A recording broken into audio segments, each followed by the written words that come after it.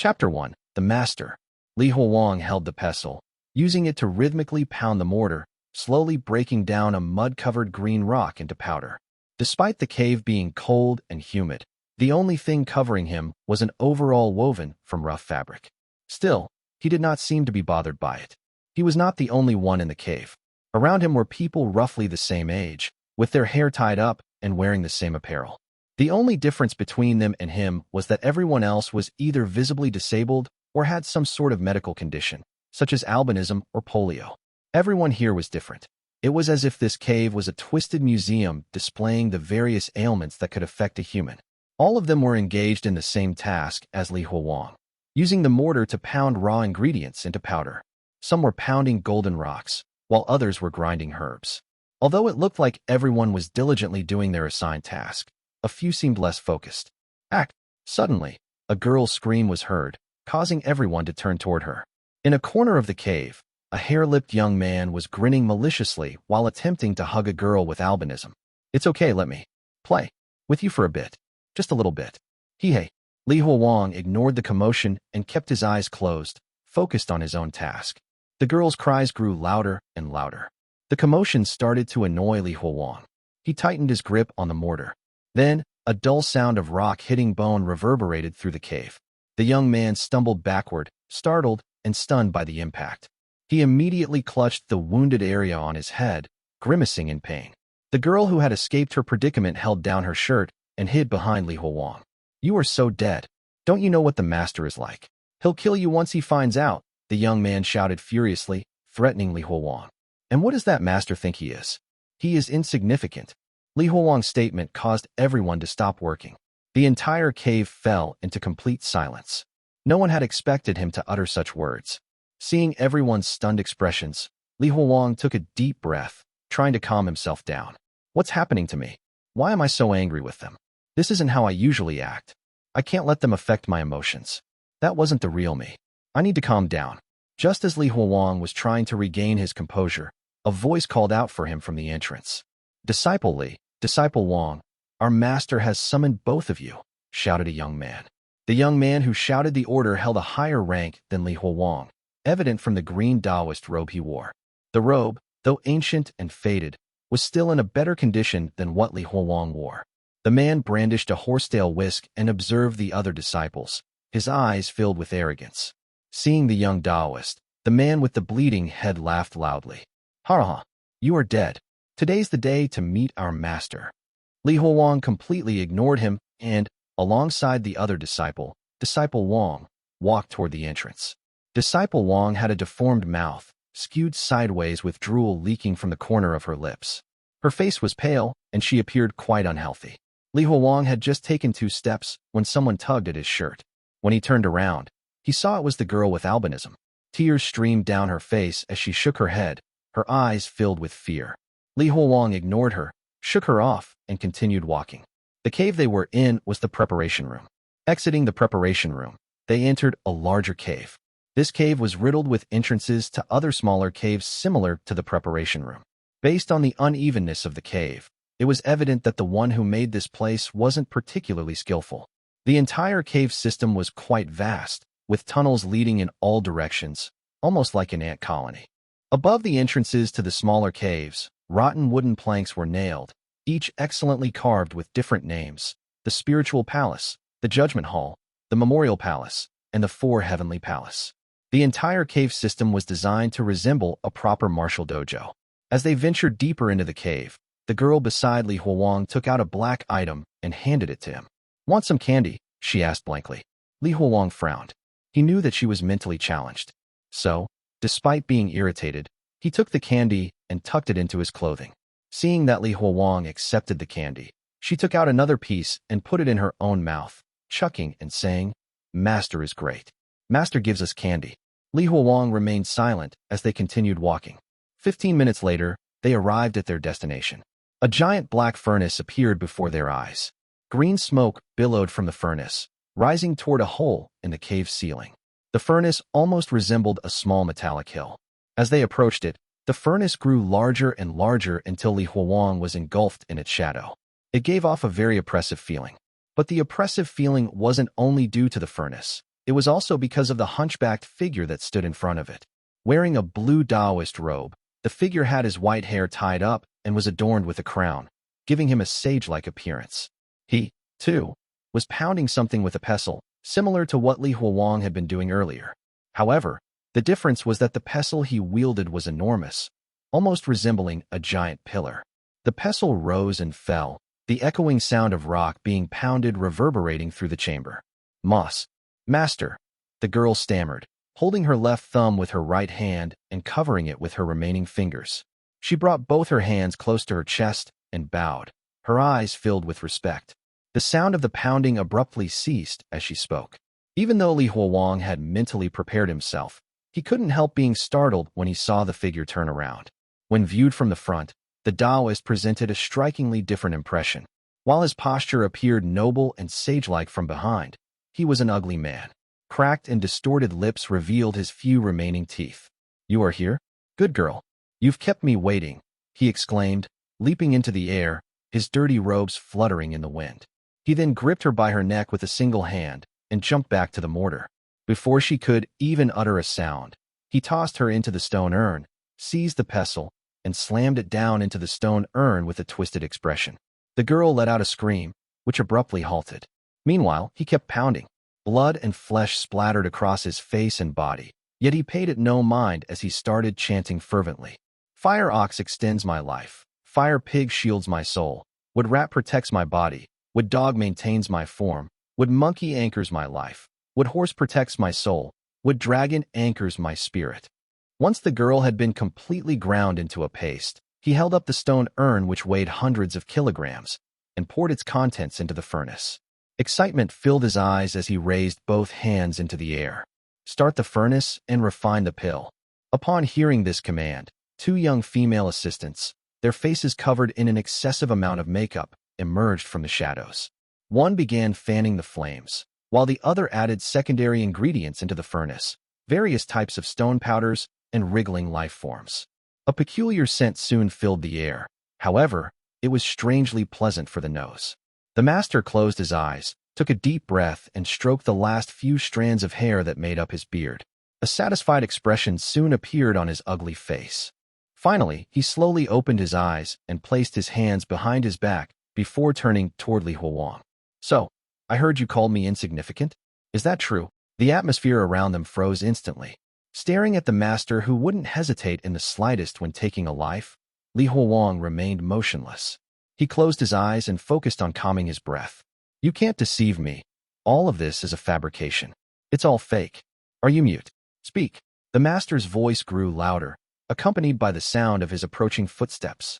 As he drew nearer, the pungent stench of rotting flesh assaulted Li Huowang's nostrils. Li Huowang shuddered and clenched his teeth, summoning all his strength to open his eyes. And when he did, the dark cave around him vanished. He found himself in a brightly lit room filled with fresh air. It was a hospital ward. At that moment, Li Huowang glanced down and realized that he was tightly bound to a bed with leather belts. Chapter 2, Li Huowang. "Phew, I've finally returned." Li Huowang sighed in relief before calling out into the microphone installed at the headboard. A few moments passed before his attending physician came into the room, holding a white tablet.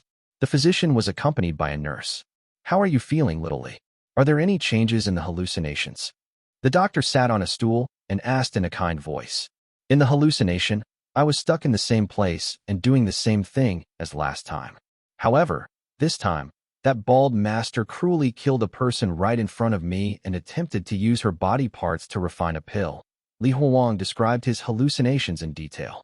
The attending physician nodded, taking notes on the tablet. Li Huowang thought about something and hesitated before asking, "Doctor, what do you mean when you say a different hallucination? How does it reflect my psychological and subconscious status? Does all of it mean something?" "No, you do not need to care about such things. It is much more important to take note of how long your hallucinations last, as well as your mental stability." The doctor shook his head and avoided the question. "Since this is a hallucination, you must always remember that it is not real. You have already recovered from your psychosensory disorder, so you must not regress. Every time you enter a hallucination, you must always follow the logic of that world. With the help of our treatment, you should be able to recover soon." Li Huowang's heart pounded upon hearing this. This was the key to being discharged from the hospital, so he could not afford to be careless. Meanwhile, the doctor did not forget to cheer his patient up. Actually, you've already recovered quite a lot.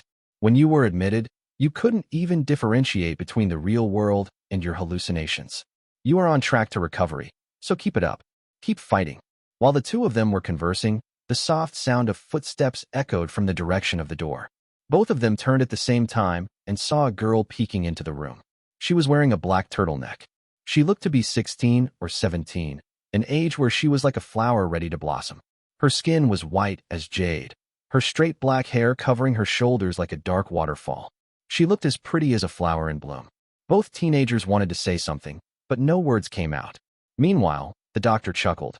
He knew what was going on, and so he just adjusted his glasses and promptly left the room. I still have something to do, so I will leave the two of you alone. Oh right, don't forget to take your medicine on time, little Lee. As soon as the doctor left, the young girl walked into the room. Both of them smiled at each other as Li Huowang felt a warm feeling in his heart. All his concerns about his illness were quickly forgotten. Stop smiling. You look ugly when you smile like that. I brought you a little something. It's the homework assigned to us by our dear teacher. The girl smiled slyly, revealing a sling bag made from cloth behind her. Seeing this, Li Huowang's smile disappeared immediately. Nana, we are childhood friends. Is this how you are going to repay me? Yangzi turned around and closed the door before taking out a portable game console and waving it in front of him cheekily. Of course there's also this. Call me Big Sister, and I will give it to you. Hee hee. Big Sis. My dear sister. You are my one and only big sister. Li Huowang excitedly ran up to her and took the gaming console from her hand. He was bored out of his mind staying within this psychiatric hospital. It wouldn't be an exaggeration to say that he might end up going crazy from boredom. Don't play too much and make sure to do your homework. Yangzi sat beside the bed and reminded Li Huowang. Yeah, said Li Huowang, while fully concentrating on the flashing screen. Her white, slender fingers tugged at his blue and white hospital gown as she said, Hey, don't forget about our promise. Li Huowang momentarily paused his game and looked up at her. His face was filled with determination as he said, Yeah, we promised each other that we will enter the same university. Seeing him staring at her with such determination, Yangzi lowered her head shyly, and her voice became as soft as a mosquito as she said, Okay, please recover soon. I will be waiting for you. Li Huowang suddenly pulled her into his embrace. Her face was red, but she did not stop him. She just closed her eyes and whispered, Pervert, under her breath. Both of them did not move. They were already content even if all they got to do was just hug like this. After they had spent some time together, Yangzi had to leave.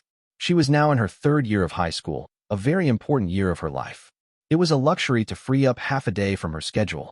While her visits were short, Li Huowang always appreciated them. To him, she was a ray of sunlight in his miserable life. Let me send you out. Li Huowang stood up from his bed, still in his blue and white hospital gown, and wore the white sandals that were prepared for him by the hospital. Just as he walked her to the door, he felt that something was wrong. He noticed a mortar on the table beside his bed. Li Huowang took 2 steps back in surprise. When he checked again, he saw that the mortar had transformed into his meal box. Are you okay? Looking at how startled he was, Yangzi started getting concerned. Seeing her worried face, Li Huowang grinned mischievously. Haha, fooled you. Were you scared? Yangzi puffed out her cheeks in anger and pinched his waist. You are already so old, yet still like to act like a child. To think you would pull a childish prank like this. Wait, don't be mad. I was just trying to cheer you up. He tried to grab her hands, but she easily shook him off. After multiple attempts, he finally succeeded in grabbing her hands. When the other patients who were sunbathing in the courtyard saw both of them, they grinned. Ah, how good must it be to be young and in love. They walked quite slowly but still arrived at the entrance soon enough. Standing at the entrance, Yangzi turned and looked at him reluctantly. I will come back again next week, so please be well. No, you don't need to come. I know that you must be under immense stress due to all the studying you have to do right now. You only have half a day off every week. Don't waste it on me. Yangzi raised her feet and gently stepped on Li Huowang's sandals, her lashes fluttering gently as she blinked. You dummy. Don't try to make it sound like I can't handle it. I have never dropped from the top 3 spots in our class, so I have never had any stress. Triple, Li Huowang held his chest, showing a pained expression. Such harsh words, my lady.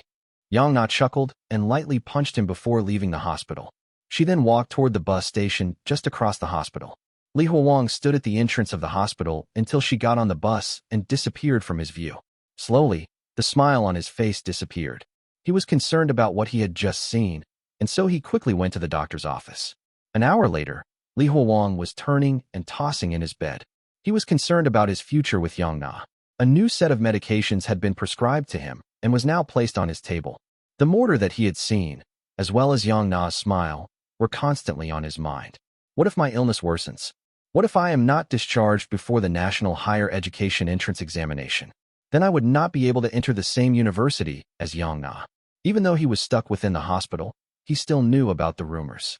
In the eyes of the people outside, he was nothing but a crazy man. To think that his childhood friend, Yangzi, would confess to him a day before he was admitted to the hospital, despite knowing that something was wrong with him. Yangzi is an amazing girl, so as a man, I must not let her down. This can't be right. I've been following the doctor's orders, so why have my hallucinations been getting worse? Should I transfer to another hospital? But this is already my third one. There should be nothing wrong with Dr. Li's treatment. Dad had told me that he was the best. All these thoughts continued to plague his mind before he finally gave up on thinking and sat up. He took out the textbooks and exercise books that Yangzi had delivered to him and started studying. He wanted to use complex theorems to drown out his ever-growing thoughts. Late into the night, he started completing his homework. After completing a mock exam sheet for English, he stretched his back and rubbed his temples. What time is it? It should be pretty late. Li Huowang wore his slippers before heading to the toilet. He needed to sleep soon. Just as he walked toward the toilet while yawning and scratching his chest, his right hand felt something weird and paused. He looked down at his gown and saw something black and sticky stuck to his chest. That color looked quite familiar. Suddenly, a thought flashed across his mind. He touched the object and licked his finger. A bitter taste that was accompanied by a hint of sweetness caused his pupils to shrink in surprise. This was the piece of candy that the mentally challenged disciple had given to him. An object that should have only existed in his hallucination had appeared in reality. Chapter 3, Jade Pendant. Once he confirmed that the piece of candy was the real deal, Li Huowang's heart started pounding. I need to tell Dr. Li. However, as soon as he was about to take his first step, he stopped himself. Soon, other thoughts flooded his mind. He knew that the piece of candy was not the only thing that he had seen within his hallucination. There were other items as well, and some of them were way more valuable. As he savored the sweetness of the candy in his mouth, he shuffled around his ward. This is a chance. Both me and Yangzi can become rich. Heck, I could even reach the peak of my life. He quickly realized the implications of all this. I mustn't tell Dr. Li. The last thing I need right now is for me to be dragged into a lab to be dissected. Plus, this is not something that would fall under his jurisdiction. But still, this is not something that I can be hasty about. I have to understand the logic behind this phenomenon. A plan started to hatch within his mind. Just as he was formulating a plan, the room around him started to distort, slowly fading away. Huowang had already grown accustomed to this phenomenon. He quickly shoved his homework and textbooks into his bag and threw it toward a corner of the room to avoid it being torn apart while he was in the hallucination. He promptly pressed the red button beside his bed, and several nurses immediately barged into the room seconds later. They restrained him on the bed. When he opened his eyes once again, he was back inside the cold and dark cave. The other malformed disciples were staring at him curiously. He sat up from the cold stone floor and once again surveyed his surroundings to gain a new understanding. Even if this was just a hallucination, everything around him felt like treasures placed within a vault. Maybe he wasn't sick. Maybe he had acquired a strange power that even the doctors did not know about. Maybe I'm not sick. Yes, that's right. I'm not sick. He had long suffered from his ailment, facing discrimination from everyone no matter where he went. It was as if ever since he was afflicted with hallucinations, he was no longer a human but a mutant. Just the mere thought of finally being free from that stigma and discrimination excited him. Li Huowang, now in quite a good mood, chuckled as he approached a bald guy near him. Haha, this is interesting. What are you guys gathering around and loitering for? Quickly go and get back to work. If the guiding drug that was requested by Master isn't ready and ruins his chance at becoming an immortal, he will skin all of you alive. A spiteful voice echoed from the entrance. Li Huowang turned toward the voice and saw that it was the same Taoist who had summoned him before, Xin. He was still arrogant as ever. It was as if it was a disgrace for him to speak to all of them. Seeing Li Huowang's fearlessness, Xianyang felt that his authority was being challenged. He shook the horsetail whisk in his hand and confronted him. Disciple Li, to think that you did not end up becoming a part of the guiding drug for Master. It's quite a shame. Meanwhile, Li Huowang couldn't even be bothered to pay attention to his words. All his attention was placed on a jade pendant attached to Xianyang's waist. This must be an antique. If I were to get my hands on it and bring it back to the real world, it would be worth quite a lot of money, right? But how should I do it? Should I just take it and place it near my chest, just like I did with that candy? When Xianyang saw Li Huowang remain silent, he mistook it to mean that Li Huowang was afraid of him. He scoffed and left the cave. Staring at Xianyang's back, Li Huowang thought about his plan. He wanted to take the jade pendant and see if he could bring it back to the real world. The easiest way to do so was to steal it at night. That is a really nice jade pendant, and soon it will be mine. At that moment, a white hand, one that was slightly reflecting the dim light within the cave, gently tugged at Li Huowang's sleeve. At the same time, a soft voice spoke to him. Disciple Li, quickly get back to work, or you won't be able to eat. Li Huowang turned and saw that it was the girl suffering from albinism that he had helped out before. He thought about something before taking out the partially melted black candy and placing it in her hand. Then, he went back to his place and picked up the pestle, continuing with his work. Currently, he couldn't afford to do something out of character, be it at the hospital or within the hallucination. He must not tell anyone about this shocking power. He planned to slowly explore the rules of this power before deciding on his next move. The mundane task of grinding up drugs finally came to an end for the day. It was soon late at night. Amidst the darkness and the sound of snoring, Li Huowang opened his eyes. It was dark. There were no windows, nor were there any lights. He had to slowly feel the cave and navigate toward the exit. He first came up to his workstation and picked up the powder of a green rock that he had ground earlier. It was glowing softly, providing just enough light to walk around the cave. Even though he looked extremely conspicuous within the completely dark cave, he didn't care. Even if I am found out, I will just return to the hospital. I have a way to escape this, so there is nothing to fear. He assured himself as he walked in the cave by himself. The hallucination was something brought about by himself, so how could he be afraid of it? He was fearless even though he couldn't control the hallucination. The cave was large, but since Li Huowang had been here for quite some time, he could navigate it pretty easily. He soon arrived in Xianyang's small cave. It was simple, but the large bed that he had all for himself was enough to show how much authority he had compared to the rest of them. Li Huowang was surprised to see that Xianyang wasn't in the cave. However, his clothes were here. Li Huowang couldn't care less and immediately grabbed the jade pendant from the Taoist robe. He sneaked out of the cave and carefully examined the jade pendant under the dim light from the green stone powder. The jade pendant was surprisingly smooth and clear. Images of clouds and intricate patterns were carved onto the jade. Even an amateur could tell that this was excellent quality jade. As he carefully examined the jade pendant, Li Huowang grew happier and happier. If he could truly bring it back to the real world, both his and Yang Na's university tuition fee of 4 years could be easily paid off. Miss Yang Na, get ready to become a rich lady. Li Huowang muttered those words before placing the jade pendant within his clothing and leaving. Up until this point, everything had progressed quite smoothly. Just as he reached the entrance, he encountered a group of people going up a flight of stairs. They were almost the same age as Li Huowang and consisted of both boys and girls. Fear covered their faces as they were illuminated by a flickering torch. Both parties were surprised, and none of them made any noise for quite some time. In the end, Li Huowang was the one who broke the silence first. He raised the hand that held the green rock powder and illuminated them. Xianyang, your clothes. Were you assigned to the preparation room? It was not only Xianyang. The rest of them also had responsibilities assigned in different sectors. One of them was even the one who had fanned the furnace before. But regardless of what their usual responsibilities were, they were all wearing clothes made from coarse fabric. None of them had anything else on them except their clothes. Xianyang was not as arrogant as he was during the daytime. His expression quickly changed before he approached Li Huowang and whispered, "Let's go. We need to leave now. It's time to leave this place. I've already bribed the disciple guarding the entrance to the cave."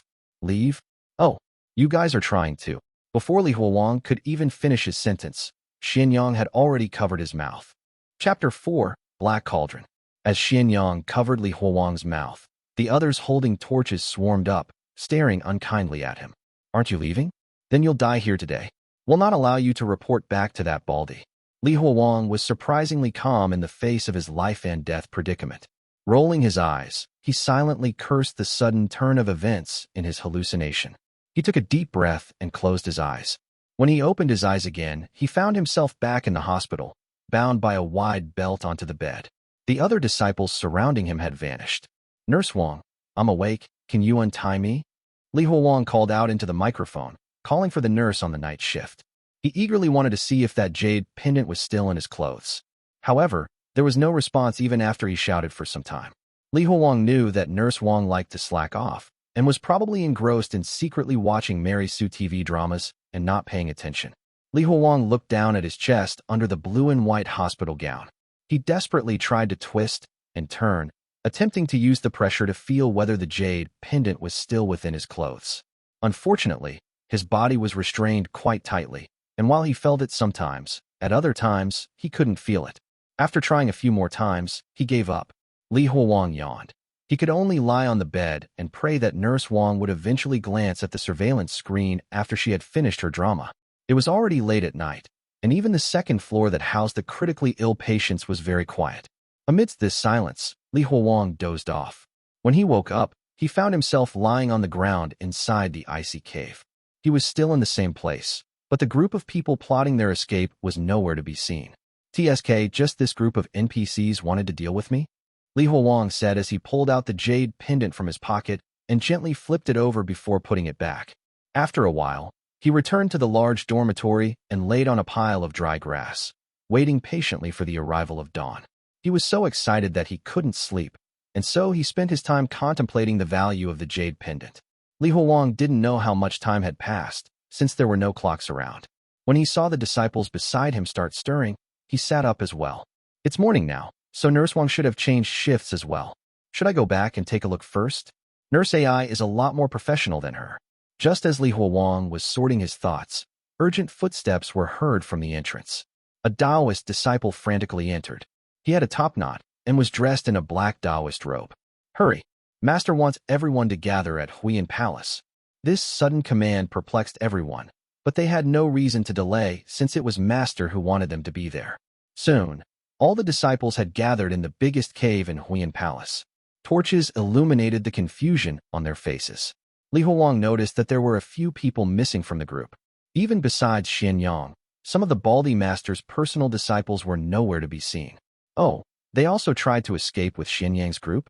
Li Huowang thought, silently watching the spectacle unfold.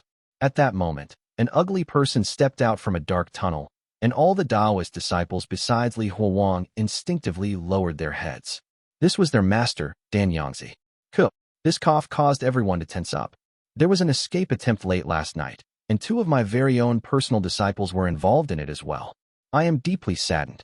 His words expressed sorrow, but the hostility on his face was palpable. Li Huowang scoffed inwardly. They were discovered just like that? Xianyang and that bunch are really lousy. There cannot be any order without rules. Mistakes must be punished. This is the ironclad rule of my Shishan Donghua sect. Follow me.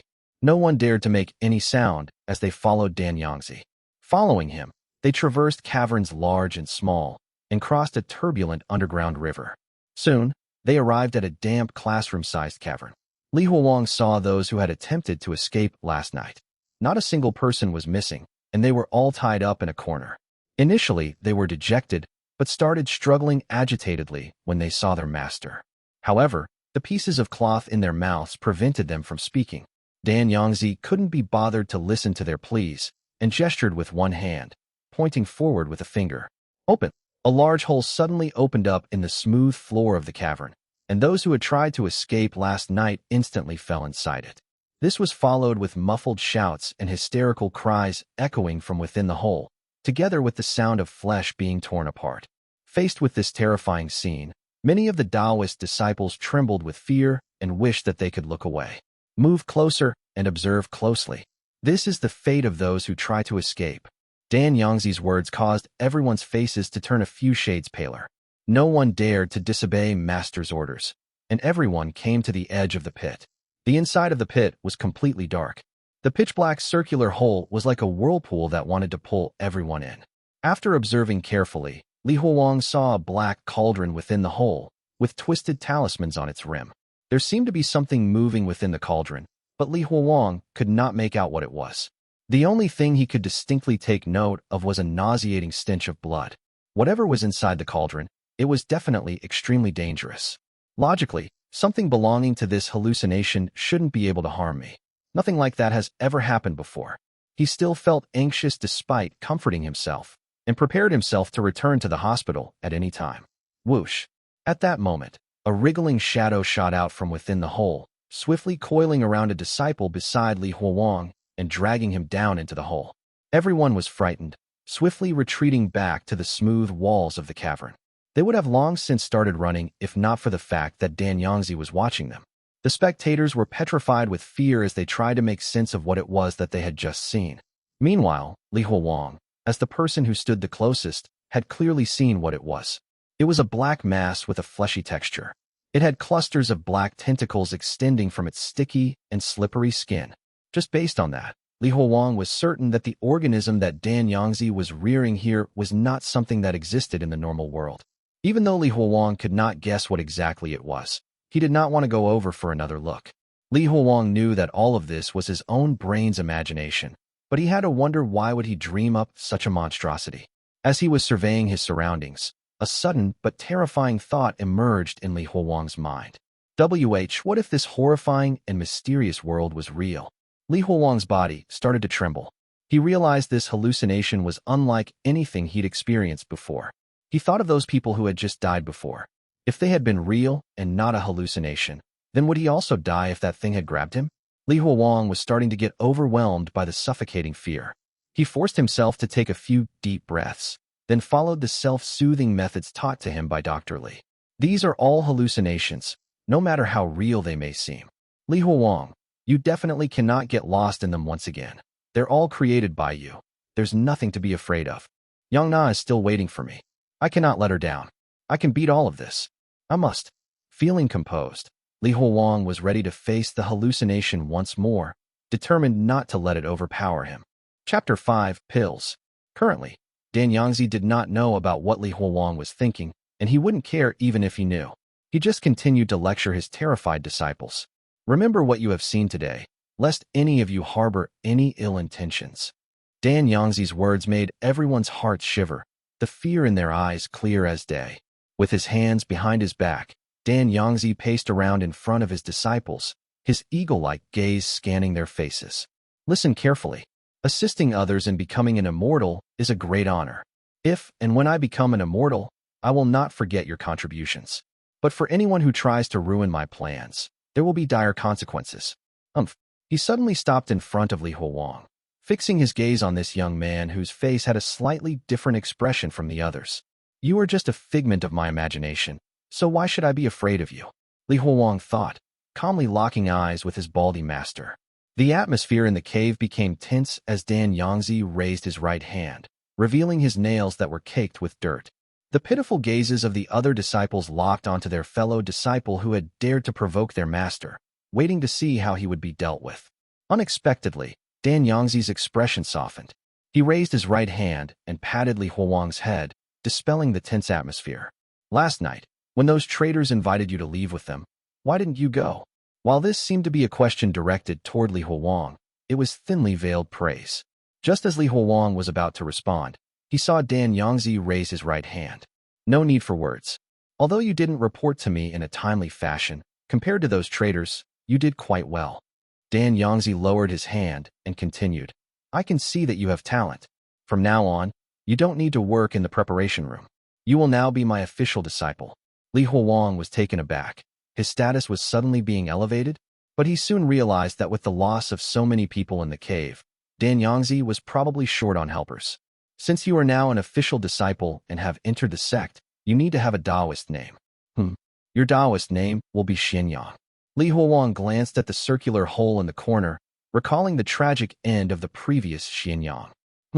This name is really inauspicious. Though Li Huowang couldn't care much about this sudden preferential treatment, the others from the preparation room were very envious. Becoming Yangzi's official disciple meant that he wouldn't be killed. Yangzi knew that he needed to offer some more rewards to keep them hooked. Xianyang, since you have just joined our sect, I'll show you some goodwill." Upon hearing this, Li Huowang quickly walked up to Dan Yangzi, expecting to receive something. From the gourd on his waist, Dan Yangzi poured out 5 dark pills and placed them in Li Huowang's palm. "Keep them well. These 5 pills are divine pills refined by me. When you eat them, not only will they increase your lifespan by 10 years, they will also temporarily grant you a huge boost in strength, allowing you to protect yourself." Li Huowang's brows creased into a frown as the pills were placed before him. Could these things possibly be made using people as well? Just as he had this thought, he noticed one of the pills roll slightly. It changed from a circular to an oval shape, almost as if something was struggling to emerge from it. However, when he focused his eyes to take a closer look, he found that the pill had not changed at all. Damn, am I going crazy? Why do I even care about the things I encounter in this hallucination? It's all fake, and I absolutely cannot get caught up in it again. Frustrated, Li Huowang slapped his own head. Meanwhile, Dan Yangzi just ignored Li Huowang's reaction and turned toward the remaining disciples. "See that? Going against me means death. But you will be handsomely rewarded as long as you help me." Everyone looked alternatingly between Dan Yangzi and the pills. At this moment, all of them were lost in their own thoughts. Seeing that he had managed to achieve his objective, Dan Yangzi waved his filthy sleeves, signaling for everyone to disperse and continue with their work. Li Huowang no longer needed to go to the preparation room. His Taoist name was Xianyang, meaning that he now owned everything that belonged to the previous Xianyang: his status, his Taoist robe, and even the small but unique cave. However, at this moment, he couldn't care less about anything that was happening in the hallucination.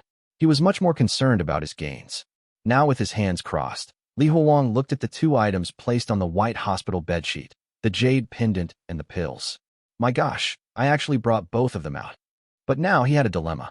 The old problem that he had been ignoring resurfaced, and now he had to confront it. If I take these pills out of there, and they actually work, does it mean that it is not a hallucination, but a real place? What is happening to me? He had faithfully followed the doctor's advice and firmly treated everything there as a hallucination. But now that these things were physically appearing before him, he felt conflicted. If all that really had been a hallucination, then how did these things become tangible? What risks do they pose to me? If that place really was another world? The horrifying imagery of the mentally challenged disciple being ground into a paste and used in the concoction of a pill, Xianyang being swallowed by the creature inside the black cauldron, as well as many other scenes flashed through his mind, causing his breathing to become more rapid. So annoying. I don't even have anyone I can discuss this with. Feeling exasperated, Li Huowang scratched his head. After venting his emotions for a while, Li Huowang still had to come face to face with reality. After a long period of contemplation, he determined his next course of action. Whether it was real or fake, inside the hallucination, he would continue to act like usual, treating it as if it were real. If by any chance it was all real, this would ensure his safety, and if it turns out to be fake after all, then there was no harm in it of itself. For now, before he made any further plans, he would need to verify the authenticity and the value of the objects he had acquired. Having made his decision, Li Huowang took a deep breath and picked up one of the pills with his index finger and thumb. No, it's too dangerous to take this myself. His gaze then shifted to the patients enjoying the sun in the garden outside. After a brief internal struggle, he dejectedly put the pill down. They were just as unfortunate as him. So how could he possibly use them as his test subjects? He would need to get his hands on a guinea pig later. Then, Li Huowang turned his gaze toward the circular jade pendant. Compared to the pills, dealing with this item would be much easier. All right, what do you want? I went to great lengths to be able to sneak out for your sake. If it's a prank, then humph. Yang Na clenched her small and white fist, threatening Li Huowang. Yang Na, I only called you here for help as a last resort. You know that I can't get out of here, Li Huowang said while walking to the ward's door to close it. Then, he also drew the curtains. Translator's thoughts. Li Huowang, drawn by the talented Akgurjig de Lanqi Ba Zhao on Douyin. Chapter 6, Worth. Upon seeing Li Huowang's actions, Yang Na panicked and took a step back. What are you doing? The nurse station can hear everything that we say over here. As soon as she finished speaking, laughter resounded from the speakers by the bedside. Haha, don't worry. We can't hear anything. Little Li, keep at it. Ladies, can you please stop being so nosy? Go and focus your attention on the ICU. Li Huowang shouted toward the speakers. Then, he grabbed Yang Na's hand and led her to another corner of the room. He took out the jade pendant from his pocket and placed it in her palm, then leaned close to her ear and whispered. The more she listened, the more Yang Na's eyes widened. This can't be true. This. Before she could even finish her sentence, Li Huowang covered her mouth with his hand. Their gazes met, and Li Huowang looked at Yang Na with intense longing in his eyes. Help me. Everything I have told you is true. None of the people outside trust me, not even my parents. They all think I'm crazy. You're the only person I can trust in the whole wide world. I'm not insane. After a few seconds, Yang Na finally nodded while biting her lips. As she was leaving, she looked back at him through teary eyes multiple times, clearly worried about Li Huowang's mental state. Meanwhile, Li Huowang watched her departing figure with mixed emotions. While he no longer cared about what others thought of him, Yang Na was different. Nana, please trust me. Just this once. Li Huowang shuffled around nervously inside his room. The time spent waiting for something always felt the longest. During this time, he had suffered from another bout of hallucination, but Li Huowang quickly snapped out of it. While the doctor had told him that this wouldn't be ideal, he was afraid that he would end up missing Yang Na. 1, 2, then 3 days passed while Li Huowang became increasingly anxious. Little Li, your little girlfriend is here to visit you. Upon hearing the nurse's announcement, Li Huowang jumped out of the bed like a carp and rushed toward the hospital entrance. Li Huowang bumped into Yang Na in the garden located within the hospital, and they embraced each other with excitement. She suppressed her voice and whispered in his ear, Huowang, it's real. The Jade Pendant is real. I'm not sick.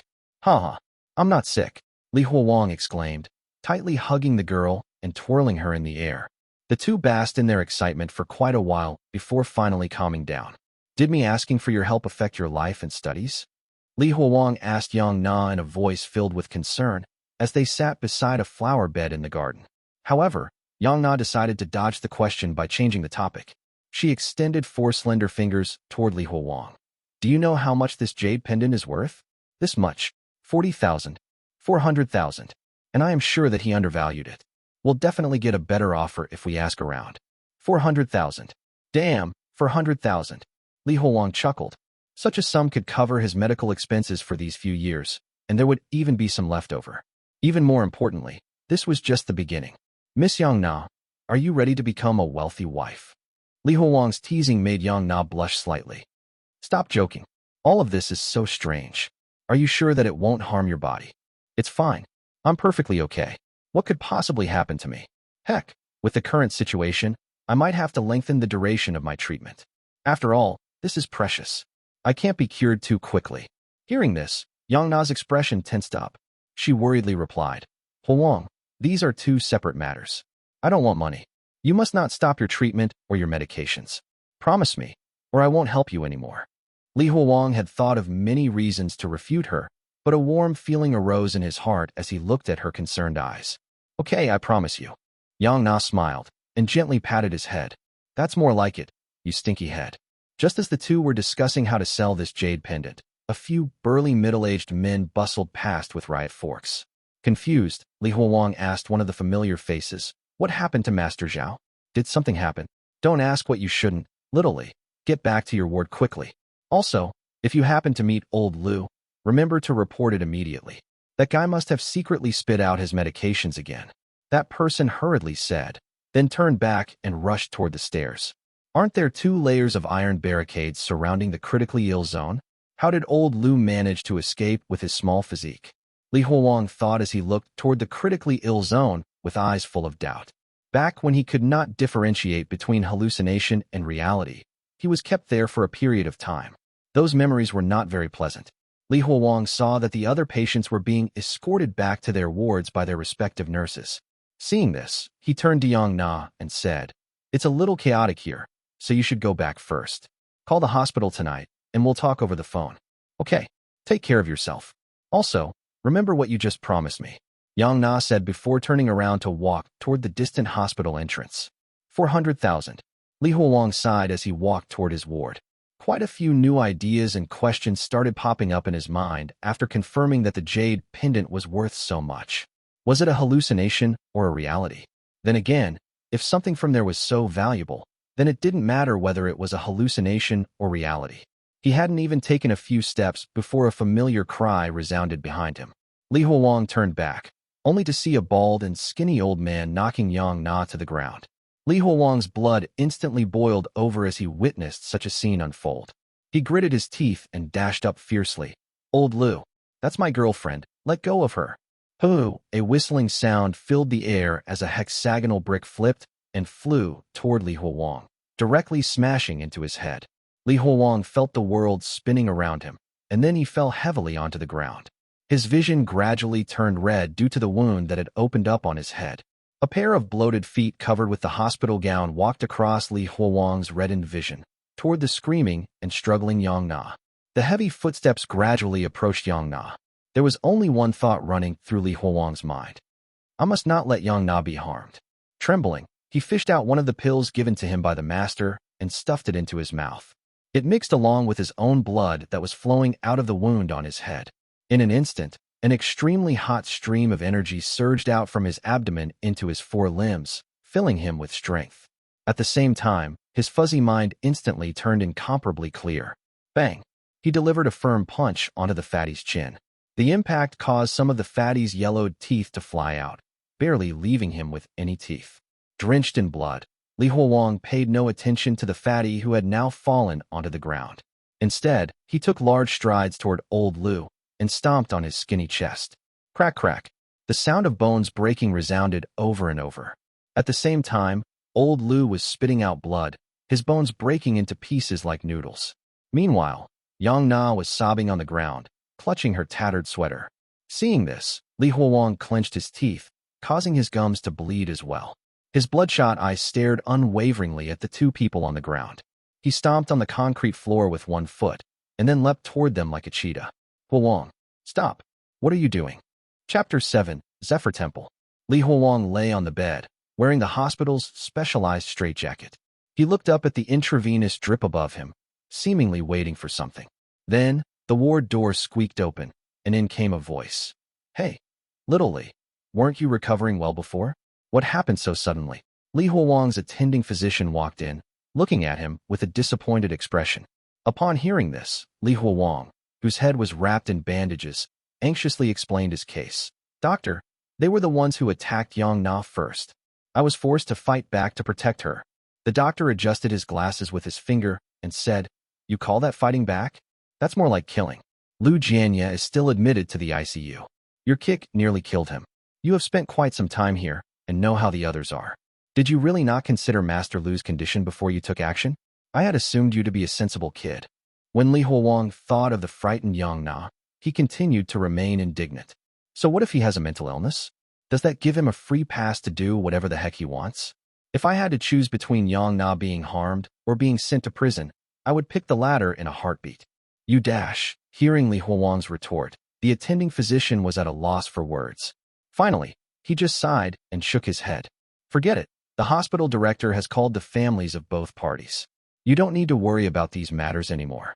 Upon hearing that, Li Huowang turned away and curled toward the other side of the bed where no one was facing him, contemplating whether the Jade pendant worth 400,000 would be enough for compensation. However, he wasn't all that worried. Now that he knew that those pills were indeed effective, Li Huowang suddenly felt that he had many new choices in his life.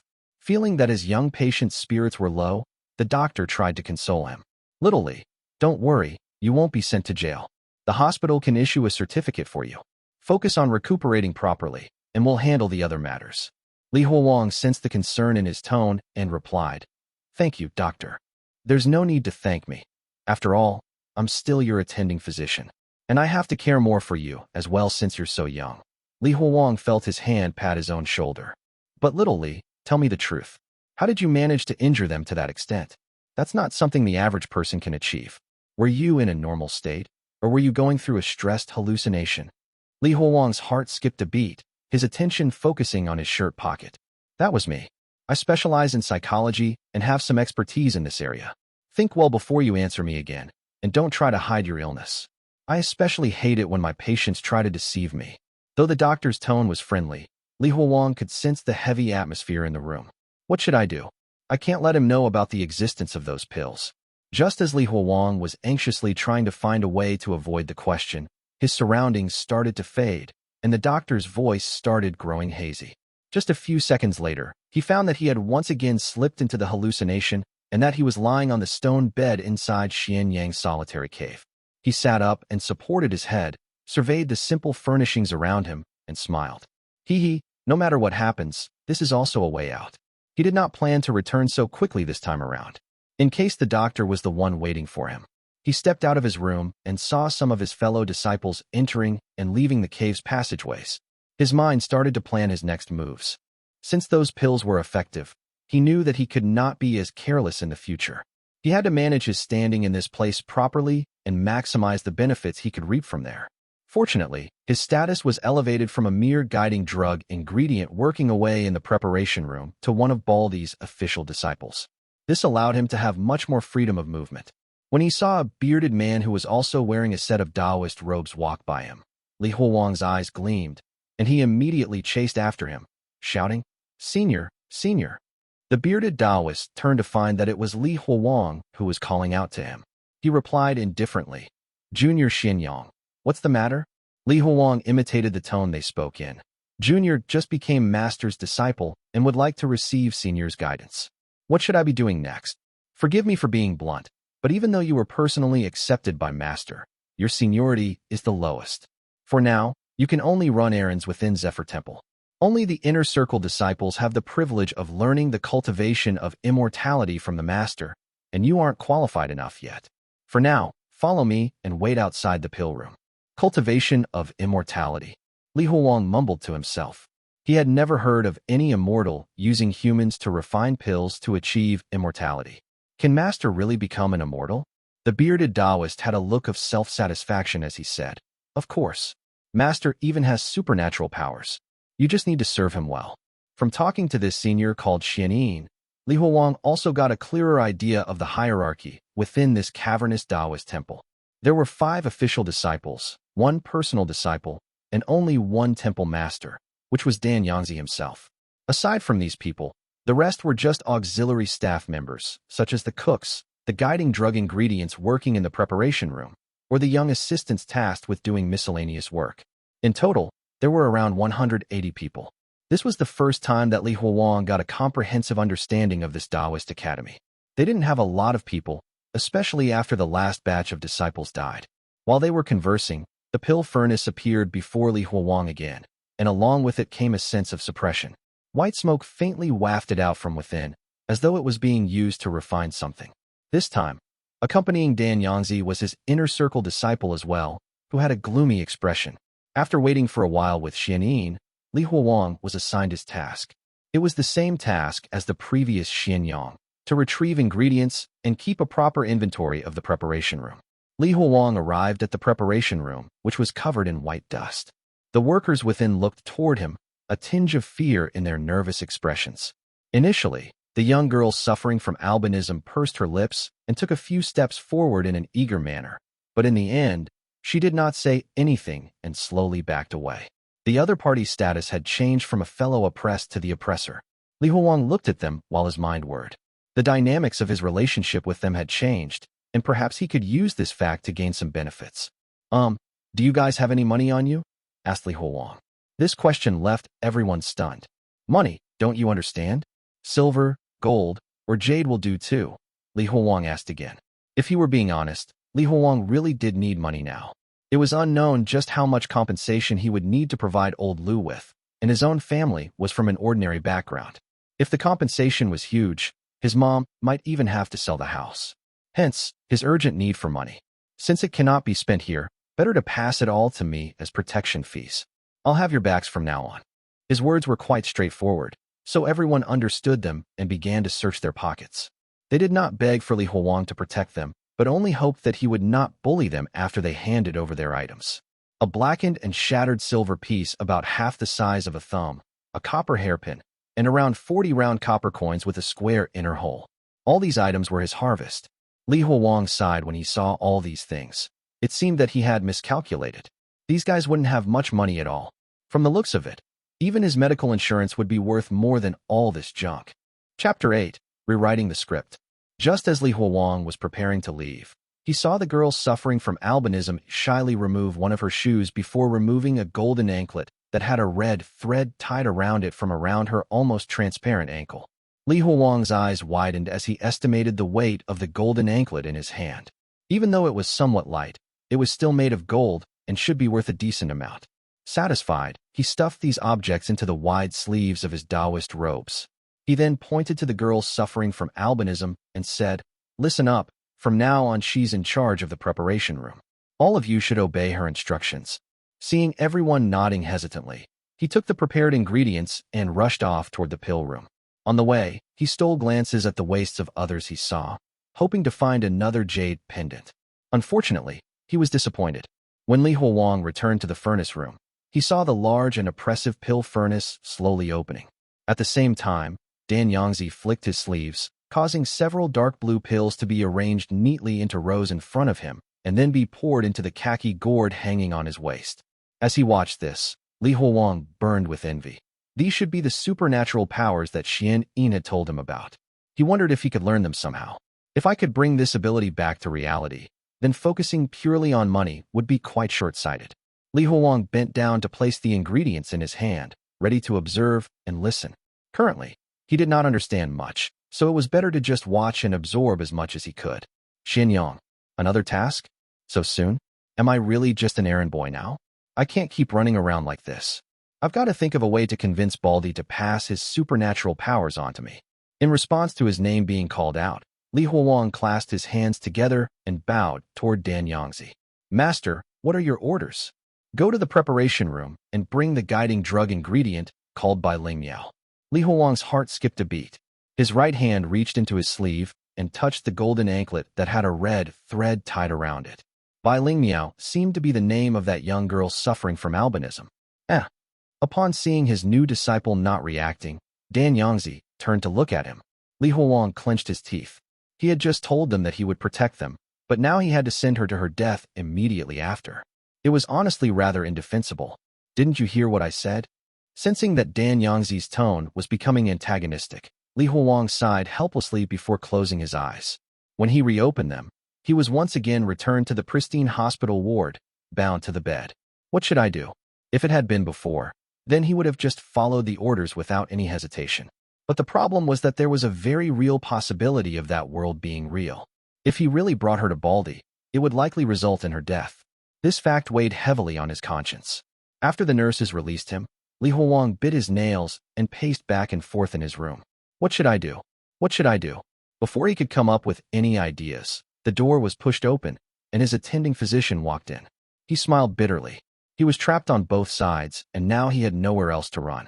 The doctor pointed at him with a frustrated look on his face and said, "Hey, we'll talk one-on-one after the visitors leave." Visitors? Before Li Huowang could respond, he saw his weary-looking mother enter the room with a bag of fruits. "I heard that you got into a fight at the hospital. How's your head? Why are you wrapped in bandages like that? Does it hurt?" She rushed over and examined him anxiously. "Mom, it doesn't hurt. I'm fine, really. It's them who caused trouble." Li Huowang immediately reassured her. After he spent some time consoling her, at least Li Huowang ensured that his mom wouldn't shed tears. Faced with his next of kin, even his troubles at the other end had to take a step back. Li Huowang selectively reported some positive news. "Mom, don't worry, I'm fine. My illness is much better now, and I've also been keeping up with my studies. I'll be able to take the entrance exam once I'm discharged. Stop hiding things from me. The doctor has told me everything. Go on, tell me what exactly happened that day. Who started the fight?" Li Huowang used the calmest tone he could muster to explain to his mother, but that did not seem to appease his mother's anger by much. "That's perfectly justified. So what compensation are we talking about? They are the ones who were in the wrong.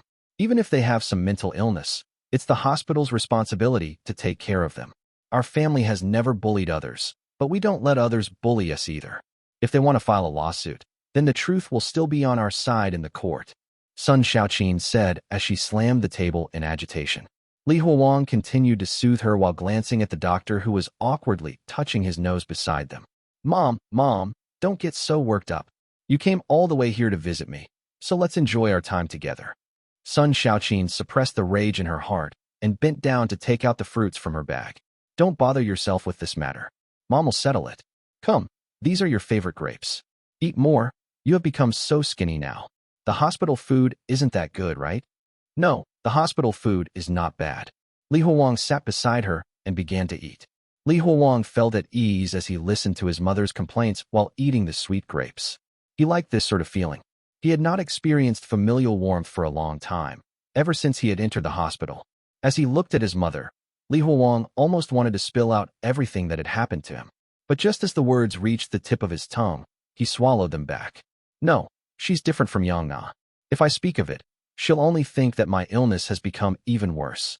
I cannot let her worry anymore. I'll only tell her once everything has stabilized. Just as the mother and son were happily chatting, the attending physician's phone rang.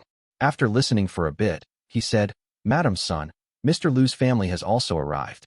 Let's go have a look. Son, stay here and rest. Also eat more. I'll get some more for you once you're done," Sun Shaoqing cheerfully said to Li Huowang, then puffed her chest and turned toward the door. She seemed like a rooster about to enter a confrontation. Without even knowing why, Li Huowang felt an immense sense of peace as he watched her departing figure. Due to his mother being so strong-willed, Li Huowang felt very secure as long as he was by her side.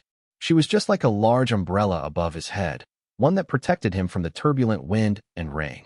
All his worries from before seemed to vanish in an instant. Kiki, the lobby will definitely be bustling later on.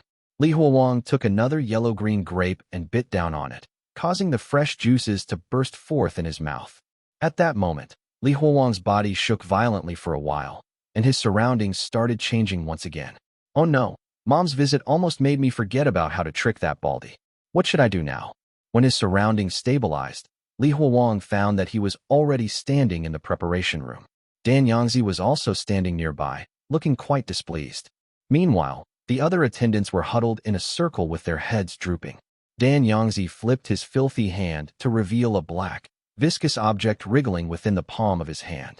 Each movement was accompanied by a sound as though it was a toad trying to lick its eyeballs. Wasn't it supposed to be that he would be using Bai Lingmiao to refine pills? Did the script change? Li Huowang hesitated for a second, then asked, "Master, what is that?" It's good stuff. Taisui, Black Taisui.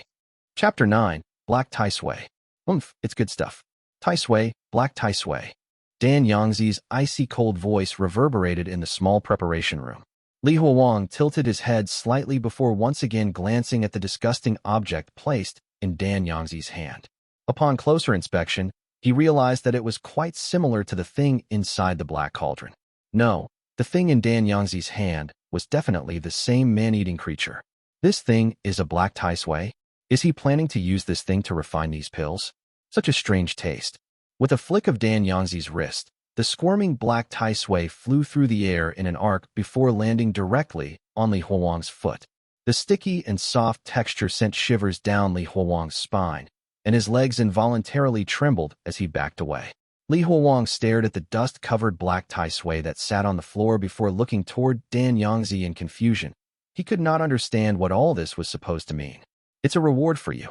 Pick it up and swallow it. You were just a guiding drug ingredient before, but you can't be so careless anymore. After all, you're my disciple now. Swallowing it can help suppress your hysteria." Li Huowang could not understand what he was saying, and he didn't want to understand it either. His young face turned pale, and he kept backing away, shouting, "I won't eat it. I'm not sick. You won't eat it? That's not your choice." Changming, Changren. Yangzi lifted his chin slightly, and then two Taoists with swords on their backs swiftly approached Li Huowang, each grabbing one of his arms. Yangzi then gestured with his right hand. The black Taisui, which had been squirming toward a corner of the room, flew straight into his hand. As Yangzi started approaching Li Huowang with that nauseating thing, his body began to tremble uncontrollably. An icy coldness permeated his entire body from the inside out.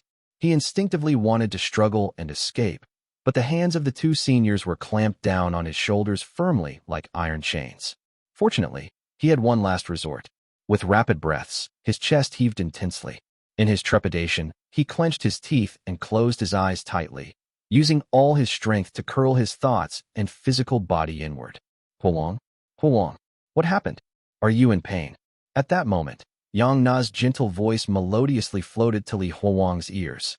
When he opened his eyes, he saw a girl in a high-necked white sweater before him. Overwhelmed with emotions, he rushed toward her and hugged her tightly, almost as if grasping onto his lifeline.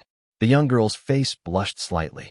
She struggled to escape his grasp as she spoke softly. "Huowang, Huowang, let go of me. There are others watching us. Li Huowang looked up and saw his mother standing beside the attending physician, smiling at them. Oh my son is quite amazing. Li Huowang felt a gradual sense of calm chasing away the terror in his heart as he looked at the clean and tidy hospital ward, the bright sunshine outside the window, and his beloved family. The attending physician adjusted his glasses, frowning as he approached Li Huowang. Little Li, just what did you see in your hallucination? Your emotional fluctuations have been quite intense lately. What's been going on? Have you been following my instructions? Li Huowang's heart skipped a beat as he thought about what he had just experienced. He anxiously asked, Doctor, is there any medications that can temporarily suppress these hallucinations? I really can't take it anymore. I need a break. All right, I'll prescribe you with some antipsychotic medications. But Little Li, medications are only an adjunct. If you want to completely get rid of the hallucinations, you will still need to follow my instructions, the doctor said as he wrote the prescription on his tablet. Li Huowang directly rushed in when he saw the nurse deliver the blue capsules. He didn't even bother to drink any water, directly placing them into his mouth. For now, he did not want to bother with the master and his pills, and just wanted some peace and quiet. The earlier scene had really frightened him quite badly. The capsules were sticky and grainy, which made them rather nauseating to eat. However, he endured his disgust and directly swallowed them. Little Li, tell me, just what did you see in your hallucination that scared you so much? Li Huowang felt much more relieved after having taken the medications. He smiled and replied, I didn't encounter anything. It's just that the guy over there was saying strange things.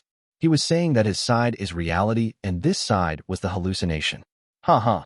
As soon as he spoke these words, the surrounding air seemed to quieten, while the vibrant colors in his surroundings became dull and lifeless. Yang Na, his mother, the attending physician, and the nurse all seemed petrified in place. This sudden change in the surroundings made Li Huowang's body tremble, and his breathing became more and more rapid. He helplessly looked out the window. The sunny sky had suddenly turned pitch black. The originally safe and peaceful environment had all but vanished. Fear seemed to tangibly envelop him, and panic suppressed all his other emotions. Li Huowang instinctively pushed Yang Na toward his mother's embrace. But upon contact with his mother, her body exploded as if it was made of bubbles. His mother, the reliable shelter that could protect him from any and all hardship, had also vanished. Huowang. Li Huowang's body trembled violently. He turned around only to blankly watch as Yang Na vanished completely right in front of him. His only love had also completely vanished. At this point, all that Li Huowang cherished in his heart had vanished completely. Only desperation, oppression, and agony remained. The clean walls of the hospital ward around him receded rapidly, almost like a waning tide. He was once again back inside a dusky cavern located within the mountains. Li Huowang's eyes were flushed red, and his veins were bulging on his forehead. He wanted to scream and pour out all the despair and suffering in his heart. However, he couldn't do it. He couldn't do it because a black Taisui had tightly blocked his throat. He couldn't make any sound, and he had to endure through all the despair and suffering. Yangzi had both his hands behind his back as he watched his disciple who was trembling and retching while kneeling on the ground. Then, he shook his head and walked toward the door of the preparation room. TSK, you say you don't suffer from hysteria, even when you're acting like this? Your illness is the most severe in the whole preparation room. Do you think that I just randomly picked you to be a guiding drug ingredient? All right, since the hysteria is now gone, you can work well. Remember, Zephyr Temple doesn't tolerate any slackers. Come and find me for your medication on the first day of every month. After that, the other disciples followed Yangzi and left. Apart from Li Huowang, who was on the ground, only the other guiding drug ingredients remained in the preparation room. The guiding drug ingredients, with their strange appearances, some due to congenital and some due to acquired diseases, looked at each other, unsure of what they should do. Finally, after half an incense stick worth of time had passed, the black Taisui in Li Huowang's mouth finally slid down his throat, giving way to his heart-wrenching cries that echoed within the cave. Why? Why did I end up in this cursed place? Why won't this disease leave me alone? Chapter 10, Steamed Buns. Li Huowang curled up like a fetus, remaining motionless in a corner of the preparation room. The other guiding drug ingredients didn't dare to disturb him and just quietly went about their own tasks. Unknowingly, night had descended upon them, and all the oil lamps on the wall were extinguished. Darkness enveloped Li Huowang like a blanket as he lay there like a corpse, unresponsive to the changes in the outside world. At around 1 a.m., a faint candlelight flickered to life at the entrance, illuminating the nearby shelves and dissipating the darkness around Li Huowang's body. It was Bai Ling Miao who was timidly carrying a bundle of dried grass toward Li Huowang before carefully placing it over his body. Then, she pulled out a steamed bun made with mixed grains from her pocket and placed it near his mouth. Seeing Li Huowang continue to remain motionless, she pursed her lips and gently nudged him. "Senior, please have a bite. You haven't eaten anything all day." Li Huowang's eyes were open. He hadn't blinked for those last few hours and was just numbly staring at the icy cold ground. He showed no signs of movement despite Bai Ling Miao approaching him. Bai Ling Miao wanted to leave, but after a moment of hesitation, she took out a jade pendant from her pocket and placed it in the palm of Li Huowang's hand. "Senior, this is yours. Please take it back." This time, Li Huowang finally reacted. He looked at the object in his hand and realized that it was the circular jade pendant he had stolen from the previous Xianyang. Li Huowang remembered that he had given this item to Yang Na in order for her to exchange it for money. Just the thought of Yang Na made his broken heart start to ache once again. "How did this end up with you?" asked Li Huowang. "It was Senior Li who passed it to me. Even though I said that I didn't want it, you insisted on giving it to me." Under the dim candlelight, Li Huowang slowly sat up and carefully examined the jade pendant with cloud patterns on it. Before this moment, he had never felt that everything here to be so real. However, in this reality, there was only genuine despair and agony. If he was given the choice, he would prefer to remain trapped in that beautiful illusion forever. Seeing Li Huowang respond, Bai Ling Miao asked softly, "Senior Li, where were you captured by, Master?" "I'm from the Liang Kingdom."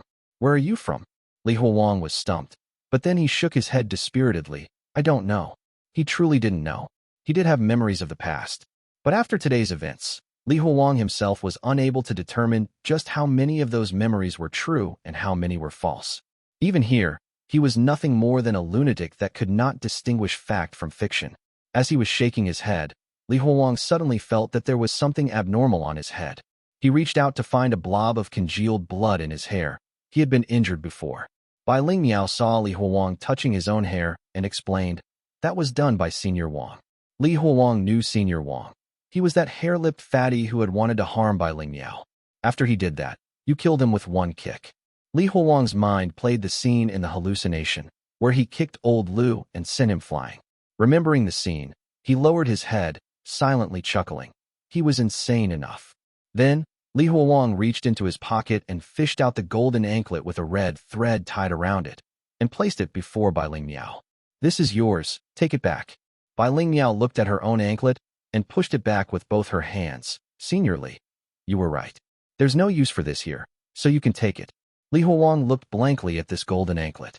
This object had no use to him now, since everything he cared for had all but vanished. "Senior Li, I would like to use this item as compensation and ask for a favor." Bai Ling Miao's words caused Li Huowang to look at her. "If you are ever able to get out of here alive, can you pass on a message to my parents? They stay at the foot of the Cowheart Mountain in Liang Kingdom. Tell them that their daughter isn't filial and cannot fulfill her filial duty of supporting them through their old age." Bai Ling Miao's voice choked with sadness. "Senior Li, I really don't wish to trouble you, but I have no other choice. I will probably be taken to the pill room soon." Li Huowang's face had been filled with despair and numbness. But upon hearing those words, his silent eyes gleamed with some light as he came to a decision. He looked at the dried grass on his body, then at the steamed bun beside him. He gently placed the red-threaded golden anklet back into his pocket once again. "I'll keep my word. Since I've taken something of yours, then I will help you." Bai Ling Miao's sorrowful eyes lit up, but quickly dimmed again. "Senior Li, that won't do. It will get you into trouble as well." "Kiki, do you think I'm afraid of that now?" Li Huowang had completely thrown caution to the wind. Since everything he cared about had vanished, what else was there to be fearful of? "All right, Senior Li, you're so mighty." A male voice suddenly rang out from outside the preparation room, causing the two inside to jump in fright. When candlelight illuminated that person, they saw a mischievous monkey-like face with thin lips. His face had patches of yellow and white, and it seemed that he had some form of skin disease like vitiligo. This person took out 2 mixed grain steamed buns and placed them beside Li Huowang to get on his good side. "Senior Li, have these steamed buns. When I was having dinner, I remembered that Senior Li hadn't eaten anything yet. so I specially saved these two for you. You may not recognize Junior, since I was born and raised without a formal name. You can call me Puppy. Hee hee, yesterday, I gifted 17 copper coins to you. Puppy anxiously fidgeted, while the will to flatter was plastered on his face. He evidently wanted to rely on Li Huowang, and did not want to simply be a guiding drug ingredient. From the looks of it, there were clever people everywhere. Li Huowang did not respond. He just picked up the 3 slightly hardened steamed buns and wolfed them down. After all, he hadn't eaten for a whole day. Due to eating too quickly, he slightly choked on them. Immediately, the smart and sensible puppy ran out to bring him a cup of water. With the help of the icy underground water, Li Huowang stuffed the 3 mixed-grain steamed buns into his stomach. He struggled to stand up, shaking constantly due to his legs that were numb from lying on the ground for too long. Bai Lingniao reached out to help support him, but Li Huowang pushed her away. His eyes were fixed on the dark exit of the preparation room before he walked out unsteadily. His enemy was no longer that sudden illness. Now, his enemy was that baldy, Taoist Dan Yangzi, someone who used humans to refine pills. When Dan Yangzi's ugly and nauseatingly large face appeared in his mind, Li Huowang's eyes were filled with a strong hostility, and he grinded his teeth with a grating sound.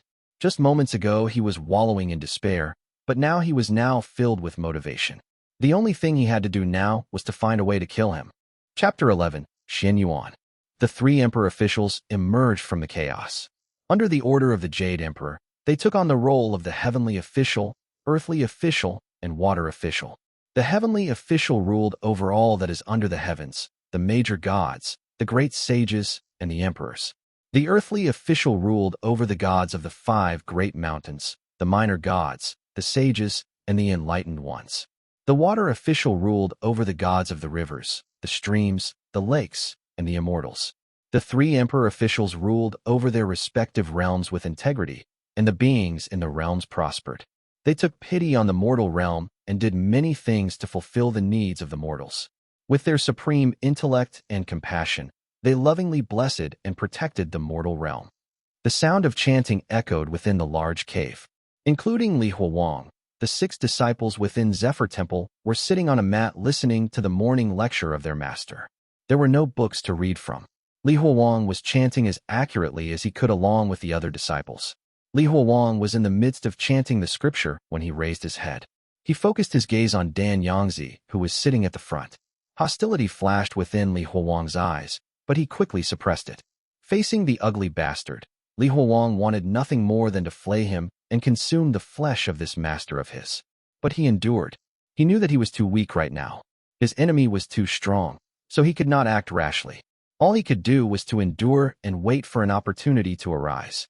While it might be really difficult, and Dan Yangzi might end up discovering his plans and kill him, Li Huowang didn't care about any of that anymore. When he saw Dan Yangzi shift his body sideways, Li Huowang quickly averted his gaze upward, past the 3 incense sticks, and focused on the 3 deity statues placed within an alcove in the wall of the cave.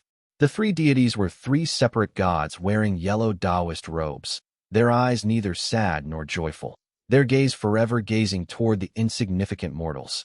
The 3 deities did not have an air of holiness. In fact, they looked quite normal.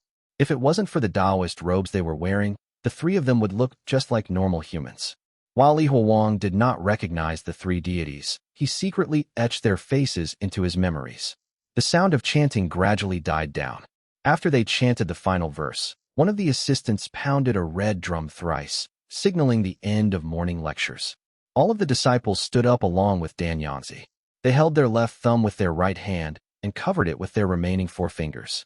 Then, they raised both hands above their head and paid respect to the 3 deities. After paying their respects, Dan Yangzi turned around slowly and looked at his disciples. When he saw Li Huowang standing at the very end in his Taoist robes, he nodded his head with satisfaction. Xin Yuan. Xin Yang has just become an official disciple, so he would naturally know very little about what we do. As his senior brother, you should guide him. Yes, master. A chubby man with a round face bowed toward Dan Yangzi. All right. It is now past 7 a.m. I have nothing else to tell you. Go and have your meals. Dan Yangzi said as he walked into an adjacent cave with his hands behind his back. A man wearing a Yuan hat followed Dan Yangzi, albeit with a gloomy face. That was senior brother Zheng Kun. Ever since Zheng Kun and Zheng Zhun betrayed master, He is the only direct disciple left. Please be more respectful to him if you meet him again. His temper is even worse than Master's. Xin Yuan came up to Li Huowang and explained to him about the other disciple. Li Huowang nodded. Thank you for explaining all that to me, senior brother Xin Yuan. Does Zheng Kun also know how to use special powers, just like Master? While there were still many things that Li Huowang didn't know, it was clear that Dan Yangzi could manipulate objects through the air and possessed super strength, easily capable of picking up a stone urn weighing hundreds of kilograms. But the thing that Li Huowang was the most wary of was the most frightening thing that his master could do: his ability to have complete knowledge on anything happening within the cave, including the fact that he said that his master was insignificant, or knowing that Li Huowang had not agreed to run away with the other disciples. If Li Huowang wanted to fight against Dan Yangzi, he needed to know the details of this ability. Zheng Kun is a direct disciple, so how would I know what he has learned from Master? Said Xin Yuan. Li Huowang realized that there was a hint of jealousy within this statement. The strength of a single person is way too weak here. Should I find an ally within the Zephyr Temple? Just as Li Huowang had this thought, he immediately erased it out of his mind. Those who would have tried to stand against Master were most likely already eaten by the Black Taisui. The remaining people were either those loyal to Master, or those who were extremely afraid of him. Let's go. We can talk as we walk. Xin Yuan turned around and guided Li Huowang toward the kitchen. I know what you were thinking. Don't try to learn Master's method of becoming an immortal. In terms of seniority, you can be considered the youngest. All you need to do is follow Master's orders. When the time comes, you will naturally learn about it. They had just arrived in the cave that was used for eating meals. The rest of the disciples were already here and eating congee. Li Huowang recognized 3 of them.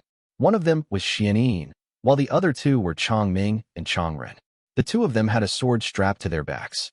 In addition to Xin Yuan and himself, all 5 official disciples of Zephyr Temple were gathered here. One of the rules of Zephyr Temple is to not speak while it is time to eat or time to sleep. I will teach you the rest after our meal. Xin Yuan had just finished informing Li Huowang about the rule before he too sat down to eat the congee. Li Huowang followed suit and drank a mouthful from the black ceramic bowl. All the while, he was silently observing the other official disciples. Their faces were distinct but average, neither ugly nor nice.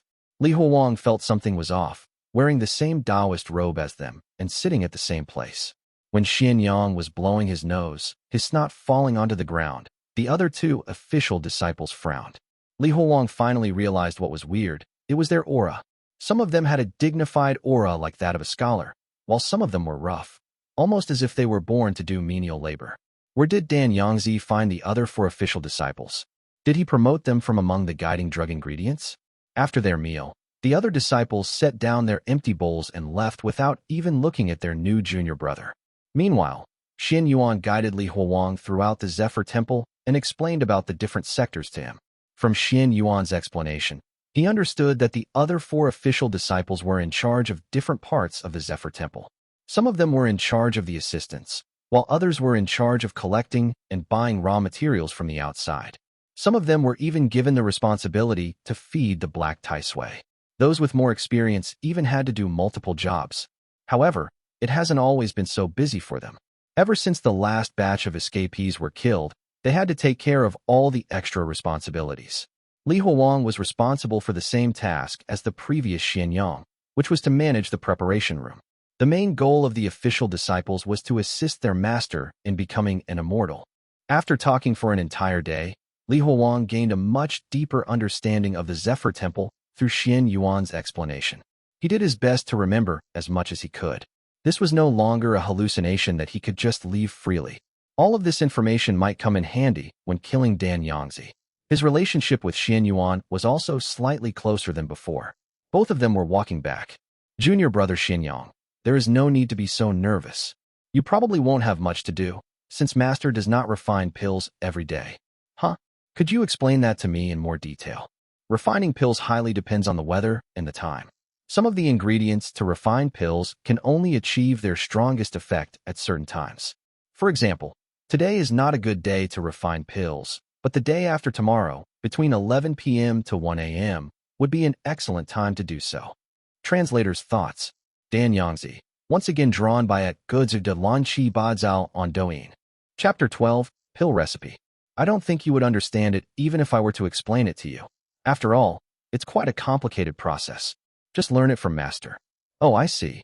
Li Huowang brushed him off. The pills that Yangzi gave him were clearly effective, meaning that the laws of this world were different from those of his original world. If he wanted to fight against Yangzi, there was much more he needed to learn about this world. Is he something akin to a cultivator that I've always read about in novels? That can't be right. Since when do cultivators use live humans to refine pills? And since when do they enslave people in order to achieve immortality? Based on what I know, if he was a cultivator, then shouldn't I be given a special technique to cultivate? I don't have any of that. As Li Huowang's understanding of this world deepened, he felt that the laws of this world were bizarre. Yangzi did not even give him the impression of a cultivator. Oh, before I forget, this is my advice, as a senior brother to a junior brother. Try your best to ensure that everything is done even before Master asks for it. Take what happened yesterday, for example. Because of your hysteria flaring up again, we missed the right timing to refine the pill. So, if you send in the guiding drug ingredient to the pill room before 11 p.m. on the day after tomorrow, you will technically be making up for your mistake from the last time. It should make Master happy. While our Master may be moody, as long as you keep him happy, he will give you benefits. Yesterday's pill ingredient? Li Huowang was shocked. Yeah, did you forget? What exactly did Master ask you to retrieve? By Ling Yao. Li Huowang's pupils shrank. So many things had happened so quickly that he had nearly forgotten about this. To think that it was not yet over. If he did not come up with a plan before the day after tomorrow, then the girl suffering from albinism would suffer the same fate as the rest of the guiding drug ingredients and be turned into minced meat. Li Huowang stumbled back to his room and laid on the stone bed, the red-threaded golden anklet still pressed against his chest. It felt as if it was red-hot, spurring Li Huowang to quickly think of a way to save her. But Yangzi was too strong, and Li Huowang had no allies within Zephyr Temple. Those who had tried to flee blindly had already perished, so Li Huowang couldn't really copy their plan. As he tossed and turned, the night passed. Before the morning classes, Li Huowang wore his robes and started walking out of his cave. He wanted to go to the pill room and see if there was anything that could help him. Just as he was walking out of the cave with an oil lamp, a sharp face appeared within the darkness. Li Huowang was startled, but he soon composed himself. The one who had appeared in front of him was Puppy. Hee, senior brotherly, sorry for scaring you. I didn't see you in the preparation room the entire day and got worried. That's why I came to find you. Is Disciple Bai all right? Li Huowang took a step back. Yeah, she's fine. You've already chosen her to be the one to take care of the preparation room. So who would go against your order? Ever since you were made in charge of the place, no one else has been taken away. You are amazing. Upon hearing Puppy spout such words, Li Huowang felt irritated. He took the oil lamp and walked past Puppy. When he arrived at the pill room, he saw that some of the assistants had already started cleaning the furnace and floor using rags. One of them was even standing within the stone urn with a pig bristle brush, using it to scrape off the leftover meat within it. As Yangzi's official disciple, no one would question him for entering the pill room. Li Huowang walked around and observed the room. The entire room was quite simple. With the exception of the black furnace that took up 1/3 of the room, there was only the stone urn and the pestle beside it. There was nothing else in the room, not even books on refining pills or any tapestries. The room looked quite empty and spacious. What are you looking at? A familiar yet chilly voice sounded from his back. Li Huowang turned and bowed. Master, I'm asking you, what were you looking at? Li Huowang thought quickly and came up with an excuse. I was in awe of your amazing pill refining skills, so I came here to see if I could someday attain the same level of mastery as Master. Yangzi was satisfied with Li Huowang's attitude. Looks like the brat has finally become obedient. He held both hands behind his back and circled the black furnace. It's good to be curious and to want to improve yourself. However, it's not that I don't want to teach you, but the Tao of external pills is not simple. Ordinary pills are easy to refine, but it is extremely difficult to become an immortal through the Tao of pills. You need to be able to refine both external and internal pills. I've almost succeeded in doing so, but I've had to expend a lot of effort in the process. Yangzi was ecstatic as he pictured himself living life as an immortal. Master, are you almost at the realm of an immortal? Li Huowang had just said this when Yangzi reeled back from his imagination and composed himself. The path to becoming an immortal is a long road, but I know that I can be one. Do you know why? No. Yangzi's eyes shone with excitement. That's because this method to become an immortal was recorded within a sacred text written by Taishan Laojun himself. He personally gave it to me. Who else could possibly become an immortal? If he says that I can become one, then I will definitely become one. Taishan Laojun. Who is he? Is he one of the 3 deities? Li Huowang didn't recognize that name. While he wasn't sure about the details, Li Huowang still had to put up a facade. Master's right. You will definitely become an immortal and live as long as the heavens and earth. Dan Yangzi loved listening to praises like these, causing a grin to appear on his grotesque face. Ha! Good. If you wish to learn how to refine pills, then let me teach you a simple one. This is the recipe to refine a blood-nourishing pill. Remember it. 600 g of crimson pills, 500 g of nut grass, 110 g of actinolite. This was an unexpected harvest that Li Huowang could not afford to miss out on. He quickly tried finding some paper and ink to write down the recipe, but the entire room was devoid of any such items. He did not find anything despite doing his best to scan the entire room. Out of desperation, he picked up a piece of charcoal from under the furnace and started writing down the recipe on his robes. Start the furnace at 1:45 a.m., put in the ingredients, look closely, breathe quietly, and pay attention. Refine it slowly using a weak flame. Open the furnace at 6 a.m. Use this recipe to slowly practice on your own. I'm looking forward to seeing how talented you are. Li Huowang threw the charcoal away once he was done writing it down. He showed his master the recipe he had written. Master, please take a look and see if I've missed anything. But when Dan Yangzi saw the recipe written in charcoal, his initially joyous face became sour. He raised his right leg and kicked Li Huowang, causing him to crash into the furnace and fall heavily onto the ground. Then, Dan Yangzi muttered angrily under his breath and left. Meanwhile, Li Huowang just sat still on the ground. Once he suppressed his anger, Li Huowang felt that something was wrong. He hadn't done anything wrong, so why did his master act like that? He looked at the recipe that he had written. While it was not written in the best of handwriting, it was still legible. At that moment, a sudden thought popped up into his head. He looked around the empty room that was devoid of anything with words. He then thought about how none of them had any books for morning classes. Piecing together all the information, he came to a realization. Could he be illiterate? Chapter 13, Refining Pills. Li Huowang stared at the furnace in front of him carefully. Beside it there were 3 incense sticks that were used to record the passage of time. Without a clock, Li Huowang could only use such crude methods to calculate time. When the final incense stick had burnt out, he immediately doused the flame and opened the furnace. A strange herbal smell wafted out from the inside. Li Huowang was ecstatic. He did it. The pills were rolling around in a sieve. After using the sieve to separate out the waste product, he placed the irregularly sized black pills into a box to inspect them. These were the blood-nourishing pills that Dan Yangzi had taught him the recipe of. It was a simple pill used to coagulate blood. One must not consume more than 50 g of it, or they risk having all of the blood within their body coagulating. It sounded like a dangerous drug, in that it would do more harm than good. But due to how simple refining it was, Dan Yangzi chose this recipe to let Li Huowang practice refining pills. After counting it, Li Huowang had refined 13 large pills and 26 smaller pills. But this was not all he had obtained through this practice. He had also gained some basic knowledge about pill refinement by practicing how to refine the blood-nourishing pills.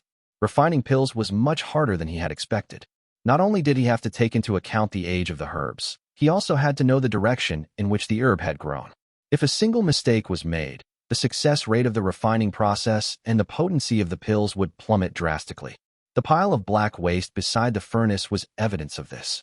After inspecting the pills, he took out a piece of bamboo and kept the pills inside. He took a deep breath, wore his robes, and walked out. It's almost going to be 11 p.m. soon. When Li Huowang opened the door to the preparation room, everyone inside immediately stood up and stared at him fearfully. In their eyes, Li Huowang was the embodiment of the Grim Reaper. Li Huowang gazed at them with a complicated expression on his face. Under everyone's gazes, he stood in front of Bai Lingmiao. The girl trembled, her white hair shivering ever so slightly. She tried her best not to cry, but in the end she couldn't stop tears from pouring out of her eyes. Li Huowang held her hand and slowly walked toward the pill room. Walking in the damp cave, Bai Lingmiao entrusted her final words to Li Huowang. Li Huowang merely listened and stayed quiet throughout their walk. However, when they arrived at Li Huowang's room instead of the pill room, he brought her in and whispered, "Take off your pants." Bai Lingmiao's eyes were frozen. She was quite scared by his words and actions. 45 minutes before 11 p.m., Li Huowang escorted by Ling Miao into the pill room. Dan Yangzi had arrived at roughly the same time as him. When he saw that Li Huowang had already brought the guiding drug ingredient here without his orders, a satisfied smile appeared on his face. He was growing happier and happier with Li Huowang. Ho ho, good disciple. Come here. With a single wave of his arm, Bai Ling Miao flew through the air and was caught by Dan Yangzi. He used a single hand to grab her neck and then threw her into the stone urn. Meanwhile, Li Huowang's heart was racing as he clenched his fist. Dan Yangzi had just picked up the heavy pestle when he stopped. Huh? Her period came now of all times? The composition of the drug has changed. Dan Yangzi frowned as he saw the blood stain up by Ling Miao's pants. Li Huowang sighed in relief. His plan had worked. Once he had understood a little bit more about refining pills, he had come up with this plan. In this world, the composition of a drug varied wildly even for rocks and herbs based on how they grew. So he assumed that a guiding drug ingredient, especially a human, could naturally be altered. With his limited knowledge, he somewhat remembered that a girl's menstruation blood was considered impure in Taoism. That was why he came up with a plan to fake Bai Ling Miao's period by smearing his own blood on her pants. Also, he had to ensure that Dan Yangzi noticed this personally so that the suspicion wouldn't be cast on him. Thankfully, everything went according to plan. It seemed that Bai Ling Miao was saved. Dan Yangzi waved his arm, and Bai Ling Miao flew out from the stone urn, landing heavily on the floor. She hit the floor hard. She covered her bruised knees and could barely stand. Since Li Huowang couldn't help her in front of Dan Yangzi, he stood still on the side.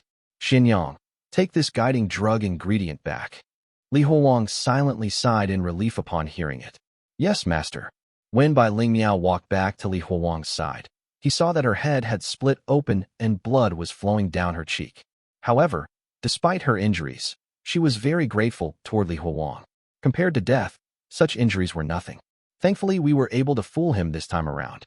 It should take quite some time for Bai Ling Miao to get chosen again. Li Huowang escorted her toward the exit. Xinyang, since she cannot be used, go and bring another. I remember that there is another one with albinism. Quickly go and return. We can't miss the time. Li Huowang's body shook slightly out of surprise, but he immediately turned and bowed. Yes, master. Li Huowang didn't remember anything about when he returned to the preparation room. He just approached a boy with albinism and dragged him out of the room.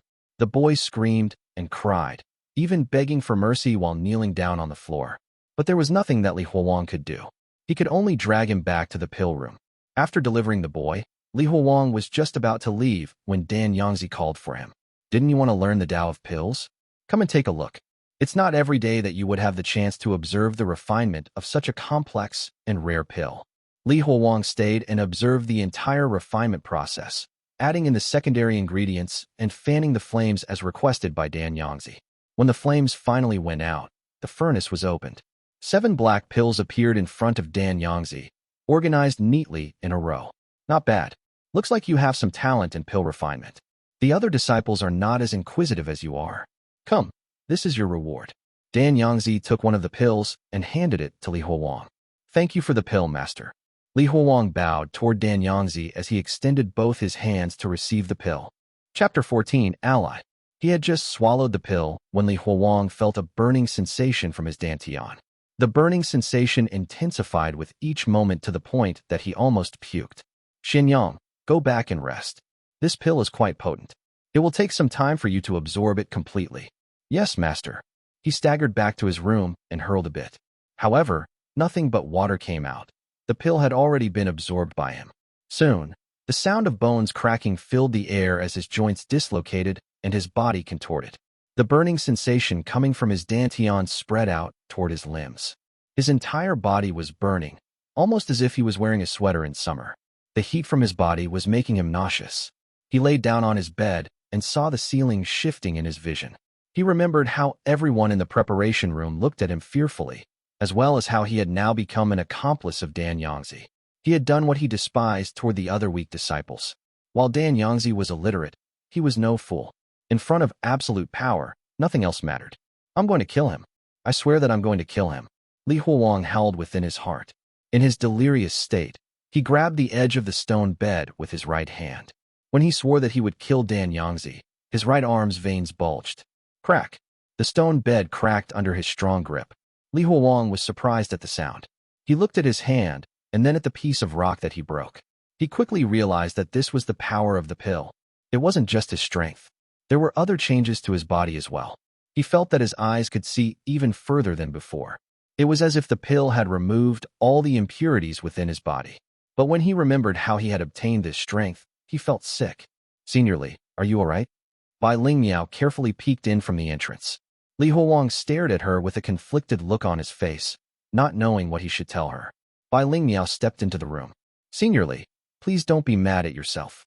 All of us know that you could have done nothing more in those circumstances. If Master calls for me again, you don't have to bother finding someone else. After all, everyone here will eventually die." Li Huowang didn't want to hear this right now. He stared at her bleeding head and took out one of the pills he had refined before. "Eat this, it will stop your bleeding." Bai Lingmiao stared at the pills in Li Huowang's hand and shook her head in fear. "No, I cannot eat pills.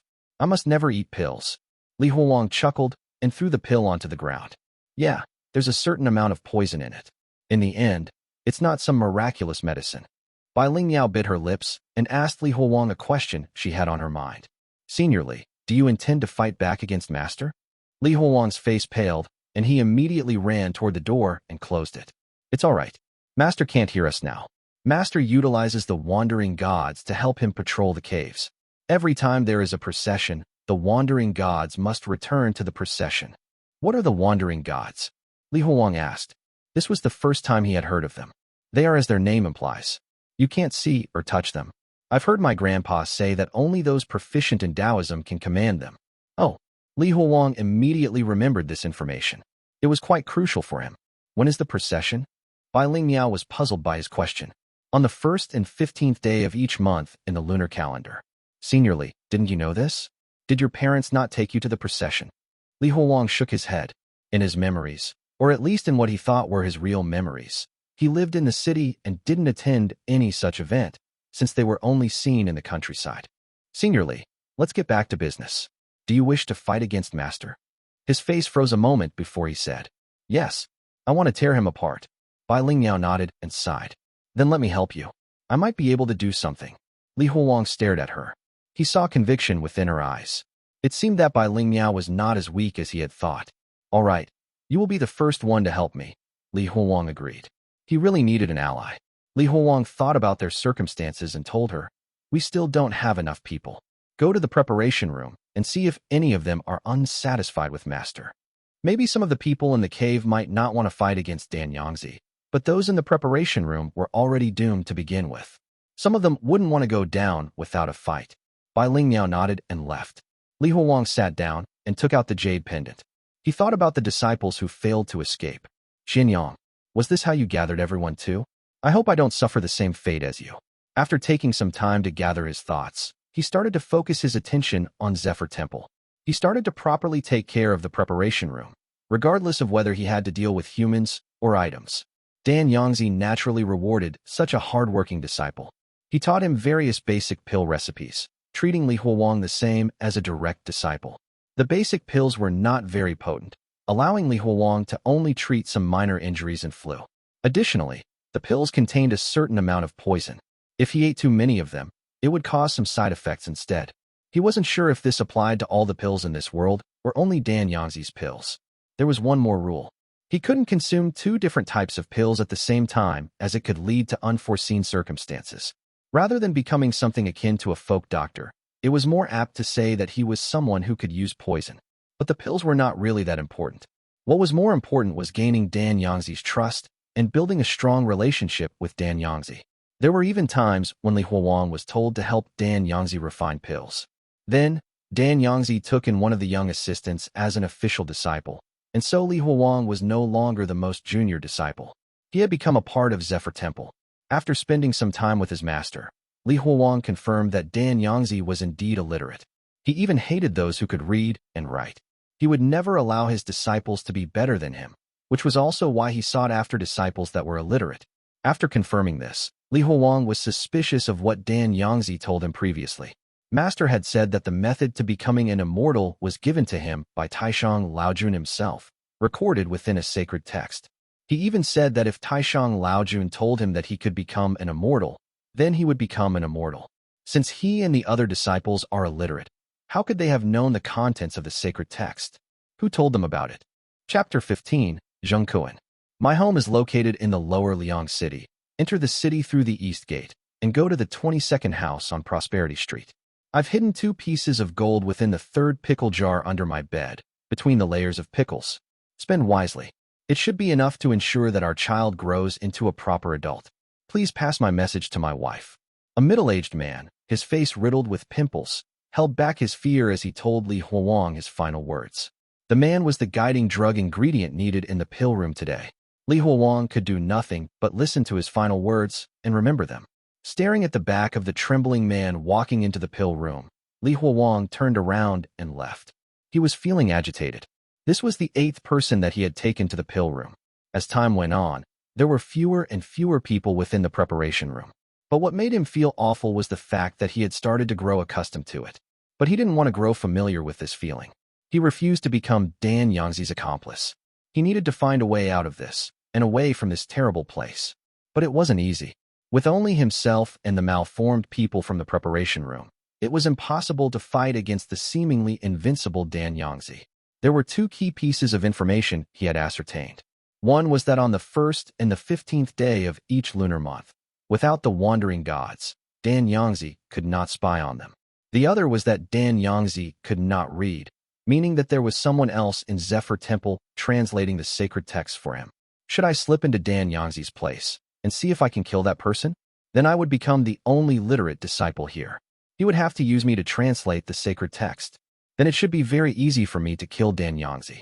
This idea had just come into his mind when he dismissed it. Firstly, while he knew where Dan Yangzi lived, he didn't know if there were any traps laid out there. Secondly, he didn't know just how strong the person reading the sacred text for Dan Yangzi was. If he just entered blindly, he might end up dying instantly. Should I poison his ingredients? No, he was the one who taught me how to refine pills. He would easily identify the poisoned ingredients and kill me. Li Huowang kept thinking as he walked back, trying to find a way to kill Dan Yangzi. Just then, a moody man wearing Taoist robes and Yuan hat came in from the opposite direction. Li Huowang recognized him as the direct disciple Zheng Kun. Li Huowang knew next to nothing about him. He barely even saw him with the exception of meal times. Even then he had only seen him a few times. Compared to the official disciples like Li Huowang, Zheng Kun didn't have to bother with the daily maintenance of Zephyr Temple. As to what he was normally doing, Li Huowang had no idea.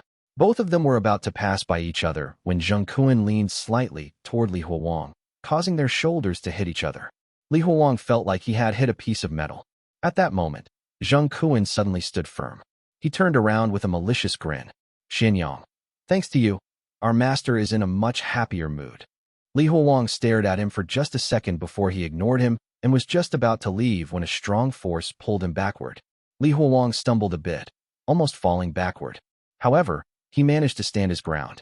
What's wrong, Junior Xin Hui? Are my words nothing to you? Zheng Kun folded his arms and walked toward Li Huowang. Senior brother Zheng Kun, I still need to go and tidy up the preparation room under Master's orders. Li Huowang replied calmly. Don't try to throw Master's name around. I was the one who escaped with Master back in the days when we were being chased by others who wanted to kill us. You weren't even there. Let me tell you, Xin Hui, just do your job and don't try to stand out. Stop trying to overstep your boundaries. Zheng Kun's tone was serious. Li Huowang was not angered by his words.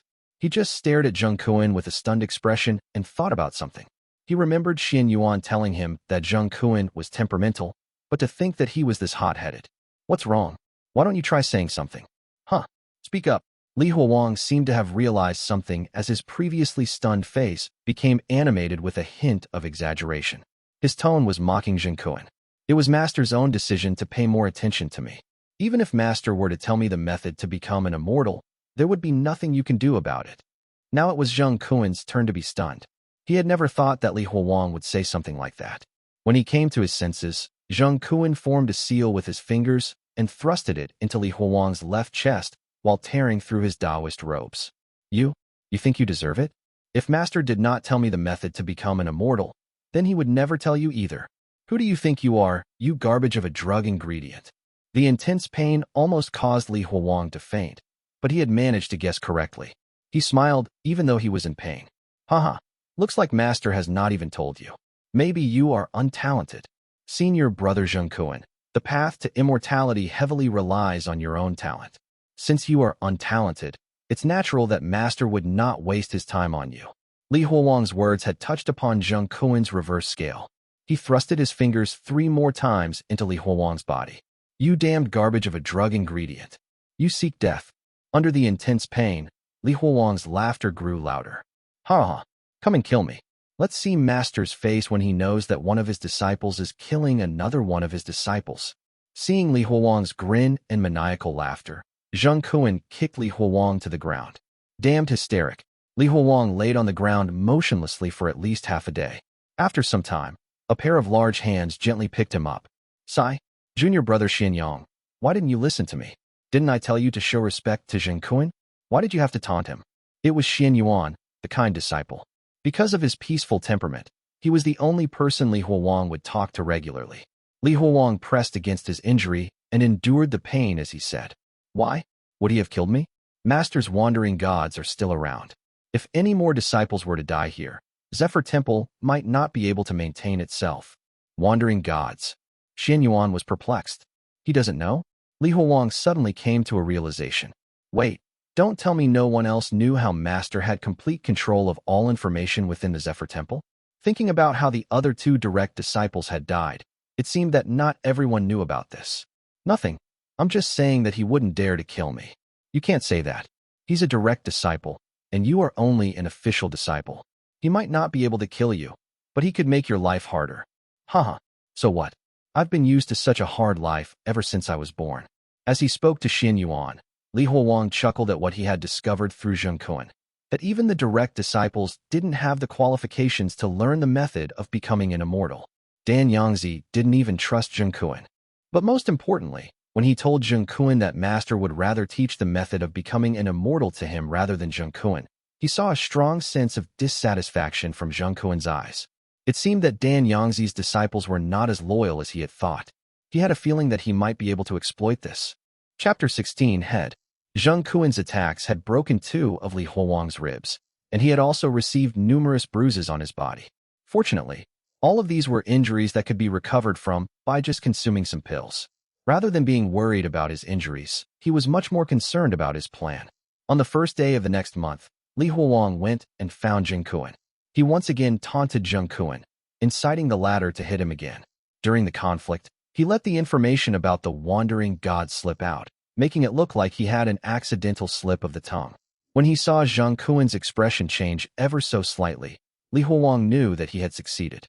Zheng Kun must have wanted to learn how to become an immortal. He hadn't known for sure how Zheng Kun would react to this information. However, he felt that there wasn't much to lose, and based on Zheng Kun's reaction, it seemed that he had succeeded. Soon, it was once again the 15th day of the month. Today was a good day to refine pills, meaning that Yangzi would stay in the pill room for the entire afternoon. It was also a day when the wandering gods were absent. Though the Zephyr Temple was fairly large, Li Huowang had long since identified Zheng Kun's usual route. At this moment, Zheng Kun was silently meditating in one of the halls. Did I guess it wrongly? Don't tell me that he doesn't actually want to become an immortal? Another 15 days passed, yet Zheng Kun did not act this time either. Finally, when Li Huowang had thought that all hope was lost, on the 15th day of the 2nd month, Zheng Kun was nowhere to be found in his usual location at the Zhengyi Hall. It looked like Zheng Kun had finally decided to act. While Yangzi was refining pills, Li Huowang followed his plan and rushed toward Yangzi's room. Just as he had almost reached the cave that was Yangzi's room, Li Huowang suddenly stopped. He saw Zheng Kun standing a distance away from the entrance to Yangzi's room. Judging by his behavior, it seemed that Zheng Kun had used someone to trigger whatever traps were present in Yangzi's room while he himself kept watch. From the looks of it, he was more careful than Li Huowang had thought. Finally, after an hour had passed, Li Huowang saw Xin Hui sneaking out of Yangzi's room. Seeing that it was safe, Zheng Kun took out 2 pairs of black talismans. Both of them placed a talisman each on their knees and disappeared like the wind. The entrance to Yangzi's room had a door, and currently, it had been opened ever so slightly, luring whoever was curious enough into its trap. Seeing that someone else had already gone in and come back out safely, Li Huowang knew that whatever traps there were inside the cave should have been disarmed. He silently walked toward the room. This was his chance. Yangzi's room was quite spacious, but it was extremely messy. There was even the stench of dead rats hanging in the air. Even though the place was vile, Li Huowang immediately saw something quite valuable within the room. A single stone slab wrapped in a net of bronze coins that was held together using black threads. If his guess was correct, the stone slab should be the sacred text that Yangzi had told him about. He carefully walked over to the stone slab and read its contents without disturbing the net of bronze coins around it. While Zheng Kun wanted to secretly learn the method to become an immortal, based on his surroundings, it seemed that he had failed to find anything. Li Huowang read the sacred text carefully, but it was barely legible. The text reminded him of ancient Chinese hieroglyphics. However, it was more likely that the text was written in a language that was even more ancient than hieroglyphics. While the characters of the Chinese language had seen a relatively lesser amount of changes over time compared to the other languages, these characters were still extremely difficult to decipher. The more he read, the more he felt that it was wrong. Didn't Yangzi say that one must cultivate both the Tao of internal pills and the Tao of external pills in order to become an immortal? However, this sacred text doesn't state this. Gandharv appears amongst every soul, and out of his own selfless accord, because he feels content, all of the souls will be content too. Wait a minute, this isn't a sacred text. It's just some random scripture. Hee hee. At that moment, a spine-chilling snicker sounded behind him. He quickly turned around only to find nothing behind him. Instead, he saw that there was a small hole within the cave. Within that hole was a tall green vase that was the size of his forearm. Something isn't right. Li Huowang slowly made his way back to the entrance of the cave, making sure that he retraced his steps exactly. Based on the current situation, it seemed that Zheng Kun had not removed all of the dangers. Don't move. A shrill girl's voice resounded behind him. Li Huowang slowly turned his head backward and saw something horrifying. There was a pale girl's head placed on the mouth of the vase. The girl didn't seem to be alive. Her skin was as pale as a corpse, yet her cheeks were extremely red due to makeup. There was a red dot on the girl's forehead. Li Huowang stared at it and felt that all this was quite surreal. He immediately knew who was the one who had been reading the sacred text for Yangzi. Looks like it was whatever that thing was. Are you with the guys from just now? You are in quite a lot of trouble. Hee. All I need to do is to ring the bell, and my father will immediately come back. Her braids were tied to several red threads, all of them attached to little bronze bells. Li Huowang immediately realized the immense danger he was in. He quickly reorganized his thoughts and acted calmly. Go ahead and call him then. Once he's here, I will let him know that you've been cheating him. Seeing the head on the vase reveal an expression filled with nervousness, Li Huowang chuckled. I was right.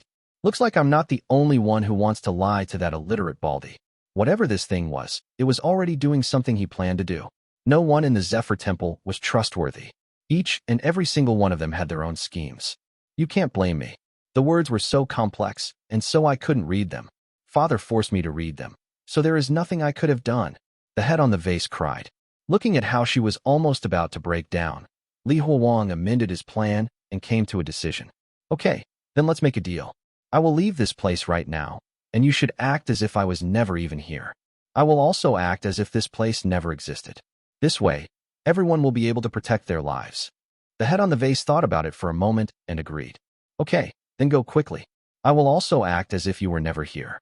Li Huowang slowly walked toward the entrance. Since the sacred text is fake, did you also lie to him about using humans to refine pills?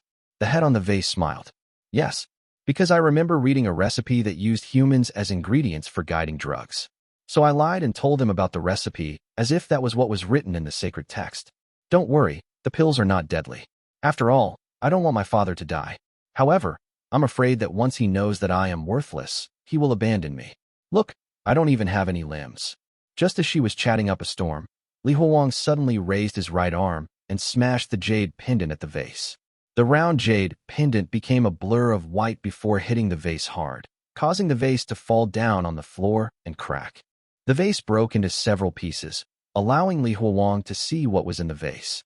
A complete set of organs was tied together using black prayer beads and covered in feces and urine. Father, it hurts. Father, it hurts so much. The cries of the girl slowly faded away. Translator's thoughts. The girl in the vase looks like at 格子的乱七八糟. Chapter 17. Found it. Who? Who did this? An incredibly furious howl spread across the entire cave system. The voice belonged to Dan Yangzi. This was the first time that he was angered to this extent. Dan Yangzi hadn't really been angry when some of the disciples tried to escape, nor was he angry when Huowang had demonstrated to him that he was literate. But this time, he was truly angry. The atmosphere within the Zephyr temple became oppressive. It was to the point that even the oil lamps on the walls were dimmer than usual. Under Dan Yangzi's command, everyone arrived within the large hall where the disciples had their morning classes. The air was filled with a stench of blood. Dan Yangzi had already killed some of the people who had arrived earlier, their bodies strewn across the floor. Killing people often helped Dan Yangzi calm down. But this time, this was nowhere near enough. Splat! Something fell onto the ground. At that moment, everyone saw that it was something akin to a head entangled with a mass of bloody organs. It was the very same head that was placed above the vase that Huowang had broken. Now that she was truly dead, her cheeks had dulled in color. However, her eyes still revealed the fear she felt right before death. Who? Who did this? Who entered my room without my permission while I was refining pills? Dan Yangzi's voice was low but deadly, like a lion ready to pounce. You would better come clean. If you do, I will give you a swift death. If I have to find you myself, then I will make sure that you will be in so much pain that you will be begging for death. The entire cave fell silent, regardless of whether it was the guiding drug ingredients, the assistants, or official disciples. None of them moved. Still staying quiet? Fine. Then I will ask each and every one of you. Chongming, Chongrun, what were you guys doing while I was refining pills? Chongming and Chongrun were the disciples with a sword on their backs. Master, both of us were following your orders and guarding the entrance to the Zephyr temple. We never left our post. Dan Yangzi approached them and observed their expressions. Just when Chongming and Chongren were starting to have cold sweats, Dan Yangzi slowly turned toward the person beside them. Xin Yuan, where were you? Meanwhile, Huowang, who was standing beside Xin Yuan, knew that it would be his turn soon. While he was nervous, he had to calm down. Stay focused. As long as he doesn't notice anything different about me, I win. Xin Yang, your turn. What were you doing after you sent the guiding drug ingredient to me? The moment he heard this, Huowang immediately gave him the answer that he had already prepared. Master, I went back to the preparation room to prepare the ingredients we would need for the next pill that we will be refining. Is that so? Dan Yangzi slowly walked over, his bloody stench and oppressive aura causing Huowang's body to stiffen up to its limit. No wonder the rest of the disciples were sweating so much. Time passed by ever so slowly. Under the intense pressure, the beads of sweat on Huowang's forehead grew larger. Suddenly, he felt the pressure weaken. Just as he thought that he had succeeded, Dan Yangzi's voice rang beside him. Did you guys see Xin Yang going into the preparation room? Huowang turned to see who he was addressing and saw that Dan Yangzi had already approached the guiding drug ingredients. He was asking them, think properly before you speak. If any of you can help me find the culprit, then I will immediately send you back home, and even give you some money. The moment he said this, several of the guiding drug ingredients were shocked. They wanted to go home, to leave this horrible place. Master, Senior Li was indeed with us. Feeling that the situation was about to go out of control, Bai Lingmiao immediately replied. Dan Yangzi stared at her. Oh, and what about the rest of you? At this point, Puppy was visibly excited with a conflicted look on his face. He clenched his teeth and stepped forward. Master, let me tell the truth. Xin Yang had not come to the preparation room even once. The culprit must be him. The moment Puppy said that, Xianyin smirked, almost letting out a laugh. His face, which had initially been pale with fear, now looked much better after realizing that he would live today. Meanwhile, Dan Yangzi turned and looked at Huowang before approaching Puppy. Suddenly, he slapped Puppy in the face. Bullshit. Xin Yang had personally brought a guiding drug ingredient to me. How could he bring the guiding drug ingredient if he never went to the preparation room? Are you trying to die? Puppy was visibly shaken as he fell on his knees, tears covering his entire face as he cowed out. No, I was wrong. I was tempted by my own greed and lied. Still expressionless, Dan Yangzi continued to stare at the horror-struck Puppy. At that moment, he suddenly turned around and looked at Xianyin. Why were you smiling just now? Were you happy that Xin Yang just got framed? The moment he said this, Xianyin wasn't able to stop his body from shaking. The pressure coming from Dan Yangzi was immense. As Dan Yangzi slowly walked toward him, Xianyin visibly grew more and more nervous, to the point that the people around him could tell that something was suspicious about him. When Dan Yangzi was finally standing in front of him directly, Xianyin was no longer able to withstand it. He fell onto the ground as a yellowish liquid slowly spread out on the ground around him. Master, I didn't want to do it. It was disciple Zheng Kun who forced me to do it. The moment Xianyin said that, Zheng Kun suddenly snarled, launching himself toward the exit of the cave system like a jaguar. To think that it was you. Dan Yangzi huffed. At the same time, a clear ringing sound rang out as he swung his right hand. Then, a single bronze coin fell onto the ground, rolling and spinning like a top. Zheng Kun was almost out of the cave system when Dan Yangzi raised his right foot and stomped the ground, his cloth shoes kicking up a pillar of dust. Crack! The bronze coin split into 5 fragments and blew apart. However, the coin was not the only thing that split apart. Zheng Kun himself had split apart as well. All 4 of his limbs were torn apart, just like the coin. However, even without his limbs, the bloody Zheng Kun was still alive. He crawled desperately toward the entrance, just like a maggot. My dear disciple, you were the one who had followed me the longest. How could you? I should have known that you were the only one who could have disarmed the restrictions that I had placed in my room. Dan Yangzi stomped on Zheng Kun's head, preventing him from crawling further. Master, I'm sorry. Please spare me. I don't even have any limbs now. I'm now nothing but trash. Master, when the monks from the Righteous Monastery were chasing us, we were only able to escape thanks to the deaths of my 2 brothers. Master, please reconsider. Dan Yangzi slowly increased the force in his leg, causing Zheng Kun's suffocated face to be buried completely into the ground, silencing him. My dear disciple, did you know that I knew exactly what you were thinking? You and your brothers were nothing but ingrates. Dan Yangzi spat out those words and stomped down one last time. At that moment, Zheng Kun's head exploded under the force of this stomp. Blobs of blood and tissues flew around, with some of them even splattering onto Li Huowang's face. Chapter 18. The Method to Become an Immortal? Dan Yangzi had found the one who broke his vase, but he was not happy about it. He kicked away Zheng Kun's corpse with a complicated expression. I've been raising you like a godson. To think that you would betray me like this. The cave was completely silent with the exception of Dan Yangzi's rapid breathing. This lasted for an entire 10 minutes before Dan Yangzi pointed at Li Huowang among the crowd. You, come forward and kowtow to the 3 deities. Li Huowang was momentarily stunned by his words. Under everyone's gaze, he slowly kneeled in front of the 3 deities and kowtowed. When he was done, Li Huowang knew what was coming as he held the incense sticks. From now on, you will be my direct disciple.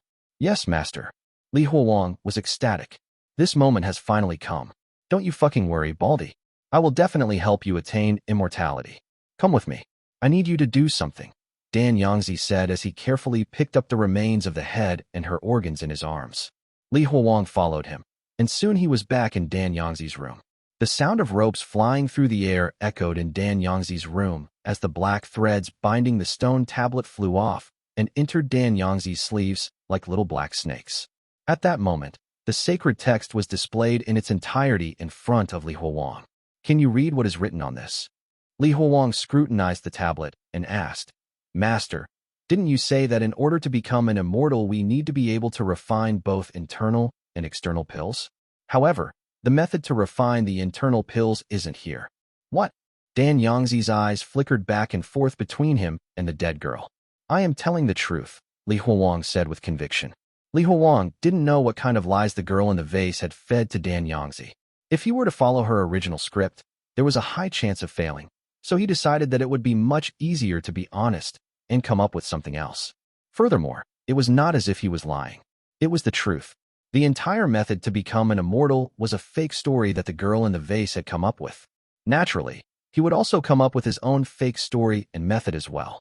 Dan Yangzi was initially hesitant about believing Li Huowang completely. But the more he thought about it, the more untrustworthy the previous method seemed. No wonder I haven't been able to become an immortal even after such a long time. She always said that the words in the sacred text changed every day and were not possible to memorize. Tui, a vile green glob hit the girl's head as Dan Yangzi spit on her. He then turned and looked at Li Huowang. So what does it really say? This stone tablet records a technique to cultivate internal strength. It says here that during the time between the New Year's Eve and the New Year, it is possible to utilize several external pills, and this technique to capture a portion of the spiritual energy that the heavens release into the mortal realm. We can then absorb it and use it to become immortals. Li Huowang stared at the stone tablet and uttered each word with such confidence that it seemed like all his words were the truth. It seems that there are several kinds of pills. This one requires 120 g of cinnabar, 5 g of white strychnine, 60 g of acidin, and a wandering god? Master, what kind of ingredient is a wandering god? Dan Yangzi did not reply immediately, instead observing Li Huowang for a while. You? Even that little girl could trick me. Are you also trying to do the same? Li Huowang immediately replied. Master, this is the method to become an immortal. How could I trick you? After all, I want to become an immortal too. Good. Dan Yangzi clapped and laughed happily. Then let's become immortals together, both master and disciple. Li Huowang was stunned for a moment, before continuing his facade, displaying an extremely excited expression. Is that true, Master? Can I become an immortal too? Thank you, Master. Meanwhile, Dan Yangzi had been silently observing Li Huowang's expression and only nodded after he was certain that there was nothing wrong with Li Huowang. Yes, don't worry about the pills. Now, tell me how to use the technique. When both of us have mastered it, we will proceed to refine the pills. There is still quite some time before the new year. Yes, Master. Li Huowang then proceeded to teach him how to use the internal and external heavenly circulation technique that he had come up with. Li Huowang was in Dan Yangzi's room for quite a long time. He only managed to get back to his room late at night. Li Huowang happily walked down the tunnels with his lantern illuminating the path in front of him. He was satisfied with how things were going and how quickly he would be able to achieve his objective. He was delighted with this opportunity after having waited for so long. When he came to the preparation room, just as he had expected, the guiding drug ingredients inside still hadn't gone to sleep. As he walked in, all of them surrounded him, their eyes filled with happiness and excitement. Everyone knew what today's developments meant for them and Li Huowang. Li Huowang had already told them about what might happen today beforehand. Don't worry, and just wait for my good news. All of you will be able to go home soon. As Li Huowang said this, everyone almost cried from happiness. They would finally be able to go home. Senior Li, I will treat you as my adoptive father. You are practically a living saint. One of them who was affected by hand, foot, and mouth disease was kneeling on the ground and kowtowing to Li Huowang with gratitude. Everyone else saw this and followed suit. Li Huowang made some effort to calm them all down. If it weren't for all of you this afternoon, then I would have been dead. Shouldn't I be the one kneeling in front of you now? All of them stood up, their faces lit up with their bright smiles. Li Huowang stared at their happy faces, feeling something warm in his heart. In this bizarre world, these malformed people were more or less his comrades. Senior Li, how was my acting? That baldy was so stupid that he fell for my act.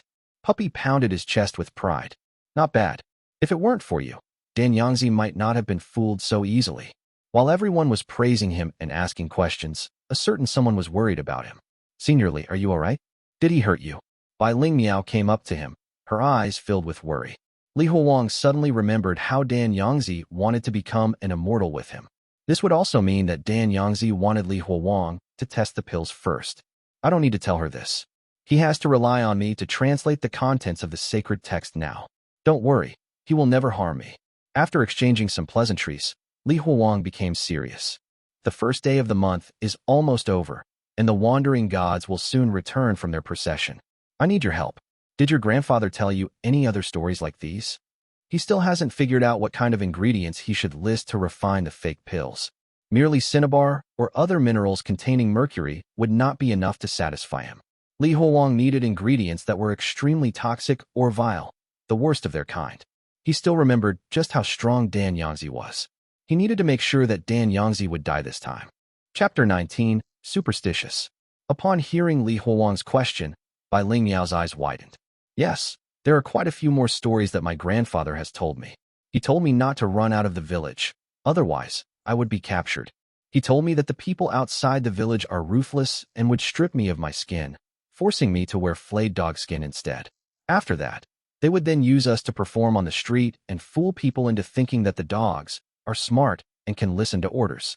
He also told me that the children would never be able to grow after all that because the dog skin would be fused to their body. Li Huowang shook his head.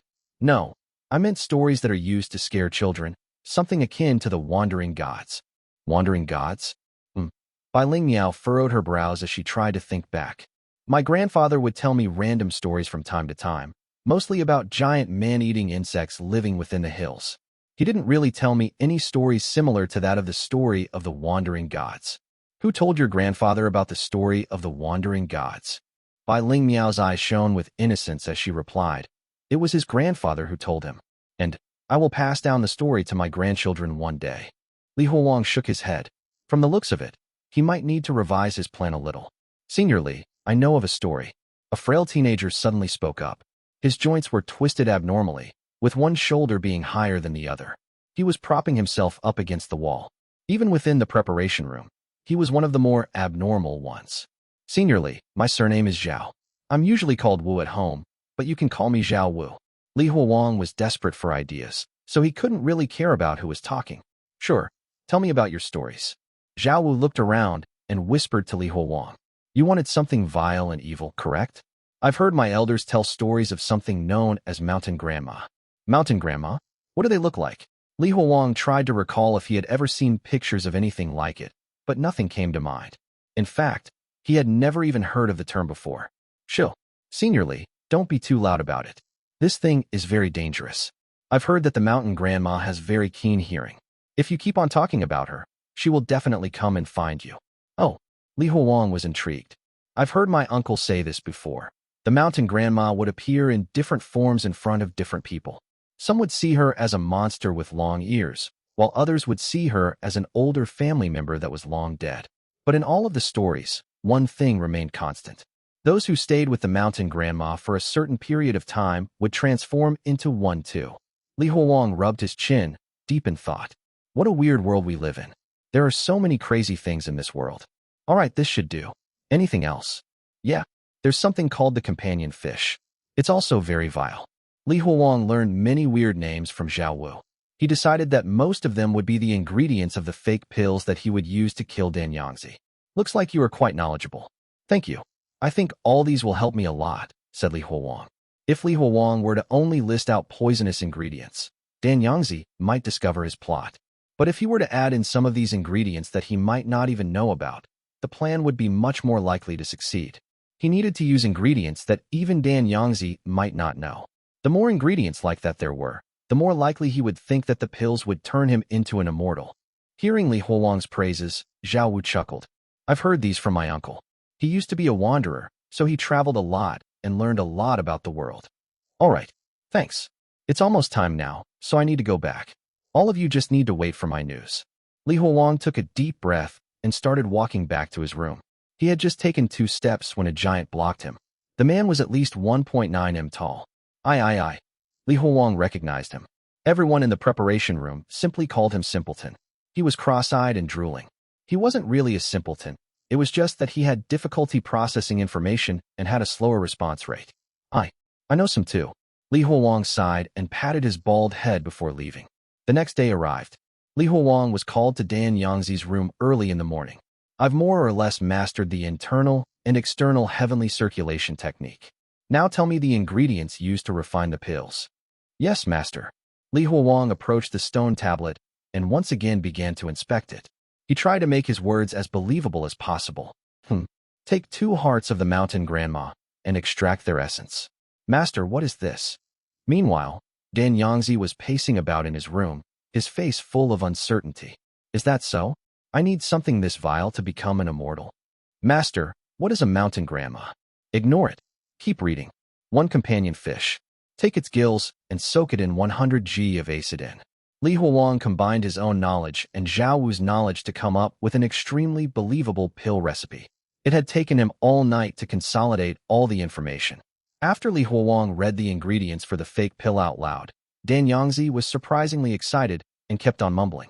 When Yangzi finally compiled and analyzed the ingredients in his mind, he felt very shocked. Yes, that's right.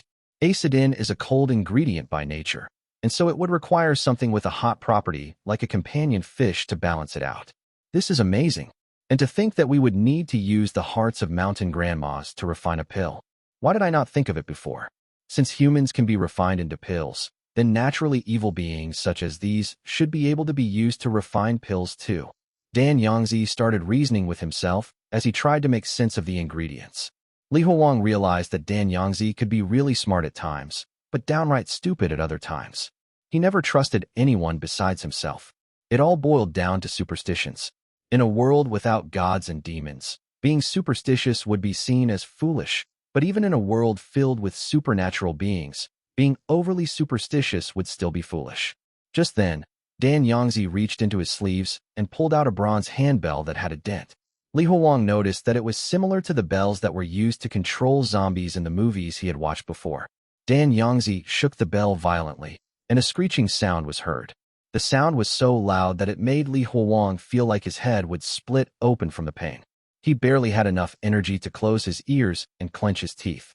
At the same time, he noticed that the bell had not only affected his hearing, but also his sight. Everything around him started to twist and turn, almost as if the entire world was being shaken. What is this? What is Dan Yangzi doing? Did I make a mistake? Have I been found out? Just as Li Huowang thought that he had failed, he saw the edges of everything around him start to twist and turn before gathering in front of Dan Yangzi. The edges of the table, the edges of Dan Yangzi's sleeves, and even the edges of the sacred text were gathering in front of Dan Yangzi. He couldn't really see what that item was, but he was certain that it was made from the edges of everything, and that it was alive. For a moment, Li Huowang thought that he was seeing illusions and shook his head. But then that thing split into two in front of Li Huowang's very own eyes. Chapter 20, Dan Yangzi. When he saw the two wriggling things in front of Dan Yangzi, Li Huowang had a hunch. Are these the creatures that will gather the ingredients for Dan Yangzi? Just as he had this thought, Li Huowang saw Dan Yangzi lower his body and scoop up some dirt before shoving it into his mouth. Then, he started talking with the things. His voice was oddly different and sounded extremely unnatural, yet the creatures somehow understood him and quickly left after Dan Yangzi finished instructing them. When they departed, everything returned to normal. Don't worry. Even if the ingredients on the sacred text are hard to get, I can still obtain them. It's a good thing that I still have some people outside, Dan Yangzi said happily. Yeah, Master is someone who will definitely become an immortal. Nothing in this world is too hard for you. But Master, what were those things? Hehe. It seems that you still have much to learn. Those are the wandering gods that the sacred text mentioned. Due to the dangerous situation Li Huowang was in for the past few months, he had never had the time to consider this, nor did he have time to contemplate the world he was in. What is a mountain grandma? What are the wandering gods? None of this existed in his original world. If it weren't for the pork and lamb that he had eaten in this world, he might have thought that nothing in this world was ordinary. This is a good treasure. I had to use a lot of my power just to take it. Dan Yangzi placed the bronze bell back inside his sleeves. Take. Yeah, of course, I had to take it from someone else. Do you think anyone would give it to you for free? That's what I should do if someone has something that I don't. This was something that I learned when someone took my bun from me when I was 5 years old. When I was younger, I robbed people and took their money. Then I started stealing and taking techniques, treasures, and disciples. I've even taken the entire Zephyr temple. Even the statues of the three deities have not condemned me, Dan Yangzi said with satisfaction in his voice. You should listen well when adults talk. That is what it means to have manners. I'm only teaching you now because I treat you like my own family. But Master, what if you can't take something away from someone else? If I can't take it away, then I would partner up with someone else to try and take it. You are literate, yet you don't know how to use your brain? If you can't take it even after joining forces with a partner, then poison them. If you can't poison them, then frame them. Do every shady thing you can to get what you need. The few sentences Dan Yangzi had just uttered were enough to show Li Huowang just how he did things. He would do anything and everything he could, regardless of the method, to obtain what he wanted. Master, you are quite wise. Yeah, so what if I can't read? So what if I can't understand many things? They told me that my ways were vile and evil. So I decided that I will become an immortal. I will show them just who is stupid and vile. Dan Yangzi's last few words rang out as a shout, his ugly face filled with wrath. Li Huowang didn't know who Dan Yangzi was referring to, but it was clear that both of them had a deep grudge against each other. Since then, Li Huowang spent most of his time with Dan Yangzi, including eating and sleeping. Both of them researched the method of becoming an immortal. During this period, Li Huowang perfected the recipe little by little, increasing the credibility of the sacred text. The ingredients that Li Huowang had requested soon arrived. One of those items was sticky and pale white in color, covered in soft black fur. The other was a clump of faintly glowing black boil. Li Huowang was not only disgusted by the ingredients, but also amazed by Dan Yangzi's power. To think that he could actually acquire them. Master, should we refine them now? Li Huowang asked. No need. There's still a bit more time before the new year. Let's go have our New Year's Eve meal. Dan Yangzi's words surprised Li Huowang. New Year's Eve dinner? Was this a tradition? Li Huowang quickly followed Dan Yangzi out of the pill room. They soon arrived in the cave meant for eating meals. The other 3 disciples had already arrived.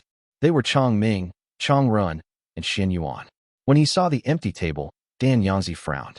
Why did you not prepare the utensils for the dead disciples?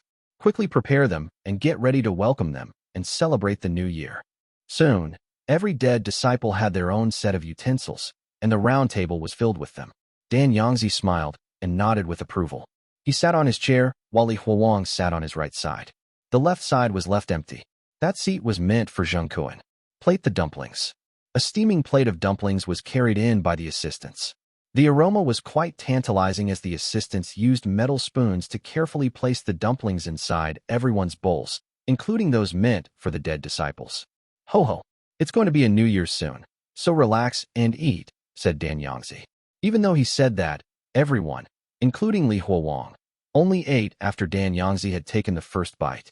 Dan Yangzi picked up a white dumpling with his chopsticks and placed it in his mouth, chewing it with much delight.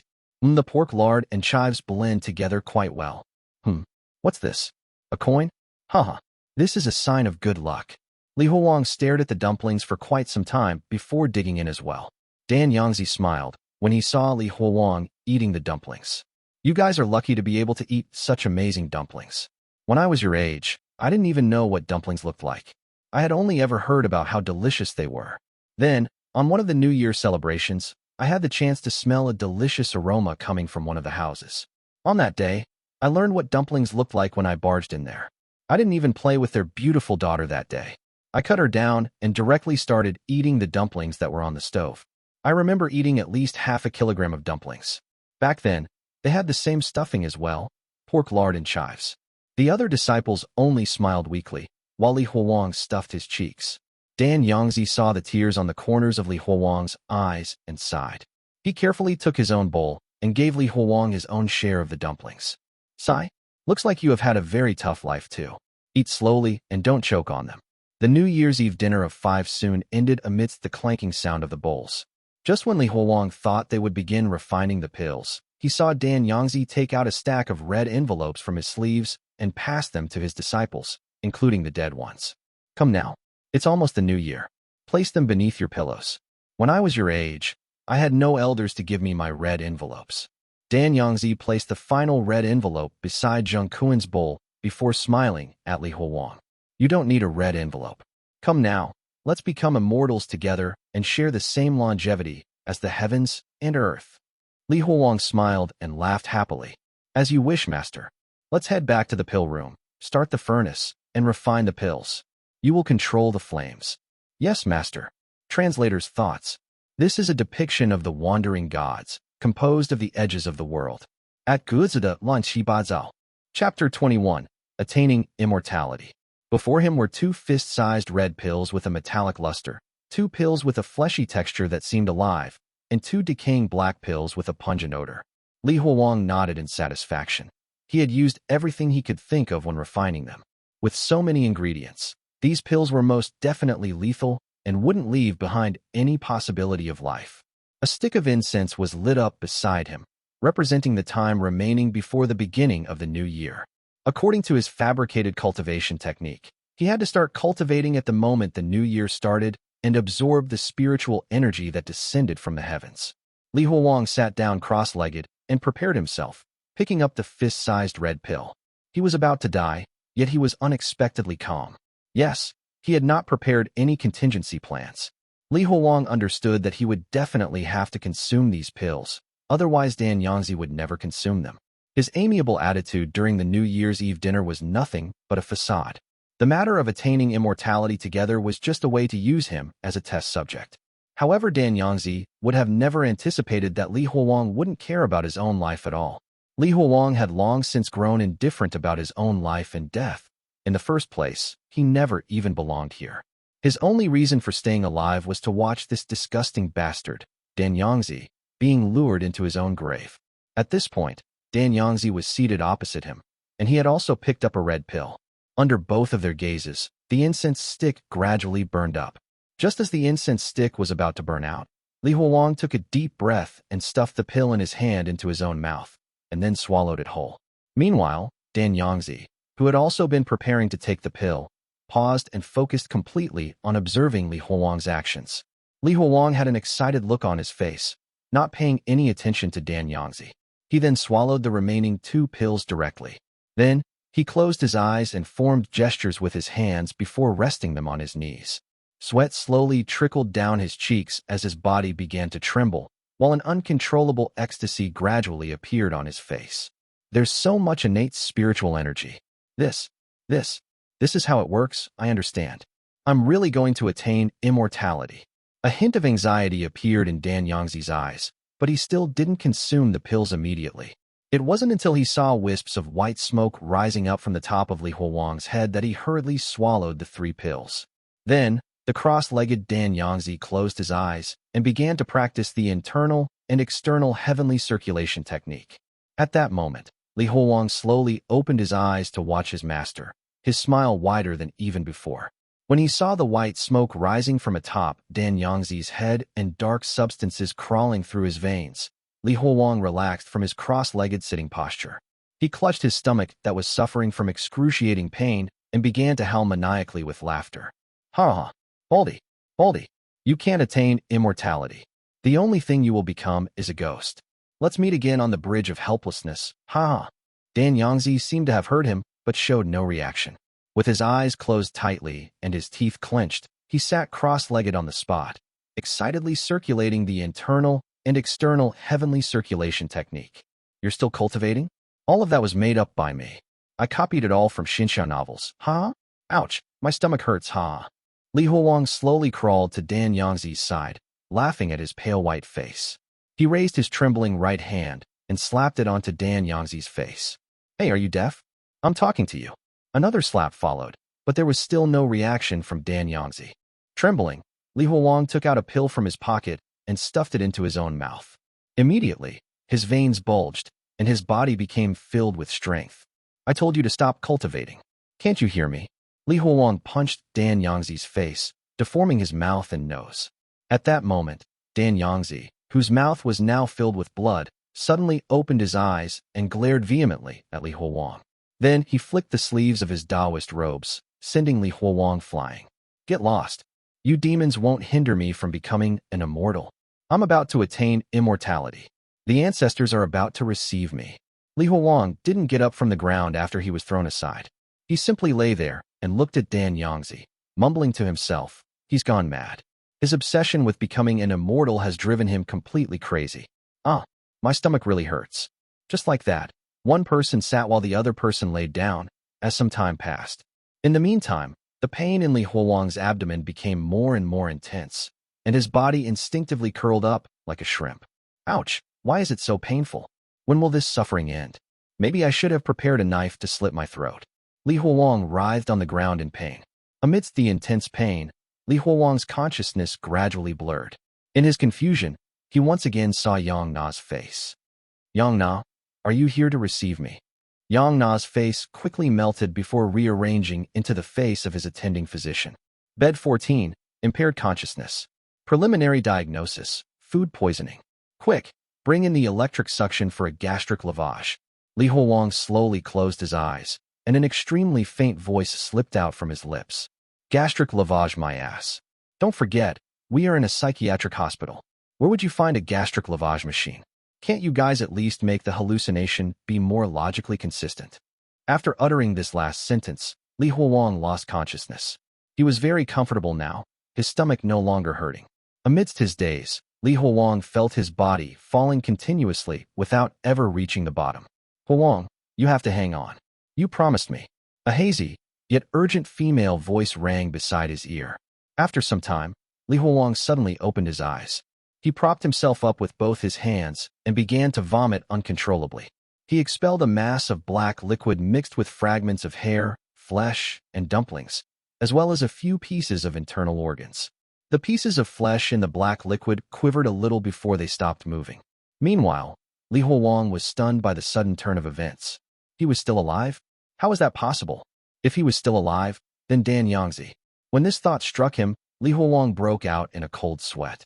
He subconsciously turned around to look across, his mouth uncontrollably gaping open as wide as possible. Damn, did he become some kind of a god, what? Then, he saw his master's body had been completely deformed. His grotesque head had been split open, and 3 fleshy mouths were protruding from within. Inside each of the mouths were 3 or 4 smaller mouths with disgusting yellow teeth within. The mouths twisted around one another and opened wide toward the ceiling. Besides his head, his body had also undergone some significant changes. Feathers were stuck to his flesh with an asphalt-like substance and protruded from his flesh forcefully like thorns. What's this? 3 flowers blooming, with feathers sprouting from the body during ascension to immortality? Isn't this a sign of one becoming an immortal? Just as this thought passed through Li Huowang's mind, those 3 mouths opened as wide as possible, and then 3 different voices belonging to Dan Yangzi in his youth, in his middle age, and in his sunset years rang out. So that's how it is, I understand. Ha ha ha. Bang. There was an explosive sound, and Dan Yangzi's strange body immediately burst apart, flesh and blood scattering across the entire pill room. Chapter 22, Exit. In the pill refining room of the Zephyr Temple, Li Huowang sat there, covered in Dan Yangzi's blood, too stunned to react. Were those 3 pills so powerful? Did we make pills or explosives? After a long while, he got up from the ground and touched his face. Then, he bent down and began to examine Dan Yangzi's scattered remains. After some time, he was not able to see a single piece of moving flesh. Even Dan Yangzi's bronze bell had been dented. Li Huowang finally breathed a sigh of relief. Dan Yangzi had been well and truly killed by him. But now that he's dead, what should I do next? Li Huowang stood on the spot, unsure of what he should do next. He had thought he would be very happy after he managed to avenge himself. But when this moment really arrived, he found himself at a loss. All the planning these past few days had revolved around killing Dan Yangzi. However, he hadn't imagined that he himself would survive. Now that Dan Yangzi was dead, Bai Lingyao was safe. He had achieved everything that he had promised to do. What should I do next? Just as he was contemplating this issue, the door to the pill refining room was suddenly opened. Chong Ming and Chong Ren stepped in warily, each holding a sword. They looked around and did not see Dan Yangzi, then turned their vigilant gaze toward the blood-soaked Li Huowang. Hey, where are you from, demon? Speak, where's our master? Master? You're currently stepping on him. Besides, I'm Xianyang, my 2 dear seniors. This reply made Chong Ming and Chong Ren subconsciously look down and raise their feet to see internal organs scattered around them, causing their pupils to shrink intensely. Li Huowang looked around, then picked up half of Dan Yangzi's face. Look, he really is dead. He died because of me. Logically, he should have died a long time ago for killing people so indiscriminately, but that's not why I killed him. I did it for personal revenge. Just as Li Huowang was about to explain his reasons to the duo before him, Chong Ming and Chong Ren exchanged glances. Without a single word, they sheathed their swords and dashed out of the door. Hey, wait for me to finish explaining before you leave. Li Huowang shouted, feeling exasperated. When there was no response, even after shouting at them for a while, Li Huowang smiled bitterly. He clutched his stomach, which was still aching ever so slightly, and walked toward the door. Baldy's dead. He's dead. Everyone can go out now. You can all go home. Li Huowang shook that dented bronze bell vigorously and shouted loudly. It was the first day of the new year. The piercing clanging sound from the bell did not attract any wandering gods, but did attract the young assistants and the guiding drug ingredients. When they saw that half-face clutched in Li Huowang's hand, they were overjoyed and kowtowed on the ground. Meanwhile, Li Huowang slowly walked through the entire cave system. He wanted to bring this piece of news to everyone within the Zephyr Temple. More and more people joined his ranks, shouting alongside him, Baldy is dead. He is dead. We can go home. At this point, Li Huowang felt someone reach out and try to support him. He turned around to see that it was Bai Lingyao, who was shedding tears of joy. Li Huowang smiled toward her, then happily displayed Dan Yangzi's half-face. Baldy is dead. You can all go home to celebrate the new year. You can all go home. Hey, Senior Li, you can go home too. We can all go home. Li Huowang's face froze for a moment. But then he continued to wave the bronze bell with all his strength and hollered with all his might. Dan Yangzi is dead. Come out. You can all go home now. But not everyone in Zephyr Temple was elated by the news. Just as Li Huowang walked close to Dan Yangzi's residence, he heard the clinging sound of metal from afar. Li Huowang led the crowd over. Outside Dan Yangzi's dirty residence, he saw Yuan standing in confrontation with Chongming and Chongren. Both sides had drawn their weapons, and the atmosphere was very tense. Li Huowang saw the so-called sacred text that was circled in black lines and copper coins, and he naturally realized what they were fighting over. Junior Xianyang, come quickly. Let's join forces to kill these two accomplices of Dan Yangzi. Then we can share this sacred text that gives the method to attain immortality. Yuan urged Li Huowang. He no longer had an amicable look on his face. Meanwhile, Chongming took a step forward and pointed his longsword directly at Li Huowang, who was standing at the entrance. Get lost if you don't want to die? Master taught you the path of pill refining. In this situation, do you think you would be able to handle both of us who are trained in the path of swordsmanship?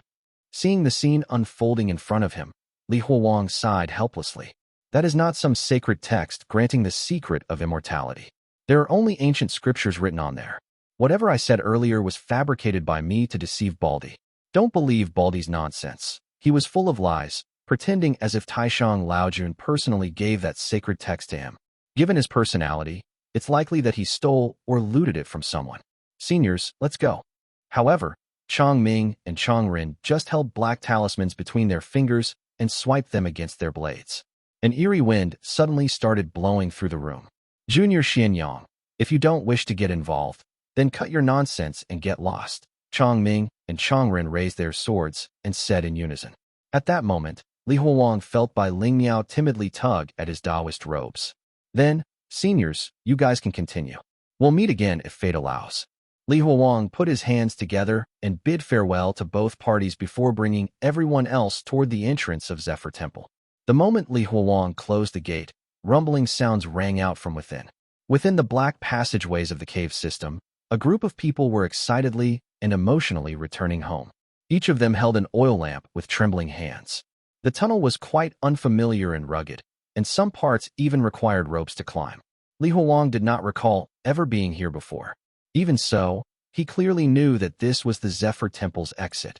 He could see the hands of the people around him trembling more and more violently. After walking for a period of about 2 incense sticks, they could see a vague light in the distance. When the people saw that light, their pace became even more disorderly, and some of them even started sprinting. As they ran, the light in the distance became larger and larger until it filled everyone's vision. After exiting the tunnel, almost everyone squinted and shielded their eyes. After having lived in the cave system for so long, the outside world was simply too bright for them. They were finally able to see the scenery outside the Zephyr Temple once their eyes gradually adapted to the brightness. The distant skies had flowing clouds, while the faraway mountains had green forests. Everything appeared pure and beautiful, almost as though they were viewing an ink painting. Right at that moment, the first rays of the New Year's morning sunlight peeked through, shining upon their faces. Li Huowang squinted at the sunrise and mumbled to himself, "Did I spend a whole night with Baldy in the pill refining room? Even the sun is out now. The weather is pretty good today." Suddenly, someone beside him moved. It was a child with tears streaming down his face. He single-mindedly dashed toward the small road leading toward the forests. This started a chain reaction as more and more people ran toward that direction. They wanted to get as far away from this terrible place as possible. In just a while, there were only 7 or 8 people from the preparation room left, all of them looking toward Li Huowang. "Senior Li, we should leave as well." Bai Lingmiao was smiling very happily, with tear stains still on her face.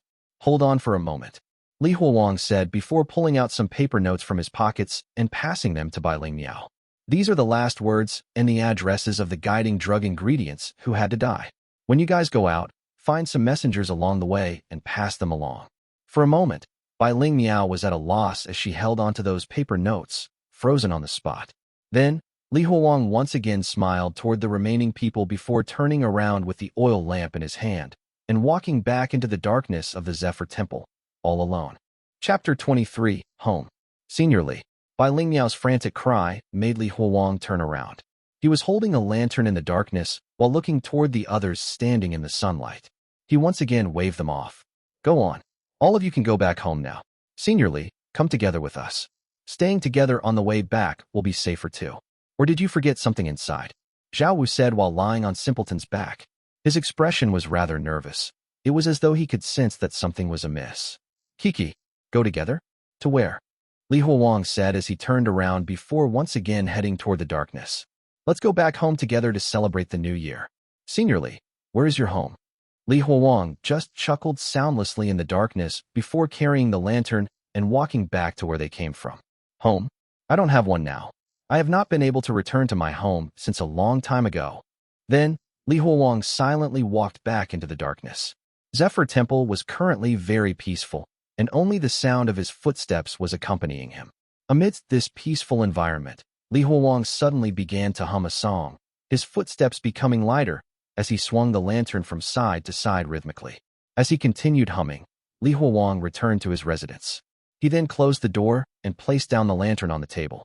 Not even bothering to wipe off the blood that had splattered on his face, he slowly laid down on the stone bed before closing his eyes. It's the first day of the year.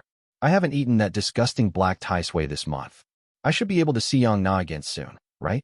Li Huowang's lips curled slightly upward at the thought. He silently waited for his childhood sweetheart to bring him back to the world that he belonged to. Having not slept for an entire night, Li Huowang's consciousness soon began to fade gradually. However, at that moment, the door suddenly opened just before he could slip into the beautiful dreamland. Li Huowang rubbed his eyes and sat up only to see Puppy, Zhao Wu, and the others standing at the door. Bai Ling Miao stood there uneasily, her gaze darting around for a while before it finally settled down. Seniorly, if you can't go back to your home, then come to mine.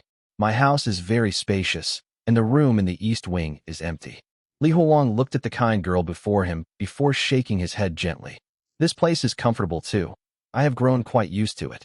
Only a raving madman would choose to stay in such a dark and ominous place. Bai Ling Miao's lips quivered slightly as she found Li Huowang's words to be quite unbelievable. I once had a home and a family, but Li Huowang looked up toward the pitch-black roof. His expression was complex, as though he was recalling something. Puppy thought for a while, then shot a few glances at the others and whispered, "Since Seniorly wants to stay here, should we just leave?" "Shut up." Bai Ling Miao's sudden outburst caused Puppy to jump in fright. This was different from the submissive young lady that he knew. Meanwhile, Bai Ling Miao stepped up in a hurry and stubbornly said, "Do you think that your current actions would make your family happy? If your family knew you were like this now, what would they think?" Li Huowang smiled bitterly before his expression turned extremely agonized as he said, "How would I know what they would think? I don't even know if they truly exist. I might just be a madman who is all alone. Everything around me could be completely dreamed up by me." Bai Ling Miao reached out with her almost transparent hands and grabbed onto Li Huowang's hand. "Seniorly, you are not alone. You still have us." Li Huowang just blankly stared at the girl before him, looking at her determined and delicate face. At that moment, he felt that his understanding of this girl was very shallow. Why is she so kind to me? Suddenly, his surroundings began to change again. The cave system around him started to switch back to white hospital walls. At the same time, Bai Ling Miao's features melted and reformed into Yang Na's face. Her tearful face was filled with worry. "Nana!" Li Huowang dashed across the room, hugging her tightly with an extremely pained expression. "Huowang, you cannot give up on yourself. You must live on, no matter what you encounter. All right? You must persevere, no matter what you encounter. Never ever give up." Yang Na's voice quivered. Soon, that face morphed into that of his mother. "Son, you cannot die. If you end up dying, how will your old man and I survive?" After this, that face rapidly morphed into various people that Li Huowang recognized, all of them encouraging him. Suddenly, everything around him froze. Then, the bright hospital ward quickly became dim. Li Huowang slowly released the person he was embracing, only to find that he had actually been embracing Bai Ling Miao. While the girl in his arms was slightly embarrassed, she didn't evade his gaze. "Seniorly, let's go. I'm uncomfortable with staying here for much longer." Then, she pulled out those paper notes from the pouch at her waist and said, "Seniorly, there's no use passing these on to me. After all, we are all illiterate. Right, Seniorly, only you are capable of handling this." At that moment, the others standing at the door chimed in. I I can read dash, Simpleton stuttered as he tried to speak. However, before he could finish what he was saying, Zhao Wu covered his mouth. Even if you can read, you would better pretend that you can't. Meanwhile, Li Huowang silently looked at the paper notes containing the last words left behind by those people with an inscrutable expression. Bai Lingmiao then used both her hands to push those paper notes toward him. Senior Li, you were the one who personally promised them. A true man doesn't go back on his words. The reality and the hallucination constantly alternated within his brain. Finally, Li Huowang reached out to retrieve those notes. Let's go. Li Huowang had decided that no matter where he was, he would do his best to live well, not just for himself, but also for those family members who may or may not even exist. Upon hearing those words, everyone broke out into relieved smiles. While they did not know what Li Huowang was thinking, it was fine as long as he did not choose to stay in this cursed place. The group then flocked around Li Huowang and walked out of the dusky room together. They were about to start heading toward the entrance when Li Huowang suddenly called out for everyone to stop. Hold on. Since we've decided to leave this place, we have to plunder it a little. Simpleton, carry Zhao Wu with you and lead the others to the kitchen. Take the food supplies that we can carry while traveling. We won't last if we don't have anything to eat. Li Huowang then brought Bai Lingmiao to the pill refining room to take some of the pills that he could recognize. Li Huowang had practiced the Tao of pills for some time now and could be considered half a doctor with these items. He did not know how long they would have to travel before they could reach their homes, so it was better to be well prepared. However, he only took the pills that he recognized. He did not even dare to touch the ones that he didn't recognize and were refined by Dan Yangzi, much less take them with him. When they regrouped with the others in Zhengyi Hall, Li Huowang said, "Hold on, there's one more thing I have to take with me." Li Huowang then carried the lamp in his hand and carefully made his way toward the cave that held the black Taisui. Translator's thoughts. Bai Lingmiao looks like. At Guzida Lan Shibazao. Chapter 24, Plunder. Since he planned to go with Bai Lingmiao and the others, Li Huowang had to suppress his hallucinations. Otherwise, he would forever be stuck alternating between reality and hallucination and would not be able to do anything productive. The black Taisui reared by Dan Yangzi was the key to suppressing his hallucinations. The group came before the cavern and stopped. They could see the black Taisui climb out from the dark cauldron. This was the first time they saw the true appearance of a black Taisui. It was a large, slimy, and sticky black mass. At first glance, it seemed like there was hair covering its entire body. However, upon closer inspection, it was revealed that they were actually slender tentacles or filaments that had yet to mature. Its entire body was like a giant maggot that expanded and shrank freely. At the same time, there were several openings along its swollen body that released a nauseating stench whenever the creature quivered. This scene made everyone feel weak in their knees. In fact, they were so shocked that they almost turned around and fled. However, Li Huowang could astutely sense that something was amiss.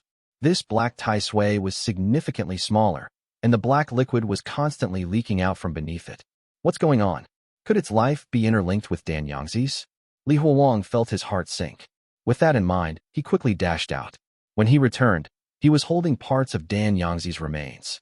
Li Huowang then dashed to the black Taisui's side and knelt down on one knee. He then laboriously collected the squirming rotten flesh into his embrace and pushed Dan Yangzi's remains in toward the gaps on the black Taisui's body. However, once he stuffed the remains in, even more black liquid seeped out from the black Taisui's body, and its body shrank even further. Li Huowang's face was filled with anxiety. It was as though he was not holding a wriggling black creature, but his own sick child. Unsettled, he grabbed the sides of the black Taisui and gently shook it. Hey, don't scare me like this. What am I going to do if you end up dying? However, the black Taisui showed no response. There were no signs of any movement from its body. As it turned smaller, Li Huowang decided to be ruthless. He opened his mouth and began to forcefully bite down on its body.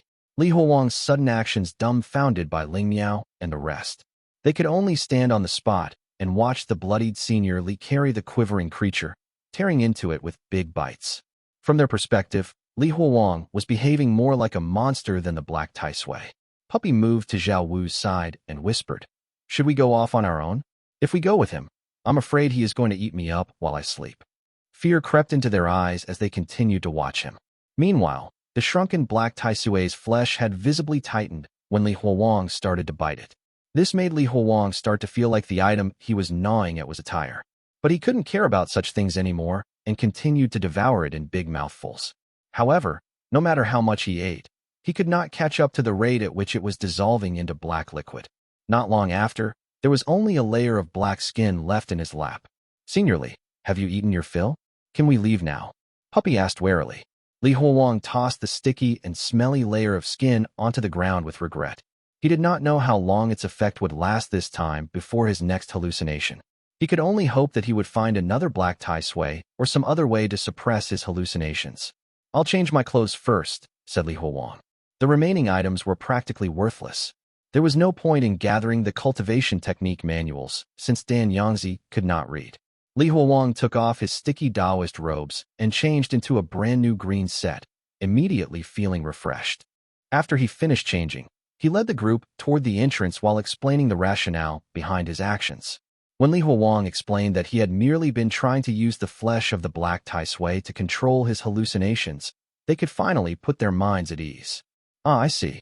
I had just assumed that Senior Li was hungry." Puppy cracked a joke to lighten the atmosphere. There was a new fork in the passageway in front of them, with one of the paths leading to Dan Yangzi's residence. Li Huowang stopped, feeling curious. Should we go in and check the aftermath of the battle between our three seniors?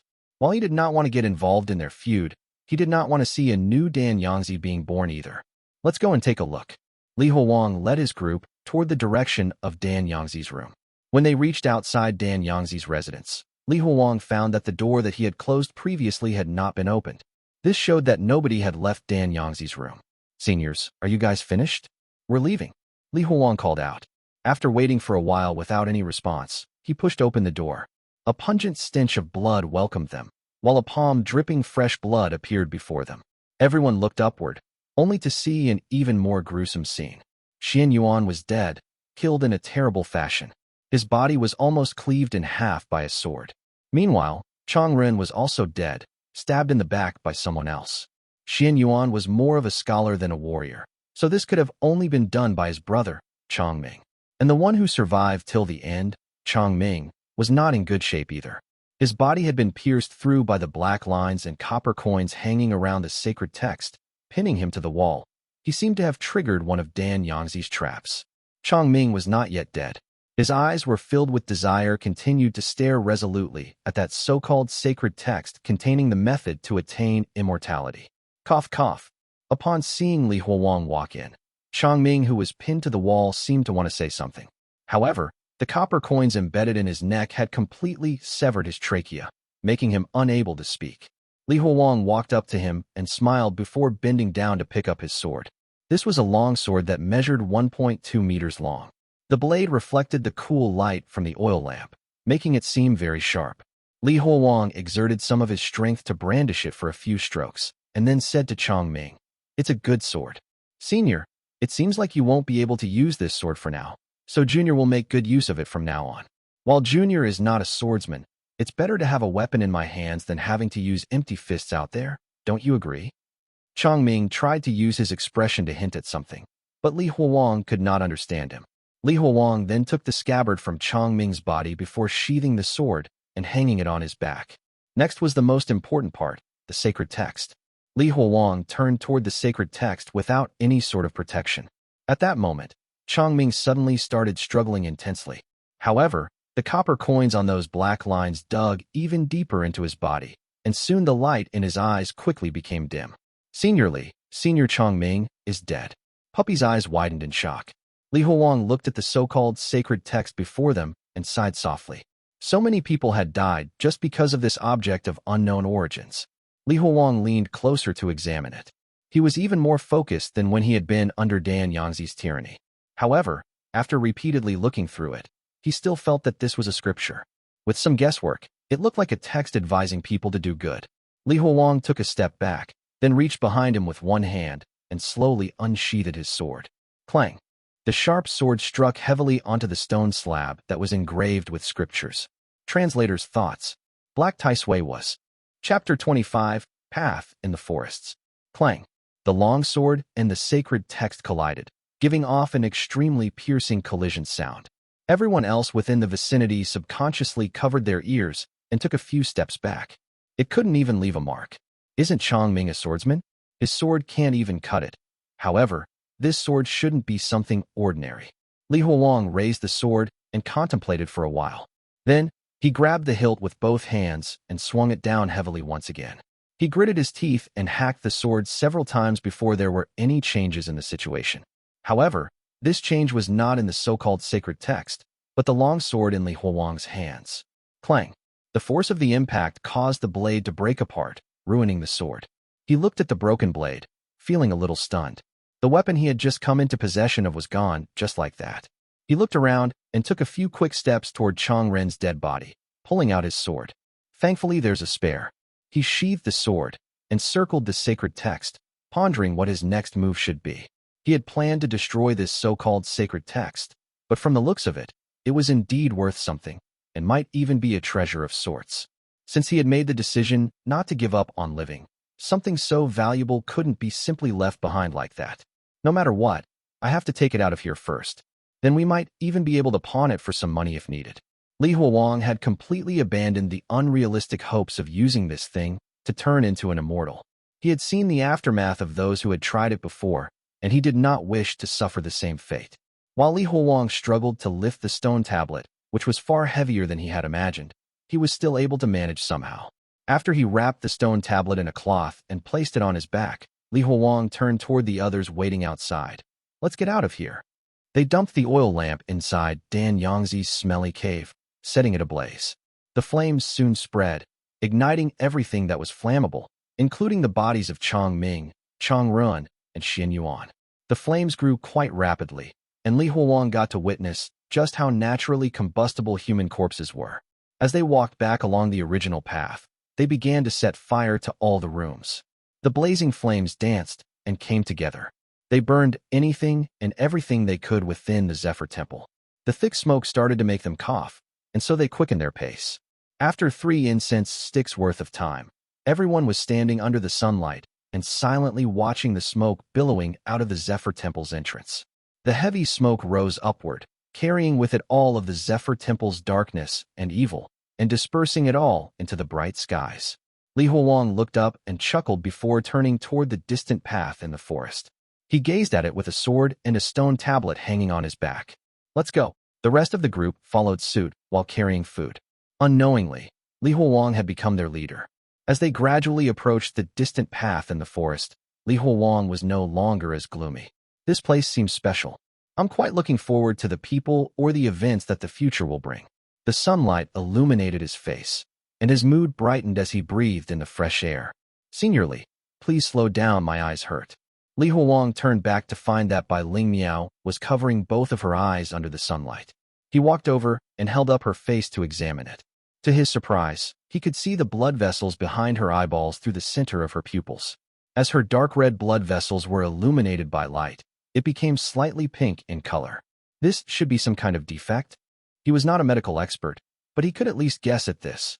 He recalled that elderly people suffering from albinism that helped with fortune-telling and massages were mostly blind. It seemed that Bai Ling Miao's disease would cause her eyes to have some defects and render them much weaker than that of the average person. This won't do. Li Huowang tore off a piece of cloth from his green Taoist robes and then gently covered her eyes. From now on, cover your eyes in the daylight. But I won't be able to see anything. It's okay, I'll guide you. Li Huowang grabbed Bai Ling Miao's soft right hand before leading the rest toward the path in the forest. While Bai Ling Miao stumbled initially, she soon began to run together with Li Huowang. Do-do-do. The old and wrinkled Lu Yuan forcefully tapped his smoking pipe on the side of his theatrical trunk. After tapping out all the black tobacco that was stuck within, he replaced it with some fresh tobacco from his smoking pouch and lit it with his tinderbox.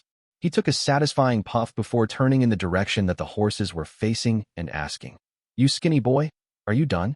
"Almost," a youthful voice replied. "You lazy boy, why does it take so long for you to relieve yourself? Others might end up thinking that I'm mistreating you by making you eat soil." Lu Yuan smoked while grumbling discontentedly about his younger son.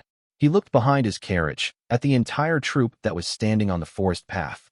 Aside from one horse-drawn carriage that carried costumes and musical instruments, there was his older son and 2 distant nephews from the village.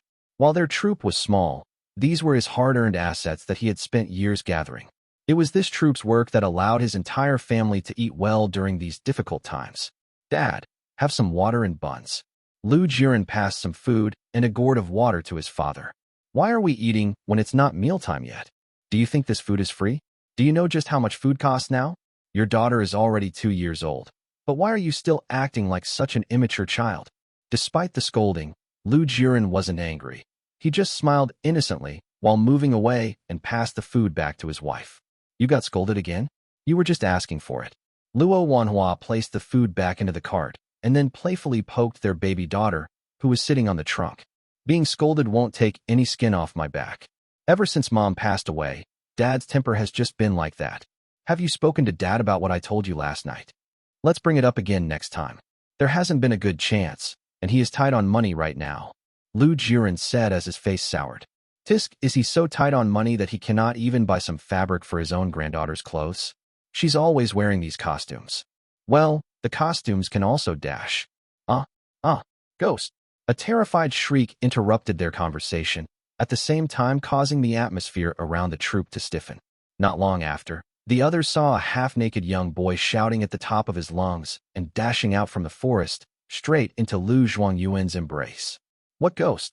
How can there be any ghosts in broad daylight? Hurry and put on your pants. Even though Lu Zhuangyuan berated his own son, he still stepped before Lu Xiaocai, shielding him. He gripped his smoking pipe tightly and looked warily toward the forest. At that moment, some figures could be seen moving, and it seemed like some people were approaching them. Chapter 26, Frightening. There's shit. Stop pushing. I'm not blind. Don't tell me that you want to eat it. Even if you are a simpleton, you shouldn't be eating shit, right? Puppy, stop talking. There are people in front of us. All right, seniorly. It wasn't long before Lu Zhuangyuan saw the people walking out of the forest. No wonder my son thought that they were ghosts. They looked so frightening. Lu Zhuangyuan took a deep breath when he saw them walking out. A skinny guy with black and white markings on his face, a white-haired lady, a twisted man on the back of a giant of a man, and there was even someone with hair all over their face. Lu Zhuangyuan had traveled and seen a lot. Even so, the scene in front of him was enough to frighten him. Father, I'm scared. Lu Xiaocai said as he walked backward. It was as if he wanted to hide his entire body behind his father. And you think I'm not scared? Lu Zhuangyuan silently scolded his son in his heart. If it weren't for the young Taoist and the young assistants who looked quite normal, he too would have made a run for it. Lu Zhuangyuan stammered as he spoke to Li Huowang. Respected sir, are these the monsters that you've subjugated? The moment he said this, several pairs of eyes filled with hostility focused on him. You damned geezer. Are you asking for a beating? Who are you calling monsters? At that moment, Lu Zhuangyuan saw the Taoist motion for the man with black and white markings on his face to stop talking. This made him even more certain that the Taoist was the one in charge of all of them. Old man, may I ask where this road leads to? Woolly Gang. It's just slightly further ahead. In fact, we are pretty close to it, The moment he said this, he stealthily took his pipe and used it to burn the rump of his horse. The horse neighed loudly and ran down the path along with their stuff. My horse. Aya. Quickly. Follow it. Lu Zhuangyuan pretended that he was anxious as he took his people and quickly ran for his horse, using this opportunity to make a quick getaway. They ran so fast that they were gone in an instant. They continued running for 2 hours until Lu Zhuangyuan saw his youngest son vomiting due to the stress. Finally, Lu Zhuangyuan blew a whistle, signaling the horse to stop. Instead of caring for his youngest son who was vomiting, he went and checked on the horse that was pulling their cart. Horses were much more expensive than the people in the troop. As night approached, the sky slowly turned dark. What were those things? I swear, they looked so terrifying. Lu Jiren was sweating buckets as he panted. Lu Zhuangyuan kicked him. Don't you see that it's getting dark soon? Quickly go and gather some firewood. Soon, a warm fireplace was made just slightly off the forest path. They roasted some multi-grain buns till they were soft and mushy before passing them along to everyone, trying to use the taste of the food to calm themselves down. Look at how frightened you guys look. Remember, when you are on the road, you need to be calm even if you encounter something strange like that. You must remain level-headed. Lu Zhuangyuan said to the others. Father, maybe they were not monsters? They look like humans to me. The young Taoist even called you old man. Listening to his daughter-in-law, he shook the gourd of water in his hand. No matter what they are, don't go trying to interact with them. If we want to survive out here, We need to remember not to interact with others if we can avoid it. This was based on Lu Zhuangyuan's personal experience. Even if it was very little, he had survived until now thanks to it. He needed to teach all this to both of his sons as well. After all, they would one day inherit the entire troop. He passed the gourd of water to one of his nephews, and then looked at his granddaughter, who was in his daughter-in-law's arms. Lu Zhuangyuan fell more and more in love with his granddaughter as he looked at her munching on a small piece of bun with her newly grown teeth. He turned back to his cart and took out a single salted duck egg from inside a round jar. Then, he carefully opened the egg and exposed the fatty yolk inside it before passing it to his granddaughter. Come, suck on this. This is some good stuff. Seeing his granddaughter sucking on it voraciously, Lu Zhuangyuan smiled contentedly. Even though he was somewhat disappointed that it wasn't a grandson, she was still a part of his family, and he took great care of her. Sensing that this was a good opportunity, Luo Wanhua said, "Father-in-law, look at how much Chui Air has grown. I think it's time for her to get a new set of clothes.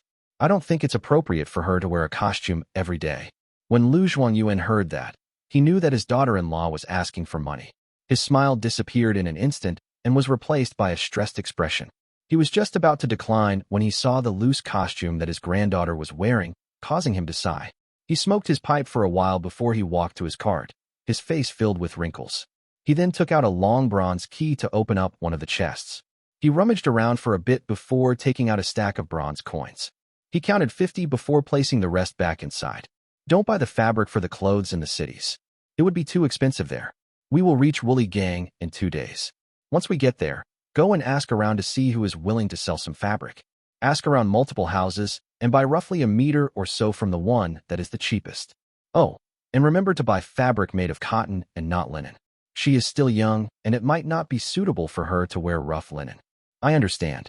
Luo Wanhua was quite happy as she took the coins. She had thought that it would already be very good if she was allowed to purchase some linen, but to think that her father-in-law would be so generous this time around.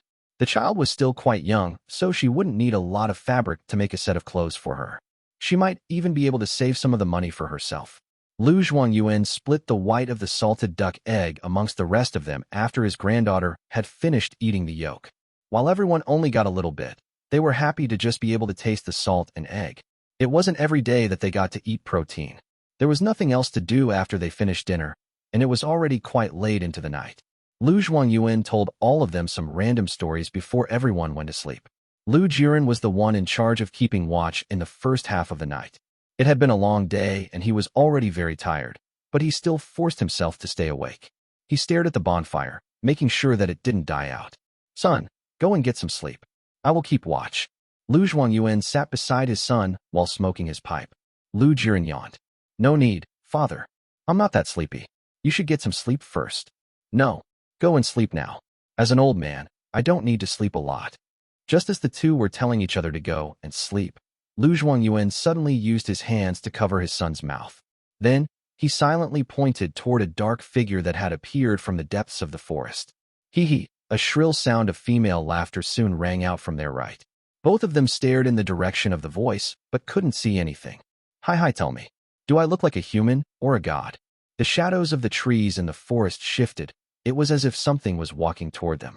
Lu Zhuangyuan was scared, cold sweat drenching his shirt. He had experienced many things in his lifetime and knew that something was trying to ascend to godhood through him. He knew that he must not answer the question wrongly. If he did, there was a chance that everyone here would perish. But the problem was that he didn't know what the thing was. Why was it asking him? At that moment, a strange rustling sound was heard as the trees in the forest shook. Translator's thoughts. The spirit trying to ascend to godhood through asking a question is a very interesting piece of folklore. Basically, to become immortal, an animal/spirit/human would cultivate until they reach a bottleneck. Once they reached it, they would seek out people with good karma/ or stronger cultivation. They would then ask how do they look, a human/animal, or an immortal/god. If the person answered the former, the cultivator's effort for the past hundreds of years or so would go to waste, and they have to do it from scratch again. If the answer is the latter, the cultivator would ascend. But here's the caveat if you were the one being asked the question. If you answer they look like an animal, the cultivator would take revenge on you because you wasted their cultivation for the past hundreds of years. If you answer they look like an immortal, they would take your karma and lifespan to ascend. If you don't have sufficient karma/lifespan, you will die. Chapter 27 Evil. Hi, tell me. Do I look like a human or a god? The thing in the forest shook the branches, her voice growing louder and sharper. You look like a human. Please spare us. We are all hardworking people who are just trying to survive. Lu Zhuangyuan was overtaken by fear and started groveling on the floor, kowtowing endlessly toward the direction of the voice. He continued groveling until he saw a pair of feet wearing red-colored embroidered shoes at the edges of the forest. He felt chills running down his spine as he slowly raised his head and saw a girl wearing a padded flower jacket standing there, her feet looking comically small. Her face was large and white, but her mouth was very small by comparison. Her eyes were like black beads, unmoving and unblinking. Her white face was especially conspicuous within the darkness, almost looking like a floating balloon. You think I'm a human?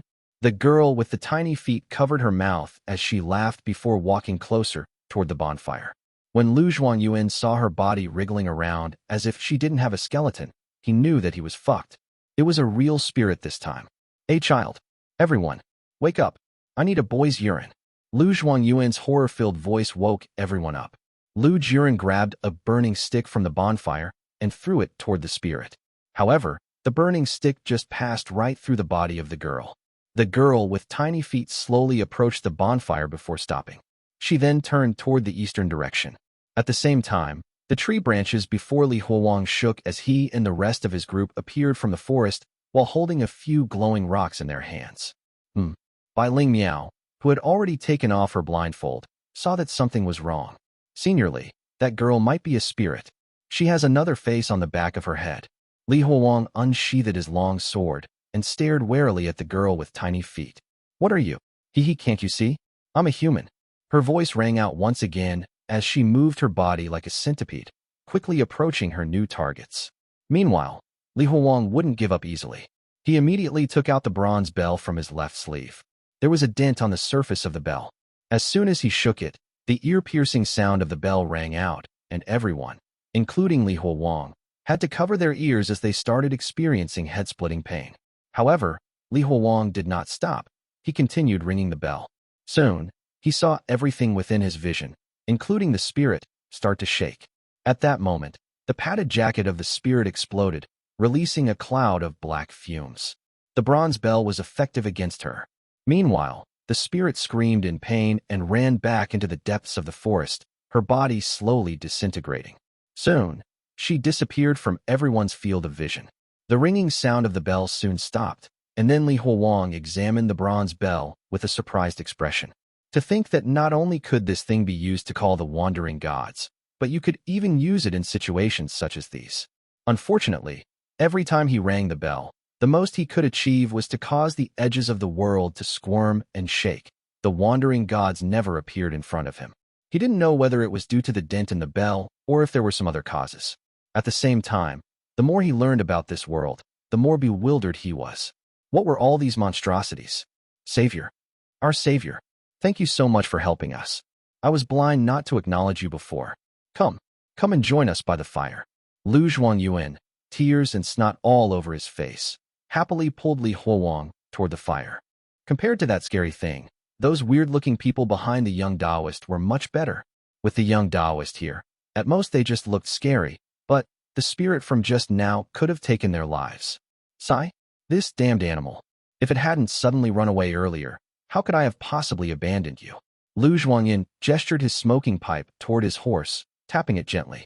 After tapping his pipe a few times, he suddenly shouted toward the people behind him. Wanhua, quickly go and bring out some buns and water. Bring the largest and highest quality white buns.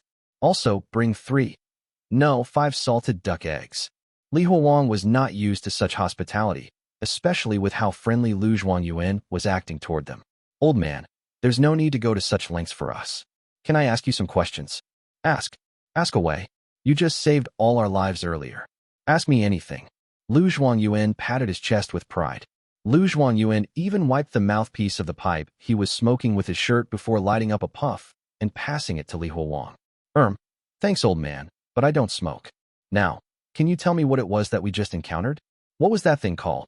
Li Huowang said as he gently pushed the pipe back into Lu Zhuangyuan's hands. Li Huowang still knew nothing about this world. If he wanted to survive here, he needed to learn more about it. Yuan was stunned by his question. Huh? How would I know? Young Taoist, you were the one who chased it away. Shouldn't you know more about it than me? Looking at the old man's confused eyes, Huowang realized that he had asked the wrong person. The old man might not even know as much as him. I heard you shouting and asking for a boy's urine. Would it be able to hurt that thing? Yeah, these kinds of things are afraid of filthy things.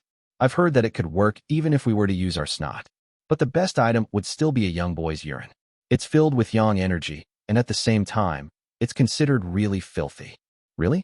Have you used it before? In the face of this question, Yuan, who had been certain of what he had said until now, suddenly turned sheepish. He chuckled as his eyes darted around. Maybe? It was the elders in the village who always told us this technique. Since they told us about it so often, I guess it should work. Huowang sighed. Why is it another folklore passed down using word of mouth? This place is much too backward. All right, old man. Then let me ask you something you would know the answer to. Have you encountered these kinds of things before? If yes, how frequent was it? Nah. If I were to encounter these kinds of things every day, then I would have quit running around with my troop and taken my son back to our village to tend to the fields, Yuan said as he placed his pipe in his mouth and took another puff. I've traveled the lands for so long and have only encountered spirits a total of 4 times, he continued. I see. Huowang surveyed the forest around him. He had gained a slightly better understanding of the world he was in. After living with Yangzi for such a long time, he had thought that things like the black Taisui would be everywhere around him. However, that didn't seem to be the case. Even though everyone had heard of these kinds of things happening, from the looks of it, it was still very rare to experience such things. Chapter 28, Lu Family. Sai, you don't need to worry about these kinds of things. As long as you gather more people when you travel, you should be fine, Yuan told Huowang based on his experience. Oh, is it because the more people we have, the more yang energy we would have, and thus those things wouldn't come to disturb us? Yeah. Yuan placed some new tobacco cuttings into his smoke pipe and continued smoking. Even if they want to eat people, how many people could they possibly eat? Even if we meet one, all we need to do is run faster than the others. Rather than worrying about these kinds of things, I would rather worry about bandits and man-eating insects. Huowang didn't know what else he could say. It looked like his knowledge of this world was still insufficient. Come, the buns have been cooked. You should eat them while they're hot. Huowang approached them with some buns that were lightly grilled on sticks. Huowang accepted the buns and passed them to some of the young assistants that he had picked up along the way. These assistants were the children who used to do the menial tasks back in the Zephyr Temple. They had made a run for it without any preparations as soon as they left Zephyr Temple. When Huowang and the rest found some of them, they had already fainted due to extreme hunger. And so, Huowang had picked them up along the way.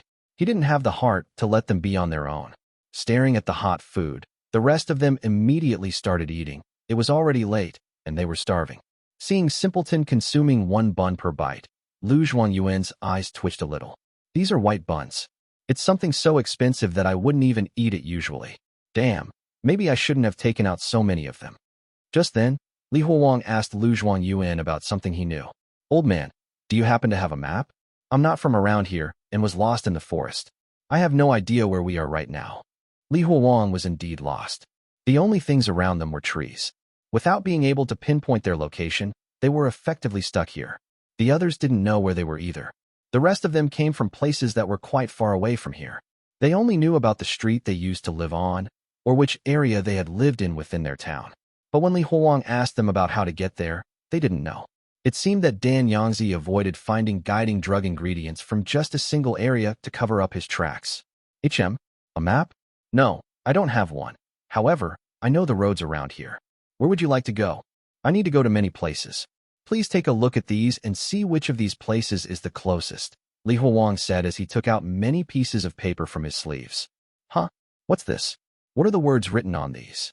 Yuan stared at the papers.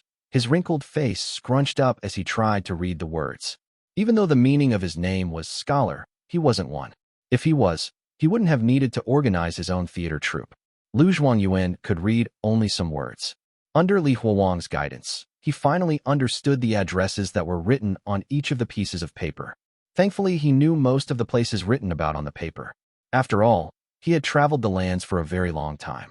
But even if he knew where these places were, it didn't mean that Huowang could get to them easily. Wow, You even have to go to a place in the Liang Kingdom? It was the country that waged war with our Qi Kingdom 2 years ago. Yuan squatted down, using his smoking pipe to draw a rough map on the ground. If Huowang were to describe the map, it looked like a giant piece of biscuit fell onto the ground and was shattered to pieces. They were currently on the top left side of the map. As they moved to the right, there were numerous kingdoms that they would have to go through. It seems similar to ancient China when the kingdoms were not united. Huowang noted as he stared at the map. While Huowang didn't have high expectations, he more or less confirmed the fact that he had not traveled back in time to ancient China. Based on the map, it seemed that he was in a much more special place. I've only traveled through the northern border region of our kingdom. I am familiar with most places around here, but I have no idea where most of these kingdoms are. All I know is that they put on a very different kind of show there, much different from ours. Bai Lingyao felt anxious. Her home was located at the base of the Cowheart Mountain in Liang Kingdom. From the looks of it, her house was very far away. Huowang felt the slight shift in her mood and comforted her. Don't worry. Yuan stared at Huowang and the malformed people behind him. His mind had started to become more and more active now that they were out of danger, and he no longer had to fear for his life. Young Taoist, one of your destinations is the town of Jianye. We will be passing by that place too. How about we travel together? Jianye village? Whose village is this? Huowang asked as he rummaged through the pile of paper. Senior Li, it's my village, Zhao Wu suddenly said. There's an escort service in that town. If you pay them some money, they will be able to send letters to the entire Namping area. Huowang no longer hesitated, placing all the papers back into the sleeves of his robe. All right, old man. Looks like we will have to travel together till Jianye village. Both the map and the information he had gotten from the old man were not enough for Huowang. He needed to reach a place where he could get more information. There was much to do, including the fact that he had to find more black Taisui to suppress his ailment and send out the letters, and they even needed to prepare more food for themselves. If possible, Huowang even needed to find some other sects. This was a dangerous world. They would all perish if they didn't have enough strength. Huowang didn't want to get kidnapped by someone like Yangzi again. Yuan was happy and immediately waved his hand in front of himself. No need to be so courteous. In fact, I should be the one thanking you. Even though he said that, Yuan was extremely happy on the inside. With such a Taoist by his side, it was akin to getting free protection. At the very least, this was enough to recoup the cost of those white buns and 5 salted duck eggs. Yuan, at that moment, Simpleton yawned loudly. He had eaten and wanted to go to bed. Seeing how everyone's eyes were half shut, Yuan stood up. Oops, it's already this late into the night. Young Taoist, please go to bed. I will watch over the fire. No need, let me do it instead, said Huowang. He wasn't trying to be friendly. He just didn't want to trust anyone. Everyone was tired after their journey. Soon, both groups of people huddled near the fire and drifted to sleep. Only Huowang and Yuan stayed awake as they kept watch. The next morning, Huowang was woken up by Puppy, who was in charge of keeping watch in the second half of the night. Senior Li, they are already packing their stuff. Let's go, we need to move as well. Huowang picked up his sword and the stone tablet. He led everyone else to follow the troop. While they were traveling together, both parties were quite cautious of each other. The two groups didn't speak to each other, only whispering to their own companions. On the other hand, Huowang and Yuan were happily chatting away at the front. Huowang needed to learn more about this world from Yuan, while the latter wanted to solidify their companionship.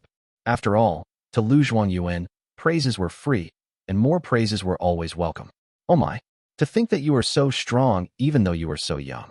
It looks like your future will be limitless. Haha. Translator's thoughts. Yuan with his smoke pipe and salted eggs. At Guzida Lanqi Bazao. Chapter 29 Stage. Haha. Please don't think too highly of me, old man. Do you know of any famous sects around here that are similar to the one I am from? Huowang asked Yuan about something he needed to know. Of course I do. In the western capital city, there is a monastery. I've heard that anyone who prays there for a son has their wishes come true. A monastery? Huowang remembered what Yangzi had said before. He was once chased and hunted down by monks. Could this be the very same monastery? Huowang silently noted down the location. Compared to the man-eating Yangzi, the monastery should be a place with good people. But, you are a Taoist. Is it appropriate for you to go to a monastery? Huowang stared at the Taoist robe he was wearing. Luckily, Lu Yuan had reminded him. It seems that I will need to change out of my robes. Either way, I'm not a real Taoist. How's your business been recently? Is everything going all right? Sensing how Li Huowang had changed the topic, Lu Yuan understood and didn't press on. Sigh? Not really. The kingdom recently had a drought, and then a flood shortly after that. The people don't even have much money. Nowadays, there are so few people who would pay to watch such shows. Even the rich people would not hire us to perform at funerals. They just make do with dinner and wrap it up. What a bunch of unfilial punks. It will all come to pass. You just need to endure for a couple of years. Yeah, there's nothing much we can do but to endure. I've been thinking of traveling along my route 100 more times when the times get better. Once I've accumulated enough money, I will finally be able to buy a theater for my family in Western Capital City. If I manage to do so, then I will be able to die happy. With a theater, at the very least my sons and grandchildren will not have to suffer as much as I did. All they would need to do is to study back at home. Who knows, maybe we will get lucky and someone in my family will become a scholar. If that happens, then from then on we would be able to live in peace. Lu Yuan chuckled at the thought as he smoked his pipe. Li Huowang listened to Lu Yuan's goals and felt somewhat envious. To think that he would still have a goal to look forward to even though he was already so old. The more they talked, the friendlier the atmosphere between them became. At the very least, the Lu family no longer treated Puppy and the rest as monsters, but as people with ailments. To begin with, it was not their choice to be inflicted with such ailments. Everyone was just trying to live the best life they could. By the time they arrived at Woolly Gang, Luo Wanhua was already friendly enough with Bai Ling Miao to allow her to carry Chui air. Standing in an empty field that the farmers would use to dry their grains, Lu Yuan took a look at the village and saw that many of the farmers were having their dinners just outside of their house, and said, "All right, there's quite a few people here in Woolly Gang. Lu family, open the boxes and set up the stage. It's time to earn some money." They needed to perform, and Li Huowang's group was not in a rush to travel.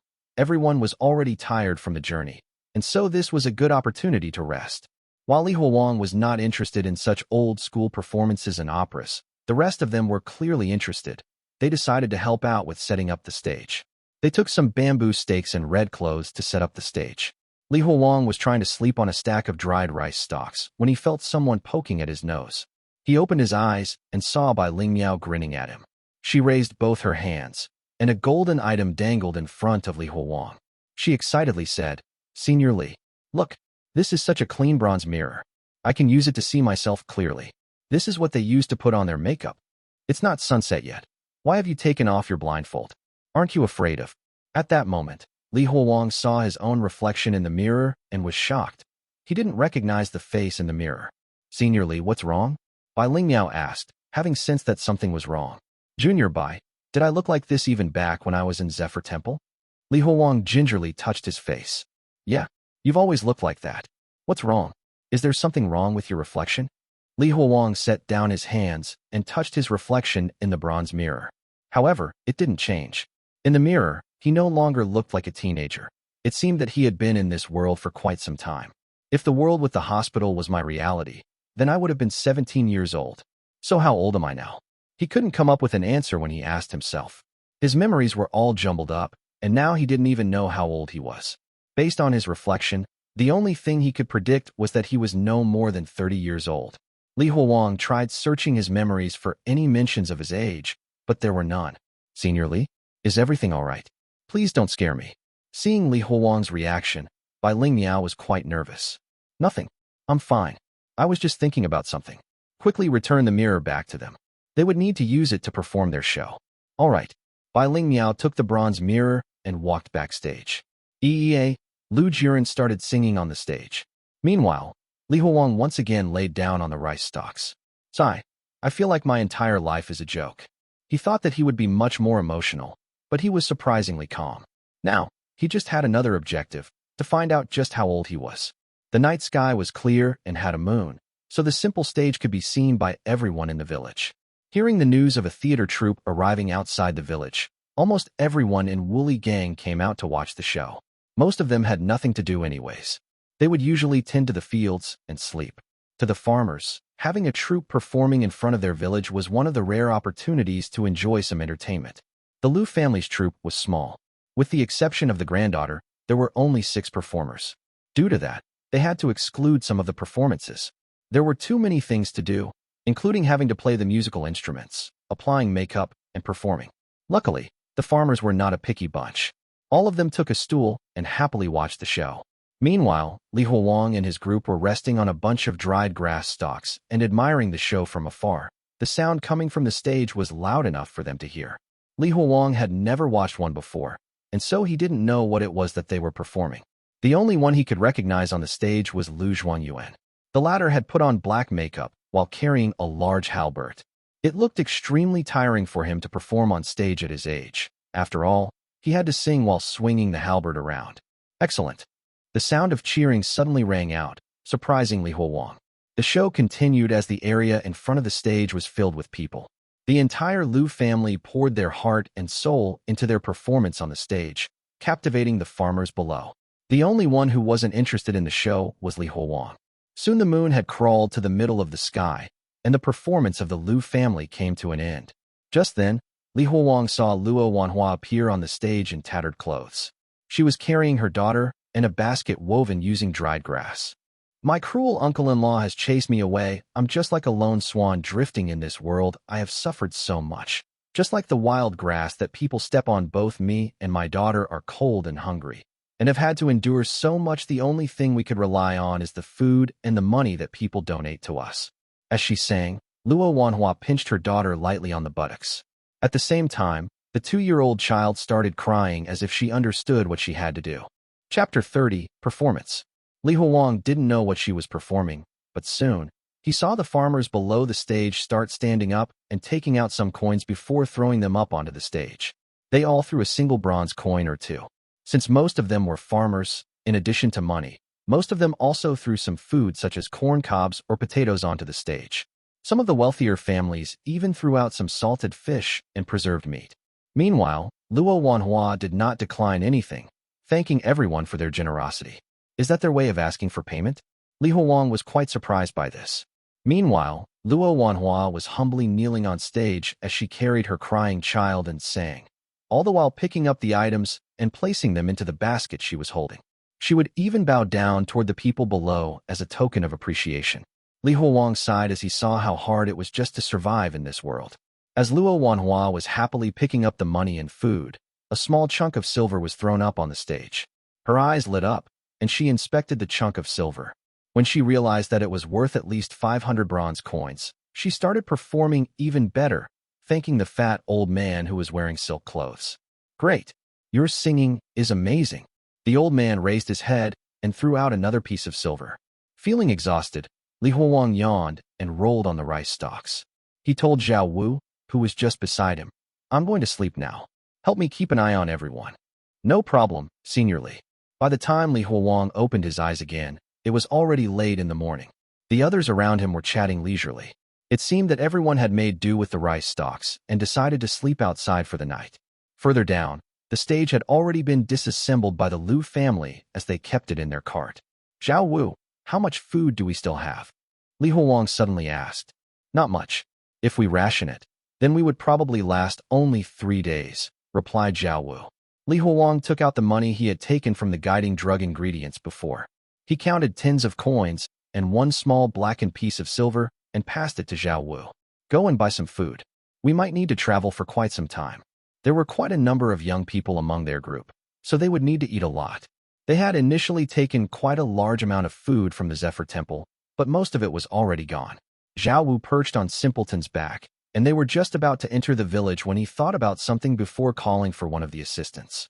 He entrusted the money to him and informed him of what to do.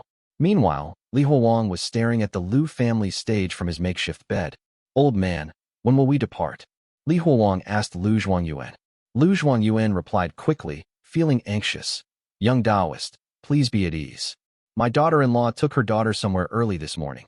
As soon as they return, we can depart. They went somewhere? Isn't that her? Huowang replied, feeling puzzled. When Lu Zhuangyuan followed Huowang's finger that was pointing toward the entrance of the village, he saw his daughter-in-law holding onto some fabric while carrying her daughter and walking toward them with a face full of smiles. Looking at his daughter-in-law, Lu Zhuangyuan was angry at how carefree she was. He took his smoke pipe and went over to scold her. In the face of his anger, Luo Wanhua said defensively. But weren't you the one who asked me to go buy some fabric in the village? You were the one who said that buying fabric in towns would be expensive. After scolding her a bit, Lu Yuan turned around and chuckled. Young Taoist, we can depart any time now. Let's go. Hold up. We can't leave just yet. When I went to buy the fabric, I managed to get a hold of a business opportunity for us. Li Huowang and Lu Yuan asked at the same time. What business? What else? Of course, it's an opportunity to perform. Our employer would be the old man who gave us a lot of money yesterday. Why don't you go and discuss it with him? He said he wanted to discuss the details with you. When he heard this, Lu Yuan didn't move immediately. He slowly turned around, chuckling sheepishly at Li Huowang.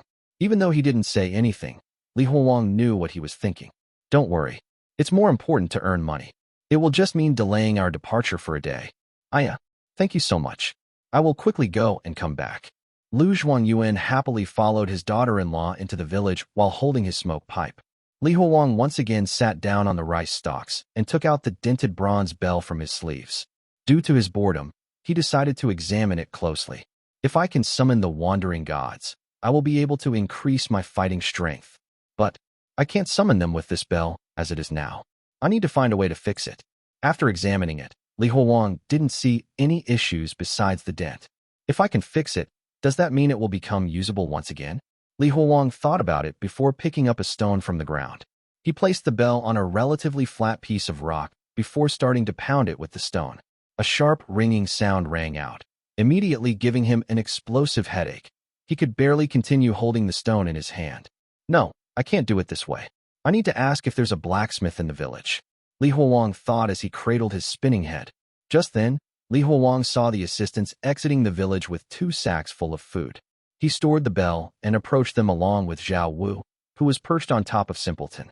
Senior Li, we were only able to exchange for these, said the assistants sadly. While they were just children, they were extremely capable. If not, they would have long since been killed by Dan Yangzi. Li Huowang opened the sack and saw they contained only dried sweet potatoes. Senior Li, these lack the nutrients that we need. At the same time, Simpleton would easily end up eating half a kilogram of these for every meal. Additionally, eating too many of these may also result in heartburn, said Zhao Wu. Zhao Wu's statement caused Simpleton to lower his head in shame. I will eat less. Don't abandon me. On the other hand, since there wasn't enough food, Li Huowang was desperately trying to think of a plan. Lu Yuan had already told him that there would still be some time before they would arrive at Jianye village. If they were to run out of food halfway through, they might need to chew on tree bark for the rest of their journey. He rummaged around in his robes and found a red, threaded golden anklet. He thought about it before passing it back to Bai Ling Miao, who had been holding on to him. Take this and exchange it for something. Li Huowang took out the jade pendant that he had stolen from the previous Xianyang and passed it to Zhao Wu. Senior Li, I don't think we would be able to exchange it.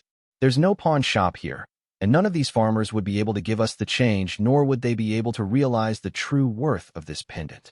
Even the jade pendant can't be used to exchange for food. Then what should I do?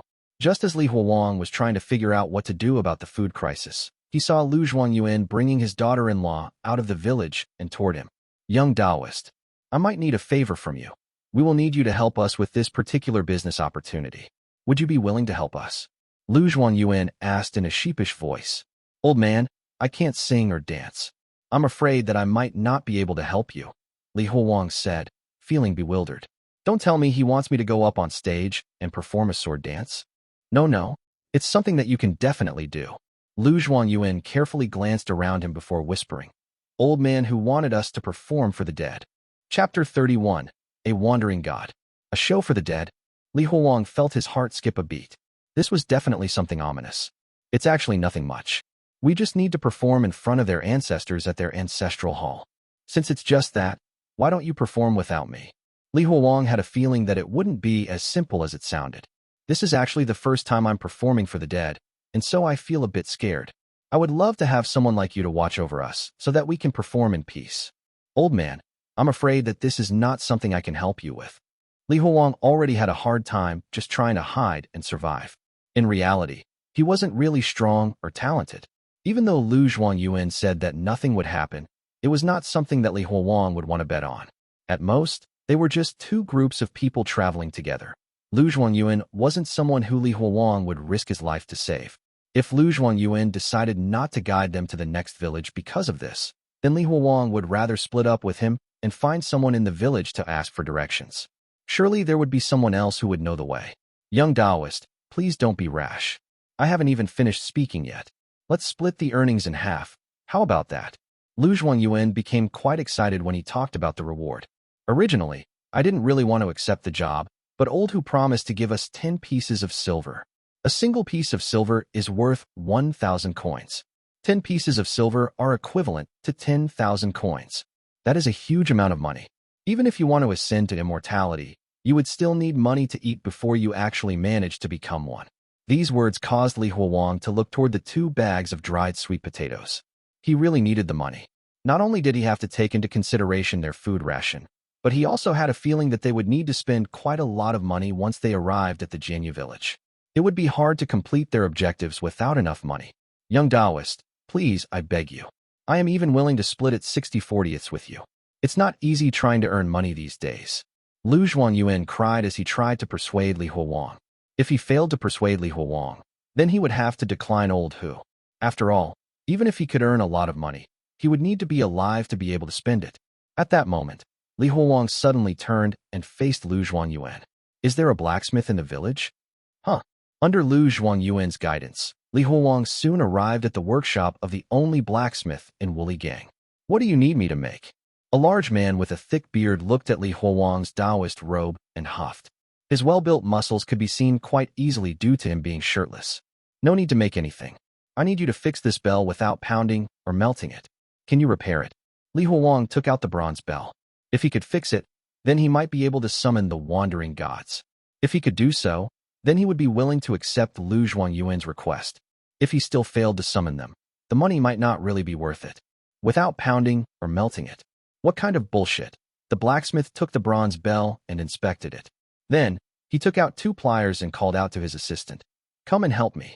The pliers were long and easily clasped the bell. He used the 2 pliers to grip the dented part. They intended to use the gripping force of the pliers to flatten it out. Both of them used their full strength, but the bell did not budge in the slightest. However, Li Huowang had somehow expected this result. What kind of bronze is this? Why is it so hard? The blacksmith was almost about to ring the bell out of curiosity, but was stopped by Li Huowang. Staring at the 2 pliers, Li Huowang gave it some thought before taking out a palm-sized gourd. Then, he took out a small pill from within it and ate it. This was one of the first pills that Yangzi had originally given to him. He had already eaten 2 of them before, one to save Yang Na, and the other one to kill Yangzi. After eating this one, he would only have 2 more of them left.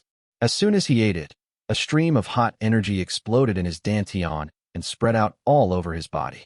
Then, he took a deep breath and gripped the pliers, pulling. It won't budge even with 2 people pulling at it together. Just what do you think you are doing? The blacksmith had just said that when the creaking sound of metal being bent was heard, the dented bell was slowly being pulled back to its original shape. The blacksmith was completely stunned by what he saw. Soon, the bronze bell had been restored to its former glory. The young Taoist is quite talented. Lu Yuan chuckled as he bragged a bit in front of the blacksmith. In his heart, Li Huowang was omnipotent. This much was nothing. After repairing the bell, Li Huowang left the village and entered the forest on his own. However, he didn't enter too deep into the forest. Looking at the bronze bell, he rang it feeling hopeful. As the bell rang, he felt the entire world start spinning around him. However, he did not stop and continued to ring the bell. He felt everything around him turning, their edges starting to blur and twist before congregating into a single spot. It's working. Li Huowang's heart started to race. Under the ear-piercing sound of the bell, a wandering god soon appeared in front of him. This time, however, there was only one of them, unlike the time Yangzi summoned them. The wandering god looked like a bundle of squiggly vibrating lines. Its body did not have a distinct shape. Li Huowang couldn't stare at it for too long. He had a feeling that if he did, the wandering god would disappear. He was just about to speak when he suddenly remembered what Yangzi did last time. He scooped up a handful of dirt before placing it in his mouth. While the dirt was not very appealing, he endured the stench and talked. A bunch of gibberish came out of his mouth. He was trying to ask if the wandering god understood him, but instead, his voice was contorted into a strange hum. Somehow understanding Li Huowang's words, The wandering god replied with a strange hum of its own.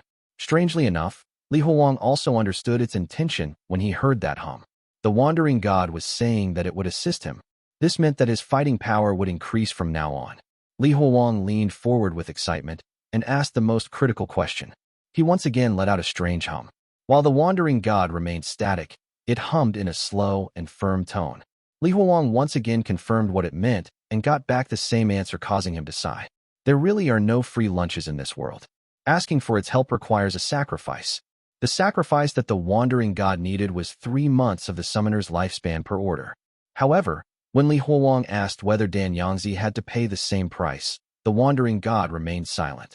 Soon, the sound of the ringing bell slowly faded as Li Huowang clutched his head and stood in place for a bit as he recovered. After a while, he slowly walked back to Wuligang. Young Taoist, why is your face? When Yuan saw Li Huowang's muddy face, he was confused. About your proposal, I will accept it, Li Huowang said as he clenched the bell in his hand tightly. Hooray, that's amazing. I need to go and inform old Hu immediately. Yuan was beyond ecstatic. Chapter 32, Hu's Family Ancestral Hall. A normal family wouldn't be able to afford to hire an entire troop to perform for their ancestors. The Hu family was considered the largest family in Wuligang, with a third of the village's population sharing the same surname. Li Huowang learned from Yuan that the person who hired them to perform was not only from the richest family in Wuligang, but also the eldest member of the Hu family, Hu Qinghe. Currently, Li Huowang was walking with Yuan toward the Hu family's ancestral hall. Old man who has already guaranteed that nothing will happen. He has hired some other troops before, and nothing happened to them either, said Yuan, trying to calm himself down. Li Huowang just ignored that statement. As far as he was concerned, it was just something Yuan was saying to reassure himself. He gingerly touched the bronze bell on his waist and sighed. I should be fine since I have this. Still, I hope nothing ends up happening. Giving an order to a wandering god would cost me 3 months of my lifespan. They continued their journey through the village and soon arrived at the Hu family's ancestral hall. The place was illuminated by many lanterns. There were many people in the hall, so much so that Li Huowang was not even able to squeeze through the crowd. He tiptoed to assess the situation and saw a lot of people kneeling on the ground, lighting up incense sticks to pray to the black memorial tablets. Hey, that's old man Hu. He invited us for a meal after we are done with the performance, Yuan said as he pointed toward the person standing closest to the altar at the front of the crowd. It was an old man wearing silk clothes. After a while, the people stopped praying and respectfully took the memorial tablets belonging to their ancestors and placed them on the tables they had prepared beforehand. Soon, the hall was filled with their ancestral tablets that were placed on the tables. There was a long table with many delicacies placed in front of all the memorial tablets. Li Huowang saw that they had prepared red candles, incense sticks, gold ingots, and yellow papers, placing them all in plates meant for their ancestors. As if they were afraid that their offerings to their ancestors were not enough, there were even several paper dolls depicting them serving tea and water on both sides of the wall. They would most likely be placed next to the tables of the ancestors to serve them in the underworld. Old man who is so generous.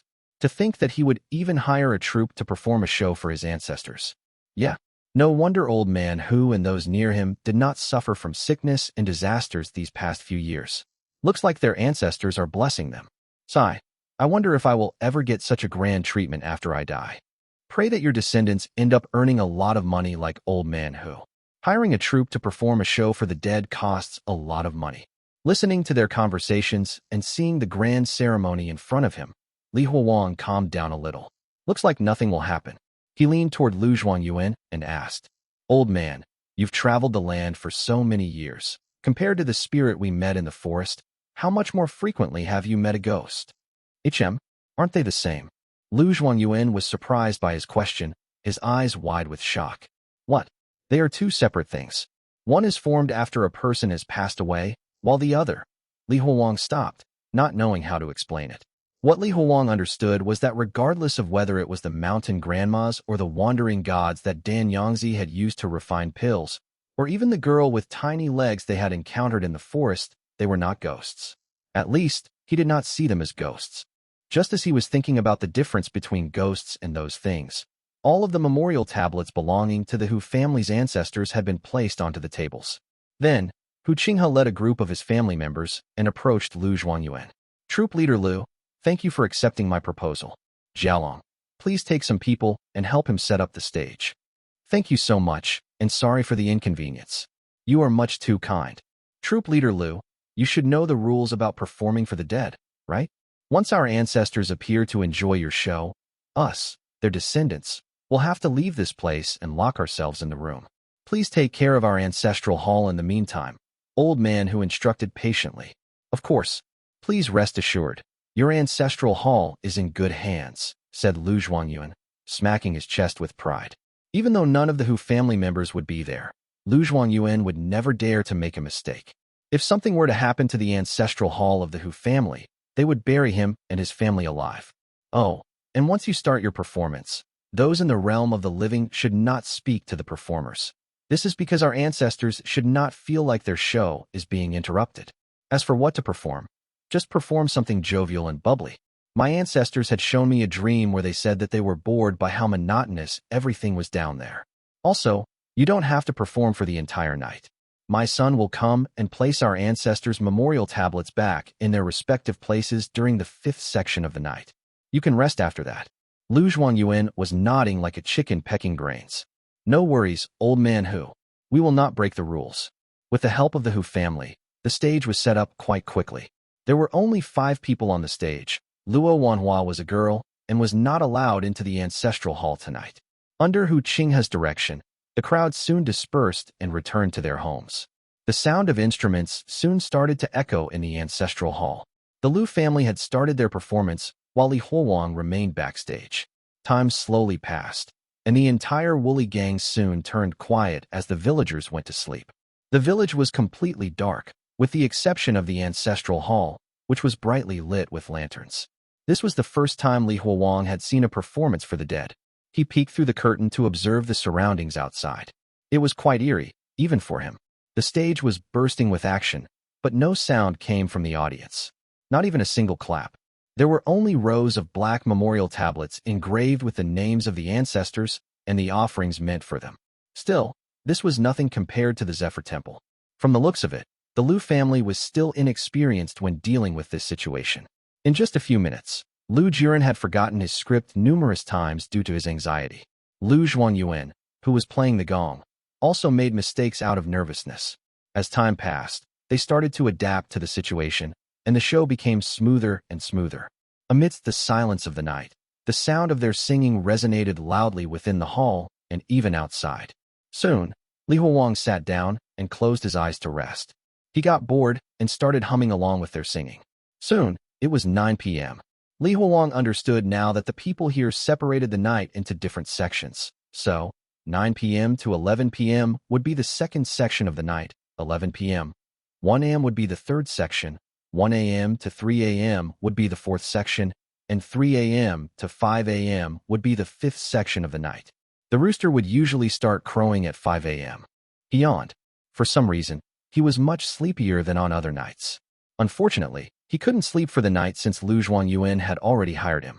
So, he took out the sacred text and slowly started to examine it, trying to combat his sleepiness. This had been his habit for the past few days. Every time he needed to stand guard during the night, he would start examining the sacred text. He examined it again and again, but other than confirming that it was indeed some sort of scripture, he hadn't found anything else about it. The 2nd section of the night soon passed, and it was now the 3rd section. The ancestral hall continued to remain normal as nothing unusual had happened. Li Huowang raised his head, staring at Lu Zhuangyuan, who was looking into the bronze mirror and doing his makeup. His heart must be bleeding right now. He will have to pay me 6 pieces of silver for absolutely no reason. He thought about it and figured that nothing would happen tonight. After all, this was the ancestral hall of the Hu family. The descendants of the Hu family had gone out of their way to invite the troupe to perform for their ancestors. There was no reason for the latter to cause any problems for them. Just as Li Huowang had thought that tonight would be a peaceful night, something strange happened. The singing came to a sudden stop without any warning. Chapter 33. Continue the performance. Sensing something amiss, Li Huowang's face stiffened. He immediately placed the sacred text on his back and opened the curtain to see what was happening. He found everyone frozen in fear, regardless whether they were on stage or playing the instruments. He followed their gaze and was horrified. There, sitting on a stool, was that thing, the girl with tiny feet whom they had encountered in the forest a few nights ago. It was enjoying the performance as it sat beside the black memorial tablets. This damned thing followed us all the way here. Did it possess one of us? Keep going. Don't stop the performance, Li Huowang said as he took one of the wooden stools and sat just below the stage, directly in front of it. Li Huowang's back gave the members of the Liu family a lot of courage. They took a deep breath and looked at each other with uncertainty. Then, through sheer will, they continued on with their performance. Meanwhile, the thing concentrated its gaze on the stage. It directly ignored Li Huowang's aggressive actions. It was almost as if it was really here just to enjoy the show. If it doesn't do anything, then I won't do anything either. I want to see if it is still able to remain here when it's daytime. Li Huowang would only act if necessary. After all, giving even a single command to the wandering god would mean having to give up 3 months of his lifespan. A light fog gently embraced the ancestral hall, making the entire place feel slightly oppressive. At that moment, it suddenly moved. It raised its plump right hand and took 2 of the red candles before placing them in its mouth. The sound of candles being eaten rang out. It ate quite quickly. Soon, all of the candles on the tables around it had been eaten by her. The sound of the performance stopped. Liu Xiaocai, who had been performing on stage, was close to fainting from fear. Muffled crying sounds could be heard. Suddenly, the paper dolls placed by the Hu family started to move. The paper dolls were adorned with black hats and bright red cheeks as they started taking the plates filled with red candles from the other tables before placing them in front of it. Hi. At that moment, it suddenly let out an eerily high-pitched laugh. Everyone from the Liu family was paralyzed with fear, their bodies trembling uncontrollably. Don't stop. Keep performing. At that moment, Li Huowang's angry voice exploded in the silent ancestral hall and dispelled their fears. Sing. Ya, the oldest and the most composed of the group, Lu Yuan, started singing loudly. Under his lead, the sound of the instruments also resumed, becoming even louder than before.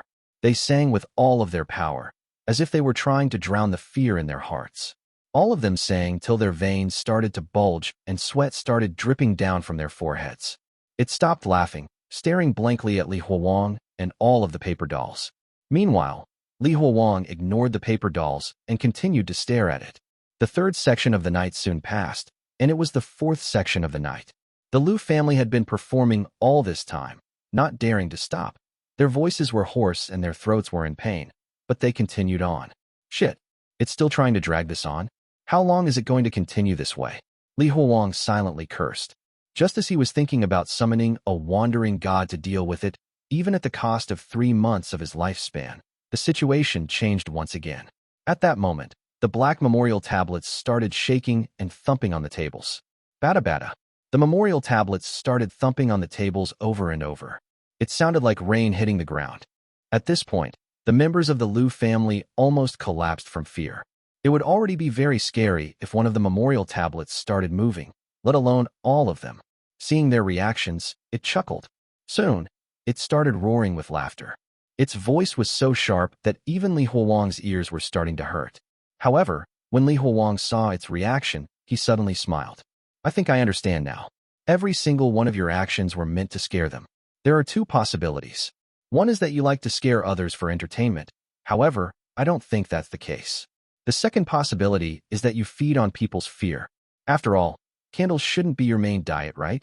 When Li Huowang saw that thing standing up in anger and staring daggers at him, he knew that he had guessed correctly.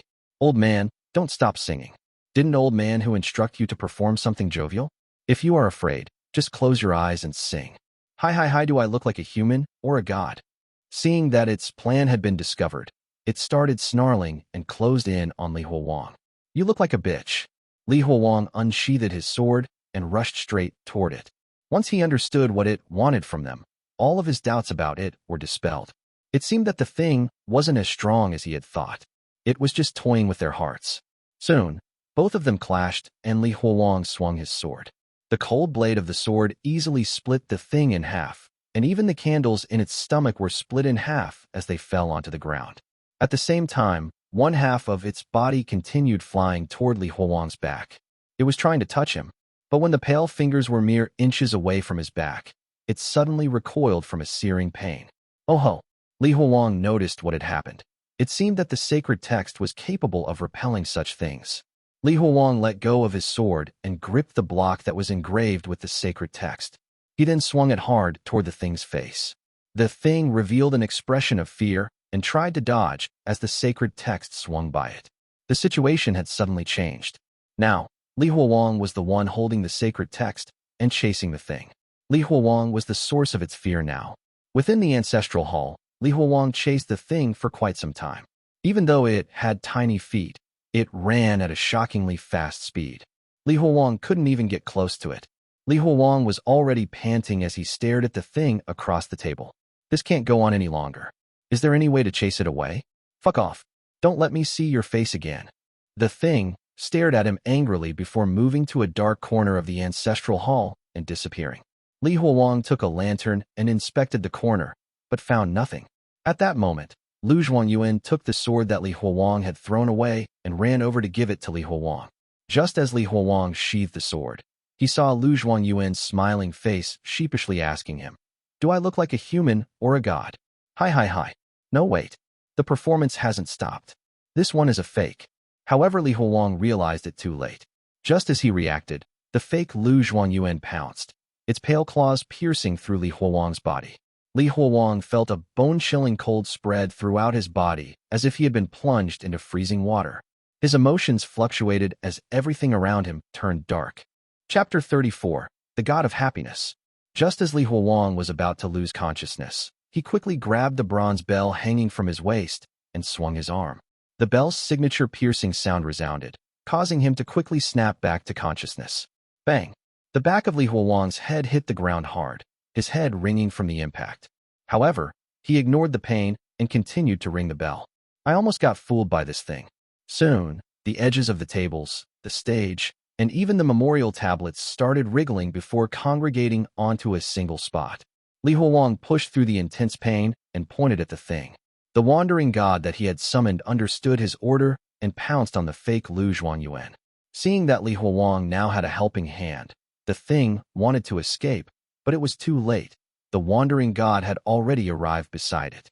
But instead of attacking the body of the fake Yuan, it pounced onto the ground and into its shadow. The wandering god's body appeared to be made from razor-sharp lines which it used to slice up the shadow into little pieces, causing the thing to howl like a beast in pain and struggle on the floor. So its real body is the shadow? No wonder it didn't die even though I cut it in half earlier.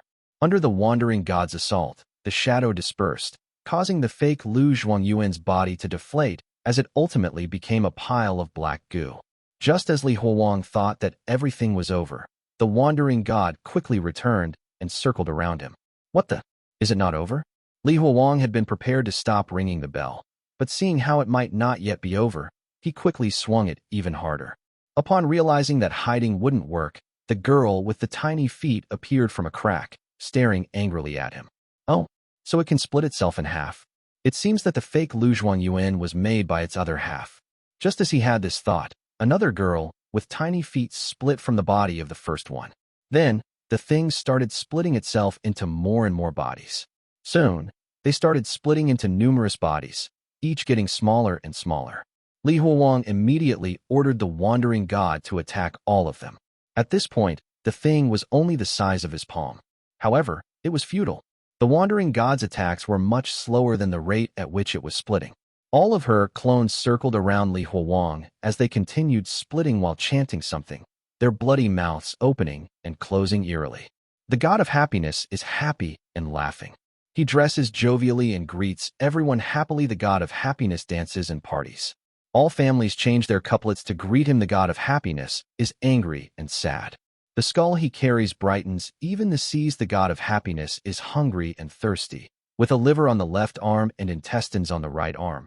The village elder greets the god of happiness.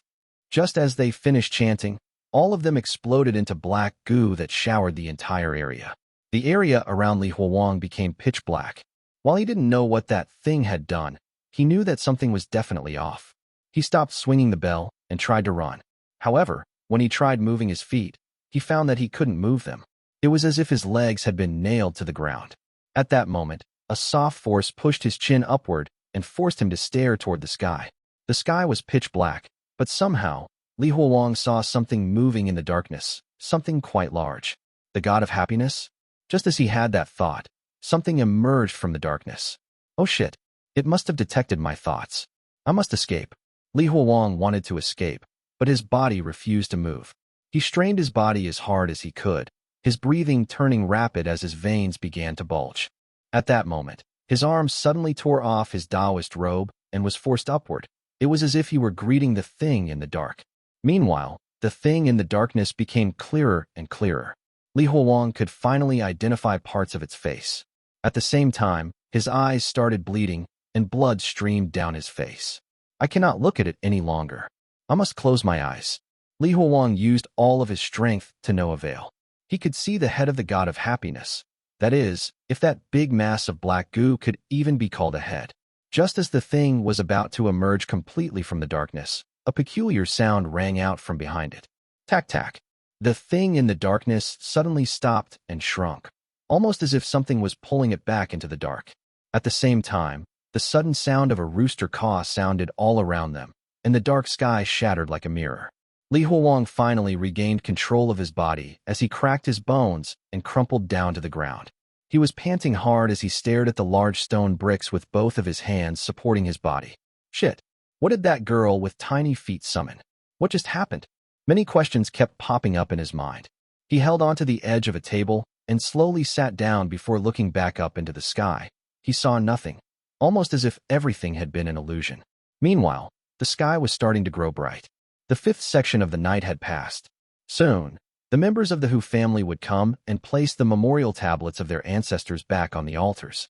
The stage was still filled with singing and dancing. Xuan, Yuan, and the rest had performed for the entire night. Even though their voices were shaking and hoarse, they dared not stop.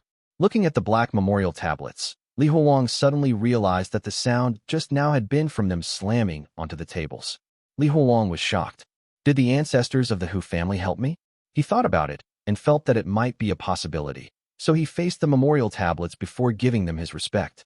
Thank you for the assistance. Just as he did so, the tablets once again started shaking and slamming the table lightly. Seeing the increasingly strong slamming, Li Huowang took a step back, fully alert. What the? Did I do something wrong? It's almost daytime now, so why aren't all of you going back? Just as he was wandering about, all of the memorial tablets fell backward. Then, a familiar voice rang out by his ears, chilling him to the core. My dear disciple. Chapter 35, Confused. Father, look, there's braised meat. Lu Xiaocai had a meatball in his mouth, but was already staring at the next plate that was coming to their table. Just as the sizzling braised meat had just been served, 6 pairs of chopsticks stabbed into the plates. By the time the chopsticks left the plate, even the preserved vegetable under the pork had disappeared. Look at all of you. You are all eating as if you were starving ghosts. Eat slower, or people might think that we are a family with no manners, said Lu Yuan. Dad, stop preaching. We rarely get a chance to eat such good food. And look at the meat on your chopsticks. You ate just as much as us. The youngest son taunted his father, getting a solid whack on the head in the process. Seeing his brother getting hit, Lu Yuan quickly tried to calm the situation down. Dad, it's all right. Let them eat as much as they want. We went through a lot yesterday, just so that we could have this one meal. The moment he said this, everyone who had performed yesterday revealed a solemn look on their faces. Last night was way too frightening. It had been so frightening that they had nearly peed their pants out of fear. Luckily, they had such a strong Taoist handling the situation below the stage for them.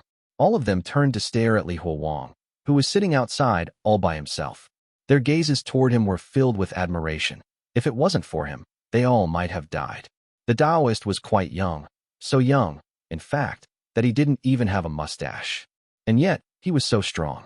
At that moment, another item was served, once again drawing their attention to the food.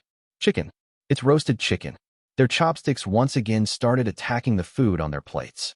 Seeing how their chopsticks were almost about to shred the chicken, a smoke pipe blocked them and guarded the chicken. Stop. Don't touch this chicken. I want to invite the young Taoist to come and eat with us. But Dad, Taoists don't eat meat. Are you going to ask him to break the rules? You stupid shit. Monks are the ones who can't eat meat.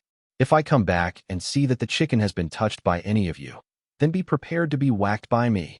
Lu Yuan stared at his youngest son before wiping his oily mouth with his hands. He then wiped his hands on the table before approaching Li Huowang. Young Taoist, hee. Young Taoist. His face was filled with wrinkles as he called out toward Li Huowang. Young Taoist, you worked quite hard last night. How about you join us to eat? The Hu family has prepared a lot of juicy and nutritious food for us. Li Huowang was deep in his thoughts and turned to look at him before gingerly asking. Old man, you saw how the memorial tablets moved on their own, right? I was not hallucinating all that, right? Young Taoist, I don't know about any of that. I didn't even dare to take a single glance toward you last night. I just closed my eyes throughout the performance. Li Huowang sighed, recalling that singular sentence he had heard at the end. Even though it was faint, he could easily recognize the voice. It was the voice of his master, Dan Yangzi. Only he would call him a dear disciple. He should be nervous about having heard his master's voice. However, he was not nervous, just confused. As he was now, he wasn't even able to trust himself. I know that I suffer from hallucinations.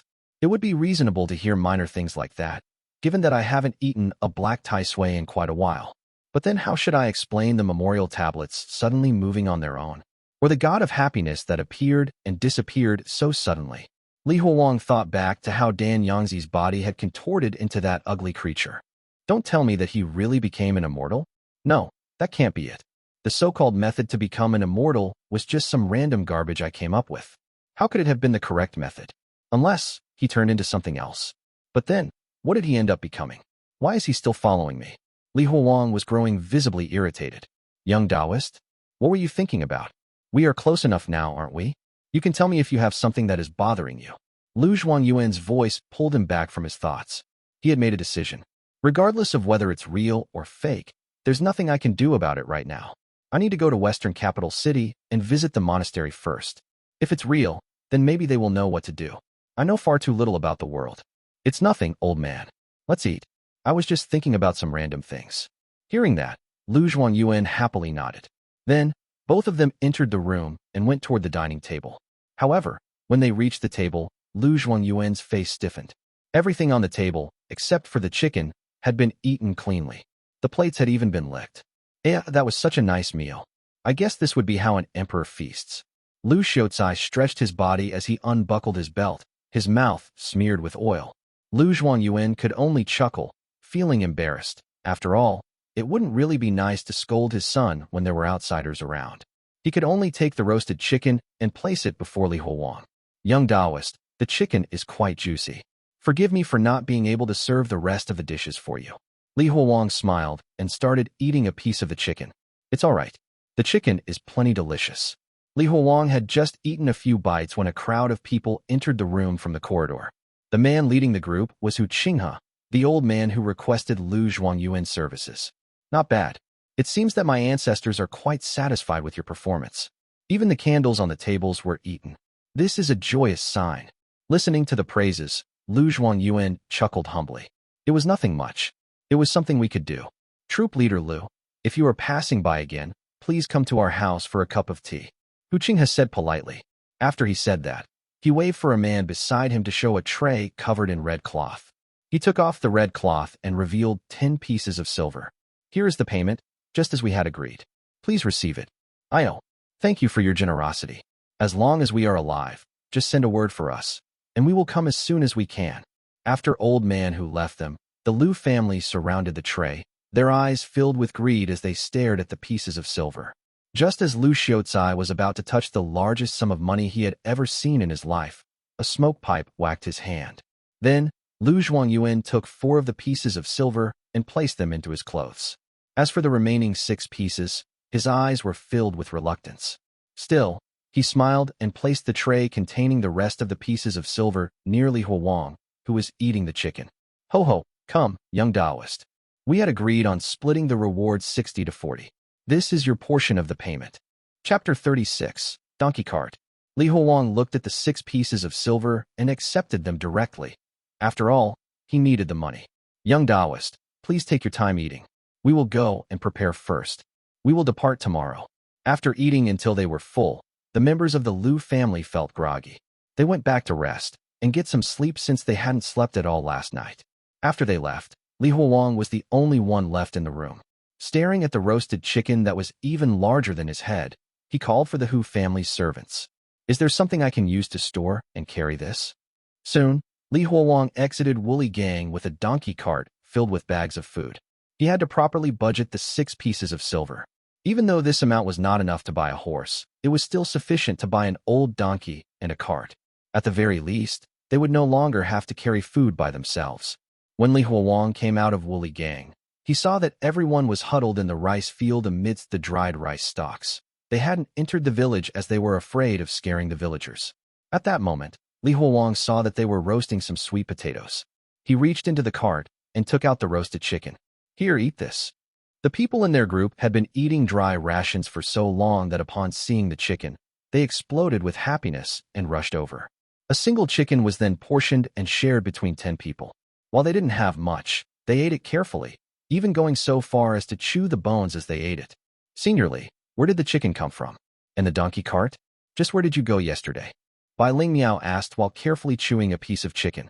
Li Huowang lied down on a stack of dry rice stalks before slowly recounting the incident that happened yesterday. After hearing how Li Huowang had risked his life to obtain these things, Bai Ling Miao placed down the piece of chicken and slowly approached him. She was worried about him. Seniorly, we are so sorry for dragging you down. If it wasn't for us, there would be no reason for you to fight so hard. Li Huowang opened his eyes and looked at the girl wearing a green-colored cloth as a blindfold. It's not your fault. Since that thing could appear in the Ancestral Hall, it means that it had been following us all this time. Even if it hadn't appeared yesterday, we would meet it again sooner or later, Li Huowang explained. Also, Li Huowang paused and remembered the times he was stuck in his hallucinations back at the Zephyr Temple. We still don't know who will be dragging who in the future. He looked at the girl and gently held her hand. Just as Bai Ling Miao was about to pry her hand off in embarrassment, she stopped. Li Huowang slowly closed his eyes as he lay down on the dry rice stalks. Then, he gently loosened his grip on her hand. However, just as he was about to let go of her hand, Bai Ling Miao's soft hand tightened its grip on his hand. They rested properly for a single night before the 2 groups resumed their journey. Their next destination was Jianye town. It would be the first proper town that Li Huowang would visit in this world. Young Taoist, the distance between Woolly Gang and Jianye town is not large. Based on our speed, we should be able to reach it in about 4 to 5 days, Lu Yuan reported to Li Huowang. Li Huowang turned around and looked at Zhao Wu, who was being carried on Simpleton's back. You are going home. Are you happy? He had heard before that Zhao Wu's home was located in Jianye town. After traveling for the past few days, he had come to understand Zhao Wu a bit more. Zhao Wu was smart, but because of his body and the fact that he was illiterate, he was not able to show his full potential. Zhao Wu, we are about to reach your home. Shouldn't you invite us to stay at an inn? Puppy chuckled. However, Zhao Wu's reaction was unlike what everyone had expected. He just smiled bitterly and said, So what if we are about to reach my home? I'm crippled. I can't even carry anything. To the people at my home, I'm nothing but a parasite. Everyone fell silent the moment he said that. It was a truth that had been eating away at their hearts. All the people in the preparation room, except Li Huowang, were more or less afflicted with some ailment. Even if they were to return back to their hometowns, they would still be shunned by others. While it felt amazing to have escaped from Zephyr Temple and from death, returning to their homes, which were filled with hostility, was not an entirely exciting prospect for them. Seeing the atmosphere turn sour, Li Huowang turned around and told Zhao Wu, Who said that you are useless? Since we have nothing to do while we are traveling, I will teach you how to refine some pills. Memorize as much as you can. Selling some of these pills back at home shouldn't be too bad. At least, you won't starve. Hearing this, Zhao Wu perked up, a deep thirst being reflected in his eyes. Seniorly, I don't want to learn how to refine pills. However, can you teach me how to read? Why do you want to learn how to read? Isn't it better to learn how to refine pills and become half a doctor? At least you can then earn a living. Li Huowang was puzzled by his train of thought. While being literate was extremely useful, it takes a normal person up to 5 years in school to learn how to read. It was an almost impossible task to make someone who couldn't even write their own name become literate in just a few days. It would take years of effort. It's all right. I will try and learn as much as I can. Facing Zhao Wu's deep thirst for literacy, Li Huowang couldn't really understand it. However, since Zhao Wu wanted to learn, he was happy to teach. Simpleton, place Zhao Wu on the cart. I will teach him. Since Zhao Wu didn't even know any of the basics, Li Huowang could only teach him some common words and force him to memorize them. He was teaching Zhao Wu quite intently when he realized that it had suddenly gotten quiet. He raised his head and saw that everyone was listening to his lectures, including the people of the Lu family. Not only were they listening, they were even looking at him with eyes filled with respect. It was as if Li Huowang was doing something sacred. Young Taoist? Hee. Lu Yuan chuckled as he took out 2 preserved sausages while dragging his youngest son toward Li Huowang. Just as Li Huowang wanted to see what Lu Yuan was about to say, a cloud of dust billowed from behind them. Soon, a horse stopped in front of them before a plump man jumped down. Lu Yuan recognized him as someone from Woolly Gang. He paid his respect to the man and said, "Io, aren't you the youngest son of the Hu family? Where are you going in such a rush?" "Nowhere. I just want to follow you. This way I can listen to your performances every day." The youngest son of the Hu family was quite excited. Even though he looked like an adult, his tone was still quite childlike. "Io, please don't make such jokes. Quickly go back and don't make your grandfather worry about your safety." "Don't worry. I will pay you," he said as he took out a solid gold chain and forcibly placed it into Lu Yuan's hand. Lu Yuan alternated between looking at the gold chain and the man, feeling quite conflicted. However, a group of people riding on horseback soon arrived beside them. "Father, don't take me back. I refuse to go back. I want to become a performer," said the Hu family's youngest son. At that moment, the sound of a slap was heard as the youngest son of the Hu family was slapped by his father. Everyone was shocked to see his face swell up. "You want to become a performer? Are you stupid? They are the lowest of the low. If you become one, then I will personally kill you." As the man said that, he took the gold chain back and took his son before rushing back to Woolly Gang. Once they left, Li Huowang stared at Lu Yuan, waiting to see what he was about to say. Lu Yuan stood there in shame. He held the sausages in his hand and wanted to say something, but no words came out. It was the first time that the experienced old man looked just like a lost child. In the end, he didn't say anything. He forced a smile before nodding. Then, he dragged his son back to his carriage, his back looking even more hunched than before. Chapter 37, The 9 Classes. They had left Woolly Gang quite some time ago when the narrow forest path finally became wide. Soon, they were accompanied by other carriages, carts, and even farmers carrying their own luggage. Soon, the ground around them was covered in many footprints, and as they encountered an increasing amount of animal excrement, Li Huowang knew they were getting closer to Jianye town. "Zhao Wu, do performers like the members of the Lu family have a very low status in society?" Li Huowang asked Zhao Wu, who was studying diligently. Zhao Wu, who was using a stick to practice writing, stared at Li Huowang in surprise. "Yeah, even though a lot of people clapped and cheered them on from below the stage, they are treated just like the prostitutes in rundown brothels. Liking them is one thing, but their status is an entirely different matter. Performers and troops are considered the lowest among the 9 classes," whispered Zhao Wu while carefully looking toward the members of the Lu family who were in front of them. "Really? What are the 9 classes?" Li Huowang asked, feeling puzzled. If it wasn't for that incident, he might never have known this. The people with the highest status are the emperors, the kings, and the ministers. The second highest are the officials, the generals, and the soldiers. The third highest are the nobles and the merchants. The fourth highest are the people from the various sections. The fifth highest are the artisans and the craftsmen. The sixth highest are the doctors and the farmers. The seventh highest are the shamans, the beggars, and the slaves. The eighth highest are the robbers, the thieves, and the liars. Below them are the people belonging to the lowest class, the performers and the prostitutes. Not only is their status low, but even the treatment they receive is different. Those belonging to the bottom 3 classes are not allowed to marry into a wealthy family, are only allowed to wear certain types of clothes, are not allowed to ride horses or sedans, nor are they allowed to wear anything made with silks or brocades. They even have to be thrice as humble as the others in front of other officials. When Li Huowang heard how Zhao Wu could recite all that so easily, he was surprised. "To think that you know so much. It's nothing, really. I've lived in a town before, so this much is natural. That said, where were you living before this?" All this should be common knowledge known by most of the people. Even before this, Zhao Wu had known that something was different about Li Huowang. Now, he finally had a chance to ask about it. "I come from a very far place." Li Huowang didn't bother explaining. Either way, they would never understand. Seeing how Li Huowang avoided giving him an answer, Zhao Wu did not press it any further. We are at least somewhat lucky. At the very least, our emperor allows everyone to take the official exam regardless of their class or status.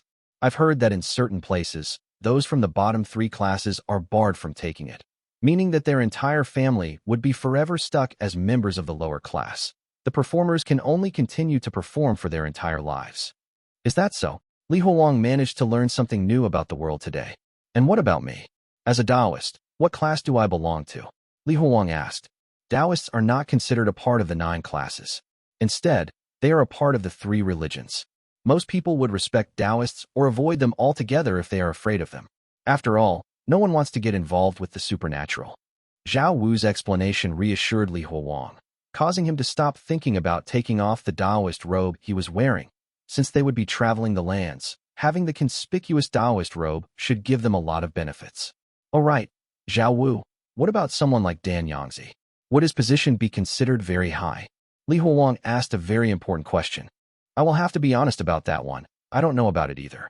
Prior to being kidnapped by him, I had never known anyone as strong as him. I just thought that the things I had heard were exaggerated. Really? Said Li Huowang. Maybe information is not very fluid here. There should be quite a lot of people as strong as Dan Yangzi, but even Zhao Wu hadn't heard of him before, and he is a local. Li Huowang guessed that someone like Dan Yangzi was likely someone who was being suppressed by someone or some sect. If not, then he wouldn't have had to run deep into the forest and secretly try to become an immortal. Young Taoist. Look, we can see the gate. We will reach Jianye town soon, shouted Lu Zhuangyuan suddenly. Hearing Lu Zhuangyuan's hollering, Li Huowang raised his head and looked forward. After days of traveling, he finally saw a short wall covered in moss. The wall signified that they had reached their destination, Jianye town. The Lu family managed to enter the town successfully, but Li Huowang and the rest were not as lucky. Due to their appearances, the town guards soon came up to confront them. The head of the guards drew his swords and stared at Li Huowang carefully. Hold up. Stop. What are you? Head guard Yan. It's me. These are people I know. They are good people. They came here to send me back to my home. Zhao Wu greeted the head guard with respect. Seeing that it was Zhao Wu, the head guard lowered his swords. He knew that they were not enemies. Zhao Wu, where have you been? Also, ask your friends to put on something to cover themselves up. Don't let them scare the people in the town. Thank you, head guard Yan. How is my family? Are they doing well? Yeah, they are doing well. Your second sister even got married to a good family. Go back and find them. In order to avoid getting into any more trouble, Li Huowang decided to follow Zhao Wu to a stall that was selling bamboo hats with black veils and buy a few of them. However, even after wearing those hats, they were still quite conspicuous. Even so, they were not as scary as before. After confirming with Lu Zhuangyuan about when they would be departing again, Li Huowang asked Zhao Wu, "Where is your house? Let's go and find your family first." As everything around him was familiar to him, Zhao Wu got more and more excited.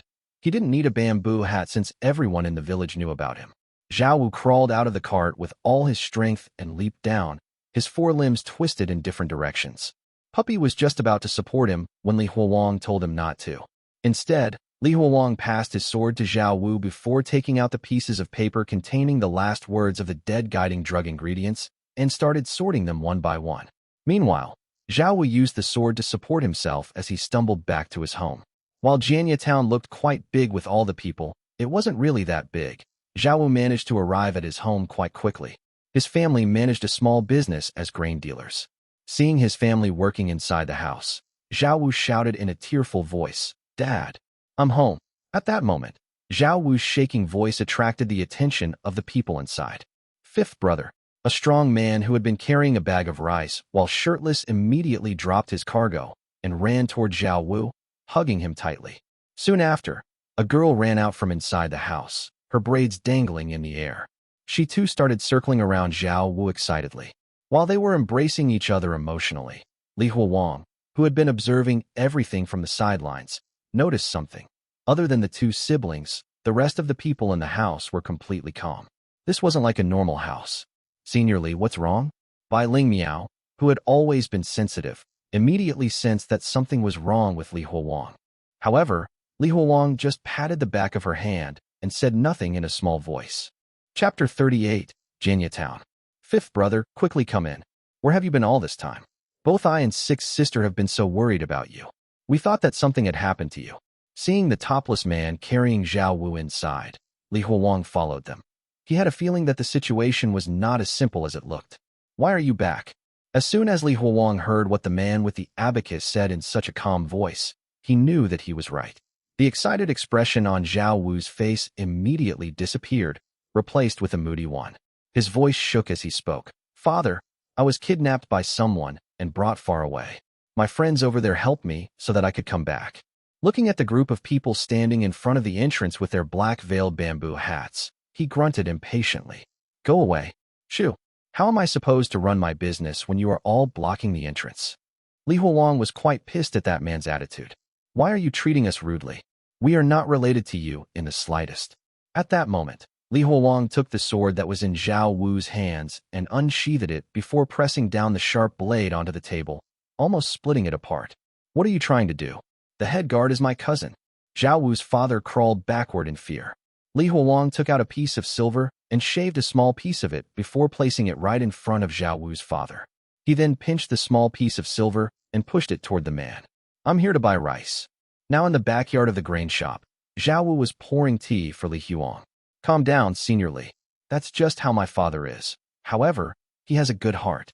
Li Huowang drank the tea in one go. He couldn't afford to care too much about this matter. After all, there were other matters to deal with besides sending Zhao Wu home. These are the last words of the guiding drug ingredients whose families should be located within the kingdom.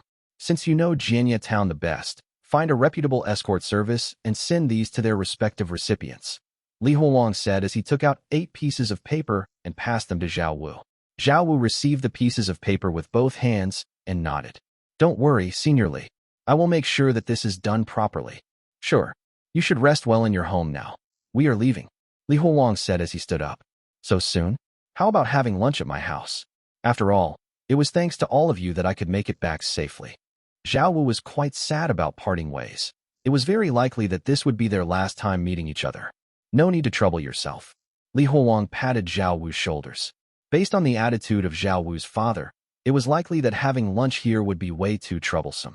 Remember to memorize the words that I've taught you in these past few days, especially your name. At the very least, you will not be completely illiterate if you are able to at least write your name.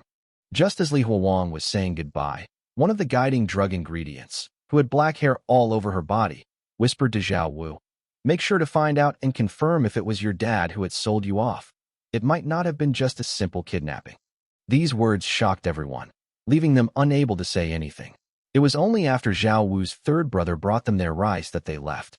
They were walking on the streets, trying to find an inn to stay in. Why do you think that Zhao Wu was sold off by his own father? Li Huowang turned and asked the girl.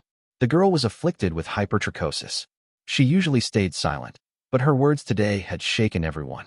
Even a tiger would care for its cub. Maybe he's not that evil. Li Huowang continued. Li Huowang had just said that when the girl trembled. With a voice filled with sadness, she said, a tiger wouldn't abandon its cub, but humans are much more evil than tigers. I was sold off by my parents. Everyone stopped and stared at her in shock. 2 pieces of silver. For just 2 pieces of silver, they sold me off. They didn't even turn to look back at me, she continued in a trembling voice. Sensing the pain in her voice, Bai Lingyao carefully walked over to her and hugged her, gently patting her back to calm her down. Li Huowang remained silent for a moment before he said, since they already sold you off, do you still want to go back? Yes, absolutely. The girl clenched her teeth and growled. Sensing her agitation and rapid breathing, Li Huowang somehow knew that her reason for going home was different compared to the rest of them. Tong Lion, let's rest here tonight. Li Huowang pointed at a signboard on the left and walked in. Welcome, my dear guests. Would you like to just rest for a while or stay the night? We are staying the night. How much is it? We have 3 types of rooms. The deluxe room includes meals and costs 90 coins. The superior room costs 60 coins, but doesn't include meals. The normal room costs 20 coins, but it's like a dormitory. I see that you have 7 adults and 5 children. For a group of 12 people, I would recommend choosing 4 superior rooms. Those rooms would be large enough, allowing 3 people to sleep in them comfortably. It would also be safer if each child is supervised by 2 adults. Okay, let's just go with what you recommend. All right, 12 guests. For superior rooms, the rooms are upstairs. Please watch your step as you climb up the stairs. Soon, it was nighttime, and Li Huowang was silently observing the people walking on the streets outside the window. He finally had time to relax after traveling for so long. This was a good opportunity to observe the strange world he was in. Strong men guiding horses using reins, a scholar holding a folding fan, children with lanterns, and even a hunchbacked man selling food he was carrying on his shoulder pole. Everything seemed so real yet so awkward. It was as if it just didn't fit. The faces of the various strangers soon started to become blurred. Li Huowang continued staring until he saw a familiar face, immediately causing his muscles to tense up in shock. He had just seen Yangzi. Her pretty face was wet with tears. She was crying and gasping for breath as she screamed, "Huowang, wake up!" Huh? He fell backward from the shock, but immediately got up before rushing back to the window and looking outside once again. Unfortunately, he found out that it wasn't Yangzi, but just another girl that looked like her. Yeah, even I've aged this much in this world. If Yangzi really existed here, how could she still be a young girl? Li Huowang slid down with his back against the wall, his eyes looking soulless as he stared at the wooden beams of the room. Are my hallucinations coming back? Suddenly, there was a knock on his door. Come in. The door is unlocked. Li Huowang thought that it might be Puppy who was supposed to sleep with him, but instead, it was Bai Lingmiao who entered the room. She smiled as she showed him something wrapped in lotus leaves. Li Huowang opened it and saw that there were several hot buns in it. Senior Li, you must be hungry. Please eat some buns, said Bai Lingmiao. Li Huowang ate them one by one. He was indeed hungry. Meanwhile, Bai Lingmiao was holding the lotus leaf and buns in her hands as she sat beside him and stared at him quietly, passing him another bun every time he finished eating the previous one. What a wonderful place. To think that someone is still selling buns so late at night, Li Huowang said, feeling curious. Is that so? I think it's quite normal to sell buns even at night. However, if we are talking about something really special, it would be Simpleton dipping his buns in vinegar before eating them. Haha, wonder where he is from. To think that he has such weird dining habits. At that moment, Li Huowang realized something as he was talking with Bai Lingmiao. Wait, I didn't give you any money. How did you buy these? Bai Lingmiao's eyes flickered, but she still gently placed the food on her legs before taking out a few pieces of silver from her waist and showed them to Li Huowang. Senior Li, I sold the golden anklet. You are already working so hard for us. This is the least I could do for you. Chapter 39 Wild. Staring at the pieces of silver in Bai Lingmiao's hands, Li Huowang immediately took out another piece of silver and gave it to her. However, before he could even say anything, Bai Lingmiao hurriedly told him, the anklet has already been melted. I saw it with my own 2 eyes. There is no way to buy it back. Seeing how shocked Li Huowang was, Bai Lingmiao chuckled as if she had finally won against him. She then placed all the silver in Li Huowang's hands. It's fine. The anklet was just something my mom gave me as an accessory. It was not some family heirloom. Seeing Bai Lingmiao insisting that it was all right, Li Huowang did not ask about it anymore. He counted all the pieces of silver before keeping them safely. Once everything has died down, I will buy you an even bigger one. Okay, I'm looking forward to it. Bai Lingmiao smiled and nodded. Just then, the door opened, and Puppy entered the room. He saw that the two of them were in a corner of the room and immediately turned around. Oops, sorry. Wrong room. I will head out now. Bai Lingmiao blushed before pushing Puppy away and running off. On the other hand, Puppy just chuckled as he walked into the room once again. Senior Li, even though Senior Bai is afflicted with albinism, that shouldn't be an issue when it comes to marrying her. Her heart and personality are much more important. Please don't leave her behind. Li Huowang was too lazy to argue with him. Stop babbling. Wash up and go to sleep. We finally have the chance to sleep in a bed. In his dream, Li Huowang was walking through a forest as he walked in the direction of a light. He used his sword to chop down the bushes and the trees in his way as he approached the light. When he reached the source of the light, he realized that it was Bai Lingmiao, his mother, and Yangzi. All 3 of them were roasting sweet potatoes by a campfire. Looking at the heartwarming scene, he sighed and approached them. At that moment, however, the sky suddenly turned dark and Li Huowang saw a towering monstrosity. It was Dan Yangzi with his 3 heads and feathered body. Ha, my dear disciple. Not bad. You brought all of the guiding drug ingredients. The monstrosity that was Dan Yangzi laughed and picked up a stone pillar even larger than his body. Then, he smashed the pillar down toward the campfire. No, wait. At that moment, Li Huowang woke up, completely drenched in cold sweat. He gasped for air and calmed down, realizing that it had all been a nightmare. Senior Li, you woke up? I bought some dumplings for you. Eat them while they are still hot. Puppy, who had been looking at the streets while Li Huowang was sleeping, retracted his head from outside the window. What is the time right now? Li Huowang asked as he clasped the side of his head to soothe his headache while looking at the dumplings on the table. It's just past 9 a.m. You could have slept for a while longer. After all, we are not starting our journey today so soon. Li Huowang ate the dumplings one by one and even drank the soup placed in the porcelain bowl. He finished eating in no time. Who said that we don't have anything to do? Let's go and buy some of the supplies that we will need for our journey. The scene he saw in his nightmare once again flashed through his head. Li Huowang told Puppy, I will take someone else with me to buy the supplies. Meanwhile, I need you to ask Yuan and see when we will be starting our journey again. The sooner the better. If they can't travel again anytime soon, then we will have to leave without him. Li Huowang had some silver left over after he bought the donkey and the cart. Adding in the silver he got from Bai Ling Miao, there would be no issue purchasing some extra supplies. At the very least, they needed to buy some sheets and blankets. It was tough sleeping in the wilderness without them. More often than not, his back would be warm while the front of his body would be chilly as he slept by the campfire. He also needed to buy a simple pot. Then, at the very least, they would be able to cook something rather than having to munch on dry rations. Li Huowang bought many things, to the point that their cart had no space left. When he reconvened with Yuan at the gate of the town, Li Huowang had even purchased another donkey cart. Ho ho, young Taoist, you are quite talented. To think that your assets are growing so fast as you travel. Another year and a half, and you might just end up having an entire caravan. Yuan didn't forget to praise Li Huowang as they traveled. Old man, is the western capital city far from Jianye town? Li Huowang asked as they traveled on the wide, dirt road. The road was wide, and there were many other travelers. It wasn't just Yuan and Li Huowang's groups. There were many others who were carrying their belongings as they traveled. It seems that everyone was traveling toward the western capital city. It's not too far. We should arrive there in another 10 days or so. Yuan smiled as he recalled something good that happened to him. Li Huowang nodded. About the monastery, other than everyone going there to pray, what else do you know about it? Hiya. It's a monastery. They are all the same, with older monks leading the younger monks to be vegetarian and to chant sutras. Li Huowang sighed. It seemed like he had no choice but to personally go and check the place. Someone like Yuan, who was busy trying to make ends meet and living as a commoner, would definitely not be an expert on such topics. Young Taoist, look, there is a monk just up ahead. He's peeing underneath the tree. Why not ask him? Maybe he's a monk from the monastery. Huh. Li Huowang turned to look toward the direction that Yuan was pointing. Sure enough, there was a monk. When Li Huowang approached the monk also turned around to face him. The robe that the monk was wearing was quite filthy. When Li Huowang saw the monk's face, his brows furrowed uncontrollably.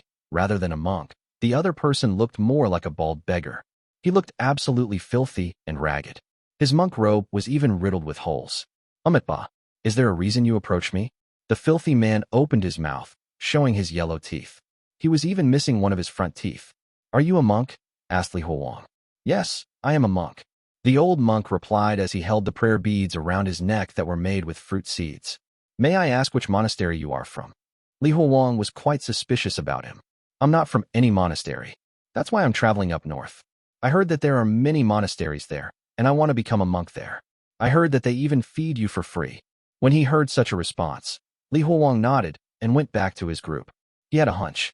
But just when Li Huowang had decided not to bother the fake monk any further, the monk approached Li Huowang instead. Are you looking for a monastery as well? But aren't you a Taoist? Taoists don't really believe in Buddha, do they? Don't tell me he's trying to make me lower my guard. Li Huowang instantly increased his alertness while smacking the rump of his donkeys. He had everyone walk faster and ignore the old monk.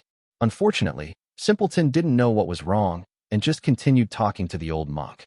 You didn't bring any food? You will starve. Why would I?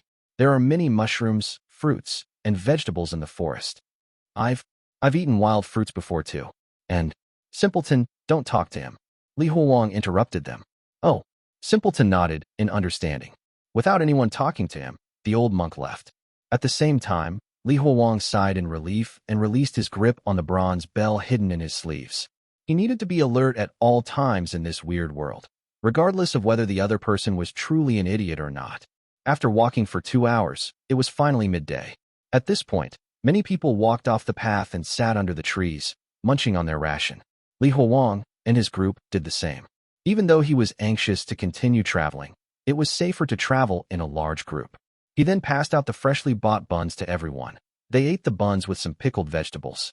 He had just drunk some water from the water gourd that Bai Ling Miao had passed on to him when he realized that someone was missing. Huh? Where's Simpleton? He went into the forest to pee. However, why is he still not back? Did he go for number 2 instead? Simpleton, what are you doing there? When Puppy shouted into the forest, Simpleton's large head popped out from behind a tree. He was munching on something. What are you eating? Li Huowang asked, feeling confused. Some free rice in the forest. No money needed. Simpleton just said that before once again hiding behind the tree. Translator's thoughts. The old monk looked like. At Guizida Lan Shi Ba Zao. Chapter 40 Midnight. What is he saying? Li Huowang went and checked on Simpleton. As soon as he walked into the forest, he was shocked by what he saw. Simpleton and the old monk were squatting down in front of a small mound of dirt, eating something. There were a few pieces of yellow paper weighed down by a rock and placed on the mound. Li Huowang tried suppressing his anger as he kicked Simpleton. Get up. How dare you eat the food people made to offer to the dead? Do you have a death wish? Didn't I tell you not to talk to him? Simpleton stood up awkwardly. I didn't talk to him. Kneel down and apologize to the grave. Li Huowang ordered. After Simpleton had apologized to the grave, Li Huowang pulled Simpleton up with only his hands. This was a strange world with many supernatural beings. He didn't dare to risk anything. It would be bad if something were to happen just because he didn't take care of this properly. Li Huowang unsheathed his sword and pointed it at the old monk. I don't care what your goal is, but leave me and my people alone, or you will regret it. Before the old monk could even say anything, Li Huowang had pulled Simpleton away. I'm just a monk. The old man mumbled as he continued eating the food that was meant for the dead. Everyone soon resumed their journey. Meanwhile, Li Huowang's face was serious as he started giving orders. Don't sleep too soundly these coming few nights. We might have trouble. Even though Simpleton had apologized, no one knew what kind of attitude the thing in the grave had. Li Huowang didn't want to risk it. Hearing what he had said, the rest of them understood and nodded their heads. As the sun started to set, everyone stopped their journey and went into the forest to find some firewood. Li Huowang made sure that the fire burned extra bright today. He even asked some people to chop some extra firewood today. There was no moon, and the surroundings were pitch black. The tree branches swayed in the wind, as if there were numerous things hiding in the darkness, watching them. As more and more time passed, his surroundings got quieter and quieter. Soon, everyone was fast asleep. However, Li Huowang was still awake, almost as if he was waiting for something. Not only was he wary of the dark forest, but he was also wary of the old monk. If something were to emerge from the grave to haunt them, then it would probably find the old monk first. It might actually be good if something were to come.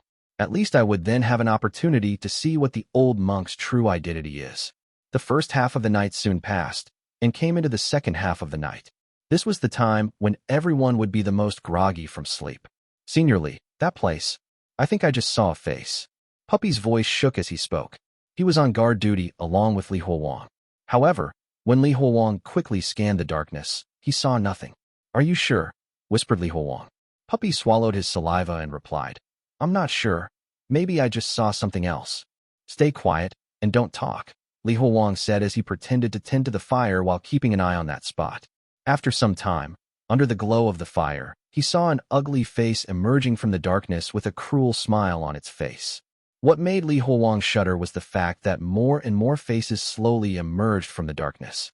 At the same time, a metallic reflection could be seen underneath their faces from time to time. Wait, a metallic reflection? Li Huowang immediately stood up and threw a flaming branch in their direction. Stop! Who are you people? Li Huowang's shout shook everyone awake from their sleep. As the flaming branch landed close to the faces, Li Huowang saw that they had hands and feet. They were humans.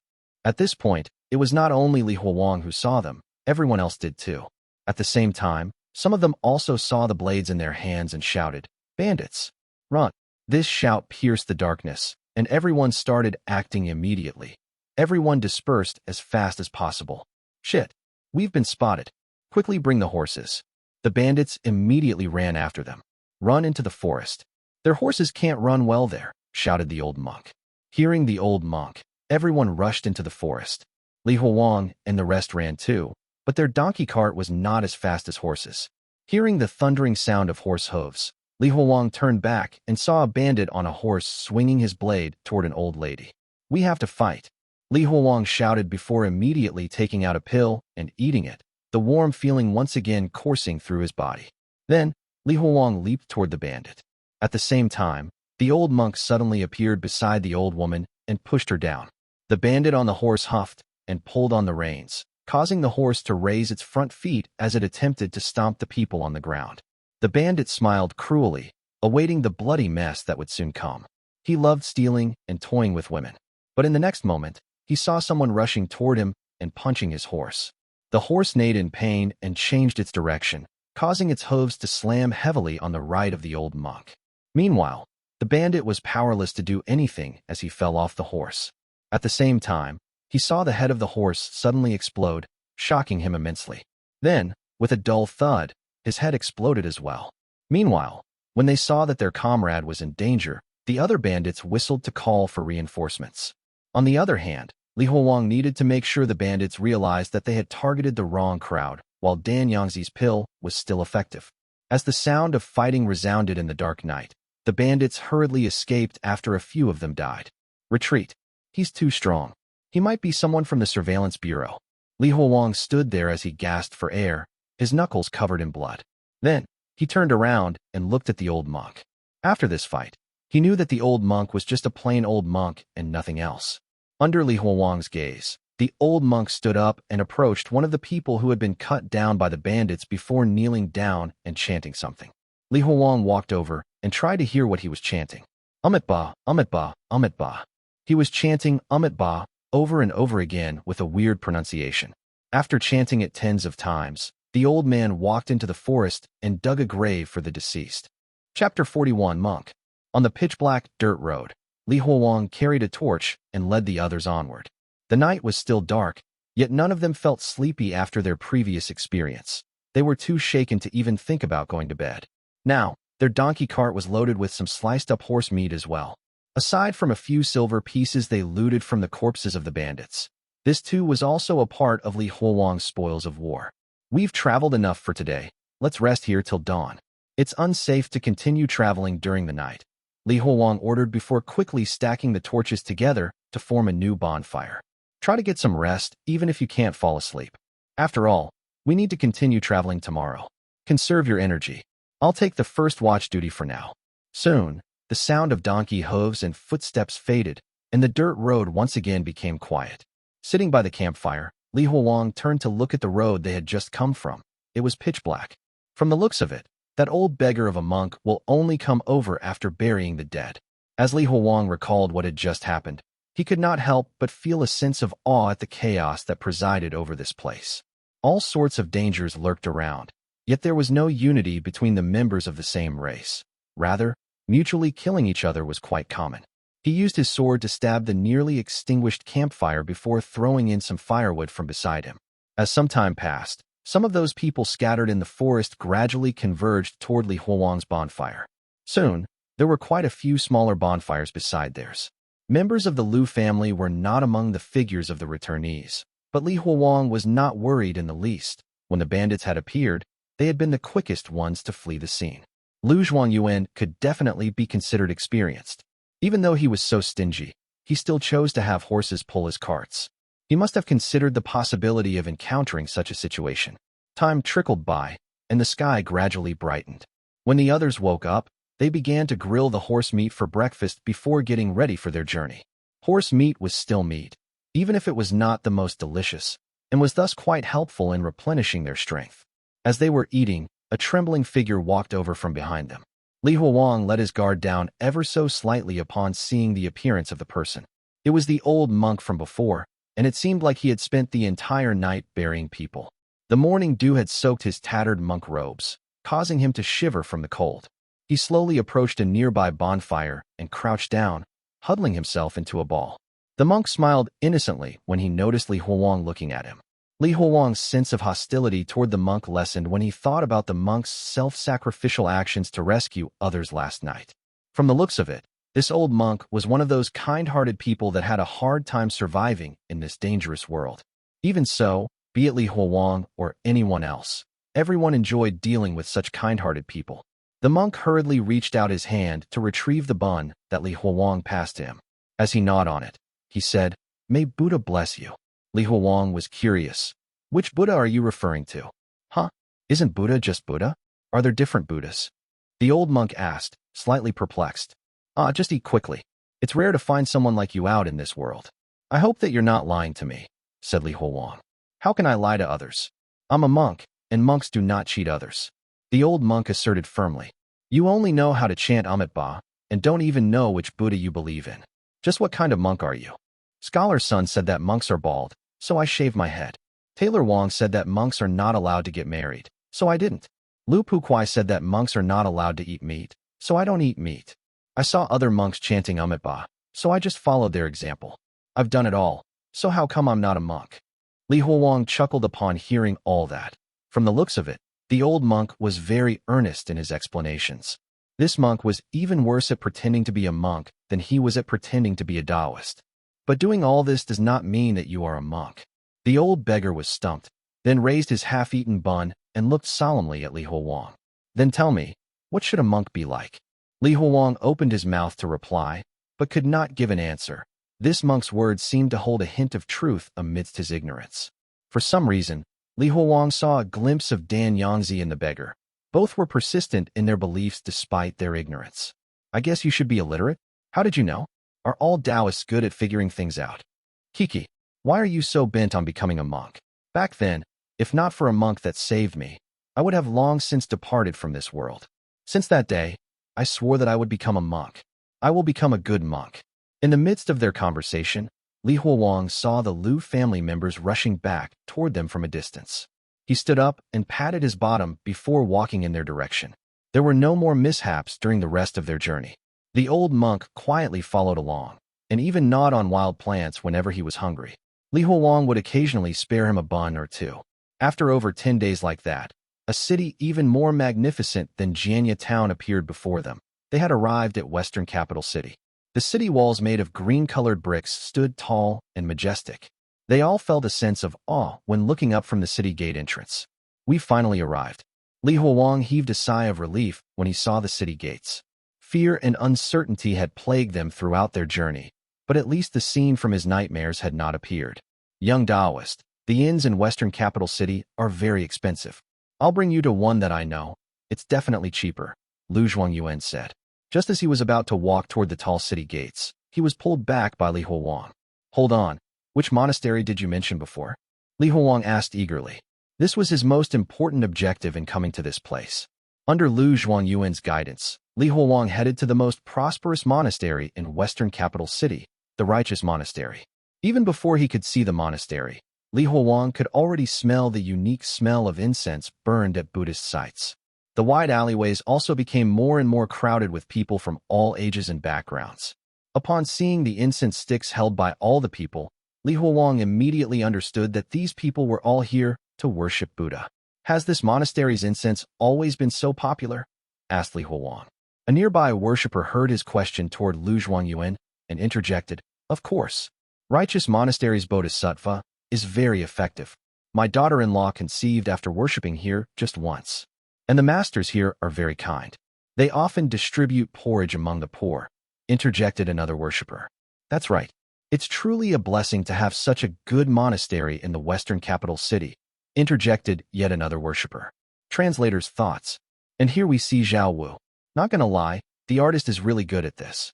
At Guzida Lan Shibazao. Chapter 42, Monastery. In Li Huowang's memory, most monasteries were built deep in the mountains. It was much rarer to see one built in the city. However, he couldn't be bothered about all these things. All he cared about right now was the name of the monastery that the worshipper had just mentioned, Righteous Monastery. Li Huowang immediately recalled the conversation that Zheng Kun had with Dan Yangzi before they died. They seemed to have been chased by the monks of this Righteous Monastery previously. His heart started beating faster when he realized that he had found the right place. After going through so many things on their journey, at least they had finally arrived. The view before them suddenly changed as they turned another corner. Clean and neat stone slabs paved the way to a wide staircase. A majestic temple stood at the end of the staircase that had hundreds of steps. incense smoke wafting around it. A black plaque stood above the tall temple doors, with a name written on it in red words, The Righteous Monastery. Right below, it was a couplet. The seed of virtue blossoms, Buddha's body's grace. On pure waters, the moon reflects with jade-like embrace. With the numerous lit-up incense sticks, the entire temple was shrouded in white smoke, giving it a heavenly feeling. Young Taoist, I can't accompany you there, so please go on ahead. Right, the western capital city is different from Jianye town. Here, there's a curfew at night. So, please remember to come back before nightfall, said Lu Yuan. Li Huowang took a deep breath, then walked toward the crowded steps. He followed the worshippers and stepped into the monastery where there were several large halls before him. Here, Li Huowang stood still like a rock amidst the tide of humans and took in his surroundings. He found the main temple, but what he should do next stumped him. How should he interact with the monks in this place? Should I directly say that I was Dan Yangzi's disciple? But I am afraid of being instantly swatted to death by them. However, before he could even come up with a plan, the monks from Righteous Monastery approached him. Even in such a massive crowd, Li Huowang's Taoist robe stood out quite a lot.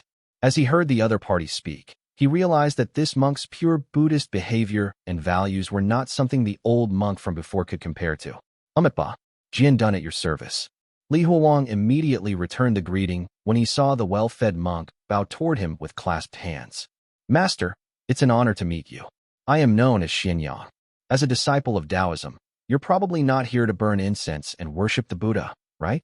Please come this way. Li Huowang nodded as he looked at the bustling crowd all around, then followed him through a door at the side. He pondered on what he should say next while observing the scar on the monk's head.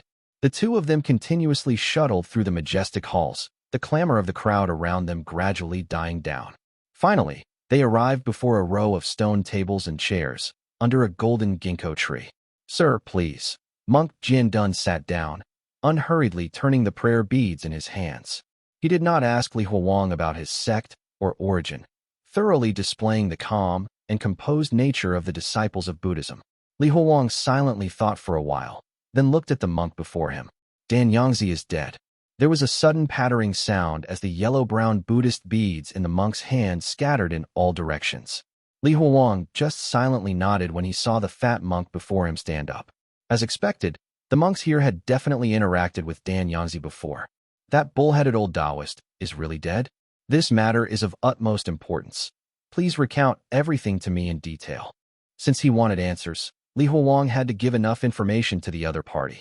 Apart from hiding the fact that he had taken away the so-called sacred text, Li Huowang described everything that happened in Zephyr Temple to the monk before him. Master, can Dan Yangzi really attain immortality under such circumstances? Li Huowang leaned forward slightly before continuing in a solemn voice. Or rather, is it possible that he has become something else? A gentle breeze blew past, rustling the leaves of the golden ginkgo tree beside them. Sir, are you sure that you really heard Dan Yangzi speaking into your ear? Jian was equally serious. Yes, definitely. It was not just some hallucination. There was also the abnormal situation with the god of happiness. Irritation flashed through his eyes as he recalled the scene.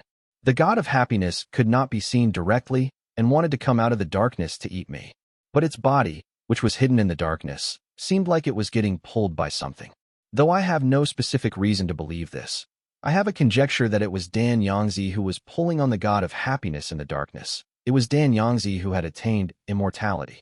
Jian spent some time pondering with a serious expression before he stood up.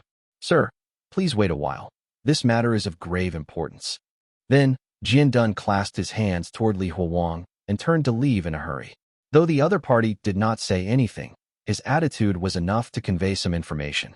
Li Huowang looked up at the clouds in the skies. Sure enough, Dan Yangzi's matter is not something that would be concluded so easily. Jian returned quicker than Li Huowang had expected, returning in at most half an incense stick worth of time. This time he was back with a fresh string of Buddhist beads in his hand. Sir Xianyang, this way please. The abbot wishes to meet you in person, said Jian. The Righteous Monastery was very large, and they had to walk within the temple for some time before they finally arrived at a grand hall. Outside the grand hall, Li Huowang peered in through the octagonal door and saw 5 towering Buddhas that were several meters in height. They were all sitting cross-legged, each striking a different, yet equally majestic pose. Before the 5 golden statues was a prayer mat with a figure seated on it while wearing a monk's robe. The figure also had a 5 Buddha hat on his head, similar to that of Monk Tang. Li Huowang could hear the monk chanting sutras as soon as he stepped in, the chanting echoing throughout the spacious hall. Under the gaze of the 5 huge golden Buddhas, Li Huowang's figure slowed down unconsciously. Soon, the chanting stopped, and the monk sitting on the prayer mat slowly turned around. Li Huowang was surprised on seeing his appearance. It was the appearance of an old man with white brows and a beard. However, what surprised him was not the abbot's exceptionally kind appearance, but his eyes. It was a pair of pink eyes. After having spent so much time together with Bai Ling Miao, Li Huowang could tell at just a glance that the abbot also suffered from albinism. Ba, this humble monk, Xin Hui, pays my respects. Abbot Xin Hui clasped his hands together and spoke calmly. I am Xinyang. It's good to see you, Abbot. Li Huowang returned the greeting before sitting down as well. Abbot, about Dan Yangzi dash. Li Huowang was interrupted as the other party raised his hand to stop him. Benefactor Xinyang, do you recognize these 5 Buddha statues that you see in this hall? The one in the middle is Vaikarana from Vajradhatu, the Diamond Realm. The one on the east is Ukshobhya from Abharati, the Eastern Pure Land. The one on the south is Ratnasambhava from Srimit, the Southern Pure Land. The one on the west is Ba from Sukhavati, the Western Pure Land, and the one on the north is Amagasiti from Prakuta, the Northern Pure Land. Together, they are known as the 5 Dhyani Buddhas. Li Huowang started feeling a little anxious. What does this monk mean to do, talking about all these irrelevant things right now? Abbot, let's talk about all these things when we have the time in the future. May I ask what Dan Yangzi has transformed into? Xin Hui clasped his hands together and once again looked at Li Huowang calmly. He has become a Buddha. Translator's thoughts. Abbot Xin Hui. At Guozid of Lan Shi Bazal. Chapter 43 Buddha. He has become a Buddha. Upon hearing the abbot's calm words, Li Huowang felt a chill run down his spine. He abruptly shifted his gaze toward the 5 giant golden Buddhas. Just a moment ago, they had seemed solemn and dignified, yet now, their demeanor seemed to have changed. Li Huowang was just about to get up when he glanced at the bright sun outside, and then he once again looked at the abbot who was sitting before him. The old abbot was still sitting in the same spot as before, completely calm and composed, almost as though he had not just uttered those horrifying words. Hold on, don't scare yourself. It might not be what I am imagining. After careful consideration, Li Huowang spoke again. Abbot, did Dan Yangzi have some conflict with the righteous monastery before? That's right. He was going around killing people and causing chaos. I had sent our monastery's warrior monks to capture him, but he managed to slip away each time. You have done a deed of great merit by coming up with a way to get rid of this person, replied the abbot. Abbot, may I ask then how such an evildoer could become a Buddha? How is that possible? Questioned Li Huowang. Ba, whatever he is now is not determined by what he was before. I have Buddha in my heart. Hence, in my heart, he is now a Buddha, the abbot explained. Li Huowang felt frustrated. This old monk seemed to be speaking in riddles. Dan Yangzi has now left behind the mundane world. It doesn't matter what I think he is. What matters is what you think he is, since he is whatever you think he is. Moreover, his karma now lies with you, and not with me. Xin Hui continued in a composed voice. This time, however, Li Huowang understood the meaning the abbot was trying to convey. So you're saying that Dan Yangzi has become a shapeless, ever-changing entity? Just like the wandering gods? Asked Li Huowang. Yes, replied the abbot. But why? How could he become something strange like that? After all, I fabricated all those so-called immortality techniques, and there were so many deadly poisons which should have killed him. Li Huowang couldn't figure this out. I don't know, the abbot replied honestly. I am not an omniscient Buddha. At the same time, as a monk, I cannot speak falsely. I don't know. Li Huowang pondered for a moment, then asked another crucial question. Abbot, is there a way to completely get rid of Dan Yangzi? Since he is our common enemy, it's not good to just leave him like that. Li Huowang had spent so much energy coming over here, just to resolve this problem. He had to get rid of Dan Yangzi, regardless of what Dan Yangzi had turned into. This time, however, Xin Hui did not reply so quickly. He fell into deep thought, then raised his right hand. Come here. I need to take another look. Li Huowang hesitated for a moment while looking at that wrinkled, white hand. Benefactor Xianyang, if you're still suspecting that I wish to harm you, then you shouldn't even have stepped through our temple gates, said the abbot upon seeing Li Huowang's hesitation. Li Huowang paused for a moment, and then placed his forehead onto his palm. Buzz. Li Huowang suddenly felt all the colors around him become much more vibrant, and started feeling weightless. However, this intriguing feeling came and went quickly. When he returned to normal, Li Huowang did not know what had just happened, and even felt a sense of emptiness within his heart.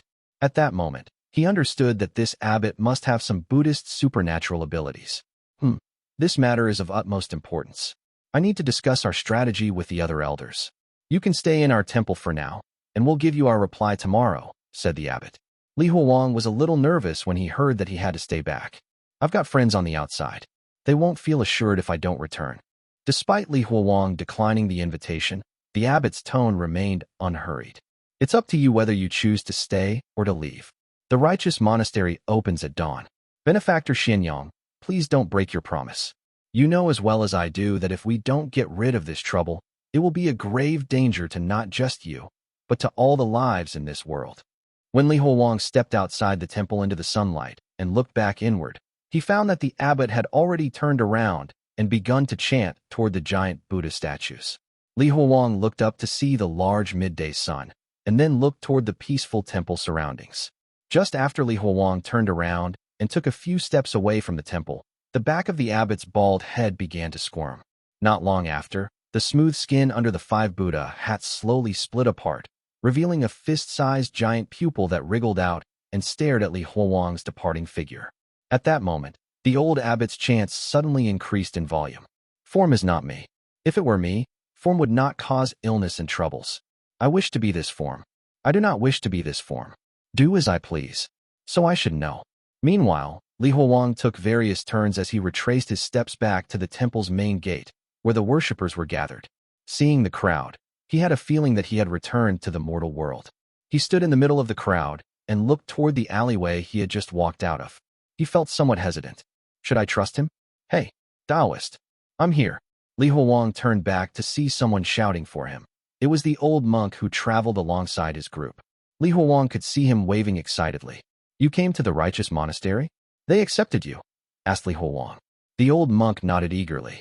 Yes, that monk over there took pity on me and allowed me to stay and work here. That's good. Make sure to work hard here. At least it's better than digging around for wild vegetables or eating the offerings made to the dead. I'll take my leave first. Right? I still haven't gotten your name. You can just call me Monk.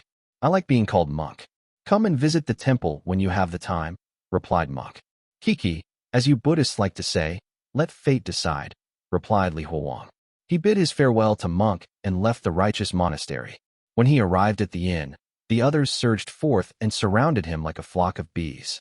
Li Huowang raised his hand to stop the questioning and said, I have a task for everyone. Split up and go around to ask about the Righteous Monastery. Though his interaction with those monks today had been very normal, he still planned to listen to the opinions of the locals before planning his next move. After getting this task, the others did not question it.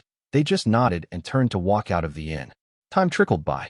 As the sun set, they all came back one by one and reported their findings to him. They say that the Righteous Monastery is the largest monastery in Western Capital City. Its incense is considered the most marvelous. I heard that their monks are very devout and abide by their rules quite strictly. Once, a monk stole some meat and was immediately expelled from the temple. I heard that even the emperor goes to that temple to pray. If you're lucky and get a good spot, you can even spot the emperor. I heard similar things as the others. Senior, why do you want us to inquire about the Righteous Monastery? Li Huowang did not respond. He did not want to tell them the terrifying truth that Dan Yangzi could still be alive. After carefully sorting through their findings, he found no reason to refute the abbot's offer. If he did not trust these monks, then he could only face this Buddha, Dan Yangzi, head-on. However, this choice would unquestionably lead to his death. After weighing the pros and cons, Li Huowang made the decision to return to the Righteous Monastery on the next day. Chapter 44, Righteous Monastery. Within the 5 Buddha Hall, Li Huowang met Abbot Xin Hui once again. However, this time the abbot wasn't alone. There were 4 more elderly monks sitting in a row behind him. Since you've returned, Benefactor Xianyang, let's get straight to the point. We need to hold a great fast to offer salvation to him, said the abbot. Right, abbot, let's start, replied Li Huowang immediately. Take it easy, Benefactor. Dan Yangzi's karma is still connected to you. Before we can perform this ritual, we need you to calm your mind. Calm my mind. Li Huowang was puzzled. Ba, benefactor, your mind is quite restless and troubled, said the abbot. Before the abbot could even finish speaking, Li Huowang retorted in a stern and loud voice. I'm not sick. His voice was so loud that Li Huowang even startled himself. Li Huowang could see the 5 elderly monks gazing at him thoughtfully. He took a deep breath and clenched his trembling fists. May I ask, abbot, what it is that I must do in order to calm my mind? At that moment, a yellow-covered scripture was presented to him. Take this emptiness of the 5 aggregates. 1. Sutra, and recite it 3 times a day. Li Huowang took it and flipped through the scripture. It was full of obscure Buddhist scriptures that he could not understand in the slightest. Just reciting it will do? There's no specific technique. Or no need to eat anything? Asked Li Huowang. Such a simple step was way beyond his expectations. When he saw Abbot Xin Hui shake his head, he took the scripture and started heading out. Right as he was about to exit, he turned around to look at the elderly monks sitting cross-legged on their prayer mats. Abbot Xin Hui, does the Righteous Monastery have any cultivation techniques? Asked Li Huowang. Naturally. As long as Benefactor is willing to shave his head and join our monastery, you may freely access our entire scripture repository. Upon hearing that, Li Huowang turned and left. It was not possible for him to become a monk. Benefactor Xianyang, why don't you stay in the temple during this period? It's also troublesome for us if you keep coming and going from the monastery like this, said Abbot Xin Hui, just as Li Huowang was about to leave. Li Huowang did not decline them this time. Since he had already chosen to trust them, being overly cautious would only make him seem petty. A separate room was arranged for him within the Righteous Monastery. Li Huowang sat within the room while silently looking at the scripture that was given to him. Initially, Li Huowang felt a little nervous, but he soon realized that nobody in this temple minded him. Even when he ran to the bustling main hall and watched the monks perform divinations for others, he gradually felt more and more assured. Late at night, under the light of an oil lamp, Li Huowang carried a scripture book and recited, My life's journey is complete, my spiritual path established, my actions accomplished, leaving no room for future existence. As I speak of this Dharma, it reveals the freedom of mental attachments of all phenomena, including the 5 aggregates. Embrace this teaching with faith and diligently put it into practice. When he initially began reciting this so-called emptiness of the 5 aggregate sutra, Li Huowang didn't feel anything. However, as more and more days passed, he felt the quality of his sleep gradually improve and understood that it really was effective. Once he finished reciting it, he placed the book down and extinguished the oil lamp, preparing to head to sleep. At the same time, he began to plan for what he had to do next. After getting rid of Dan Yangzi, I'll go and look for a black Taisui. If I can stabilize my condition, then I will be able to continue to live in this world in a stable fashion. But the black Taisui seems to be rather ferocious. And if I really do manage to capture it, then how should I restrain it such that I can cut some of its flesh to eat every month? Right? The first thing I need to do is to obtain enough strength for self-preservation. That is also similarly challenging. Just as Li Huowang was lost in his thoughts, he suddenly saw a figure flash past outside his door, causing his body to tense up. Is someone within the temple spying on me?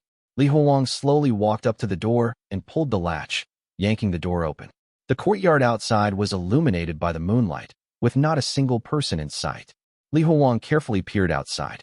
He caught a glimpse of a yellow-robed monk quickly vanishing into the dark corridor in the distance. What's going on within this temple?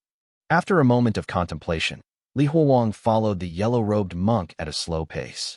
After a while, Li Huowang saw a bald head under the moonlight. While Li Huowang could not see the face from his angle, judging from the lack of scars, their status in the Righteous Monastery was probably not high. Just like that, in the Silent Temple, one person walked ahead, while another followed behind from a distance. At that moment, however, the monk suddenly disappeared into the partially open door of a temple hall. Li Huowang was about to follow him inside as well, but after some thought, he decided to go to the other side of this temple. There, he wet his finger with some saliva before piercing a hole through the paper window. This hall was quite small compared to the abbot's 5 Buddha hall. In fact, it could even be described as tiny. There was a small bodhisattva statue, with one hand in a meditative gesture and the other hand holding a bottle. Only 2 candles were lit on the altar, dimly illuminating the entire hall. There was someone kneeling before the figure of the bodhisattva. The one who had just entered was not some monk, but a woman. A woman? In the temple this late at night? Before Li Huowang could even make sense of what he was seeing, the woman began to silently pray. "O merciful and compassionate Bodhisattva, I beg you, please give me a son. If I don't give birth to a son this time, I'm going to be sold away." Just as she was praying, a half-naked monk who had been behind the statue approached her before gently covering her eyes with a red cloth. Her body trembled ever so slightly, but she did not resist. Soon, her breathing started becoming heavier and heavier. Soon, 7 or 8 bald-headed monks walked out from the surrounding darkness, each with their hands clasped together as if they were praying. Then, they slowly surrounded her. This is the truth behind the effective childbearing prayers. Li Huowang was dumbfounded as he watched the scene unfolding in front of him, toppling his previous understanding of the righteous monastery. Suddenly, he sensed something and quickly turned around to see Jianye standing in the courtyard while illuminated by the moonlight. "I've been discovered." Jianye did not say anything as he looked at Li Huowang, only gently beckoning with his hand before turning to leave. Li Huowang glanced at the chaos within the temple one last time before following Jianye quietly. Jianye did not bring Li Huowang anywhere special, but only to his residence. Then, he lit up the oil lamp and sat down on a stool. "I know what Benefactor must be thinking, that the righteous monastery's monks are impure, but does Benefactor believe all the worshippers to be fools? Why would they come to pray so late at night?" said Jianye. Standing at the door, Li Huowang did not say anything, waiting for him to continue. "If they want a son, then we'll give them a son. As monks, we are just that compassionate, and thus we do good deeds," continued Jianye. Li Huowang could not help but frown. "Then there must be a lot of those good deeds of yours roaming around here. The righteous monastery's disciples have never proclaimed that our prayers to the Bodhisattva are effective. All those rumors have just been spread around by the worshippers themselves. We didn't say anything, and they didn't ask anything. 1. The 5 aggregates are form, or materiality, sensations, or feeling, perception, mental formation, consciousness." Chapter 45, Buddha Statue.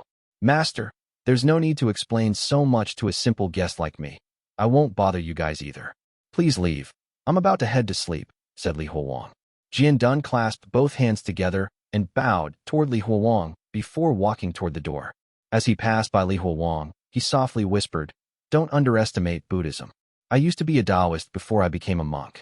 Taoism is similar, it's just that you're unaware of it." Jianye walked away, leaving Li Huowang alone in the room. Li Huowang turned around to look at the temple that was shrouded in darkness. Now, it no longer seemed to have a sense of majesty or dignity. Li Huowang sighed.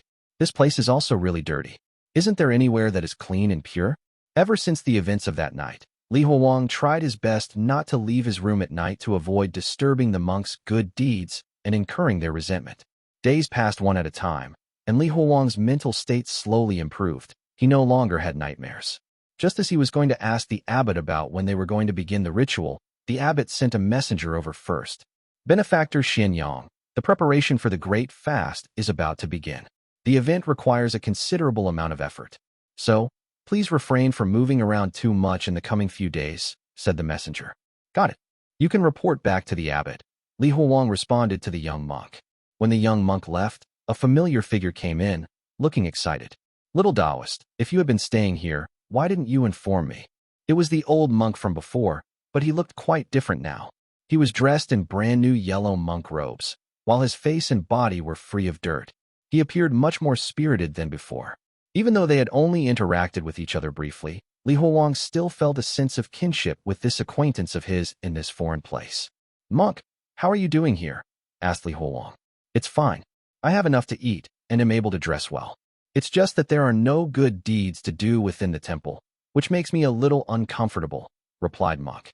Upon hearing the mention of good deeds, Li Huowang immediately thought about the events of that night and sighed. "Don't think about it too much. Stay well over here. Though this monastery's a little dirty, at least you won't go hungry. Come, young Taoist, let me show you the place where I work. It's quite big there." Monk enthusiastically pulled Li Huowang toward the door. "The sun is too bright right now. Maybe another time," Li Huowang replied half-heartedly. He wasn't too interested in exploring this monastery. "Come and see. You won't regret it. There are many interesting things here," said monk as he dragged Li Huowang. In the end, Monk was successful in dragging Li Huowang with him. After going through a meandering path, they came to a spacious open courtyard within the Righteous Monastery. Only now did Li Huowang realize just how big the monastery was. Clang, clang, clang. Dust flew around within the courtyard as some monks with bandaged hands used their chisels and hammers to sculpt Buddha statues.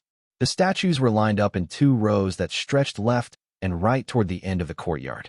As the monks focused on carving their works of art, they became drenched in sweat, and their bald heads reflected the bright sunlight. "So you work here?" "The environment is SOSO," Li Huowang said while frowning slightly and pinching his nose to prevent the dust from entering.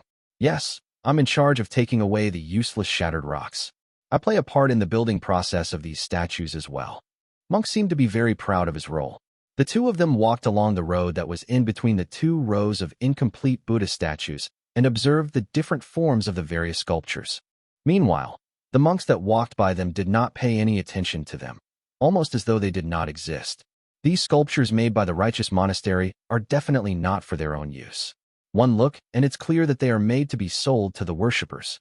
Seems like these monks are quite adept at generating revenue. Li Huowang was not too surprised after the previous incident that he had witnessed. That's not all. There's even more up ahead. Monk exclaimed excitedly, heading into the house before them. Just as Li Huowang was about to follow, he felt a wave of dizziness suddenly wash over him, causing his body to start swaying. "Hey, little Taoist, what's wrong?" Monk asked as he hurried back to support him upon seeing that something was amiss. "What's the matter?" asked Monk. When Li Huowang stabilized himself and shook his head, that strange feeling of dizziness gradually vanished. "Are you all right? Did you catch a cold or something? Do you want to go back and rest first?" asked Monk, worried. Li Huowang declined Monk's kind intentions. "It's all right. I'm fine. Let's continue." "All right. If you really have caught a cold, then you should get some more sunlight." "Let's continue," said Monk. Li Huowang looked up at the scorching sun. "Did I get a heat stroke? But the new year was just a little while ago, and I don't feel hot either." After feeling that there was nothing unusual with his body, Li Huowang lifted his foot to continue following Monk. But as soon as he raised his foot, he found that the sounds around him had changed. It was no longer the clanging sound of chisel hitting the stone, but the sound of flesh slapping against flesh. Li Huowang felt puzzled and looked toward the stone statue on his right. He immediately froze up.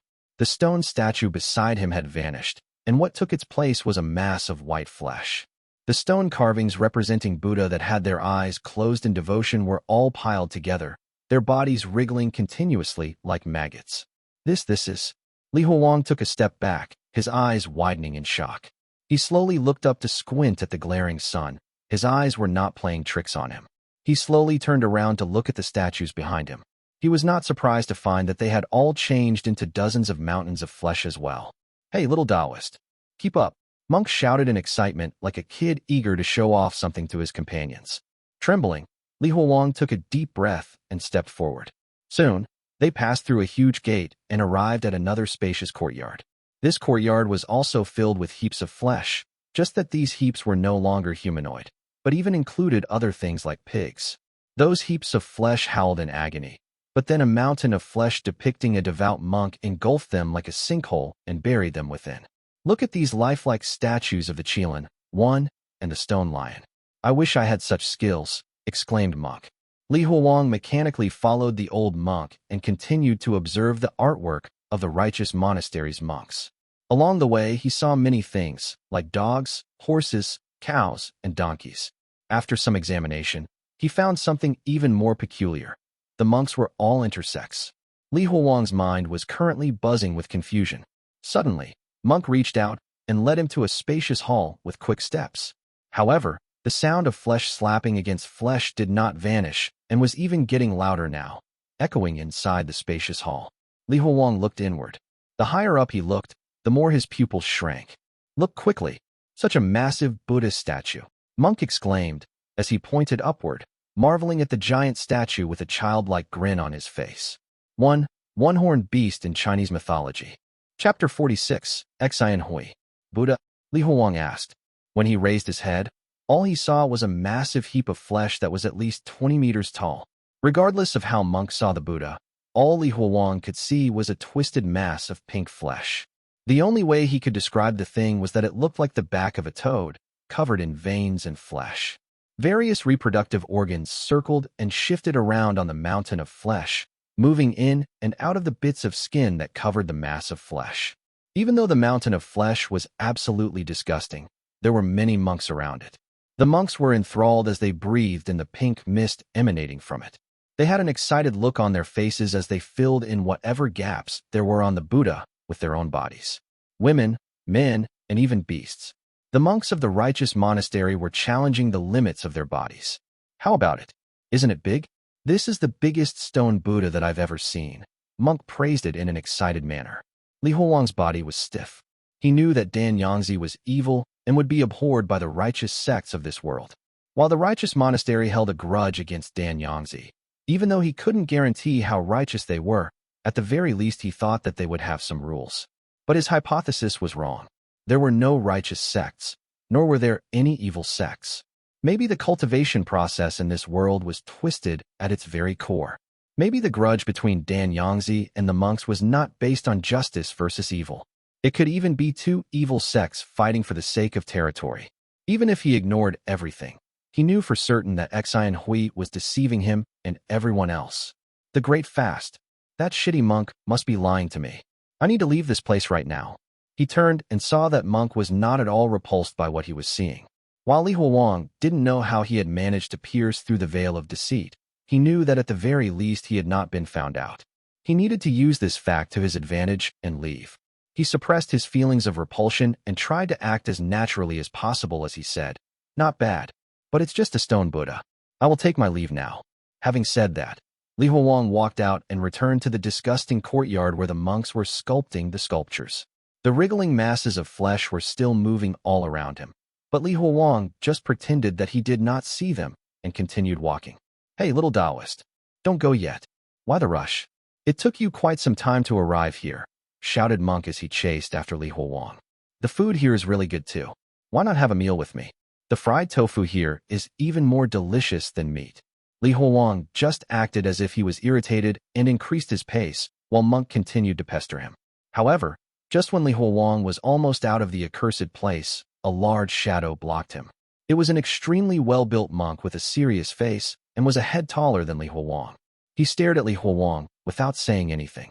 "Is there anything I can help you with?" Li Huowang said coldly. All the while, his heart was racing wildly. The monk leaned forward and silently observed Li Huowang. What happened next scared Li Huowang to his very core. A slimy black tentacle, complete with suction cups, emerged from the scar on the monk's head. Then, it started stretching longer and longer. The weird tentacle started wriggling in the air like a snake before slowly wrapping around Li Huowang's head, as if it was trying to sense something. "Ba, dear sir, it seems that your heart is impure," said the well-built monk. As he said that, all of the wriggling masses of flesh in the area stopped dead.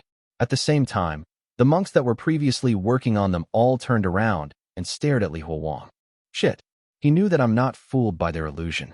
Time to fight. Seeing that the situation had taken a turn for the worse, Li Huowang pulled out his sword and slashed it at the monk in front of him. The sound of metal tearing into flesh was heard as the tentacle and the monk's shirt were cut in half, and a yellow-green goo sprayed in every direction. At the same time, Li Huowang ate a pill and jumped past the well-built monk and rushed straight toward the wall closest to him. His action sparked an avalanche of movements around him. All of the monks working on the wriggling flesh jumped down and started chasing after him. But that was not all. A sudden earthquake happened, causing almost everyone to fall down to the ground. Li Huowang, who was now at the top of the wall, turned backward and saw that the massive Buddha had breached the wooden gate and was rolling toward him. "I need to run now. This place is too dangerous. There's no way their illusion could work on everyone in the entire western capital city. They wouldn't risk showing the true nature of their Buddha to the people." Li Huowang ran as fast as he could, the voices behind him growing louder and louder. This was his only chance to escape, so he didn't dare slow down. Li Huowang ran faster and faster with a horde of people chasing after him. Li Huowang's stamina and strength were almost inexhaustible after he ate the pill. There were a few times when he almost got caught, but luckily managed to break free. Just when he took a turn and was about to exit through the front gate of the monastery, he saw someone with a familiar face blocking him. It was the Righteous Monastery's very own abbot, Xin Hui. Seeing him, Li Huowang didn't hesitate and reached for his bronze bell. But when his hands reached into his sleeves, he found that the bell he used to summon the wandering gods was missing. Ba, Benefactor Xianyang, are you looking for this?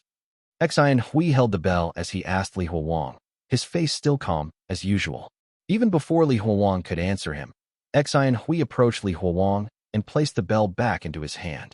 Benefactor Xianyang, this is an ominous object. Use it sparingly. He did not question Li Huowang any further.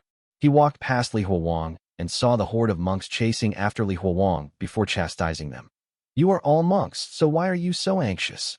Abbot, it's not that we are anxious.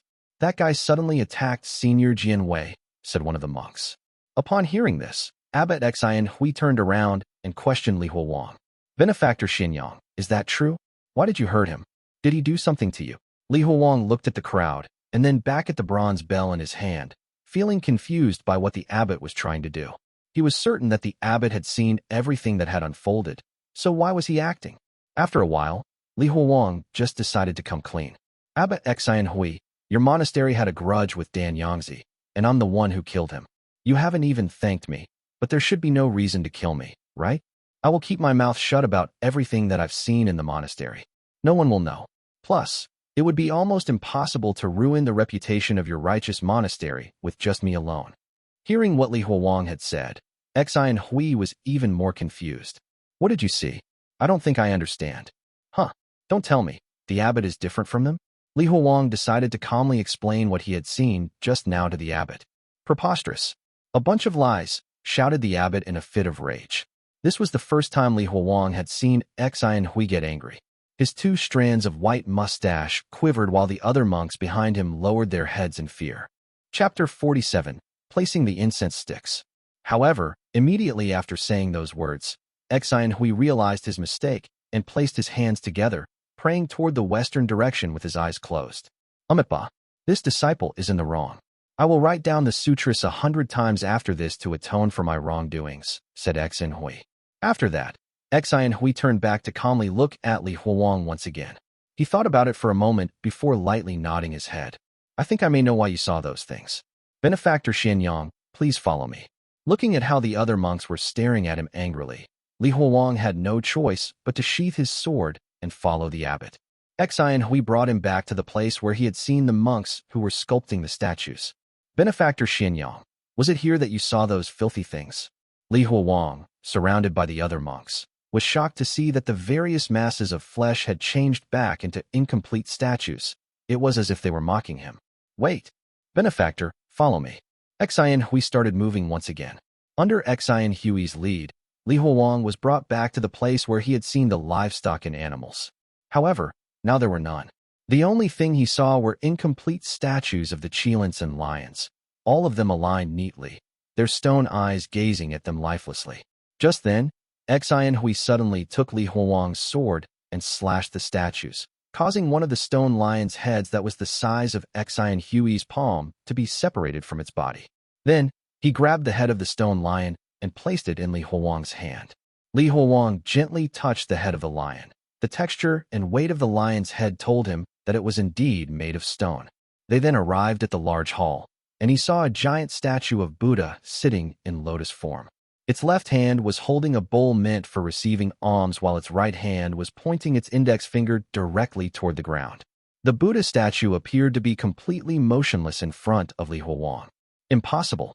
I had seen all of it so clearly. So how could it all be fake? Li Huowang questioned himself. Hearing his words, Abbot Xin Hui sighed. Ba, Benefactor, it seems that the severity of your illness is not light. Li Huowang paused and considered a possibility. Did my hysteria return? Was everything that I saw simply an illusion? Xin Hui nodded his head lightly, as if he could read Li Huowang's mind. Benefactor, you are much more aware of what kind of illness you have than us. But I ate so much of the black Taisui flesh. Was all of that only able to last this long? Did my hysteria really return? Li Huowang mumbled as he placed both hands on his head. Hearing his words, the monks around him whispered to each other, telling what they had just heard to the others. We chased him for so long, and it turned out that he was just someone sick, lamented one of the monks. If there's no issue, then it would be better to send him out of the monastery. What if his hysteria worsens and he starts cutting people up? Commented another monk. Quiet. Xin Hui shouted out, silencing everyone. Xin Hui then entered the hall and lit up 4 incense sticks before offering them to Li Huowang and saying, "I'm fine with you disturbing my disciples, but it's not good to disturb the Buddha. Please admit your mistakes and offer these incense sticks." Offer these incense sticks. Li Huowang glanced toward the massive Buddha statue, then toward Xin Hui and the 4 incense sticks. His body once again tensed up. "Benefactor, what are you waiting for? This was your mistake after all," Xin Hui said as he shook the incense sticks. However, in Li Huowang's mind, he could not forget the mass of flesh and the monks around the monster's body. If all of that was real, wouldn't it consume him if he went up to offer the incense sticks? "Benefactor, why are you hesitating?" asked Abbot Xin Hui. At that moment, Li Huowang saw that Xin Hui's face was beginning to show signs of impatience. For a moment, he looked up toward the sun while holding the stone lion's head. In the end, he threw the stone lion's head aside and took the incense sticks with both his hands. Then, he walked past the door and slowly approached the gigantic Buddha statue. He walked quite slowly due to his tense muscles and the fact that his mind was racing. Sweat dripped down his forehead. Soon, he arrived at the base of the statue. The statue did not move, nor did it transform into the vile thing he had seen earlier. Li Huowang held the incense sticks with both his hands while standing in front of the incense burner. He looked up once again, only to see the Buddha's stony eyes watching him devoid of any emotions. At that moment, Li Huowang felt a sense of respect for the statue. As he held the incense sticks above his head to pray, the 4 incense sticks lightly shook as the white smoke slowly drifted from them to the top of the hall. After praying 3 times and placing the incense sticks into the incense burner, Li Huowang turned around and walked out of the hall. Seeing that the conflict had been resolved, the monks slowly dispersed, going back to their workstations before continuing with their work. Soon, the sound of chisels striking against stone echoed throughout the courtyard. Meanwhile, Li Huowang followed Xin Hui down the brick path and exited. "Benefactor Xianyang, since your illness is so serious, you should just stay here and wait for the great fast instead of wandering around the place. Even though your illness is troubling, Yangzi is even more dangerous. We should do the necessary things slowly, taking it step by step, just like how we eat rice one mouthful at a time," Xin Hui said as he held his prayer beads. Li Huowang raised his head and stared at the bright sun. He raised his hands and stretched his body as he asked, "Abbot, is there a method to cure my illness in the Righteous Monastery? I will let my disciples know. Maybe they can help, or maybe they can't. After all, the Righteous Monastery doesn't specialize in medicine, nor do we have the necessary medical knowledge," replied Xin Hui. "It's all right. I was just asking. I'm already used to my illness," Li Huowang said. After hesitating for a moment, Li Huowang asked, "Wait, how did you do that just now? How did you take the bell that was on my body?" "Ho ho, it's just a children's trick. Nothing much," replied Xin Hui. "Abbot, no need to be so humble. If you say that it was nothing much, then it would mean that I'm even less than an insect," said Li Huowang with a wry smile. "Benefactor Xianyang, that's not the case. Even though Yangzi was not as strong as me, he was still very skilled. Nonetheless, was he not eliminated by you? Yangzi was strong? Then how strong are you? How do you categorize the strength of people like him?" asked Li Huowang. "There is a way to categorize them as heaven, earth, black, and yellow, but that is just something that was made up by the people. As monks, we are not interested in fame, so I don't know much about it," replied Xin Hui. As they walked, they talked for a long time, allowing Li Huowang to learn many new things about this world. When they finally left the courtyard, Li Huowang stopped, bowed, and thanked Xin Hui. "Thank you for helping me, Abbot. It's nothing. It's just a simple matter. If your body is feeling unwell, then you should head back and rest," replied Xin Hui. After some pleasantries, Li Huowang left. When he looked around after a while, he didn't see the abbot following him, so he started walking back to his place. He walked quite slowly, as if he was busy thinking about something. Finally, after 1 hour, he reached his room. The moment he closed the door, his expression twisted into one filled with anger as he punched the wall of the room. He didn't know what that monk had used to deceive everyone's senses, but Li Huowang was someone who had a lot of experience dealing with illusions due to his illness. This was why he was extremely sensitive to such illusions. He had already felt that the massive stone Buddha had something off about it, just like the hospital in his illusion, but he just didn't know what. The statues were all fake. Even the giant Buddha statue was fake. They must have cast an illusion spell. I know what I've seen, and those filthy things were not some illusion. Chapter 48, Escape. Creak. The wooden door slowly creaked open as Li Huowang observed the outside through the small crack. It was already evening, and it was very quiet outside. With the exception of a monk sweeping the floor some distance away, there was nothing unusual. However, Li Huowang had already seen through the reality of the Righteous Monastery. To him, this was not a peaceful scene in the slightest. All of this is fake. They can't fool me. Since they are trying so hard to keep me here, they probably want me to go through their great fast of my own volition. Just then, a thought flashed through his mind. Wait, why are they doing all of this? I'm just a normal human. Since they are so strong, they could just force me to do what they wish. Why go through all this trouble? He didn't have an answer yet, but he didn't need it now. What he needed right now was to escape this place as soon as possible. The monks of the Righteous Monastery haven't noticed anything strange about me just yet. I need to use this chance. Even though there was no one else outside, Li Huowang did not try to escape just yet. He waited patiently. Time slowly passed as Li Huowang's palms started sweating. Dong dong dong.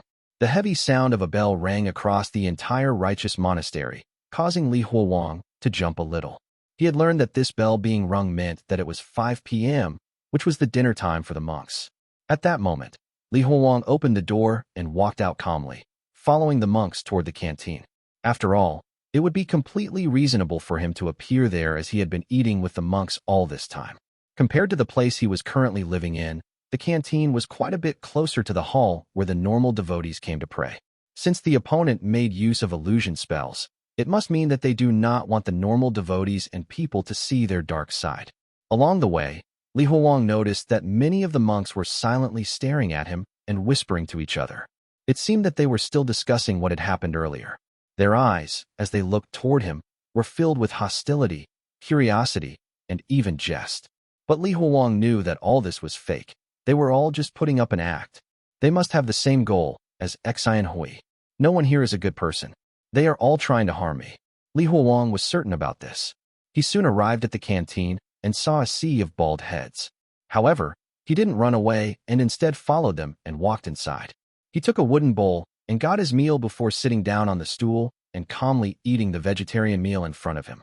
Today's meal consisted of yam soup, stir-fried konjac with fried tofu, stir-fried vegetables, as well as potato and squash stew. While there was no meat, the taste was indeed excellent.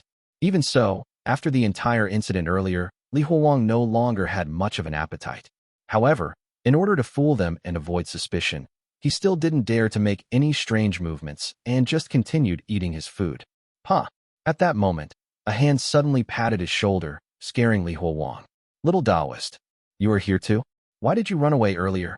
Asked Monk. Hearing the familiar voice, Li Huowang turned around with food still in his mouth. Sure enough, it was the old monk smiling at him while showing off his missing front tooth. He had met Monk by chance while traveling. If it weren't for him pulling Li Huowang to see those statues, then Li Huowang might have still been clueless about the situation. Monk took his plate of food and sat beside Li Huowang. Let's eat together. Li Huowang glanced at the other monks and saw that there was nothing suspicious going on. He continued chewing as he said, Sure. Little Taoist, where are the rest of the people from your group? Why not ask them to come and stay with you? The food here is free. They don't have to stay at the inn anymore. Monk talked quite loudly, oblivious to the entire situation. On the other hand, Li Huowang, who was anxiously trying to escape, couldn't be bothered to talk to him. He ate at the same speed as usual and burped before walking out of the canteen. Soon, he was once again on the brick road, and this time, Monk was chasing after him. Hey, don't go just yet. Let's talk for a bit. I'm so bored here, said Monk. As he licked the scraps of food stuck in his teeth, Li Huowang looked at him irritably. Don't follow me and go to bed. What? It's still too early to go to bed. Let me tell you something, Monk said in a whining tone. However, Monk couldn't even finish what he was about to say when he saw Li Huowang's face turn sour. At that moment, Li Huowang whispered to Monk aggressively, Go. Run away from this place as soon as possible. This monastery is an extremely dangerous place. The very next second, Li Huowang ran as fast as he could toward the main hall. The monks around them all noticed that Li Huowang was running away, but Li Huowang just ignored all of them. He ran faster and faster, his heart beating at a rapid pace, and his attention raised to the limit, searching for traces of that old man Xin Hui. 100 feet, 50 feet, 10 feet. When Li Huowang escaped through the side door and entered the main hall, his surroundings suddenly exploded with sound. The sound of footsteps, conversations, and the wooden fish all entered his ears. He had returned to the main hall where everyone was burning incense sticks and praying to the Buddha. In fact, there were so many people that he was pushed slightly toward the side. Standing in the crowd, Li Huowang was stunned as he looked at their oblivious faces. At that moment, he suddenly realized something and turned back to look at the side door. No one was there. Not one person had chased him. At the same time, none of the monks turned to look toward Li Huowang, be it the monks who were greeting the devotees or the monks who were divining fortunes. To Li Huowang, all of this seemed completely normal. Way too normal. Unless all of it really had been my illusion? Those filthy things were just a figment of my imagination? But Li Huowang dismissed that thought quite soon, shaking his head as he ran out of the monastery. He couldn't risk it. Not in the slightest. It was surprisingly easy for him to walk out of the monastery, almost just as easy as it had been to enter. With his speed, he soon arrived at the inn. When he returned, the guiding drug ingredients and the assistants who hadn't seen him in quite a while crowded around him. "Senior Li, why are you back? Have you finished the business you had with the monastery?" asked one of them. "No time to talk. Pack your stuff now. We need to leave now," said Li Huowang. "All right, let me go and contact troop leader Lu," said another one of the guiding drug ingredients. "No, we are not waiting for them. We need to leave right now. Quick," shouted Li Huowang. "Senior Li, where are we going?" Bai Lingniao asked. "We are leaving this kingdom," replied Li Huowang. Chapter 49, Strayed One. Dak dak dak. The sound of hooves resonated as the donkeys ran down the road nonstop. At the same time, the others followed the donkey carts as fast as they could, their faces filled with fear. They were walking quite fast but still turned to look back and see if anything was following them. "Senior Li, why are we leaving this kingdom so soon?" Puppy asked as he wiped the sweat off his face. "Why do you think the Righteous Monastery could operate for so long and is so popular amongst the people?" "There's a reason why we need to leave as soon as possible," Li Huowang said, his face solemn. Hearing him say that, the girl with hypertrichosis said, "Since the Righteous Monastery could operate in the same city as the Imperial Palace without any issues for such a long time, it's very likely that they have control over the ministers in the palace. Basically, even the ministers and palace officials here cannot be trusted." Li Huowang nodded. It would be normal for such a large sect to fool the common people, but if they were trying to control the ministers and palace officials, it meant that they had something shady going on in the background that couldn't afford to be brought to light. "We've already stayed here long enough. I've even passed on the final words of the guiding drug ingredients to Zhao Wu. No matter what, we were planning to leave the kingdom anyway," Li Huowang said as he opened up a map while sitting on the donkey cart. Even if it was just a rough sketch, he finally managed to buy a map in the western capital city. He pointed at a spot on the map and drew a line representing the proposed path for their journey. They would pass through the kingdoms of Siqi, Hoshu, and Qingqiu before arriving at Bai Lingniao's home in the Liang Kingdom. "Yeah, let's all go to my place. There are no scary monks over there. They are all just kind and friendly," said Bai Lingniao. Hearing her words, Li Huowang glanced at her before closing the map and storing it. He couldn't really trust anything at this point since he couldn't determine whether the monks that Bai Lingniao was talking about were truly kind, or were they also using the same type of illusion spell. He was still too weak. There was nothing he could do against such strong opponents just yet. They kept walking until the sky was almost dark before they stopped to rest.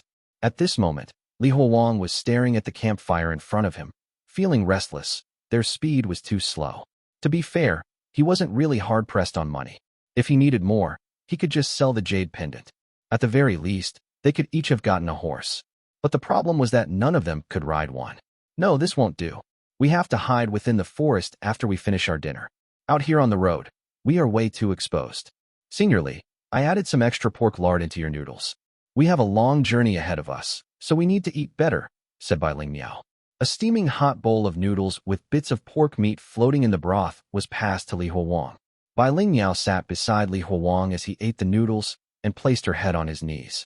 "Since the monks of the Righteous Monastery are bad, then what about your requirement? Do you really need to find a monk? What about a nun?" Li Huowang almost choked on his noodles before barely managing to swallow them. Then, he blew the broth and drank it all in one big gulp. "Don't worry. Compared to the monks who are chasing us, my issues are nothing," said Li Huowang. Since the monks had lied to him, it meant that everything about his current situation was extremely bizarre. Maybe they couldn't even get rid of Dan Yangzi. Or maybe Dan Yangzi wasn't even what they claimed him to have become. Dan Yangzi may or may not exist. Thus, it should be fine to delay handling that issue. Did you have enough? Do you want me to bring some more noodles for you? There's still some in the pot. Offered by Ling Miao. Li Huowang shook his head and passed his bowl back to Bai Ling Miao before patting Simpleton on the head. Come, stop eating and follow me into the forest. Oh, in the forest, Li Huowang and Simpleton stood in a line before giving a small tree some extra fertilizer. Glancing back at the campfire, Li Huowang whispered something to Simpleton before heading back. Back at the Righteous Monastery, the night had just arrived, and the monks were closing the entrance to the monastery. Meanwhile, the rest of the monks were attending night lessons, causing the sound of chanting to fill the entire Righteous Monastery. Jin Dun was fiddling with his prayer beads in his right hand, while clenching his left hand as he walked somewhere deeper into the monastery. Soon, he entered the 5 Buddha Palace and saw Xin Hui, who was threading a new set of prayer beads. Abbot, I went and checked on benefactor Xianyang, but he was missing. It seems that he has run away, reported Jin Dun. Abbot Xin Hui was sitting on a prayer mat as he lifted the prayer beads out of the water and inspected his handiwork. After a moment, he placed the prayer beads onto the floor and picked up a baby from a basket beside him. Sigh, such a poor child. If we had arrived any later, you would have been drowned by your own father. He held the baby girl and gently coaxed her to sleep. Abbot, benefactor Xianyang is gone, repeated Jin Dun. I'm not deaf yet. No need to talk so loudly. You might startle the child awake. Knock. Tata-tata. At that moment, the sound of the wooden fish resonated throughout the hall, giving the palace a much more serious aura. Xin Hui carefully placed the baby on the floor and gently wrapped the prayer beads around her body. Under the sound of the wooden fish, Xin Hui started chanting. However, rather than sutras, he was chanting something much more sinister. Jade rabbit on the moon, golden crow and the sun tortoise and snake are a pair twisted and whole. As the sound of chanting continued, the prayer beads wrapped around the baby girl started to come alive and tighten around her.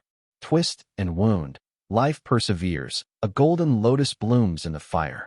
Xin Hui made a lotus seal with both his hands and pointed it toward the baby. The sound of the crying baby soon turned into laughter and grew louder and louder. In the end, it became so loud that the 5 Buddha statues in the palace started grinning. Combine the 5 elements and reverse the flow, become a Buddha, and live on as an immortal. Soon, the sound of the wooden fish faded as Jin Dun walked forward and placed a flower vase beside Xin Hui. Xin Hui worked a bit on the baby, and soon the baby was placed in the vase, with just her head at the top. It was identical to the one Dan Yangzi had in his cave. And thus, another girl in a vase was born. After completing the ritual, Xin Hui sat back down and started threading a new set of prayer beads. Since he has escaped, then go and catch him. Bring him back, ordered Xin Hui. Yes, I obey, replied Jin Dun. Be careful.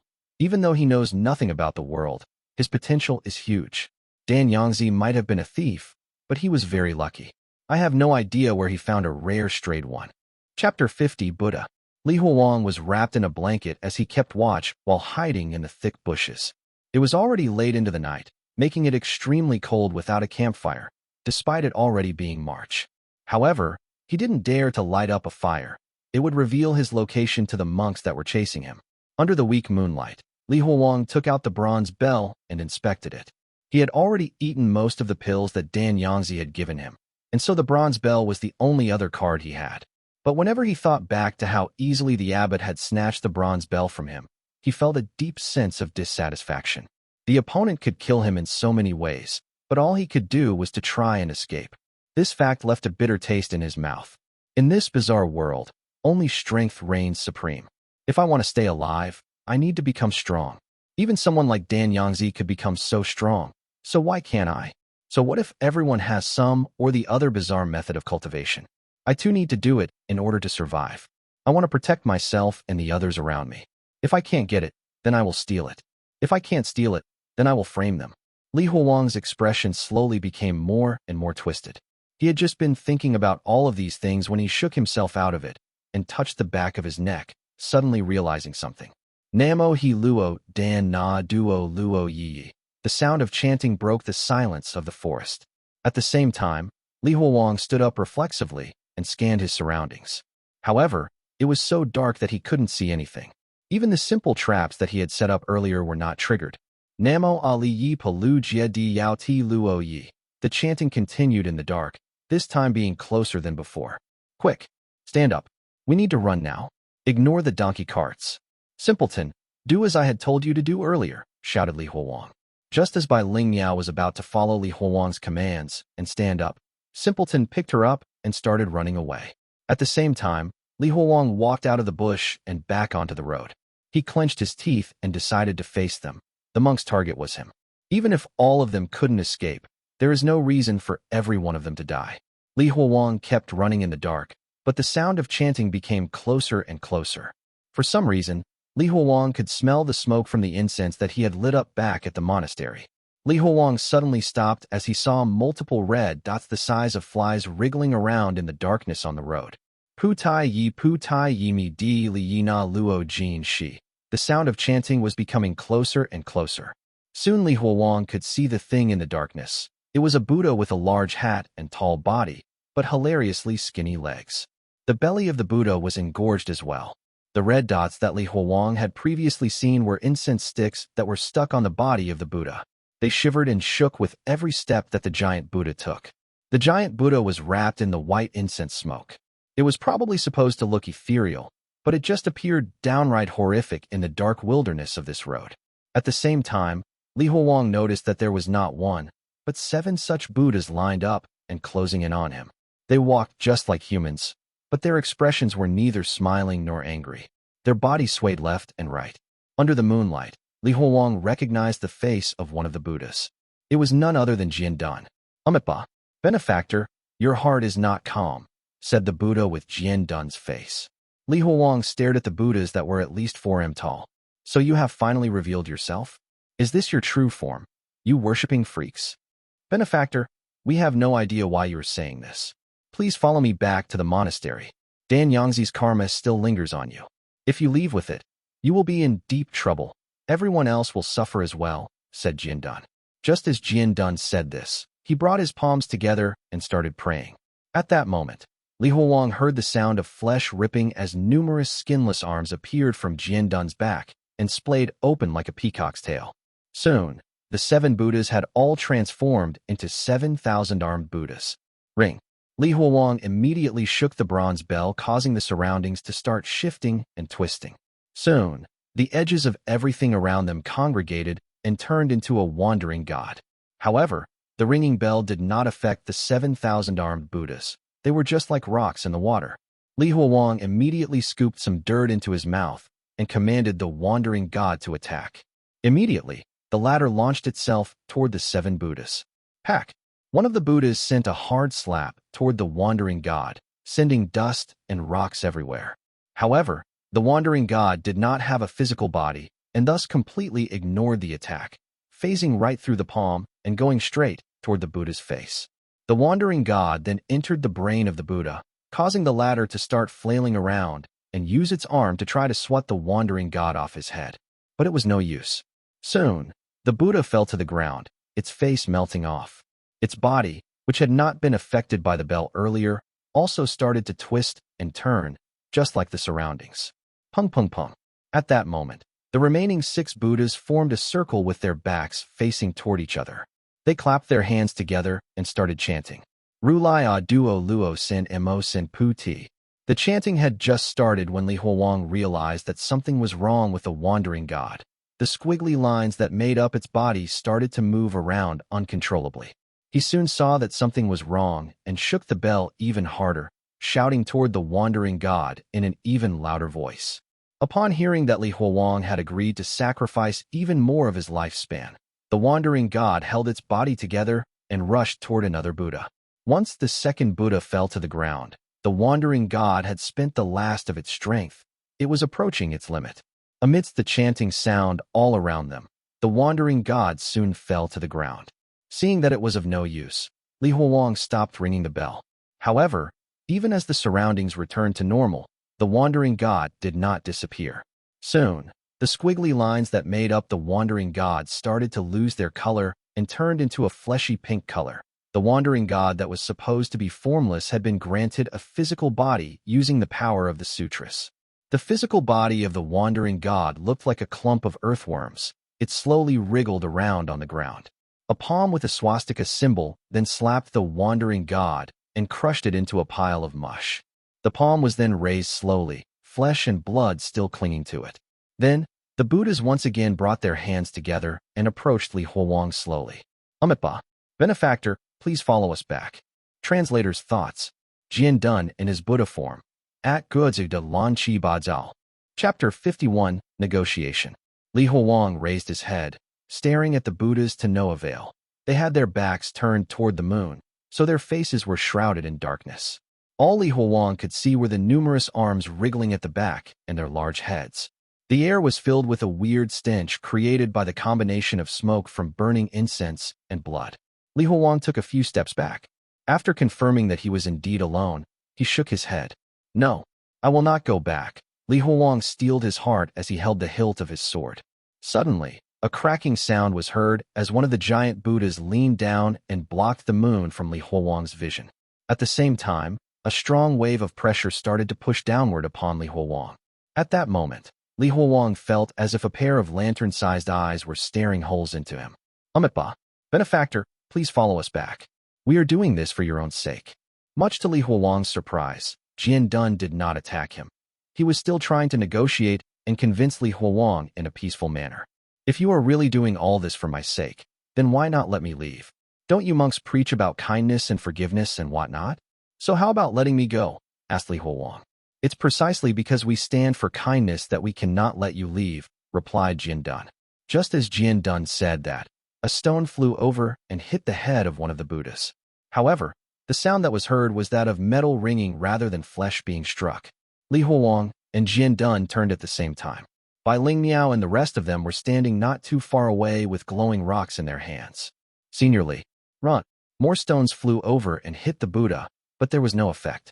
Amitabha, the sea of torment does not end, so it's best to turn back. Jian Dun brought his palms together as he gently crouched before his skinny legs propelled him forward. Boom. With a loud pop, Jian Dun's massive body was sent flying through the sky before it fell down like a giant rock. Numerous trees were broken and blown away as he landed behind Bai Ling Miao and the rest, his massive body blocking their escape. Seeing how small and powerless Bai Ling Miao and the others were compared to the Buddha, Li Huowang shouted with all his might, "No! Stop!" As if sensing something, the Buddhas surrounding Li Huowang and even Jian Dun all took a step back. Benefactor Xianyang, we were not thinking of harming them. Please calm down. Jian Dun's voice had a hint of panic. It was as if he didn't want to trigger Li Huowang. This was beyond everyone's expectation. To think that they would actually listen to Li Huowang. Why are they panicking? There's no reason for them to panic and to fear someone normal like me. We are monks. We do not kill. We just want to make sure that they are safe and do not run away, Jian Dun said as he used his gigantic hands to uproot several trees with ease. After twisting the trees a bit, he made a simple cage and trapped everyone within it. Once Jian Dun made sure that no one would disturb them again, he slowly walked back toward Li Huowang. Benefactor Xianyang, since you do not wish to return with me, then why not negotiate with me? Proposed Jian Dun. Negotiate? Are you trying to persuade me to come back? Li Huowang asked while keeping an eye on the Buddha's massive hands that were even bigger than him. He had no idea what they were trying to do. Of course, Benefactor Xianyang is someone who knows what is important. Naturally, I should be able to persuade you, replied Jian Dun. Hearing this, Li Huowang thought back to the incident at the monastery and found something very illogical. Regardless of whether it was the abbot or Jian Dun, despite being stronger than him, they did not attack him or take him back forcefully. Instead, they kept trying to use lies and deceit to trap him. Wouldn't it be easier for them to just force me using brute strength? Why are they going through so much hassle? Is there something special about me? Li Huowang checked both his palms, but couldn't see anything out of the ordinary. I'm just someone suffering from hysteria that would fall in and out of illusions from time to time. Is there something special about me that they are being wary of? Li Huowang tried to piece together all the information, completely ignoring Jian Dun for now. He needed to find out what made them so wary of him. That might end up being the only chance for him to escape. Wait, let me think about it the other way. What would the consequences be if they used brute force and threatened my life? Li Huowang tried to remember everything that he had encountered in this world. He recalled that back when the god of happiness was dragged away into the darkness, that had been the only time his life had been in danger. It was also the only time when the opponent was surprisingly defeated. Immediately, Li Huowang's pupils shrank, realizing the crux of the issue. Dan Yangzi. They do not wish to harm me because whenever my life is in danger, Dan Yangzi, that monster, would appear. Dan Yangzi is protecting me. Li Huowang instantly realized the intentions behind all of the monk's actions. He had always thought that Dan Yangzi was trying to harm him, but from the looks of it, that was not the case. While Li Huowang himself knew that he was trying to harm Dan Yangzi, from Dan Yangzi's perspective, this disciple of his had not done anything wrong and had even helped him achieve immortality. The righteous monastery must have known about all this, but did not tell me. That is why they have been constantly trying to deceive me and use the great fast to try and get rid of Dan Yangzi. Once Dan Yangzi is gone, I will be nothing but a fat slab of meat for the monks.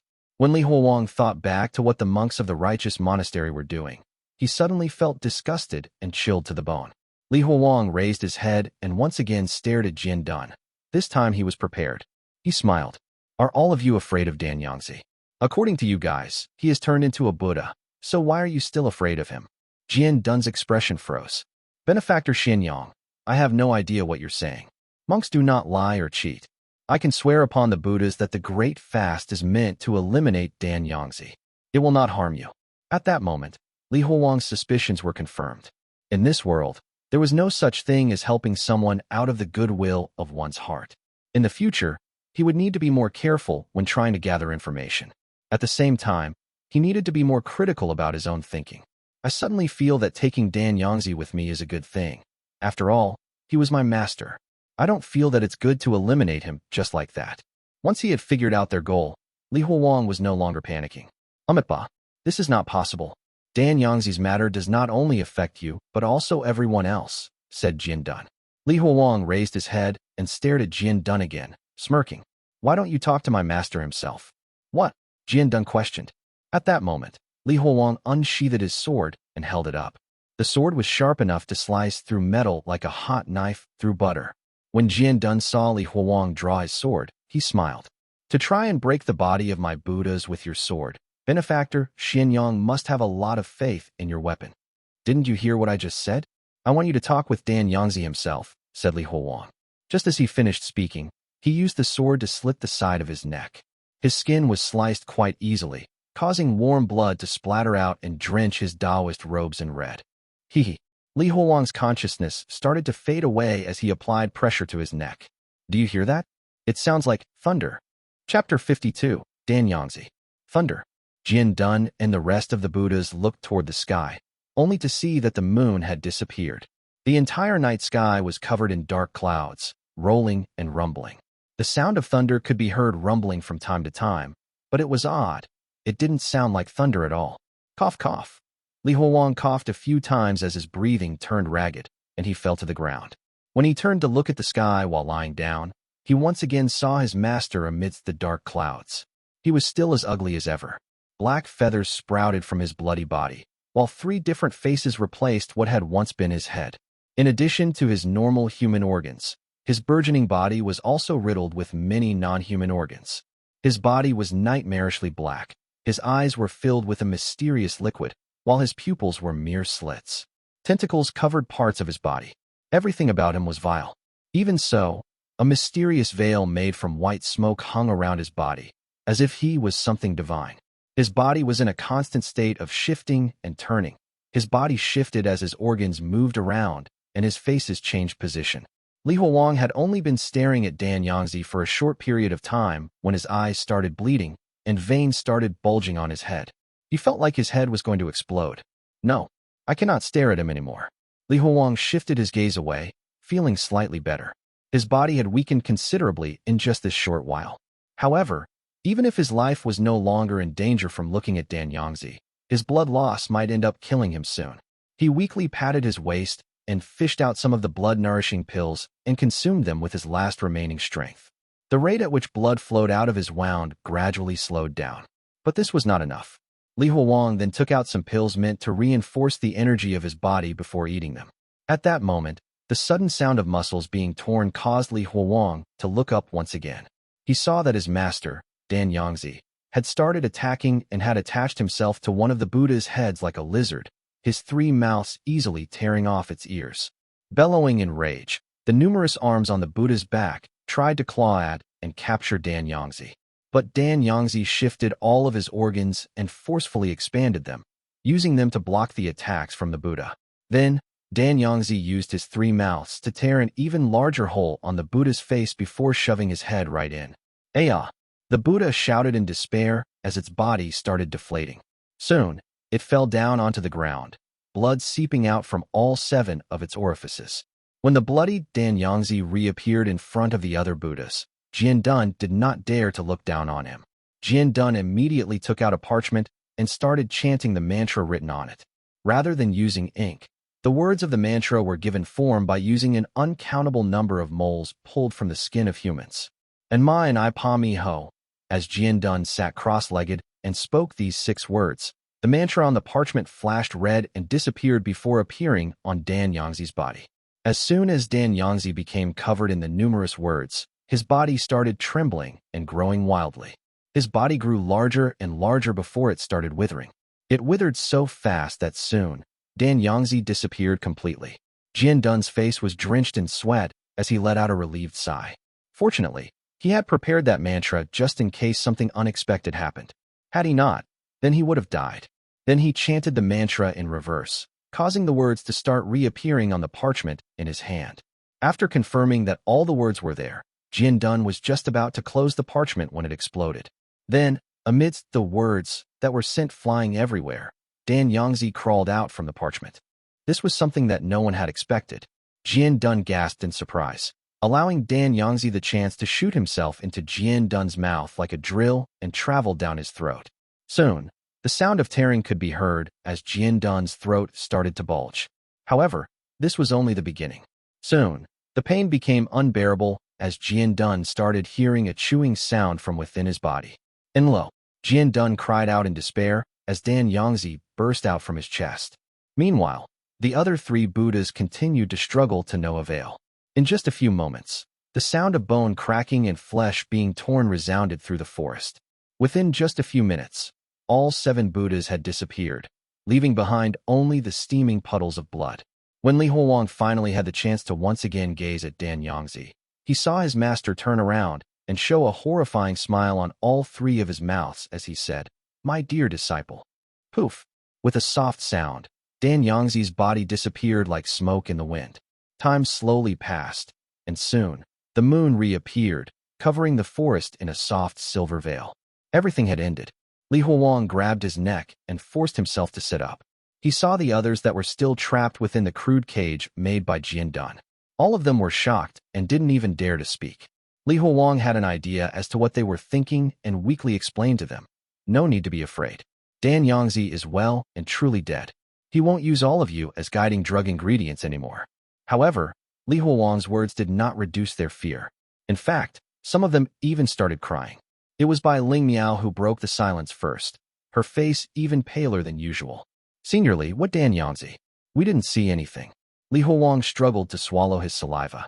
"Did you not see Dan Yangzi killing the Buddhas? Was he invisible to all of you?" Li Huowang thought that it might be a possibility. But just then, Puppy's entire body started trembling from fear and shock. He didn't dare to look at Li Huowang as he closed his eyes and shouted in a trembling voice, "Senior Li, there is no Dan Yangzi. It was you all along." "What?" Li Huowang endured the pain and touched his face. There was some sticky goo covering him. He continued touching his face and found that both of his cheeks had been torn open, as if he had opened his mouth to an impossibly large size. But none of that was important. What was important was that he felt full, really full. Chapter 53, Ponder. Creak, creak. The horrible grinding sound of the donkey cart's wheels filled the air. "Puppy, add some oil to the wheels," Li Huowang said with difficulty as he lay in the cart. Bai Ling Miao had just stitched the wound on his neck and then applied medicine on it. He couldn't move for now. Soon, the sound of squeaking wheels lessened. Li Huowang gazed at the sky and recalled the incident from a few nights ago. The trouble with the righteous monastery had been resolved, but his personal problems had only just begun. In his view, It was the immortal Dan Yangzi who had killed the Buddhas. However, to others, it was Li Huowang himself who had shot into the mouths of the Buddhas and consumed them from the inside out. They told him that his expression became extremely twisted and fierce right before he had done so. In this world, it wasn't possible for people to observe two different scenarios at the same time. That meant whatever he was seeing had to be false. Li Huowang turned to his side and saw Bai Ling Miao holding his hand tightly, not letting go for even a single moment. Her eyes were currently covered with a blindfold. After a while, Li Huowang turned and once again looked toward the skies before smiling bitterly. When he thought about it, due to his illness, he didn't even trust himself. Coupled with the fact that he had been covered in blood and his stomach had been full, it implied that he was indeed the one who had killed the Buddhas, not Dan Yangzi. Is Dan Yangzi truly dead? Was all that just my imagination? Just as he had that thought, he dismissed it. It's impossible for me to defeat all those Buddhas with just my illusion. It had to be Dan Yangzi who did it. Regardless of what he has become, he is still here, watching me. Li Huowang was certain about this. I had always thought that Dan Yangzi had truly become an immortal and was just entering the mortal realm. But from the looks of it, he seems to have either possessed me or attached himself to my body. If that really is the case, my assumption that he was protecting me seems to have been correct. But why? He's not the benevolent type, so there must be a reason behind all this. Thinking back upon that night, he felt quite weird. He had a hunch as he gently held Bai Ling Miao's hands. Hey, did my temper become shorter after we left the Zephyr Temple? Asked Li Huowang. No. Why do you ask? Replied Bai Ling Miao. Li Huowang just circled his index finger on the back of Bai Ling Miao's hands and didn't explain his thoughts to her. The reason I have to ask such a question is that Dan Yangzi is a truly evil man. Even though no one had explicitly said it, Li Huowang sensed some subtle changes had occurred within him. Is Dan Yangzi trying to resurrect himself through my body? If this is true, that means that protecting my body would be the same as protecting himself. This was a very bold thought that crossed his mind. However, he tried to calm himself down. That was merely a conjecture. Dan Yangzi had to be removed. But how was he going to go about achieving that? He was grasping at straws here. This world was not like video games, where everything was laid out in a clear-cut manner. He had to find bits and pieces of clues within this world itself. After the incident in the Righteous Monastery, Li Huowang had decided that he would no longer trust any of the other sects here. If a monastery that was supposed to preach kindness and stand by it was already so evil, then the other sects could only be worse. But still, in order to survive in this world, Li Huowang would have no choice but to confront them.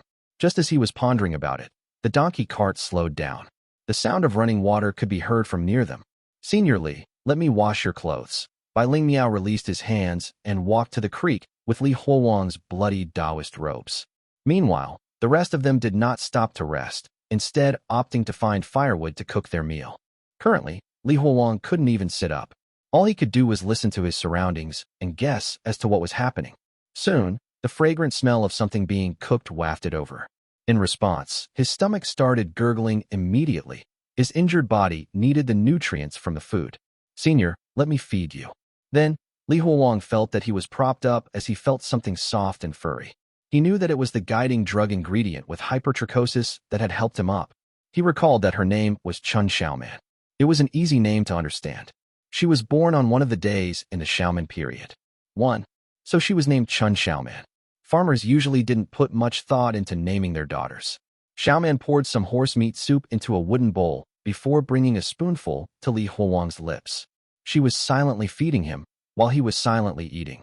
Ever since that incident, Li Huowang found that everyone here was afraid of him. However, Li Huowang could understand their fears. Traveling with a monster-eating man? Who wouldn't be afraid? After finishing most of the soup, Li Huowang told Shaman, asked Bai Ling Miao to come back.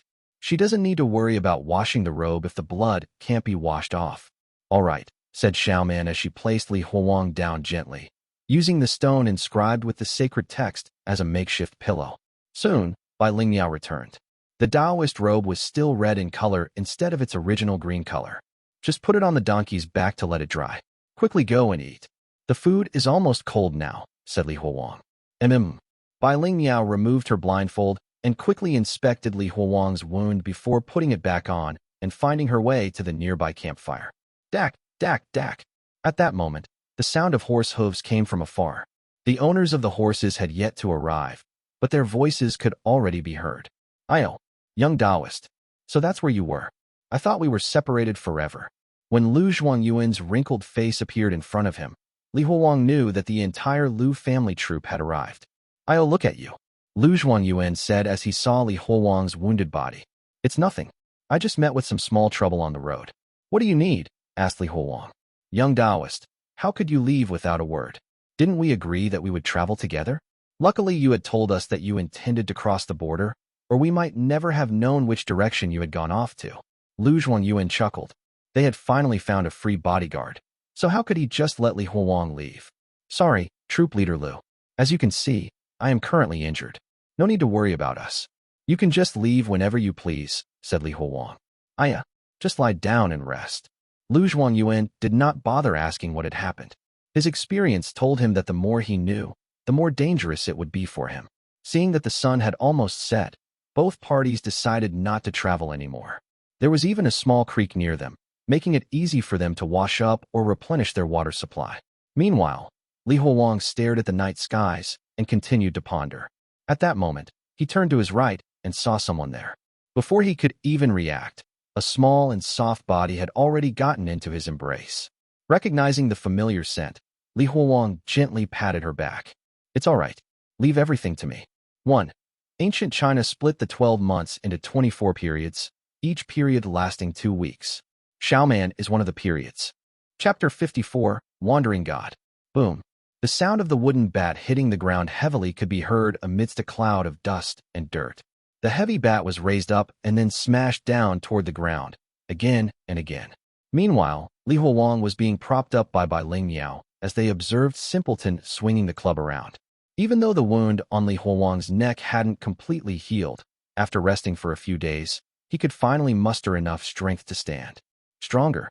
Swing it harder. Li Huowang shouted.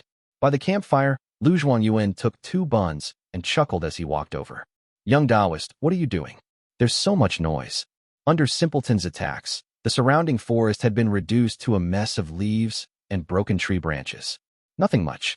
I felt that it was a waste to let him only carry luggage considering how strong he is. So, I'm training him, explained Li Huowang. Oh, that's good. That's good. Lu Zhuangyuan nodded and walked away. Meanwhile, Li Huowang returned his gaze to the shirtless Simpleton who was drenched in sweat, and he continued training him. Even though he might be a little lacking in terms of brains, his body was incredible. Li Huowang sighed as he observed Simpleton's massive back and waist. What a strong body. Sure, he might not be able to fight off the supernatural stuff, but at the very least, he should be able to fend off the bandits quite easily. This was Li Huowang's plan. He wanted to strengthen their abilities.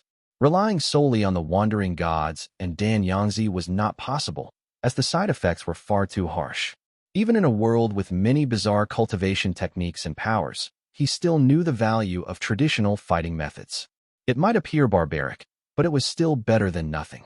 Even if they were not fighting enemies, at the very least, if Li Huowang started suffering from hallucinations again, they could still protect him. All right, that's 100. You can rest now, said Li Huowang. Hearing this, Simpleton threw his club and walked toward the campfire, panting heavily. Then, he picked up his large bowl and started eating without any restraint. Soon, 1/2 kilogram of noodles had been devoured by him. Even so, Simpleton was visibly hungry and returned to the black pot to get more noodles. When Li Huowang saw how Simpleton downed yet another 1/2 kilogram of noodles, he felt somewhat impressed. So it's true that someone who is weak in the mind would have an extremely strong body. Luckily, I have quite a bit of money, or I would go broke just trying to feed him. At that moment, he thought about something and took out the bronze bell. Looking at it, Li Huowang recalled the wandering god that had been crushed to bits by Jian Dun and his Buddhas. Can I still use it? However, when he thought about it, he realized that there was no such thing as impossible in this bizarre world. Come and support me. I need to go into the forest, Li Huowang told Ling Miao. They walked into the forest far enough away so that they could not hear the sounds coming from around the campfire. Only then did they stop. You go back first, said Li Huowang. However, this time, Ling Miao did not heed his order. You can just go to the toilet. I will turn around, said Ling Miao. Li Huowang didn't know whether he should laugh or cry. I'm not going to the toilet. You go back first. Come back here after 15 minutes. He waited until he was the only one remaining in the forest before he leaned against a white birch tree. Then, with one of his hands on his forehead, he shook the bell. Soon, the edges of the world started twisting and turning. However, this time, they did not congregate back together. Seeing this, Huowang decided to shake the bell even harder. Don't tell me it's unusable now. Just as he had this thought, the squiggly lines started to congregate before forming a new wandering god. Then, the new wandering god hummed curiously. Huowang asked it some questions he had, and in response, the wandering god hummed emotionlessly, almost as if it was not the one who had been killed by the Buddhas. Enduring the headache, Huowang talked faster and managed to gather some surprising pieces of information. Firstly, the wandering gods had names. It was just that humans couldn't produce the sounds required to call out their names. Even they didn't know why they were called the wandering gods by the first person that saw them. Secondly, the wandering gods did not have any concept of death, or to be more accurate, they were not living beings. Not only did they not have the concept of death, but they also did not have the concept of numbers. No concept of numbers? Huowang thought about it as he shook his head, causing the nausea and confusion to become even stronger. Soon, he started seeing double of everything around him, including the wandering god. Seeing how the wandering god in front of him had split into two, Huowang seemed to have realized something as he shook the bell even harder. Every time he shook it, the wandering god in front of him split into more and more bodies, until the confused Huowang could see 20 to 30 of them. He could not handle the nausea anymore and vomited. Soon, the sound of the bell faded, and everything around him returned to normal. The wandering gods had all disappeared. Meanwhile, Huowang vomited the meal he had just eaten until there was nothing left in his stomach. He kept vomiting until he almost started vomiting bile. Standing up shakily, he wiped his mouth and panted while looking at the bell. If I had known this beforehand, I wouldn't have needed to mutilate myself to summon Dan Yangzi. He stored the bell as he pondered. No, every time I give one of them an order, I need to sacrifice 3 months of my lifespan. Using so many of them would have probably cost me at least 10 years of my life. Huowang slowly walked back to the camp as he supported himself with the help of the trees. Just as he reached the roadside, he saw everyone, including Yuan, huddled together. Come here, everyone. All of this is good stuff. If anything here is of bad quality, then I, Zhu Dashi, swear that I will suffer from endless misfortune and my descendants will all live like livestock. Huowang went over and saw that it was a merchant and his mule cart. He was advertising his wares. Bai Lingmiao and Chun Xiaoman were on one side, gazing at some needles. This is such a dangerous world, and you are out here selling all this stuff on your own? Aren't you afraid of being robbed? Asked Huowang. In the face of Huowang's question, the man who had a mole at the edge of his lips smiled and didn't bother explaining himself.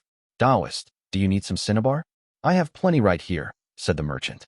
Yuan approached Huowang and whispered to him with disgust in his voice. The bandits would never rob him.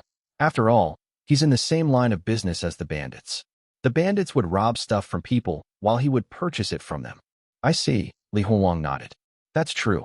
The mountain bandits would also need to sell off their items to be able to get money and food. These kinds of merchants that traveled around on their own would be their best option for privacy. Taoist, if you don't want any cinnabar, then how about something else? I have quite a few options. Zhu Dashi didn't even blink as he continued to peddle his wares. Huowang thought about it and asked, You have other options?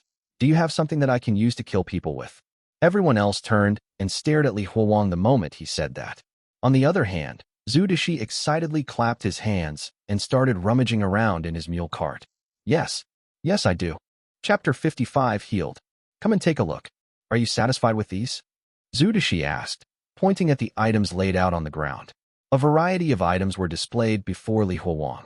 Most of them were rusted swords, while the rest were stored in vials. What the? All of these are rusted. They are nothing but scrap metal, Puppy said as he knelt down, inspected the items, and started haggling with the man. You can still use them after you polish them a little. Do you think I would have the chance to obtain superior quality weapons out here? The man asked. On the other hand, Huowang did not pay much attention to the swords. Instead, his focus was on the vials.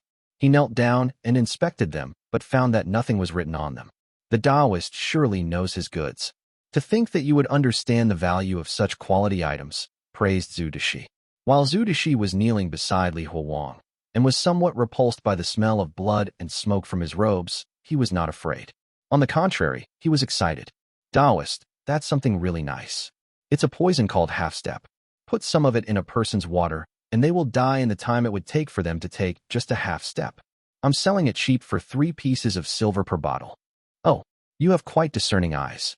That's something really good as well. It's called the Red Crane. You only need an amount the size of your fingernail to send someone straight to hell. 5 pieces of silver per bottle. This is something even more amazing. You only need to take one of these pills, and you would be able to handle 2 women in one night. This was something that was custom-made for Second Head Lu of Wolf's Head Mountain. However, I can sell it to you for an extra fee. Hearing Zhu Deshi go on and on about his wares, Li Huowang stood up impatiently.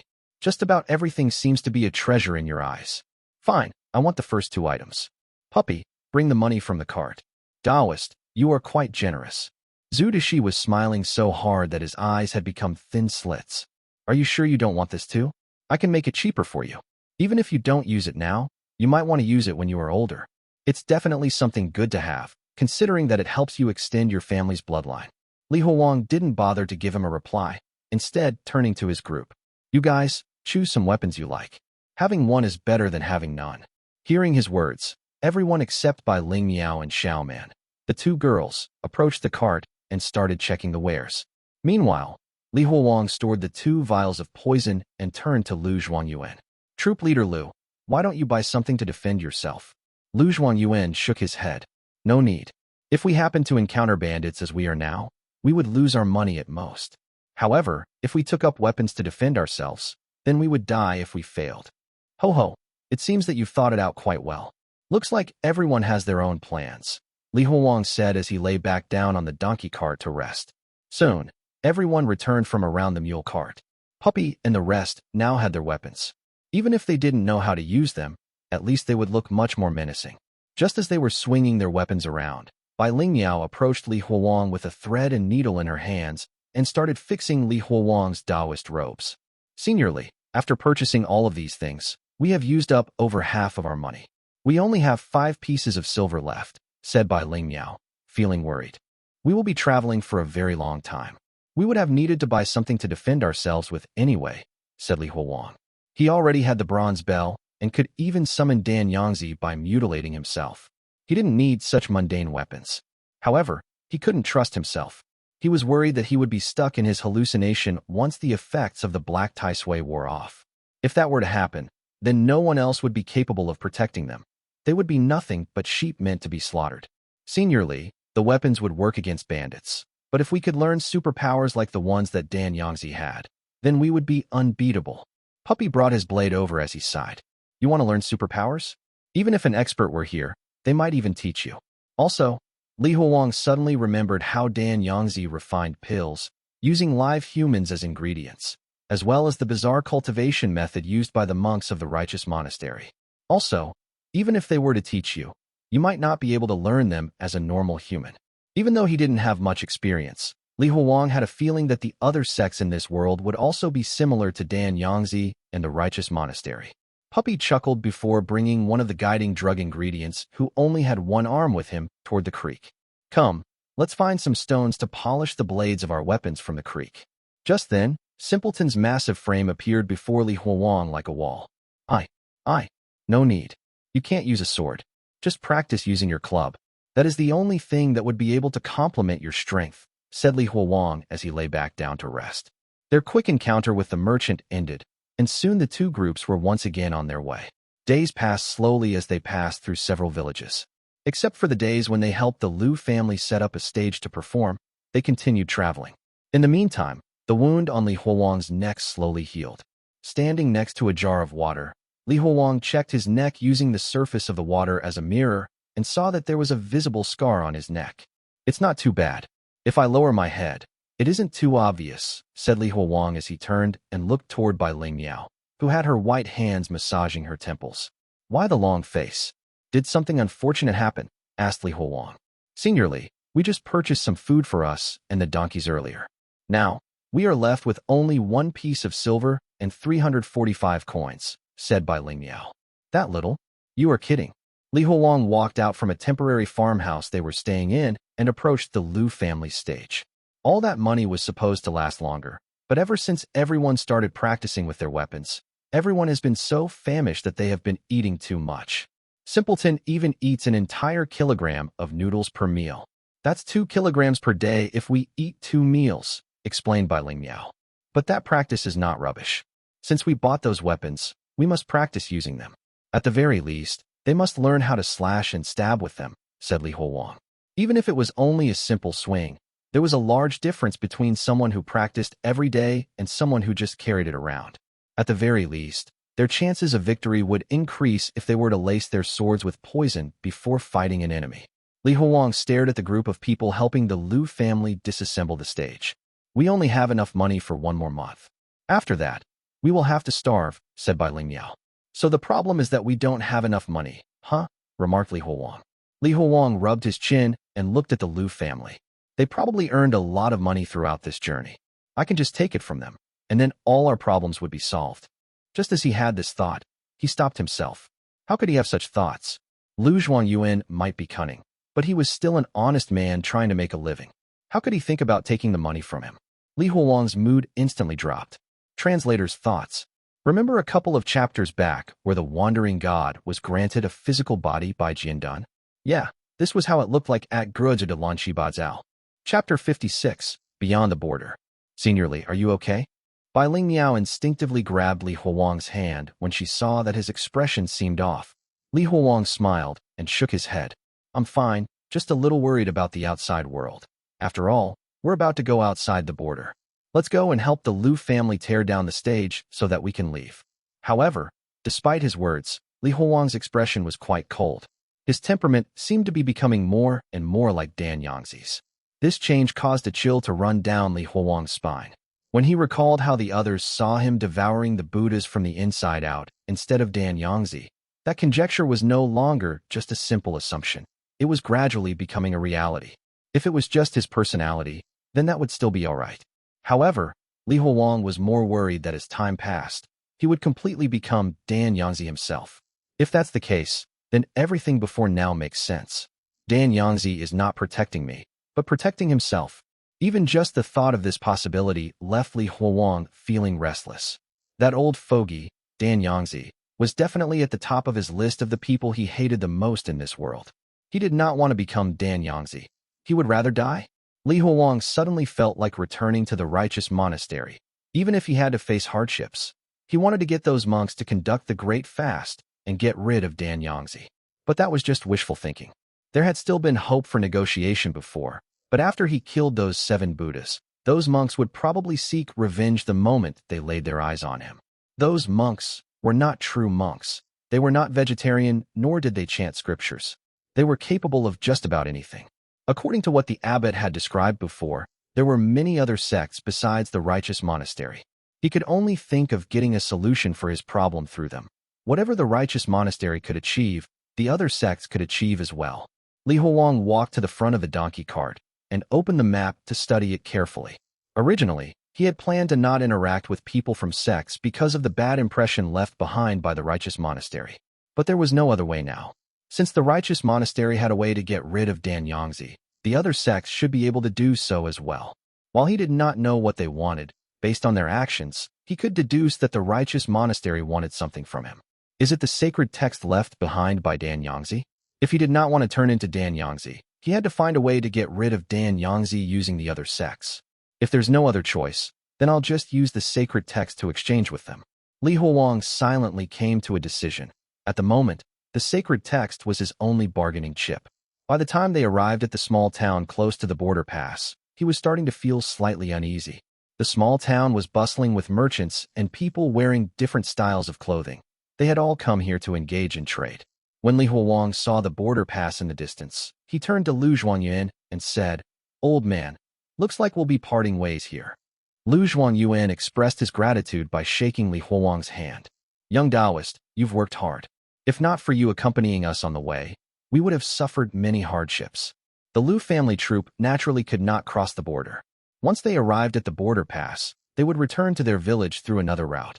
After making the necessary repairs and recuperating at home, they would repeat their journey, traveling through the empire once again. This was the fate of their theater troupe. If they wanted to break free from this life of wandering, they had to buy a theater building and settle down. Have a safe journey. I don't know what you are up to, young Taoist, but we wish you great success. Here, take some salted duck eggs for your trip, said Lu Yuan. In response, Lu Xiaocai reluctantly placed a jar of salted duck eggs onto the donkey cart. Thank you for your well wishes.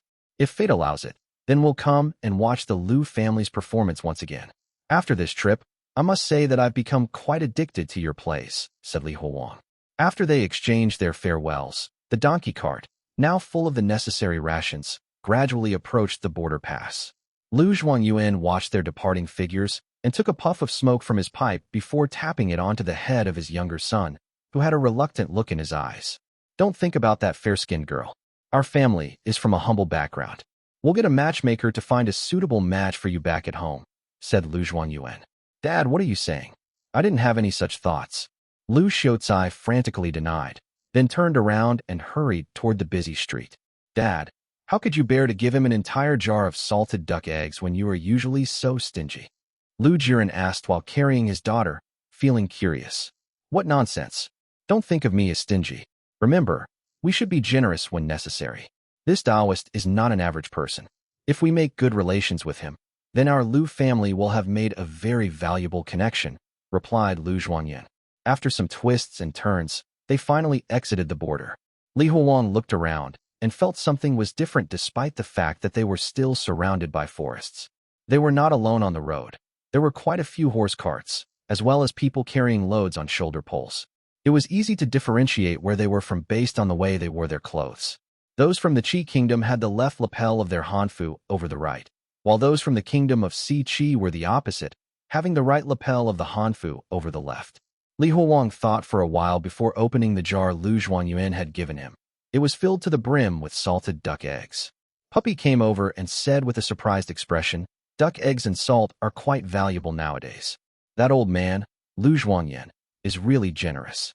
Li Huowang closed the jar. His impression of that old man had improved greatly. Forget about the useless things. Whoever lives in the Si Qi country, get ready to go back home, said Li Huowang. Everyone looked at each other, and then Shaman, who was covered in black hair, raised her hand. Then, she spoke in a trembling voice. I am from Si Qi. As soon as she spoke, the surroundings became quiet. The others knew about the grievances she had with her parents and what she intended to do when she returned home. Sister Shaman, how about? Bai Ling Miao wanted to persuade her despite feeling slightly hesitant. However, she was interrupted by Li Huowang. All right, then you should be more familiar with this place. Tell us, what kind of place is the kingdom of Si Qi? Is there a big sect like the Righteous Monastery there too? Shaman, whose face was covered by a black bamboo hat, took a deep breath. I don't know. Though I stayed there, I never left the village in over 10 years. However, when I was 9, I saw some god-summoning shamans at the village entrance. God-summoning shamans. Li Huowang was a little taken aback. The god of happiness had left a deep impact on him. Then do shamans have any places they frequent? Asked Li Huowang. No. I have heard that shamans mostly stay within their own houses, offering sacrifices to their immortal families, replied Shaman. Immortal families? Do they have any specific names? Li Huowang's mind flashed as he heard more about the bizarre things belonging to this world. Hong, Huang, Bai Lu Bei. I've heard of 5 different immortal families. However, I don't know what each of them represents. Translator's thoughts. Updated image of how the MC looks like right now. At Guzida Lan Shi Bazao. Chapter 57, Shaman. I don't know what the shaman's 5 immortal families of Hong, Huang, Bai, Lu, and Bei represent. It was mentioned by one of the village elders in passing, and so I remembered it. At the time, I encountered one of them for the first time. Someone in the village had been possessed and was lying on the ground, barking like a dog. At that time, a shaman happened to be coincidentally passing through the village and came in to take a look at the possessed person. I'm not sure about what happened after that, but I recall that the possessed person was okay the day after that and went back to work in the fields, explained Shaman.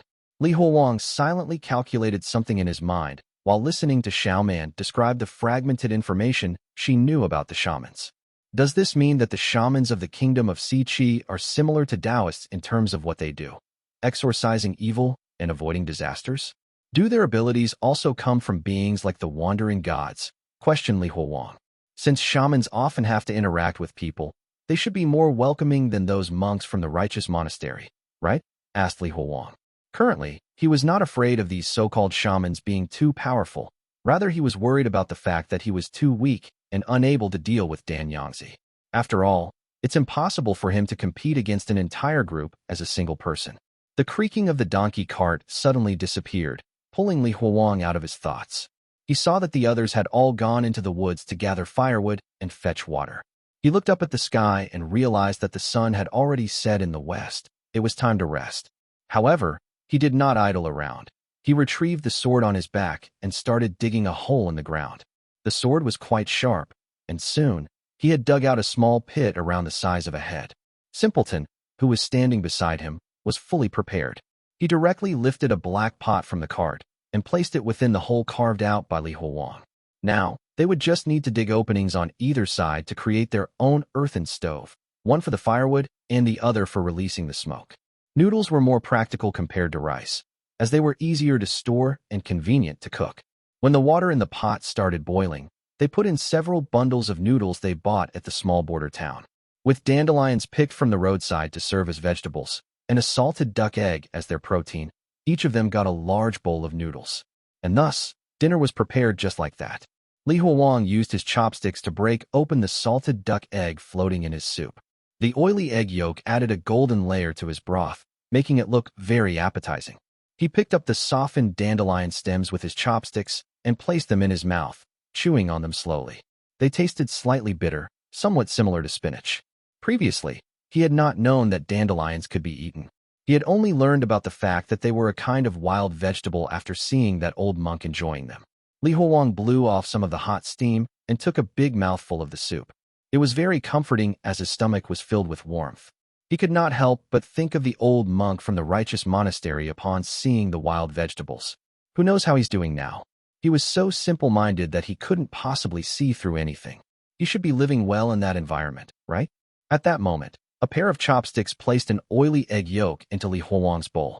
Bai Lingmiao, sitting beside him, said in a soft voice, "I don't eat egg yolks." Huowang nodded silently and picked up some noodles using his chopsticks before slurping them up in a single mouthful. "Do you remember that bronze Taoist bell I have? I brought it with me from Zephyr Temple." "Yes," replied Bai Lingmiao. "I'll teach you how to use it now. If anything happens to me, remember to take it out and use it to protect yourself," said Huowang. "All right," replied Bai Lingmiao. "First, you need to shake it. You will feel extremely dizzy when shaking it, but you need to endure it. Next, you will need to grab a handful of dirt from the ground and place it into your mouth," explained Huowang. The skies gradually darkened, and Huowang's meal was finished just as he finished giving the instructions on how to use the bell. Bai Lingmiao took the bowl and chopsticks from Huowang's hands and walked toward the stream in the woods. Huowang gazed at her slender figure from behind. Soon, it had suddenly turned into the figure of a high school girl wearing a red uniform. It was Yang Na's silhouette. He shook his head vigorously to clear his mind, causing Bai Lingmiao's figure to reappear. Annoyed, Huowang lay on the ground to look at the clear, starry night sky. Huowang was the one to stay up and keep watch during the first half of the night. He had not been sleeping well recently. Or rather, he had never slept well ever since he got stuck in this world. Huowang used his sword to poke at the bonfire before throwing in some firewood. Using the light of the fire, he examined his weapon. This weapon that could cut through metal like mud was somewhat wasted in his hands. He only used it as a shovel to dig pits, or as a poker for the fire. Now, the sword tip was charred and looked very unsightly. The only time he drew blood with it was when he used it to mutilate his own neck. "Senior Chongming, if you could see what is happening to your precious sword, would you be so angry that you would come back to life?" Huowang mumbled to himself as he sheathed it back into its scabbard. At that moment, a soft sound rang out from behind him, making Huowang stand up in a rush. He immediately grabbed a burning piece of wood from the campfire and threw it over. The burning piece of wood flashed past a figure and landed before a pair of horrifyingly red embroidered shoes. "Who's there? Show yourself," Huowang shouted loudly, waking up the others as they sat up sleepily. However, when they saw the pair of feet with the embroidered shoes in the distance, they were frightened and immediately drew their swords. "Hee, don't be alarmed. It's all a misunderstanding." A cheerful voice rang out, accompanied by a 50-year-old man with white hair, as he emerged from the dark woods. He was dressed plainly, and the patches on his clothes suggested that he was not wealthy. Aside from a small backpack on his back, He had an old, dirty drum with ribbons of many colors tied around it on his waist. Facing the weapons held by Li Huowang's group, he stood there and explained, I was rushing along in the middle of the night and saw some light, and so I came by for a look. I did not think I would run into your group. When he noticed that Li Huowang's attention was focused on the pair of red embroidered shoes, he explained, It's fine. That's my wife. She's somewhat afraid of strangers. Dear, come over here. That pair of shoes unhurriedly stepped out from the darkness, and she came beside the old man. She had a red veil covering her face. Her clothes were colored in bright red and purple, and there were various colorful fabrics tied around her body, just like the drum on the old man's waist. She stood there, motionless. Seeing such a sight in the middle of the night was enough to send chills down their spines. That's your wife. Li Huowang confirmed again, his sword still raised. He found it hard to believe that they would be accompanied by such a peculiar companion. Even if he had claimed that she was a zombie, nobody would doubt him. At that moment, Shaman hurried to his side and whispered, Senior Li, he is a shaman. These words immediately caused Li Huowang to raise his guard to the maximum. Yes, that's right, we are shamans. I am the main deity, and my wife is the second deity, said the old man. Upon seeing the lack of response from the group, the old man continued, Why? Don't you guys believe me? Then, how about I show you a demonstration, Hiki? Before Li Huowang could stop him, the old man opened his mouth and shouted, Summon the gods. His confident shout echoed throughout the dark forest and into the distance. Chapter 58, Li Ji. Ring, ring, ring. An extremely piercing ringing sound interrupted the old man's shout, causing everyone to cover their ears with agonized expressions. By the time the sound of the bell subsided, Li Huowang's blade was already placed at the man's neck. Hiki, Taoist, what are you doing? Asked the old man, his expression still calm despite the sharp blade pressed against his neck. Why are you asking me what I'm doing? I should be the one asking. You, what you're doing? What gods are you summoning? Asked Li Huowang. At the same time, he applied some pressure on the charred blade, drawing a trace of blood. Nothing good would happen, no matter what deities or gods the shaman was summoning. He had not encountered anything good ever since he came to this wretched place. The man chuckled, realizing that he had been misunderstood. Taoist, you aren't from the kingdom of Si Chi, right? I didn't summon any gods. I didn't even beat on my drum, so I can't summon them at all. I just wanted to prove to you that I am indeed a shaman. Shaman whispered, he's right. A shaman does need to beat their drum. Li Huowang glanced at the colored drum hanging on the man's waist before slowly withdrawing his sword. Friend, don't make such jokes late at night. It's easy to be misunderstood. You can leave, said Li Huowang. The old man eyed the wary Taoist up and down, then nodded reluctantly and turned to leave. All right, I am Li Ji. Until we meet again. Dear, let's go. He did not say another word, instead bringing the red-veiled woman back toward the pitch-black path within the forest. As Li Huowang watched them leave his line of sight, he turned back and said to the others, Don't sleep anymore tonight. Stay on your guard, just in case that fellow hasn't left. It didn't hurt to be overly cautious. Such a fellow could suddenly jump out in the middle of the night. Who knew what his objectives were? Despite their hesitant responses, the guiding drug ingredients hugged their weapons and gathered around the bonfire. At the same time, Li Huowang grabbed a dried tree branch and tossed it into the fire, causing it to become brighter and illuminate everyone's anxious faces. Despite the seemingly endless wait, the long night passed. Nothing else happened aside from them looking exhausted. Let's rest for the morning and then catch up. Puppy, you keep watch first, Li Huowang said before closing his eyes. After some time, Li Huowang was gently awakened from his nap by someone. Senior Li, that person is back. What? This news immediately caused him to jolt awake. He turned back to see Li Ji with his wife, who was wearing a veil, both beaming at him from nearby. After thinking all night, I realized that I scared you last night, didn't I? I'm here to offer my apologies, said Li Ji. The sunlight peeking through the branches shone upon Li Ji's somewhat dark face, causing the mole on his face to stand out. If the drum around his waist was taken away, then he would look like just any other common farmer who worked in the fields all year round. Under the bright sunlight, he now appeared much more approachable than last night. Some thoughts flashed through Li Huowang's mind as he clasped his hands together and returned the greeting. Brother Li Ji is too courteous. I was also reckless yesterday. No matter his objective, since a shaman was standing before him, Li Huowang could not miss the chance of getting some information. This girl told me that your surname is also Li? That's quite a coincidence. My surname is also Li. Perhaps we were relatives 500 years ago, Li Ji said cheerfully as he took a few steps forward and approached Li Huowang. Brother Li Ji, where are you headed? Asked Li Huowang. Oh, my family's grandmother is going to celebrate her birthday soon, so I'm hurrying over to give her my well wishes, explained Li Ji. Birthday celebration? Shamans seem to be different from those monks and the Taoists. They still have to attend worldly functions and fulfill their worldly obligations. Taoist, where are you headed? And with such a big group of helpers, no less. Li Ji's gaze flickered as he eyed Li Huowang's blood-stained Taoist robes. Liang Kingdom, Li Huowang replied concisely. That far?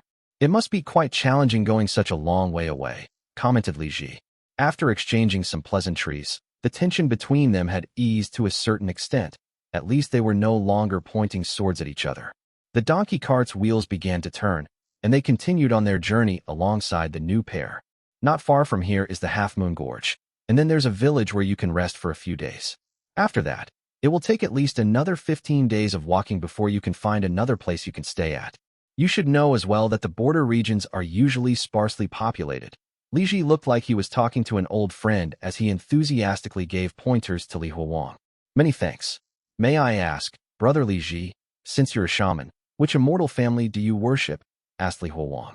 Li Huowang's incisive questioning caused the red-veiled woman to tilt her head in wonder. Kiki, I'm a disciple of the Bei family. Since you've asked about me, I would also like to know which mountain or sect you belong to, said Li Ji. Shishan Donghua sect, Zephyr Temple. I go by the Taoist name, Xin Yang. Li Huowang instinctively responded with Dan Yangzi's old claims. He did not know what the Shishan Donghua sect was, but, in any case, with this, others would believe that he had a genuine lineage, and he was not just a fake Taoist. Li Ji shook his head. Kiki, I have never heard of it. But that's understandable. The world is so vast that nobody would know everything. Li Ji was very talkative, and his face always had a smile. One's mood would be lifted by just staying in his company. As they continued walking, it was soon time for lunch. They were still using the makeshift stove to cook noodles. The river by the roadside was gradually becoming wider, making it more convenient for them. Meanwhile, Li Ji did not take out anything from his small backpack and just squatted at the roadside, watching them with a smile. This caused Li Huowang's group to start feeling uneasy. Brother Li Ji, do you want some? Asked Li Huowang. That's very kind of you. I haven't eaten anything since yesterday. Li Ji eagerly ran across to pick up a bowl before starting to fill it with noodles. Soon, bowl after bowl was slurped clean by him, causing Bai Ling Miao to furrow her brows. Senior Li, that's almost 1.5 kilograms. How can he eat so much? Is this guy following us just for this meal? Asked Bai Ling Miao. Everyone stared blankly as Li Ji scooped up the last strand of noodles. He was not the slightest bit embarrassed and continued to happily slurp away as he squatted under a tree. Li Huowang walked to his side and copied him and squatted down. Was the food enough? Do you want some more? It's quite embarrassing, but I really haven't had enough, Li Ji said as he drank a large mouthful of soup. Cook 1 more kilogram of noodles. Li Huowang shouted toward those around the metal pot. How come you're the only one eating, and not your wife? Isn't she hungry? Li Huowang looked toward the woman with the red veil. He found that her fingernails were a little blackened and extremely long. I'm the main deity, while she's the second deity. Just me eating is enough? Li Ji said as though that was the natural order of things. Oh, why's that? Asked Li Huowang, hoping to learn something new. The slurping sound stopped as Li Ji raised his right hand that was holding the chopsticks before wiping his mouth with his elbow. He then turned over and beamed. Kiki, you have so many questions. Are you trying to become a shaman as well? Chapter 59, Chosen Apprentice. Before Li Huowang could respond to Li Ji, the sound of the noodles being slurped started once again. Even if you wish to become an apprentice, that would not be possible. The disciples are all chosen by the immortal families themselves. The right opportunity is needed if you wish to enter this trade, Li Ji explained. Oh, if you don't mind, please elaborate on that, said Li Huowang. He had talked to this fellow for so long just to get a better understanding of these matters. After all, the more he understood, the safer he would be in this foreign world. Li Ji used his chopsticks to gesture in the air as he explained. To become an apprentice, you need to become gravely ill. It would be best if you're on the brink of death. Then, if you're lucky, the immortal family will visit you in your dream. They will cure you, and in return, you'll become their apprentice. What do the members of the immortal family look like? Li Huowang continued his questioning. Li Ji fell silent, as if trying to recall something. How should I put it? All I can say is that they're definitely not human. Li Ji attempted to pick up more noodles with his chopsticks, but discovered that his bowl was empty, so he excitedly returned to the pot. Not human, huh? Li Huowang thought to himself. From what Li Ji said, he could deduce that these immortal families could communicate and exchange with people. They were probably beings similar to the wandering gods. From the looks of it, the people of the kingdom of Si-Chi were actively or passively engaged in transactions with these beings and interacting with them. At that moment, Li Huowang remembered the writhing pile of flesh that was the giant Buddha back at the Righteous Monastery. From men to women to animals, and finally to the giant Buddha, the monk's cultivation path seemed to follow a progressive process.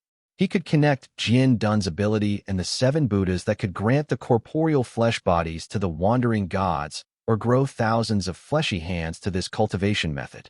It wasn't hard to deduce that the monks from the Righteous Monastery used such a cultivation method all in order to obtain their flesh-related abilities. Trading and interacting with different beings can allow one to gain different supernatural abilities. Perhaps is the origin of the different sects in this world? Li Huowang started to have a rudimentary understanding of this world. Meanwhile, Li Ji came back with more noodles in his bowl. The noodles in his bowl were piled up quite high, with not a single drop of broth mixed in. He squatted down to eat while complaining incessantly. Let me tell you, being an apprentice isn't a good job. It's best if you can avoid it. It's full of problems, and you even have to face 3 disasters and calamities. The pay isn't that great either. After listening to his long-winded complaints for a while, Li Huowang couldn't help but interrupt. Then what can you apprentices request the immortal families to do? Li Ji glanced at Li Huowang and replied, anything. Dispelling evil, curing illnesses, changing fortunes, handling weddings and funerals, fortune-telling, feng shui arrangement, etc. So powerful. They can do anything and everything, exclaimed Li Huowang. Each immortal family has a different set of abilities. If the one you worship cannot solve the troubles you encounter, you can always seek help from the others, explained Li Ji. Li Huowang's expression turned serious. What if someone has something attached to them? Can they deal with that? Something attached to them? That's probably an evil spirit. In that case, they can definitely help, replied Li Ji. Are you sure? It's not just any ordinary thing. Li Huowang thought about Dan Yangzi and then looked at the man before him. No matter how he looked at it, this guy seemed somewhat unreliable. Hey, why don't you give it a try to find out if it works? Anyway, it's just 50 coppers. Are you afraid of me running away with your money? Said Li Ji. 50 copper coins? That's your remuneration? This was far lower than the amount that Li Huowang had in mind. My payment is just for me. The immortal family's portion will need to be counted separately, Li Ji explained as he munched and swallowed the noodles in his mouth before burping. I will take 50 copper coins, no negotiation. After taking that fee, I will arrange for you to meet the immortal families. It's been an old rule for over 3 centuries and has never changed. Of course, the coins have to be new ones. Don't try to cheat me using old coins picked up from the roadside. As for the immortals, do I negotiate their remuneration with them myself? Asked Li Huowang. No, there's nothing to negotiate. You have to let the immortal family choose, and they will take whatever they set their sights upon. However, more often than not, they will not be interested in any material possessions like money, explained Li Ji. They pick and take whatever they want. And they don't want money? Li Huowang felt somewhat uneasy. If they traded with these immortals, what would these beings take from them? Then, what have the immortals taken from others before? Asked Li Huowang. Hey, don't ask me. Who am I supposed to ask? Li Ji continued while carefully licking the bowl. Anyone who has had something taken from them by the immortals must not tell others about it. This is taboo, and bad luck will fall upon them. Aren't you a shaman? Even you don't know? Asked Li Huowang. Simply put, I'm just an errand boy for the immortals. I'm only responsible for inviting people. I'm not paid enough to care about those other matters, responded Li Ji.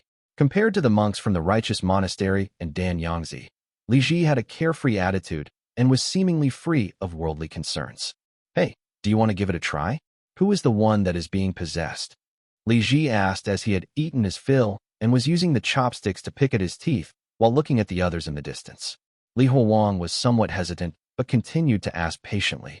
Brother Li Ji, during your travels you must have handled quite a few such matters, right? That possessed by evil thing you speak of, just how does it come about? Li Ji's expression was a little impatient as he shook his head. I can't be bothered to remember such matters. Why would I try so hard when I only get 50 copper coins for an errand? That can hardly buy me enough rice. Now if the price were to be increased to 500 coppers, then I would definitely remember such things clearly. I can't increase my fees, nor can I change my occupation. It's really frustrating to do this, right? Don't Taoists make good money when performing their rituals? How much is it for one event? Li Huowang once again glanced at the red-veiled woman who was standing behind them, completely motionless. He stood up and said, "We've rested enough. Let's continue our journey." "All right. By the way, what time is dinner?" asked Li Ji. Li Huowang's group resumed walking. Li Ji, with his carefree personality, tried to strike up a conversation with them, but their responses weren't very enthusiastic. This person spoke very normally and did not seem to harbor any malice. However, good intentions can often hide underlying motives. Thus, Li Huowang did not let down his guard completely. Li Huowang turned slightly to observe the two people on the other side of the road. His attention was entirely focused on the person beside Li Ji, the red-veiled second deity, who did not eat, drink, or talk. The more he watched her, the more uncomfortable he felt. She was even more peculiar than Li Ji. Her steps were precise every time she walked forward. She seemed less like a real person and more like a puppet. What was even stranger was that Li Ji referred to her as his wife.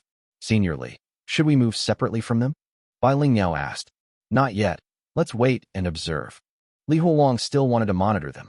If this person was not lying, then he may have to rely on the so-called immortal families to handle the matter of Dan Yangzi. Chapter 60, Shaman. As the sun gradually moved westward, a village appeared before them. Within it, houses of varying heights were scattered around. "You see, this is the village I was talking about," Li Ji smiled, pointing toward the black tiles ahead before continuing forward in large strides. "Follow me. A fellow villager of mine lives here. It will be free if we stay there," said Li Ji. The two carts pulled by donkeys followed along as Li Huowang gently motioned for them to follow Li Ji. As they walked on the yellow dirt path between the various houses, Li Huowang's group looked around at their quiet surroundings. Strangely, there was nobody in sight in the fields or the courtyards. "What's going on? Where are all the villagers?" Li Huowang was puzzled. Just as he was thinking, Li Ji poked his head out from behind a corner in front of them, his old face full of excitement. "Hey, come quickly. It's quite lively over here. Looks like a grandpa is climbing the ashes. His face is all scratched up, and it's getting quite interesting." "Climbing the ashes? What does that mean?" asked Li Huowang. However, nobody answered Li Huowang's question. When he turned around, he saw that all of them had awkward expressions. Bai Lingyao was so embarrassed that her head was drooping in shame. "Senior Li, let's not get involved. That's their family matter," said Bai Lingyao. Li Huowang glanced at her in confusion before moving toward Li Ji's direction in big steps. As they turned the corner, it became clear that the entire village was gathered here to watch the commotion. They were all dressed in rural clothing and surrounding a house. Li Ji was standing at the periphery of the crowd, tiptoeing and leaning on a person's shoulder to get a better look. "What does climbing the ashes mean?" Li Huowang came beside Li Ji and asked. "It refers to a grandpa attempting to steal his son's wife. Do you have another term for it in the region you are from? Actually, where are you from?" Li Ji looked at Li Huowang, astonished. Meanwhile, Li Huowang was left speechless after hearing the explanation. No wonder Bai Lingyao had such an expression. "Ah!" At that moment, a sharp female scream rang out from the middle of the crowd, causing everyone to step back in shock. Through the gaps, Li Huowang saw a bizarre scene within the house. A naked woman was lying on a wooden table, her limbs twisting as she writhed around like a snake, screaming and trembling. "Oh, that's not right. It's not someone climbing the ashes, but someone being possessed," Li Ji lamented. At the same time, he placed his hands together and pushed through the crowd. "Hey, please move aside. I'm a shaman. Please move aside." "Hey, who just stepped on my foot?" shouted Li Ji. Meanwhile, Li Huowang was about to turn away but paused upon seeing this scene. Is he going to use his shamanic techniques to exorcise the evil spirits? Li Ji exerted much effort to push through the crowd before looking around and waving toward Li Huowang. "Hey, Taoist, come quickly. Why are you so far away?" Li Huowang thought about it for a moment, and then he also began to squeeze through the crowd. "This guy seems a bit out of place. We can use this opportunity to assess his powers. If he's just messing around, then there's no need to enlist his help to resolve my own issues. Otherwise, Dan Yangzi will just eat him up like the Buddhas." When he reached the center of the crowd, he could see the situation more clearly. There was something very obviously strange about the behavior of the woman lying on the table. She didn't have the usual black pupils in the center of her good-looking phoenix-like eyes. Instead, it seemed like she had 5 layers of eyelids. There was an old and a young person standing beside her. They seemed to be the victims of the possessed woman. "Taoist, will you handle this, or should I?" Li Ji whispered to him. "How about we go at it together, and you can request more money when it's done. Then, we'll split it up later. This way, we won't even have to violate any of the shaman's rules." "No need. I'm not really skilled with exorcism. You can go ahead." Li Huowang rejected. In the first place, he did not know anything about exorcism or other Taoist duties. Li Ji was astonished when he heard Li Huowang's explanation. "You must be joking with me. You don't know how to exorcise evil spirits? Are you sure you aren't a fake Taoist?" "Hurry up. The woman is almost going to twist her own bones apart," said Li Huowang, pointing at the woman on the table. The woman who was previously coiled up was now biting her lips, and blood was dripping down her chin. The joints of her limbs had even started to make creaking noises as they were twisted further. It seems that ordinary people aren't as disconnected from these things as I had imagined. They just use evil spirits as a universal explanation. What if Li Ji wasn't around today? What would they do? Li Huowang wondered as he watched Li Ji negotiating with the victims. Li Huowang glanced at the old agricultural tools in the house, their bare feet covered in yellow mud, and their faces that were full of hardship. All this served to provide a simple yet harsh answer to his question. It was the same thing that impoverished people do when they get sick: endure the minor ailments, bear with the major ailments, and lie down if it becomes unbearable. Cough. The sound silenced the buzzing chatter of the crowd. Thud. Li Ji used a small stick to lightly tap the old drum hanging from his waist, causing everyone's hearts to tremble. Thud. Thud. Thud. "Summon the gods," shouted Li Ji, his confident and loud voice drowning out all the other sounds around them. At the same time, Li Huowang turned to look outside the house. The red light in the sky was gradually fading as the silent night approached. The sun sets in the west. Oh, the sky turns dark. Oh, dragons return to the boundless sea, so that they can bring rain. Tigers return to the mountains, so they can sleep. Oh. Li Ji began singing to the rhythm of the drum. As Li Ji sang lyrics that followed the rhythm of the drum, the mysterious second deity that had gone unnoticed so far began to tremble. The red veil on her head and the colorful cloth strips on her body also started to shake. Above are the 7-starred glazed tiles, standing on the octagonal purple-gold bricks. Foot on the ground, head into the skies. Stride forward successively to stand firmly in the camp. Offer incense. Beat the drums. Summon the immortals. Li Ji continued to sing and beat the drums as he fished out a few incense sticks. He lit them and then placed them around the woman lying on the wooden table. The woman's hair was disheveled, and she bared her teeth like a beast. She was about to lunge forward, but pulled back and started wailing once she came into contact with the white smoke of the incense. The white smoke wafting from the incense did not disperse, slowly swirling within the house. Soon, the inside of the house started to turn hazy. Li Huowang's eyes began to twitch, and he felt somewhat restless. He looked around to confirm that everything was normal before frowning slightly, pinching the back of his own neck, and taking 2 steps backward. Burp. That was the first movement from the red-veiled woman. She burped before making a rustling sound from under that veil. The onlookers were evidently taken aback, and the crowd began to disperse even more quickly than before. Those who were more timid used this opportunity to run home before the darkness of the night completely engulfed them. On the other hand, when Li Ji heard the burping sound, he glanced back and continued to sing while beating the drum. "Oh, immortal family, I know you are coming. You are mighty and powerful. Please come quietly, without a fuss. This house is small, easy to crash around. It's easy to handle when meeting gentlemen, but tongues will wag when meeting villains." Oh. Chapter 61, Second Deity. Dong dong dong dong. The sound of the beating drum and Li Ji's voice never ceased within the small room. "Come help me. Touch the roof and stand firm on the rafter. Hold the drum in the left and the whip in the right. AI, he AI, yo. Dong dong dong." Meanwhile, Li Huowang could clearly see that as Li Ji continued chanting, the red veil on the second deity's head started to protrude, almost as if something was growing from inside. Peeking past the red veil, Li Huowang saw an animal's face appearing from behind it. However, it was very bizarre.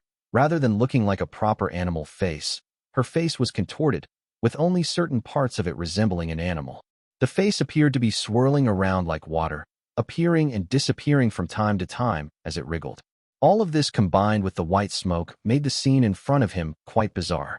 Li Huowang rubbed his eyes, confirming that the second deity was moving according to the beat of the drum as it followed Li Ji to the table that was covered in white smoke. Hitting once turns it upside down, thrice hitting again turns it upside down 9 times, 3 to the front, 4 to the back, 5 to the left, 6 to the right. 68 Aye, Li Ji continued chanting. Covered by white smoke, Li Ji and the second deity circled the woman. Meanwhile, the woman started to grab at her neck as if she was in pain. Go away, screamed the woman, her voice trembling. Come help me, I summon the Overlord of the Yellow Heavens, I summon the Azure of the Yellow Heavens, I summon the Black and Red of the Yellow Heavens. Announce yourselves, and show your power. Follow my chant, and do your deed. Dong, dong, dong. As Li Ji continued chanting and beating his drum, Li Huowang suddenly started feeling irritated. At the same time, he started to hear some mysterious noises from their surroundings. However, when he tried to focus and listen to what they were saying, the voices had disappeared. With all this, he could tell that regardless of what type of immortal Li Ji was summoning, it was definitely different from the ones that he had encountered before. It looks like he can summon more than one type of immortal. I wonder, how many can he summon? Just as he was thinking about this, the sound of the drumbeat gradually quieted down. Li Huowang furrowed his brows and swung his sleeves to clear out some of the white smoke before approaching the table. But before he could even get close, a black shadow shot out from within the white smoke and straight toward his face. Swing. Immediately, a sword that could cut through steel like mud was unsheathed, blocking 2 sets of teeth from biting off Li Huowang's face. The sound of teeth grinding against metal was quite horrible. The naked woman was displaying an unbelievable amount of strength as she tried to claw Li Huowang's eyes off. The blood vessels in her red eyes almost popped as she emanated an intense, killing intent and animosity toward him. Li Ji, what the fuck are you doing? Li Huowang shouted toward the white smoke while barely keeping the woman in check. Dong dong dong. Immortal family, AI. The sound of chanting started once again as a red veil flew out from within the white smoke and covered the naked woman's face. The woman struggled to no avail as an animal's face crawled out from the red veil and into the woman's mouth. Whoosh. As Li Ji continued chanting, the woman was pulled back into the white smoke by an invincible power. Immortal family, leave your caves in the mountain, but cover it up with yellow sand. Ride the clouds if it's cloudy, and ride the wind if it's sunny. Come and go as you wish, and leave nothing behind, not a single bit of smoke. Meanwhile, Li Huowang still had his guard up as he walked into the white smoke. Once inside the smoke, he saw that the crazy woman was currently lying listlessly on the table and dripping with sweat. On the other hand, Li Ji was circling the woman alongside the second deity, with the latter burping at regular intervals. Leave if you want to. The sovereign has given you the horse's reins. Undo the restraints and ride the saddle. The immortal family will spur the horse forward. Time to go back. Ai hi iho hey. After the final verse, Li Ji flipped the way he held the whip and beat the drum 3 times in a heavy manner.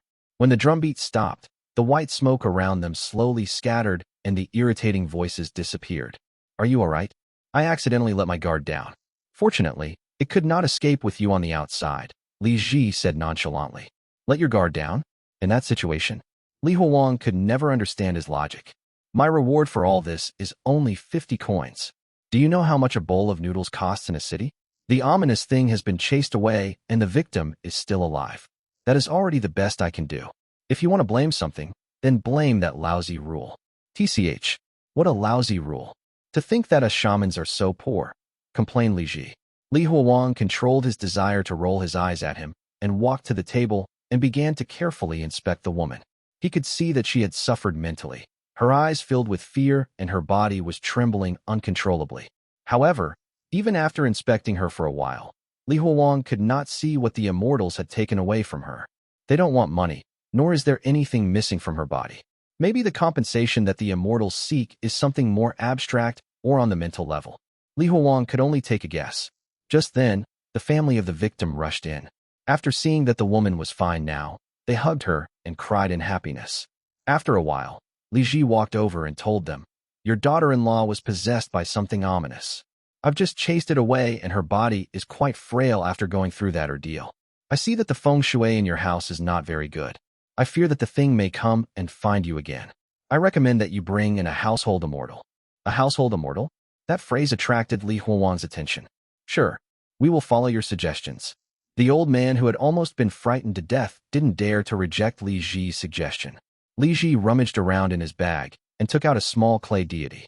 Then, he took out some red threads and wrapped them around the clay deity as he chanted something. After finishing the chant, Li Ji found a ladder and placed the clay deity on the steps. Offer a tribute to it on the first day of every month and light up some incense sticks on the 15th of every month. Remember this well. Now, the total payment for summoning the immortals and inviting a household immortal comes to 100 coins. Pay up, demanded Li Ji. Meanwhile, Li Huowang ignored Li Ji, who was demanding payment, and climbed the ladder to take a closer look at the household immortal. The clay sculpture was small and simple, almost as if it was sculpted lazily using one's hands. But somehow, the eyes of the sculpture looked quite sharp. Staring at its eyes, Li Huowang felt as if he was staring at something alive. Just then, Li Huowang saw the household immortal move ever so slightly. What the? Am I seeing things? Don't look, a quiet voice came from behind him. Li Huowang turned around and saw the second deity looking at him. Thankfully, her face was once again covered by the red veil. Both of them were so close that the air exhaled by Li Huowang was causing the second deity's red veil to shake. Li Huowang's mind raced. Is this thing alive? Why is she not letting me stare at it? Li Huowang shifted his gaze from the second deity and back down toward Li Ji, who was counting the coins before whispering. Is there something you want to say to me? Hearing Li Huowang's question, the second deity used its long fingernails and pale hands to slowly pinch aside of her red veil, gradually lifting it up. Li Huowang was holding onto the bronze bell tightly as he tried to swallow his saliva from the anticipation. Dear, let's go. Time to find our old friend and see if he will lend us a bed to sleep on tonight, said Li Ji. Hearing this, the second deity's red veil fell back down as she quickly followed Li Ji. Chapter 62, Night Visit. Is anyone there? Li Huowang shouted into the empty space, his voice echoing. For a moment, he felt confused as he looked left and right. He was standing on a wooden bridge. Besides the bridge, the only thing around him was darkness. Li Huowang took a deep breath as he walked forward, the wooden bridge creaking with his every step. Li Huowang didn't know how long he had been walking when he sensed movement in front of him, causing him to straighten up and quickly approach it. However, when he closed in and saw what it was, he stopped dead in his tracks. It was the household immortal that Li Ji had brought out earlier. However, the originally palm-sized clay sculpture was now 3 times the size of Li Huowang's body.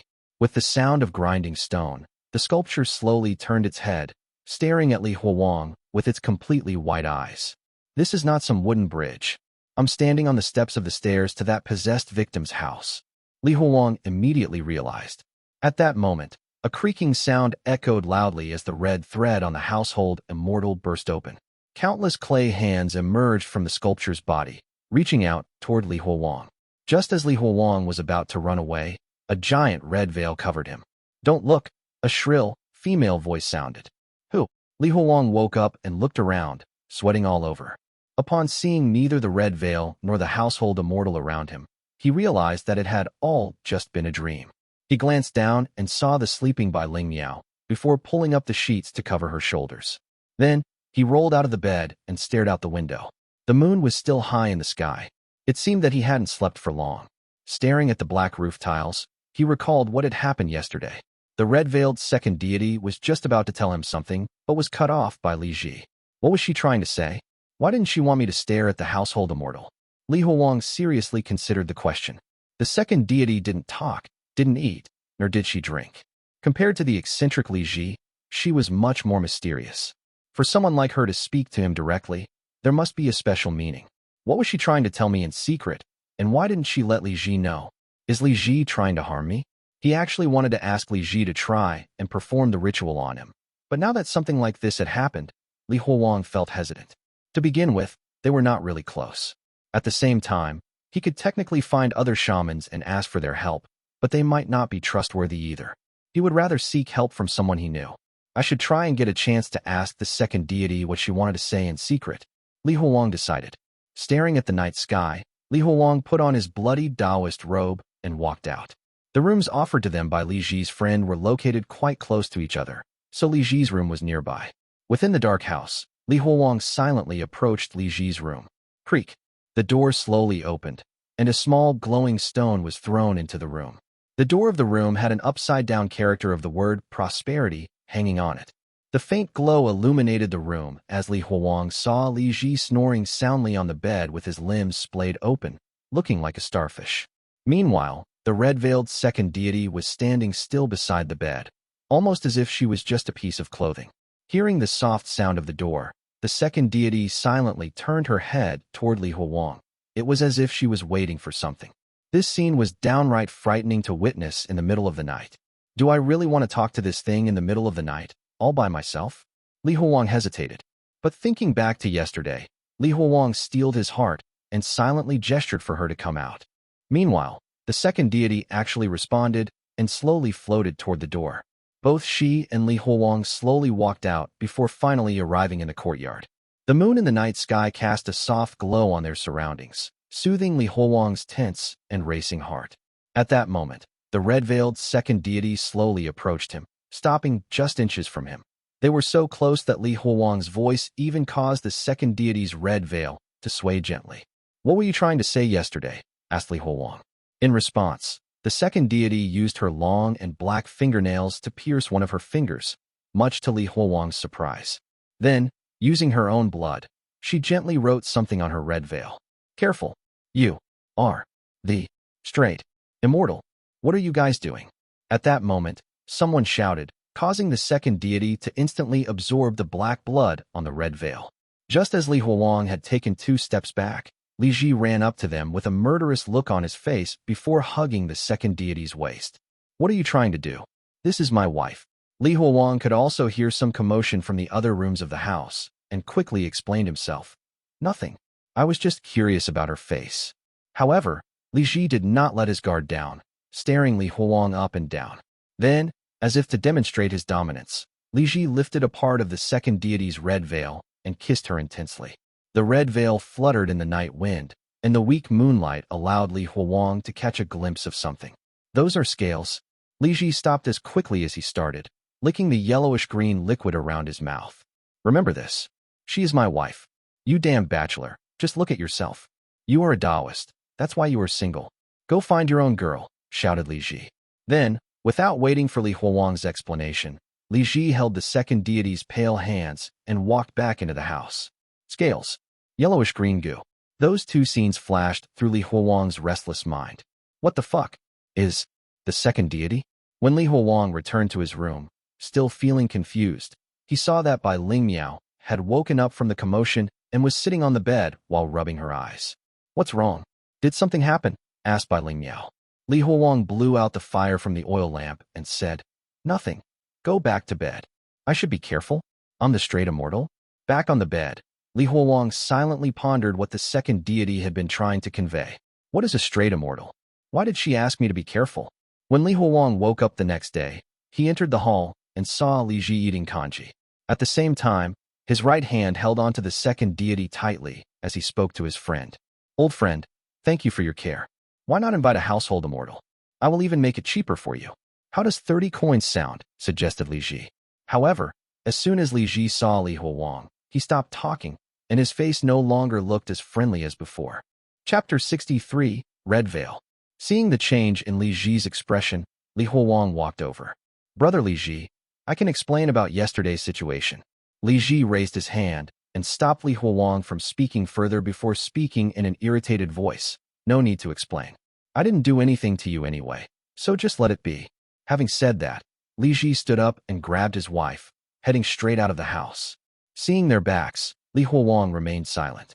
"The second deity said that I'm the straight immortal. It seems that whatever that is, it is something special. She even told me not to stare at the household immortal, almost as if she knew what I was doing. I must pry that information from her mouth." He finally had some clues, and so Li Huowang was reluctant to give it up. "Senior Li, what's wrong? Did you have a fight with the shaman?" asked Puppy. Hearing what Puppy said, Li Huowang shook his head. "Nothing, it's just something personal. Go and eat your breakfast. We finally have the chance to sleep on a bed, so rest well these few days. Once we get out of this village, we will only be able to sleep on the roadside." For the next few days, Li Huowang didn't go and find Li Ji, nor did he check what the other was doing. He knew that Li Ji should still be angry about the last time, and so it was not wise to seek out the second deity. He decided to bide his time. Li Huowang had a feeling that this was the best course of action, but while he was waiting, a troublesome situation appeared. Bai Lingmiao became sick. It was troublesome indeed. The sickness was both serious and insignificant at the same time. It was serious because this was a poor village where no illness should be taken lightly. It could very well take her life. But it was also insignificant because with the pills that Li Huowang refined in Zephyr Temple, he was more or less on the level of a village doctor. He might not be able to cure the more serious illnesses, but something as light as this was easy to handle. Li Huowang held Bai Lingmiao's feverish head in his lap and carefully fed her a red pill. Senior Li, am I dying? I don't want to die. The frail Bai Lingmiao held onto Li Huowang's sleeves. Don't think of something stupid. It's just a cold. I just gave you medicine, so you should get some sleep. Once you sweat off the fever, you should be healthy once again, said Li Huowang. Thud, thud, thud. At that moment, a knock on the door cut their conversation short. Li Huowang looked up and saw that it was Li Ji and his wife. How is it? I've heard from my friend that your sister is sick. Do you need help? Asked Li Ji. No need, but thanks. Li Huowang carefully covered Bai Lingmiao with a blanket and walked out. No need to be so formal with me. You gave me some noodles before, so it's natural for me to help you out. The immortals from the Bai family are very good at healing people from illnesses. As long as you don't try to steal my wife, we can still be friends and I will help you, said Li Ji, making it seem like the issue had resolved itself. It's just a cold, so there's no need for you to do your thing. Also, I'm afraid that we might not be able to pay them, said Li Huowang. Li Ji stiffened before chuckling. Yeah, you are right. Looks like I'm being too meddlesome. The immortals should not be summoned so willy-nilly. Also, you are quite a weird Taoist. Not only can you not deal with evil beings, you can't even cure someone from their illness. Hearing this, Li Huowang re-evaluated the man grinning in front of him. I'm already curing her. She already ate the pill, so all we need to do is wait, explained Li Huowang. Li Ji shook his head. That won't do. I've seen another Taoist burn a yellow talisman for their patient. At that point, no matter what kind of illness they had, the patient would be cured in an instant. Li Huowang smiled lightly and felt the situation was just right for his question. Li Ji, can we talk? It's about your wife. She's different from the other people. Are the second deities of the other shamans the same? Li Ji's smile froze. Li Huowang, please don't ask such things. You are a cultivator, are you not? You also have some secrets that you would never share with me. Tell me, have I ever asked you where all these malformed people come from? I didn't, right? Having said that, Li Ji patted Li Huowang's red Taoist robe and left with his wife. Previously, Li Huowang had seen how talkative Li Ji was, and how he even dared to curse the immortal families. Knowing all this, he could sense that Li Ji was currently putting on a facade. Li Huowang pondered on it for a while before returning back to the room to take care of Bai Lingmiao. That night, he was awoken by the sound of someone tapping on the window in the middle of the night. Creak. The wooden window opened, and he could see a pair of red shoes hanging outside, gently dangling in the air. Li Huowang recognized them. They belonged to the second deity. She had come to see him. Li Huowang thought about it for a moment before silently whispering, I will meet you in the forest in front of the village. Seeing the pair of red shoes slowly disappear, Li Huowang took a deep breath and got out of the bed to dress up. With the faint moonlight guiding the way, Li Huowang quickly entered the dark forest and saw the second deity standing still below one of the trees. Li Huowang carefully looked around but didn't find Li Ji anywhere. Second deity, what did you need to tell me? The second deity once again used one of her nails to pierce her own fingers and used her own blood to write on the red veil. However, the distance was too far, making it so that Li Huowang couldn't read it properly. He slowly approached the red veil. You have to be careful. Li Huowang read the words out loud. Halfway through reading him it, the second deity suddenly raised her hands, and her black fingernails stabbed straight into Li Huowang's neck. Bam!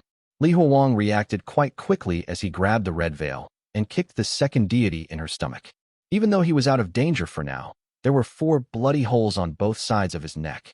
He fished out some blood-nourishing pills and ate them as he stared at the second deity. It had never occurred to him that the second deity was going to try and kill him. He had always thought that she was trying to inform him of some danger. However, when he saw the face of the second deity, he froze. Her face was distorted, covered with green snake scales, porcupine quills, fox ears, and many other animal organs. But amidst all that, there was still a small part of a human face, and looking at it, He could tell that it was none other than Li Ji. No, to be more accurate, it was a female version of Li Ji, with some makeup powder on the remaining human skin. At this moment, one half of her mouth had been transformed into a beast maw, but the remaining human lips even had some red lipstick. Seeing that Li Huowang had seen her real face, Li Ji covered her mouth and laughed like a fox. To think that the strayed one was so inexperienced even after probing for half a day. You must have been quite lucky to have escaped capture for so long. To think that the strayed one was so inexperienced even after probing for half a day. You must have been quite lucky to have escaped capture for so long. Two voices rang out at the same time, one from the front and another one from within the dark forest. Dong, dong, dong. At the same time, the sound of the drum rang out from somewhere in the forest. Summon the gods. Translator's thoughts. Li Ji and his wife, at Gruja de Lanqi Bajiao. Chapter 64 Drum. Summon the gods. Li Ji's clear voice rang out from within the forest, and the peculiar second deity followed the rhythm of his singing and drumming as she began to tremble. The sun set on the western mountain, and the skies went dark. Every house closed its doors while the magpies and crows flew back to their trees. The sparrows flew to the rafters, and the roads. Li Ji's chanting was abruptly interrupted, causing the second deity to stop in its tracks. She raised her head in shock, only to see Li Huowang smiling. You may have been testing me, but that doesn't mean I was not doing the same with you. I've already been deceived by the monks before and have learned my lesson. There's no way I wouldn't prepare some defenses for myself, said Li Huowang. Just as he finished speaking, footsteps could be heard. Puppy, Simpleton, and the others were approaching him while carrying weapons and holding a bloodied Li Ji hostage. Shaman currently held onto his drum. Li Huowang took the drum from Shaman and threw it onto the ground before using his sword to pierce it right in front of Li Ji's face. Puchi. The taut drum was destroyed easily. Looks like this is something extremely important to you. Regardless of which immortal family you follow, you can't summon them without this drum, right? Asked Li Huowang. After probing Li Ji these few days, Li Huowang had realized that no matter how strong the immortal families were, a shaman was still immortal. Once you managed to subdue them, everything would be fine. Seeing the blades around him, Li Ji, who had been beaten by a club, displayed no fear or hatred on his face. He just laughed bitterly. Unfortunately, that is not something for you to decide. Jiang. A sharp sword blade was pressed against Li Ji's neck. You still want to lie? Tell the second deity to stop resisting.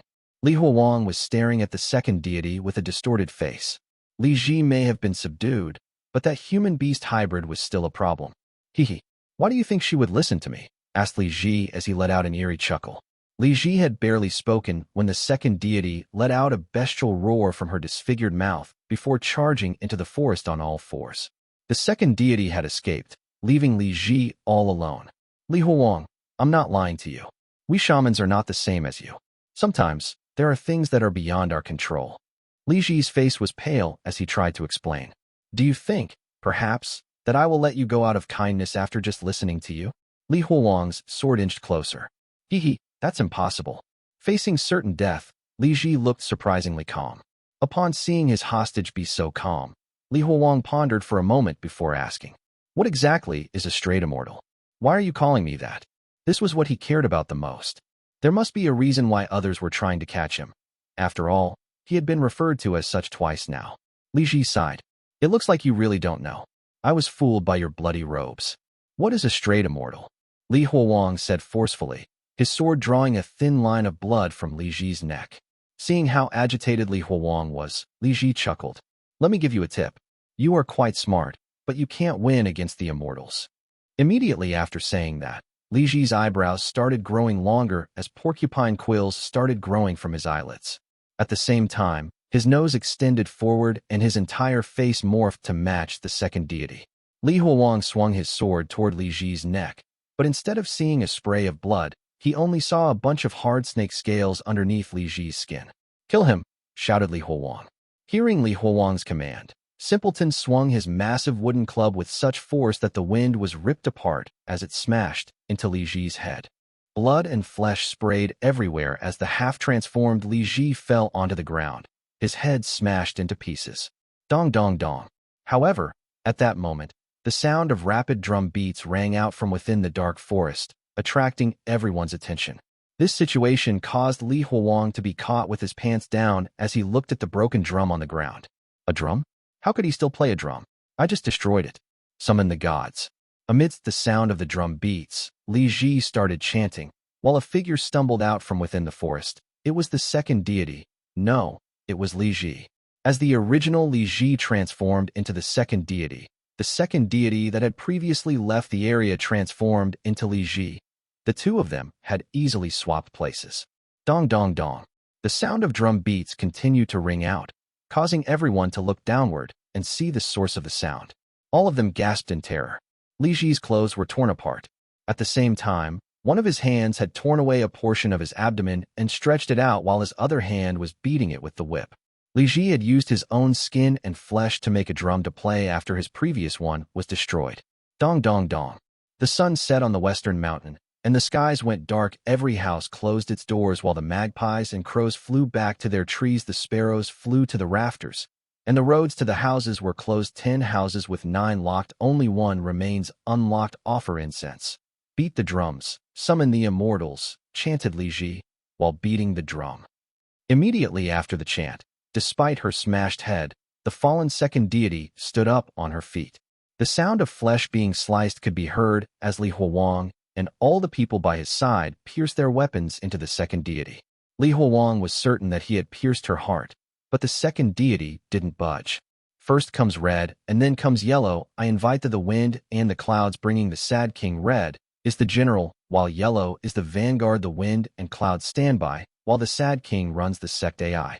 As Li Ji continued chanting, an incredible amount of strength started coursing through the second deity as she twisted her body, causing everyone to lose their grip on their weapons. Shit. I need to stop Li Ji from playing the drum. He's the linchpin. The bronze bell appeared in Li Huowang's right hand. Ding ding ding. Dong dong dong. As he started to ring the bell, 2 different sounds reverberated in the forest, clashing with each other. At the same time, the edges of everything around them converged, taking the form of a wandering god. A dizzy Li Huowang shook his head and commanded the wandering god, causing the latter to split into 4 before charging straight toward Li Ji. Meanwhile, Li Ji ignored his bloody body and torn skin, chanting even more fervently. His veins started bulging as he started chanting twice as fast. The feast had been prepared. It will be delicious. Everything is delicious. Just tell me what you want. I will prepare everything you want. Beef and mutton. You want chicken, ducks, or geese. Even if you want the flesh of the strayed ones, I will get it all for you. AI. At that moment, Li Huowang felt a sudden stabbing pain from his neck. Somehow the second deity had teleported behind him and was biting into his shoulder with her razor-sharp teeth. Chapter 65.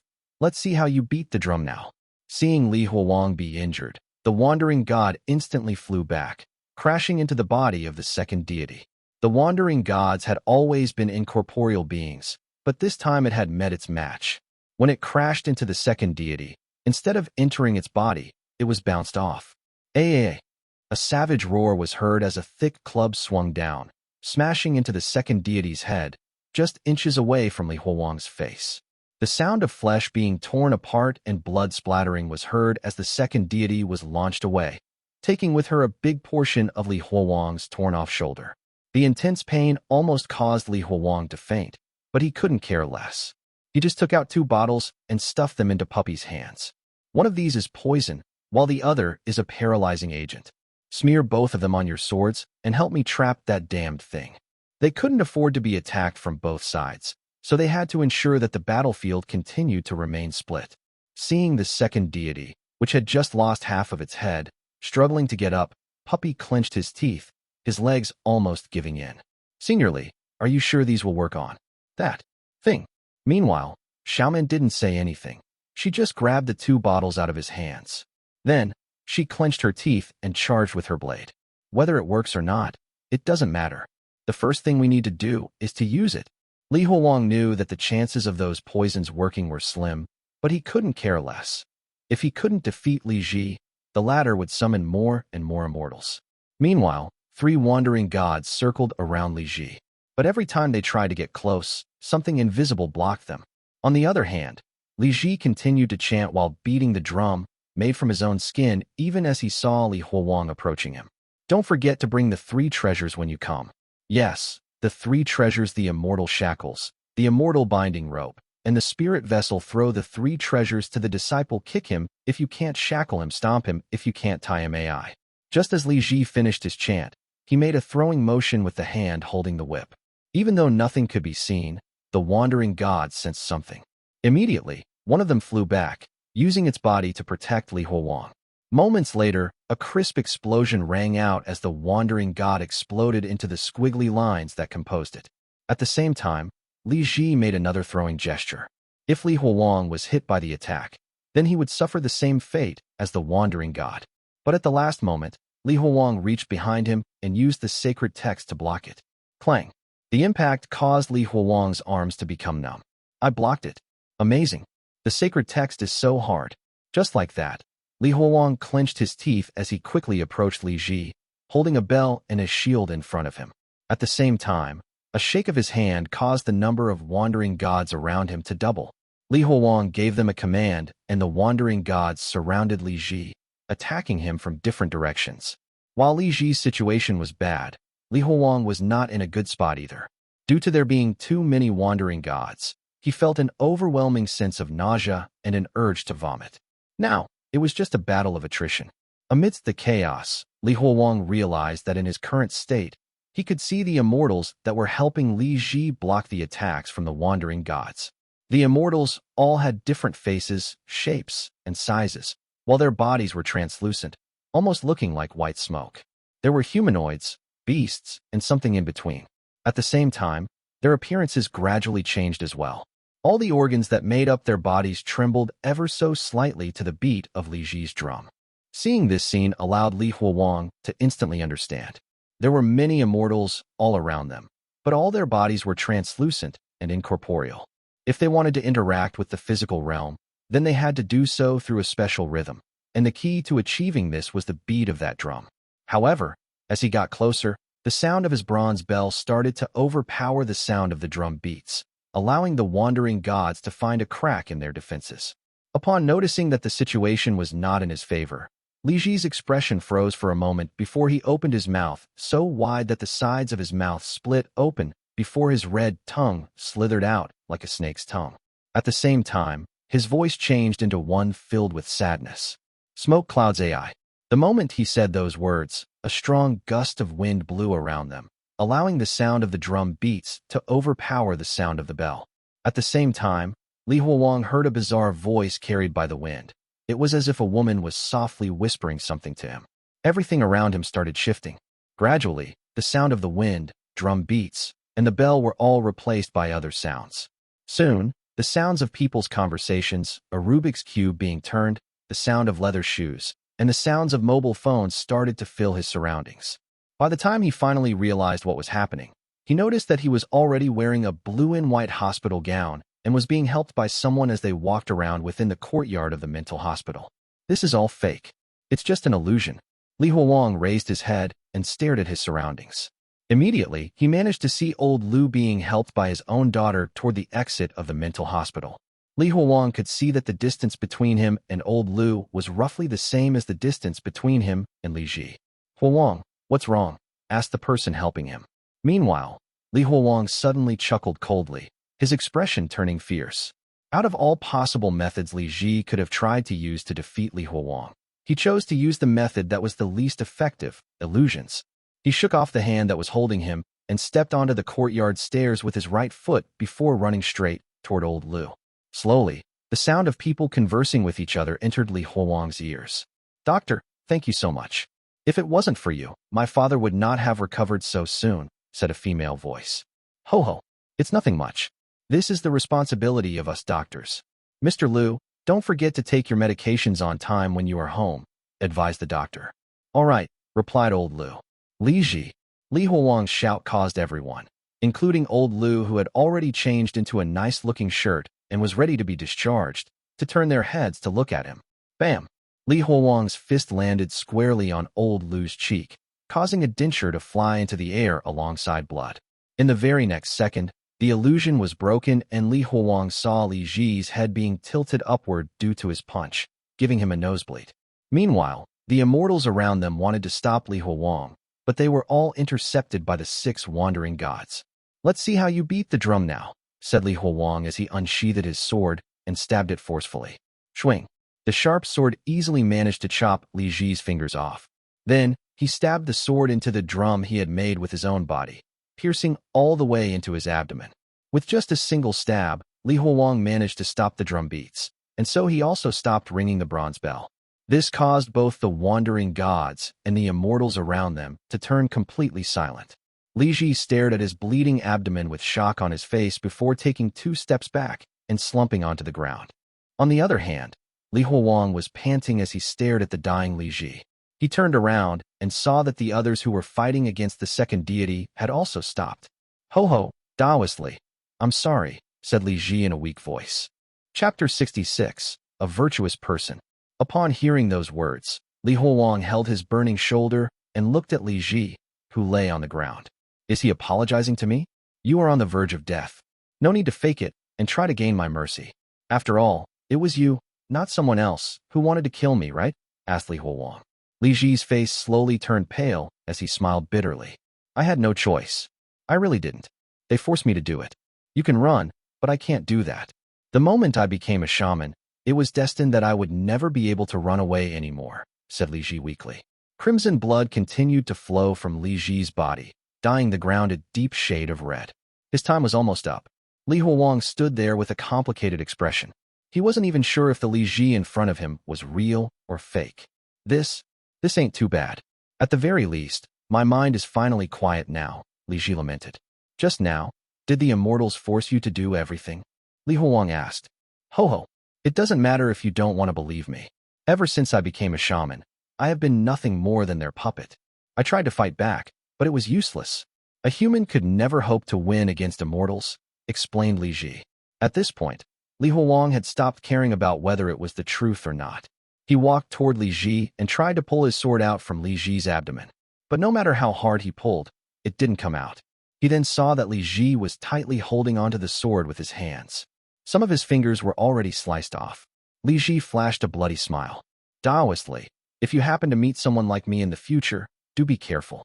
You are a strayed one, and that quite literally makes you a walking treasure in the eyes of others.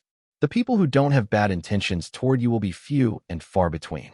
Hearing him say that, Li Huowang's heart skipped a beat. He had never thought that he would get such information from Li Ji, but now the man himself was telling him all of it. Looking at the dying man in front of him, Li Huowang spoke slowly. "What exactly is a strayed one?" "Strayed ones. In the beginning, everything starts to take form, and when there is form, there is essence, and yet, it is not complete. That is a strayed one. One who has both form and essence, but at the same time is still incomplete," explained Li Ji. "What?" Li Huowang did not understand what he was trying to say. "This was all that the immortals told me. I am just an uneducated man, and so I do not understand what it means either. But this was the first time I had seen them this happy, and that's why I thought that it must be something good." Li Huowang raised his hands, staring at them in shock. When he thought back to what happened with the monks at the Righteous Monastery, he was certain that Li Ji was not lying to him. "Am I something precious in this world? But I'm no different from the others except for my hallucinations. What does it mean for me to be a strayed one?" Li Huowang silently memorized what Li Ji had said. He had a feeling that this was something important. At the same time, he remembered his dead master, Dan Yangzi. Li Huowang realized that there had always been hints ever since the beginning. Dan Yangzi, that cheapskate, would never simply find someone random to be used as a guiding drug ingredient. Once he realized that the cultivation methods of the others he had met were just as bizarre as Dan Yangzi's, he could deduce that they too would likely need something akin to a guiding drug ingredient on their path of cultivation. Li Ji's voice slowly became softer and softer, his eyes starting to glaze over. "Daoistly, can you do something for me?" asked Li Ji. Li Huowang turned to the dying Li Ji. "What is it?" "The 22nd day of the next month happens to be the Qingming festival. On that day, can you burn some extra money for me? I've been poor throughout my life, but I don't want to die and become a poor ghost," said Li Ji. After saying that, Li Ji smiled as blood flowed out of his mouth. "If I am to be reincarnated, then I would rather be livestock than become a shaman. It's way too suffocating and tiring. It's even worse than becoming the manager of a brothel. Daoistly, whatever you do, don't ever become a shaman. This is not something that a normal person should do. It's way too hard and suffocating." Tears streamed down Li Ji's eyes. Li Huowang looked at him with complicated feelings. But then, everything that Li Ji had done before flashed through his mind. Li Huowang might think of himself as virtuous, but in the end, it was not something that he could define himself with. Li Ji was just someone unlucky who was controlled by the immortals. This cruel world had taught him that those who used supernatural powers might not just be skilled people like Abbot Xin Hui or Dan Yangzi.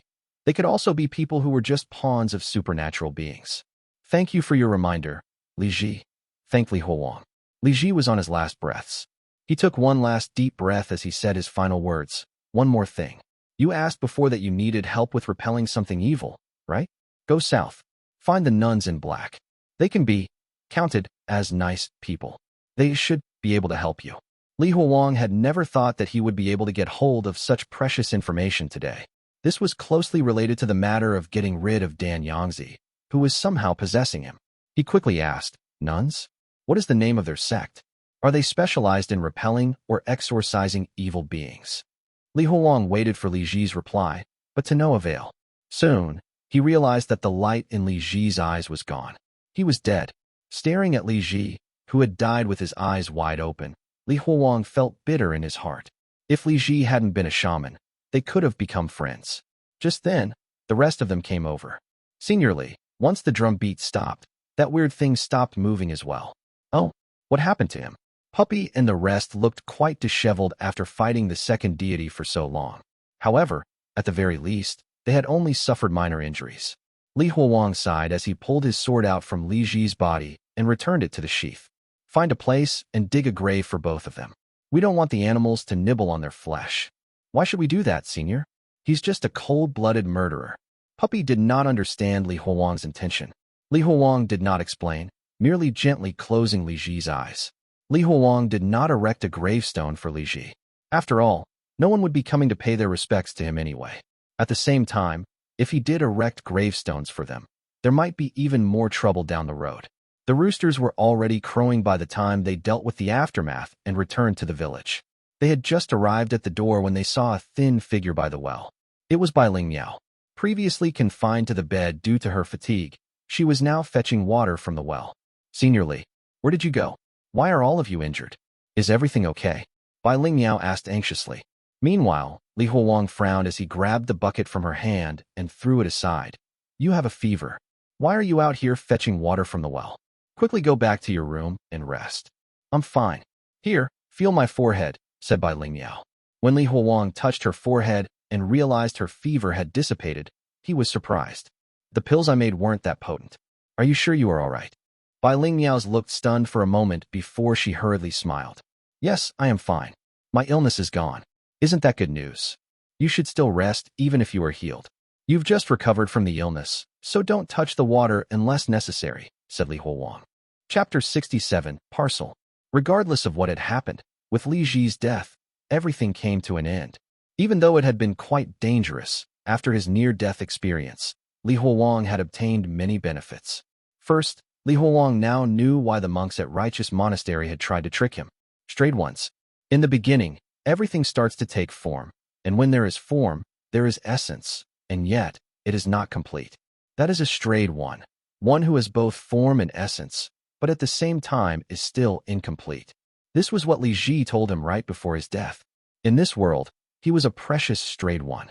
Li Huowang had never really understood ancient literature, but he still tried to recall whatever he had learned in school, getting a rough understanding of it. Based on his understanding, there was a certain primordial substance in the beginning, and that substance formed everything. However, strayed ones were formed even before this primordial substance was formed. He deciphered what Li Ji's words meant, but instead of getting any answers to his questions, he was left with even more questions. I'm a human, a mortal with blood and flesh. How could I be something that was formed before the substance, but still be incomplete? This makes no sense. This was something so profound, and yet, it didn't sound like it applied to him. If something wasn't even complete, then how could it move or think? Facing this question, Li Huowang failed to comprehend it. However, no matter what he thought, the actions of the cultivators of this world, including Dan Yangzi, Abbot Xin Hui, and even Li Ji, told him a completely different story. Ignoring what it means to be a strayed one, I am a living treasure, just like Tang Sanzang. Everybody wants a piece of me, per se. Li Huowang thought about it. At this point, he had lost any and all trust he had for the people of this world. Anything said by anyone could be fake. They could be trying to lie to him. This made him doubt everyone, as if everyone who approached him had some sort of agenda. Even so, he still needed to survive here. He had no choice but to face his problems one by one. For now, Li Huowang could tell that Li Ji hadn't been lying to him. Dying men had better things to do than spout lies, so what Li Ji had said was most likely the truth. Li Ji had even requested Li Huowang to burn some money for him during the Qingming festival. He couldn't have gained anything from lying to Li Huowang about this. Hey, wait up. Hearing this shout, Li Huowang and the rest turned their heads and saw an honest-looking man catching up to them while holding something in his hands. Where are all of you going? Where's my shaman friend? The one who was with you guys, asked the man, panting. Li Huowang could never tell him how Li Ji had died. Thus, he lied. Li Ji had something to do and left with his wife. That man didn't even doubt his words and just passed a heavy parcel to Li Huowang. Oh, if that's the case, these are his belongings that were in his room. He probably forgot to take them. Please send them to him for me. Thanks. Looking at the color of the parcel, Li Huowang recalled that it was the item that Li Ji was carrying on his back when they first met. After entrusting the parcel to Li Ji, the man left without even waiting for Li Huowang to say anything. Back on the road filled with many potholes, Li Huowang checked the items in the parcel. After all, the items would never be returned to Li Ji, since he had died. Just then, a sudden thought flashed through his head. Wait, maybe there's something precious in Li Ji's parcel? Li Huowang didn't even hesitate before opening it. However, there was nothing new inside it. Everything was old. The first thing he saw was a piece of white drum leather, most likely a method to repair the drum used to summon the immortals. Li Huowang picked it up and threw it to the ground. He had a bad impression of the shamans and felt that this item was a source of bad luck. Hey, don't throw it away. It's still good leather. Maybe we can use it in the future. Bai Lingmiao picked it up with both her hands. What can we do with it? Patching stuff up. Li Huowang realized that Bai Lingmiao was much more pragmatic than him. We don't have any money left. We should save as much as we can, said Bai Lingmiao. Seeing Bai Lingmiao carefully placing the leather in the donkey cart, Li Huowang shook his head and continued to rummage through Li Ji's belongings as he picked up a string of coins. The coins were all new and shiny. It seemed that Li Ji had been saving it up. Shaking the coins in his hand, Li Huowang sighed. He didn't know what Li Ji had been saving for, but it was clear that he had put in a lot of effort. Use it to buy some food. Li Huowang threw the string of coins into Bai Lingmiao's arms.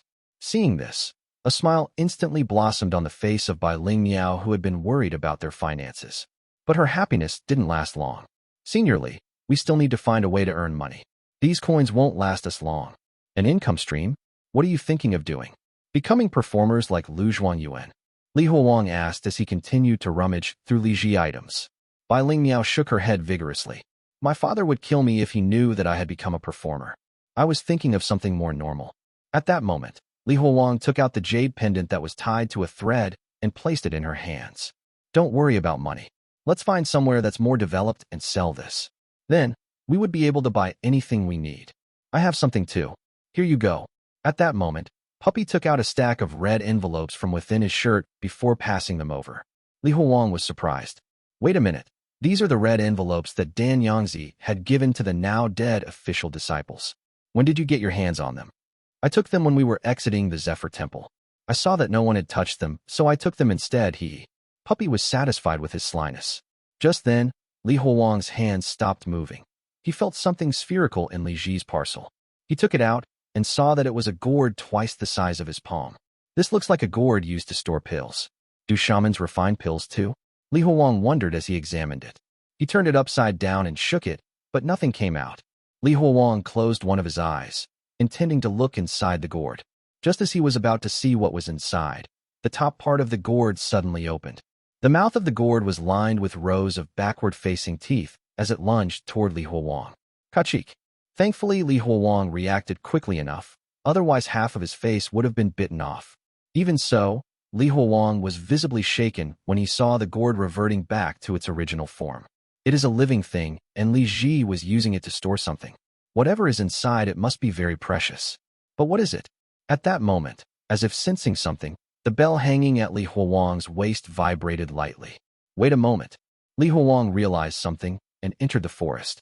Soon, the sound of a bell ringing was heard in the dense forest, and a wandering god was summoned. Then, Li Huowang raised the gourd and showed it to the wandering god before asking what was inside. The wandering god hummed in return. Li Huowang was surprised at the answer and stared at the gourd incredulously. What? Are you sure the item stored inside is lifespan? Chapter 68, Festival. Lifespan. The fact that it was limited was a problem that everyone had. And to think that the answer to that problem was now in the palm of Li Huowang's hand. Li Huowang completely ignored the question of how it was possible to give lifespan a tangible form. After going through so much in this bizarre world, Li Huowang couldn't be bothered with such questions anymore. Instead, it was more important for him to comprehend what it meant for him to have gotten his hands on this item. With guidance from the wandering god, Li Huowang raised the gourd before pointing it toward the sun. Soon the mouth of the gourd opened up like a flower, revealing 6 round pills that were rolling slowly in a greenish liquid. At the same time, it was possible to see a golden glimmer on the pills. This golden glimmer was the Chinese character for lifespan.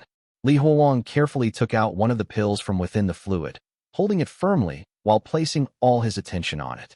The wandering god had explained to him that the lifespan within the pill would disappear the moment it touched anything composed of the 5 elements. Basically, it would become useless the moment it fell to the ground. A single pill contained enough lifespan to grant a normal human an extra year of life. Under the sunlight, the pill slowly started to dissipate, turning into a yellow smoke. Then, Li Huowang pinched the pill and it disappeared in his hands. At that moment, Li Huowang suddenly felt his body becoming lighter. He had just increased his lifespan by a year. Wouldn't I be undying if I keep using these things? However, Li Huowang quickly brushed off the thought. Thinking back upon what Li Ji had said, it wasn't hard to determine that this was the payment that the immortals wanted for their help. It must have taken Li Ji many rituals just to collect these few pills. If they were easy to collect, then there was no way Li Ji would look so old. For now, the only use he could think of for these lifespan pills was to help him in controlling the wandering gods. Having thought up to this point, Li Huowang decided to take out the remaining 5 pills to absorb them. After all, he had summoned 6 wandering gods just to fight Li Ji yesterday. That meant that he had spent 18 months of his lifespan just last night. He needed to recover his lost lifespan. However, just as his fingers were about to touch the lifespan pills, he stopped. What if I can use these as a currency? As the saying went, time was money. What if he really could trade money for time or vice versa? The price of these pills would be astronomically high regardless of whether I sell them to cultivators or to normal people. It's quite a waste for me to just absorb them. I need to use them wisely. Thinking up to this point, he retracted his hands from the gourd before placing it in the shade of a tree. Soon, the mouth of the gourd slowly closed. Once it was closed, he picked the gourd up and walked back to the cart. Then, he found a string and used it to tie the gourd to his waist before continuing to rummage through the parcel. But he didn't find anything else that was worth any money. Old pieces of clothing, 2 pairs of worn-out shoes, some needles and threads, as well as a few clay sculptures in the form of household immortals. This was all that was owned by Li Ji, his everything. Looking through the items, Li Huowang sighed pitifully. Not only did the immortals not allow Li Ji to live a better life, it was even worse than that of a regular person's. It would be easy for the immortals to use their powers to amass immense amounts of wealth, using it to compensate Li Ji for his work. But the immortals never did that. They only ever wanted a slave that would amass large amounts of lifespan for them. They couldn't care less about how badly their slaves were living. Li Ji was right. The work of a shaman was not something an ordinary person could do. "Senior Li, can you give these to me?" asked one of the assistants as he stared at the clay sculptures, snot dangling from his nose. Even though the assistants performed quite well under stress, in the end, they were still children, and all children love to play. But Li Huowang shook his head and threw the clay sculptures on the side of the road. "These things are dirty." The wheels of the donkey cart once again started to creak as they continued on their journey. While Li Ji had lied to them about many things, he did not lie about the fact that the journey ahead would be perilous. The roads were uneven and there was not a single village in sight. They walked on the muddy road for more than 10 days before finally finding a medium-sized town. Even though it was drizzling, it was unable to stop them from smiling. "We can finally sleep on beds. It's been so torturous throughout the journey," said a man with a single arm. It was not that he had just one arm, but that his other arm was as small as that of a baby. Meanwhile, Li Huowang raised his head up from his map. We will rest here for 2 days. When the rain stops, we will resume our journey. The donkey cart slowly rolled into the town. When they arrived at the entrance of the town, they saw many horse carriages and ox carts exiting the town. Compared to the carriages, there were even more people walking on foot. They were all wearing raincoats made from straw as they carried baskets full of yellow paper, as well as bowls of fish, egg, and meat. All of them had expressions of sadness as they walked out. What's wrong? Did something happen in the town? Li Huowang asked instinctively. Senior Li, today is the Qingming festival. They are going to clean the gravestones, explained one of the assistants. It's already Qingming? Time flies quite fast, huh? Li Huowang mumbled to himself. Inside the town, there were many stores selling yellow paper, paper gold ingots, paper dolls, and even paper ox. Their business was booming. At that moment, Li Huowang remembered his promise with Li Ji. He did not want to dishonor it. However, after getting his hands on some paper money and candles, he suddenly thought of a problem. How do I do this? How do I burn paper money for Li Ji? Senior Li, leave this to me. I know what to do. Puppy patted his skinny chest with pride. They soon arrived in the town square. Many of the townsfolk were gathered here, burning paper money for their dead relatives who had been buried far away from the town. Puppy took out his knife and drew a circle on the ground with it, leaving a small opening toward the direction where they had buried Li Ji. The yellow paper was then placed within the circle and burned, slowly turning into ashes within the circle. As Puppy was burning the paper, he chanted, I'm burning this for Li Ji and his wife. Whoever dares to take his money is a fucking animal. You will be reincarnated as livestock in your next life. Does it work when you shout like this? Asked Li Huowang as he placed a paper gold ingot within the fire. Yes, it will definitely work. My third uncle had taught me how to do this. If I shout like this, then the stray ghost would not dare to come and steal the paper money we are offering to the deceased. Puppy was confident when he said that. Li Huowang stared at the smoke that was slowly drifting upward as he slowly said, Do you think a human would turn into a ghost when they die? Senior Li, what are you saying? If a person doesn't become a ghost when they die, then what do they become? Asked Puppy. Maybe that's it. When a person dies, they leave nothing behind, nor do they turn into a ghost. Humans are quite small and insignificant, said Li Huowang. He had seen many bizarre things in this world, but he had never seen a ghost. Li Huowang's words caused everyone to feel uncomfortable as they looked around. Puppy was even hugging his arms to his chest as he soothed the goosebumps on his skin. Senior Li, what are you saying? Today is the Qingming festival, so we shouldn't simply say anything without thinking. A person becomes a ghost when they die. Then, they would arrive at hell and be reincarnated. This is the truth, said Puppy. Why are you so sure about it? Have you seen it yourself? Asked Li Huowang. That's because my second aunt's mother told me this. She's 94 years old, so she knows everything, said Puppy. Chapter 69 Meal. The yellow paper slowly burned, gradually transforming into black ashes that spiral upward into the hot air, disappearing into the skies. As he looked at this scene, Li Huowang's expression was quite complicated. Li Ji, I've burnt some paper money for you. Hopefully you'll receive it, muttered Li Huowang. Just as he finished saying that, Li Huowang saw the black ashes swirling around in the air. It was almost as if Li Ji was giving him a reply. At that moment, Li Huowang had a feeling that understood the slightest bit about the mindset of superstitious people. Compared to a depressing end in which a human being would be reduced to nothing after their death, the belief that they would become a ghost and be reincarnated sounded like a fairy tale. He threw the last batch of yellow paper in his hands into the fire before standing up and patting the dust off his body. Let's go. We should find an inn to rest. All of us are drenched, said Li Huowang. Just as they were about to leave, Bai Lingmiao's words caused them to stop. Senior Li, Shaman is missing. Li Huowang observed his group and saw that the girl afflicted with hypertrichosis was indeed missing. Oh, I remember her saying that her house is nearby, said Li Huowang. No one replied to him.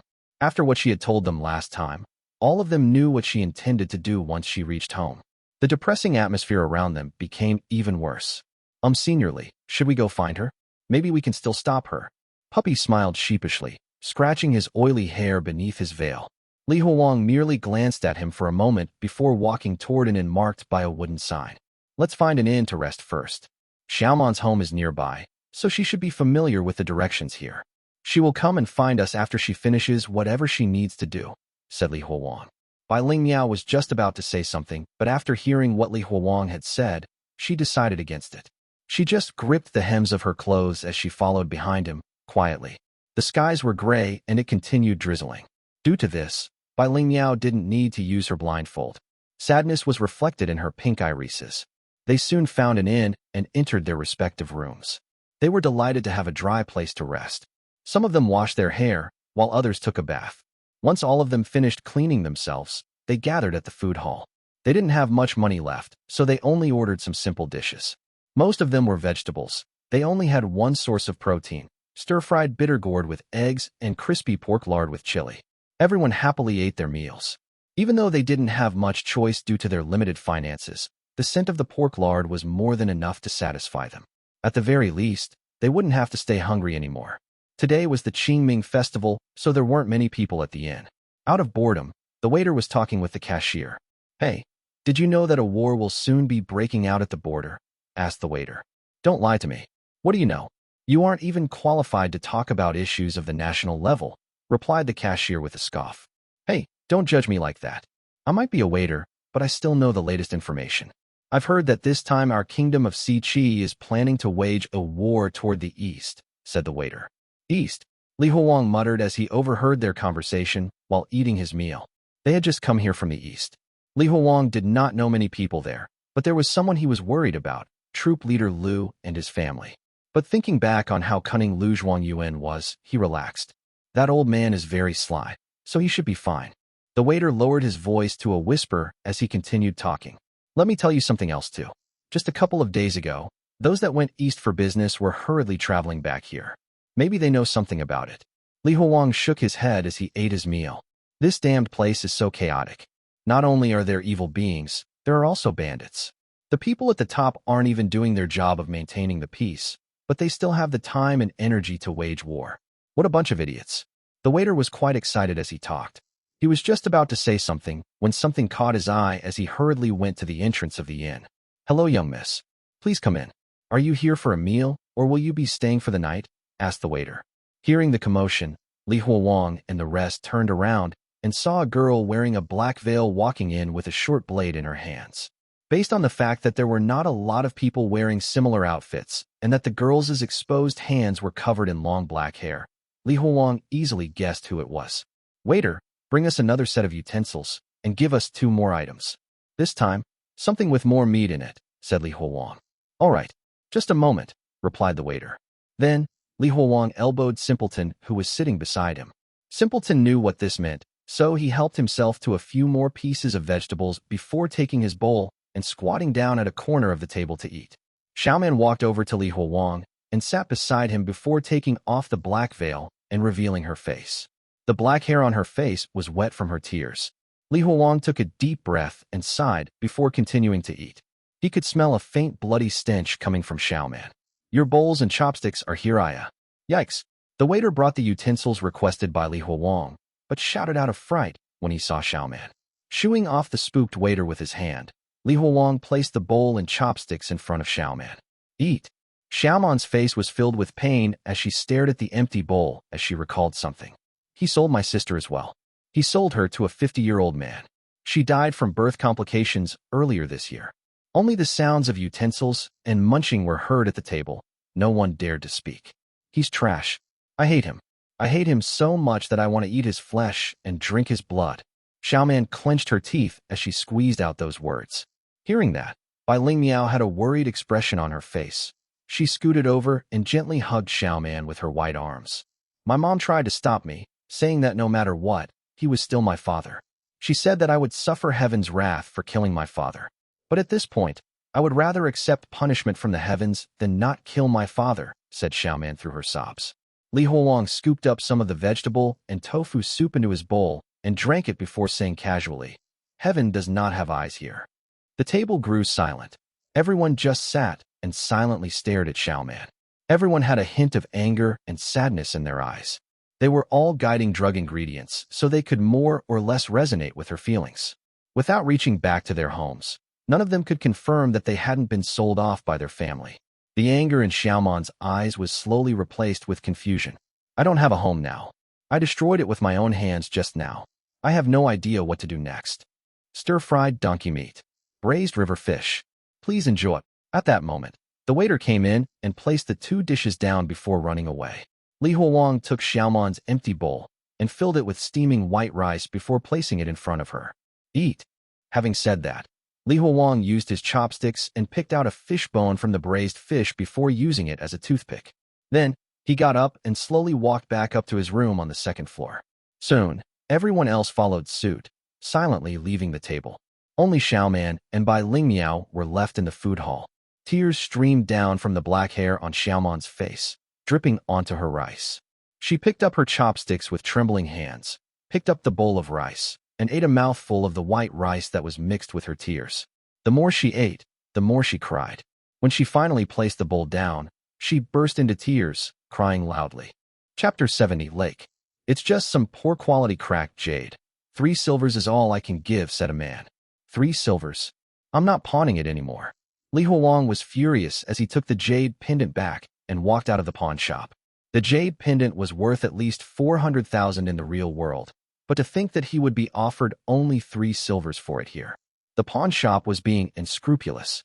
He turned around and took another look at the pawn shop's wooden sign. What an unscrupulous place. They've probably managed to earn a lot of money this way. Should I just break in at night and rob them? Li Huowang was shocked at his own thoughts. He punched himself in the face before walking back to the inn, feeling frustrated. Back in his room, Li Huowang opened the map and placed it on the bed before glancing at Bai Lingmiao, who was sewing something using the leather they got from Li Ji's items. Then, he asked her to call for Xiaoman. Li Huowang slowly pointed toward the south on the map.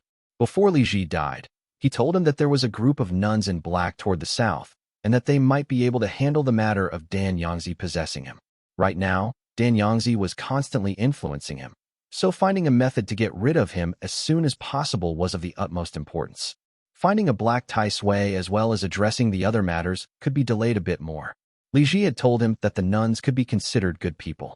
However, Li Huowang naturally would not trust that after experiencing all the things he had. At this point, he trusted no one. If he needed the help of the nuns to deal with Dan Yangzi, then he needed a method to guarantee his safety and at the same time offer the nuns a handsome reward in return. Li Huowang glanced at the side of the bed, staring at the sacred text and the gourd containing the lifespan pills. These items would be his bargaining chips. But that was not important. Right now, the most important task was to find the nuns that Li Ji had mentioned. Senior Li, you called for me? Xiaoman panted as she came into his room. Except for the corners of her eyes being red, her emotions seemed to have stabilized. Where did you go just now? Li Huowang asked. I went to the escort service and requested them to deliver the last words of those guiding drug ingredients who belong to the kingdom of Si Qi, said Xiaoman. Next time, let someone else do these kinds of things. You should keep a low profile. Otherwise, the town guard might end up finding you, Li Huowang reminded her. Xiaoman's eyes flickered as she shook her head calmly. It's all right. My mother did not report the incident to the authorities. Oh, then come here and help me with this map. You are a local, so you should know your surroundings, right? Asked Li Huowang.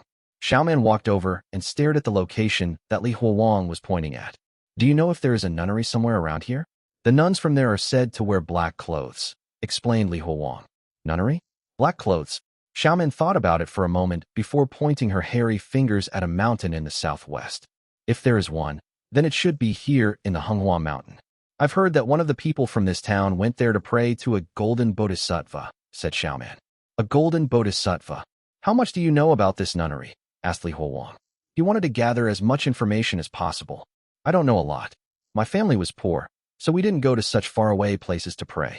The only thing I've heard is that the place gets a lot of pilgrims, said Xiaoman. Li Huowang shook his head in silence. This piece of information wasn't really useful. After all, the Righteous Monastery also had a lot of pilgrims. Is there anything special about that nunnery? Something along the lines of how people's prayers for bearing a son were always answered back at the Righteous Monastery, asked Li Huowang. Xiaoman thought about it for a moment before giving him a reply. The only thing I've heard is that the nuns at that place are fat. Fat? What's so special about that? Li Huowang thought about it and wrapped his fingers on the map. Let's move out. We will travel to the nunnery and check it out. The money they got from Li Ji's bag was used to exchange for dried rations and noodles along with a big pot of pork lard.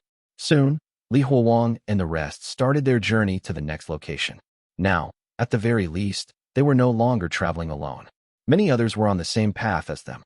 After listening in on the conversations around them, Li Huowang heard that the war was about to start at the borders. Many of these people were escaping inland to avoid getting into any trouble during the war. They walked during the day and rested at night.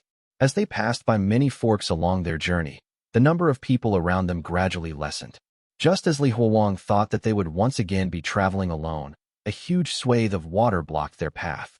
A light breeze blew over the surface of the water, gently shaking Li Huowang's robes. "Is this the sea that my second uncle's father used to tell me about?" Puppy was filled with disbelief. The vast body of water in front of them reflected the skies above like a large mirror. The lake was so enormous that they could not even see the opposite shoreline. Li Huowang took out his map. "No, this is not the sea. It's just a lake, albeit a very, very big lake." Siqi was a kingdom with a lot of bodies of water, so having such a large lake was not very strange. "Senior Li, why is the water of the lake black?" asked Puppy. The water within the lake was indeed quite murky and dark. Even standing right at the shoreline, they couldn't see the bottom of the lake. It was quite eerie. Li Huowang closed the map and looked at the others who were waiting by the lake. "Let's wait a while and see what they do." After a while, when a small black dot appeared from afar, the people at the shoreline started to move. It was a wooden boat. The people here were planning to use the wooden boat to cross the lake. The ship was quite large, but also quite old. Come onto the boat. 70 coins per person." The old captain sitting in the boat hollered at the people standing on the shore. 70. It was only 46 coins last year. Someone was instantly dissatisfied with the price increase. However, the shoeless captain did not even bother to justify himself. Instead, he stared angrily at that man. "Do you want to take the boat or not? If not, then you can just swim across the lake." When the captain saw the man silently take out the money to pay, he had quite a satisfied expression as he spat into the lake. "We are already on the verge of war, so who cares about rules? What can you do to me even if I raise the price?" "Let's get on the boat," Li Huowang said as he walked toward the boat. This was an unfamiliar place for them, and so he would rather pay the expensive fee than get involved in some other trouble later on. Soon, the boat carrying tens of people slowly made its way toward the center of the lake. Some of those who were on a boat for the first time were experiencing motion sickness. However, Li Huowang was more or less fine. He turned around and faced the captain before asking, "Sir, how long will it be until we reach the opposite shore?" "Ho, we should reach in 4 hours. We will get there before it gets dark," replied the captain. Li Huowang nodded as he looked forward, fully alert as the boat cut through the dark waters of the lake. The water within the lake was as black as ink and felt somewhat oppressive, almost as if something would emerge from within it. "I hope there are no man-eating creatures in the lake," muttered Li Huowang. After experiencing so many incidents, Li Huowang was quite alert about his surroundings. "What are you saying? Those are just some folk tales. I've been sailing on this lake for over 20 years, and I'm still alive. Just relax, nothing will happen.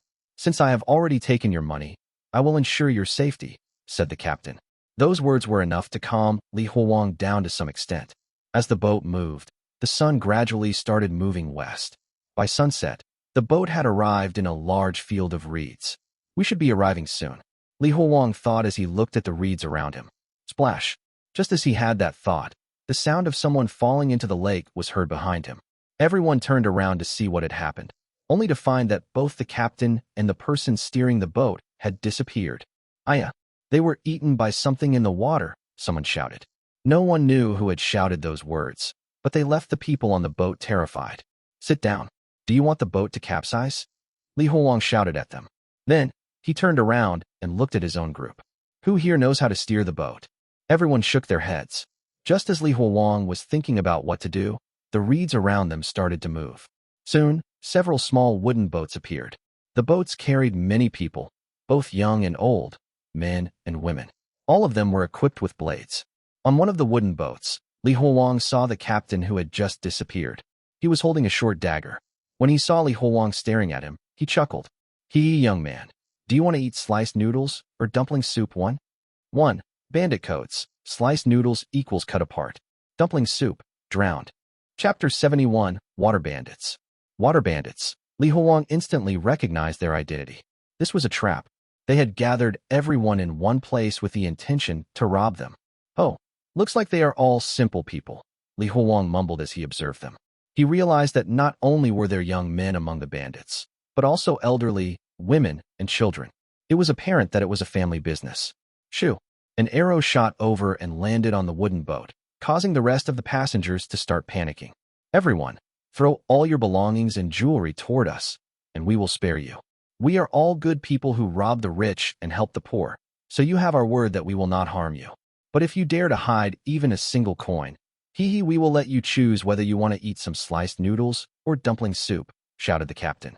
Hearing his threat, the passengers became even more panicked and started moving. Many of them threw their belongings into the water. They might have been able to escape if they had encountered bandits on land, but now that they were in the middle of a lake, there was nothing they could do. Even if they were to jump into the water, they would not be able to outswim them. Huowang stared at the boats that surrounded them and stepped forward before addressing the captain. My friend, just take us all to the shore, and I will pretend nothing had happened here. The captain furrowed his brows as he re-evaluated Huowang. Then he spoke with a haughty attitude. Shoulders together, throw me a vine. 1. Speak properly and take us to the shore, said Huowang, his irritation growing. AI, look, to think he's just some amateur. He probably hasn't even grown hair down there. Ha ha ha, laughed the captain. Ha ha. The other bandits joined in as well. Brat, do you think you are some hot shit just because you are a Taoist? I've killed many of your kind before. Let me tell you something. This lake is the territory of my Yuan family. If you are a dragon, then make sure you are prepared to kneel here. If you are a tiger, then make sure you are prepared to sit. Even if the heavenly sovereign were to come here, he too would have to pay us a fee, said the captain. Meanwhile, the rest of the bandits clapped and whistled loudly, applauding the captain for his words. Some of them were already discussing how to distribute the riches they would get. Dad, I want that white-haired lady as my bride. She looks so pretty, said one of the young bandits. Oh heavens no. You can play with her, but you cannot marry her. I don't want my grandchildren to end up looking like her, said one of the slightly older bandits. Then, you can play with her first. After you are done, you can give her to me, replied the young bandit. Ha ha, my son is quite filial, chuckled the older bandit. Ding ding ding. At that moment, the piercing sound of a bell caused the water around them to ripple strongly. Huowang's eyes were filled with killing intent as he grabbed a fistful of dirt and stuffed it into his mouth before shouting out his orders in a fit of rage. In response, a wandering god materialized and swiftly attacked the water bandits on their boat. Faced with this mysterious entity, the water bandits used their arrows and blades to attack it to no avail. Anyone pierced by the wandering god was instantly killed as they fell into the water. In just a short moment, tens of corpses were floating on the surface of the lake. At that moment, the water bandits finally realized that they had encountered a tough opponent. They decided to dive into the water to escape. Seniorly, water is starting to fill the boat. They are drilling the base of the boat, shouted one of the assistants. Hearing this, Huowang used his finger to signal the wandering god, commanding it to dive into the water. Soon, a few half-naked men floated upward. They were already dead. Thanks to the distraction, the other water bandits managed to escape, abandoning their boats and the corpses floating on the surface of the lake. The water bandits were gone, but it was not the end of their troubles. Quickly bail the water out. Use your clothes to block the holes. Huowang instructed everyone. They were in the middle of the lake. If the boat happened to sink, then not even the wandering god would be able to save them. After some time, they finally managed to block all of the holes. Huowang was just about to relax when Bai Ling Miao tugged at his sleeves before pointing toward the reeds. Beneath the red light of the setting sun, many more boats had appeared among the field of reeds. When those on the boats saw the bodies floating on the surface of the water, they began crying, their eyes turning red. An old hunchbacked man with a white beard was being supported by the captain as they stood at the front. Soon, his trembling but ancient voice spread out across the lake. Senior, you just took the lives of tens of Yuan family members. If you had just told us your great name, we would not have dared to stop you. Or were you just displeased today and wanted to kill someone? Huowang didn't bother paying attention to him. He turned around and asked if anyone from their group could swim. They had to fetch the bamboo pole that was floating further away. After all, they still needed to sail the boat. It was not practical to stop the boat in the middle of the water, especially when it was almost night. Meanwhile, the old man continued in a voice filled with sadness and anger. Since it has already come to this, it's useless to talk anymore. While our lives can be considered cheap and worthless, you won't be able to leave easily, especially not after killing so many of us. The old man's threat immediately caught Huowang's attention. but the gradually darkening sky made it hard for him to see anything properly. Which one of you has good eyesight? Help me see what the fuck they are doing, ordered Li Huowang. He didn't dare let his guard down in this damned place and wanted to be cautious. Just then, the one-armed guy squinted his eyes to see what was happening. After a while, he told them what he saw. They are kneeling, almost as if they are praying to something. Looks like it's pretty serious since they are using a pig, a cow, and a goat as sacrifices. Aya, heavens above, that old man just threw 2 babies into the water. Hearing that, Li Huowang immediately realized that they were in danger and shook the bell. Regardless of what the water bandits were planning, it would definitely not be something good for Li Huowang's group. He couldn't care about losing 3 months of his lifespan at this moment. Following Li Huowang's command, the wandering god quickly flew toward the water bandits, but returned halfway back. Just as it was returning, Li Huowang felt the entire boat shake violently as the wood started creaking dangerously. "Something is in the water," exclaimed Li Huowang. Boom. A large explosion rang out as a great force launched the entire boat into the air before crashing down onto the lake. The boat was quite old and couldn't withstand the impact of the landing, causing it to break. Li Huowang fell into the lake, the cold water around him immediately causing him to tense up as he opened his eyes wide. Within the dark and muddy waters, something was moving, wriggling around. Sui. At that moment, 7 eyes opened right in front of Li Huowang, reflecting different colors of light as they constantly changed their form. 1. Jianghu codeword. Shoulders together equals are you a friend? Throw me a vine equals what's your surname? Chapter 72, Dragon Gate Village. What? What is that? As he gazed into those eyes, Li Huowang suddenly felt his thoughts turn slower as his surroundings grew bizarre. Rather than drowning in the water, he felt as though he was floating in the sky. Meanwhile, the mud at the bottom of the lake shifted, turning the water even murkier. As the mud rose up, the dark figure with its 7 shifting eyes moved as well. By the time the mud enveloped Li Huowang completely, he saw a decaying maw that was even larger than a mountain. Within that maw, there were an uncountable number of hooks and tentacles. No, not like this. Li Huowang used all his strength to unsheath his sword. Just as he was about to slit his own neck, the tentacles wrapped around him and the hooks dug into Li Huowang's flesh, dragging him into the bloody maw. Meanwhile, Yuan looked at the bubbling lake as well as the drowning passengers while standing on the small boat before nervously glancing at the old man he was supporting with his arms. "Great-grandfather, let's go home. Given that we had help from the Lord of the River, they are as good as dead," said Yuan. The old man stared coldly at him before shaking him off. "Return to our village." Hearing the anger within his voice, Yuan started panicking, but there was nothing he could do. Immediately, he placed 2 fingers into his mouth and blew the whistle to signal a retreat. The small boats quickly retreated into the dense field of reeds. The entire field of reeds was quite massive, forming a natural maze. But given that the Yuan family's people grew up here, they were very familiar with the area. After taking quite a few twists and turns through the field of reeds, the boats finally docked at a small island made from reeds being woven together. This was the Yuan family's home. The island was made entirely using reeds, including the small huts built on top of it. Yuan had long since gotten used to the incredible view of this place and wasn't really affected by it. Instead, he was worried about something else. When he saw his great-grandfather getting down from the boat with his walking stick and entering one of the huts without a word, Yuan could only clench his teeth and follow him inside. The other members of the Yuan family saw what was happening and quietly followed them as well. The atmosphere was somewhat heavy. The huts here appeared small from the outside, but were surprisingly spacious on the inside. There was even a place dedicated to rear pigs and ducks inside them. Yuan followed his great-grandfather into a large hall with massive fish bones serving as supporting pillars. Candles lit up the room. In the middle of the hall was a beautiful ink painting depicting a carp swimming up a waterfall. Below the painting were 5 memorial tablets. This was the Yuan family's ancestral hall. "Kneel down to the river lord and to our ancestors," shouted the old man.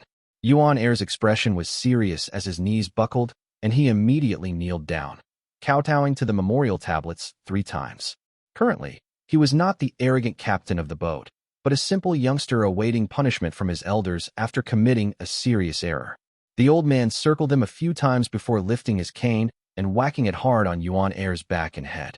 Under the immense force, Yuan head was soon bleeding as bruises appeared all over his body. However, Despite the pain, Yuan Air just clenched his teeth hard, not daring to move.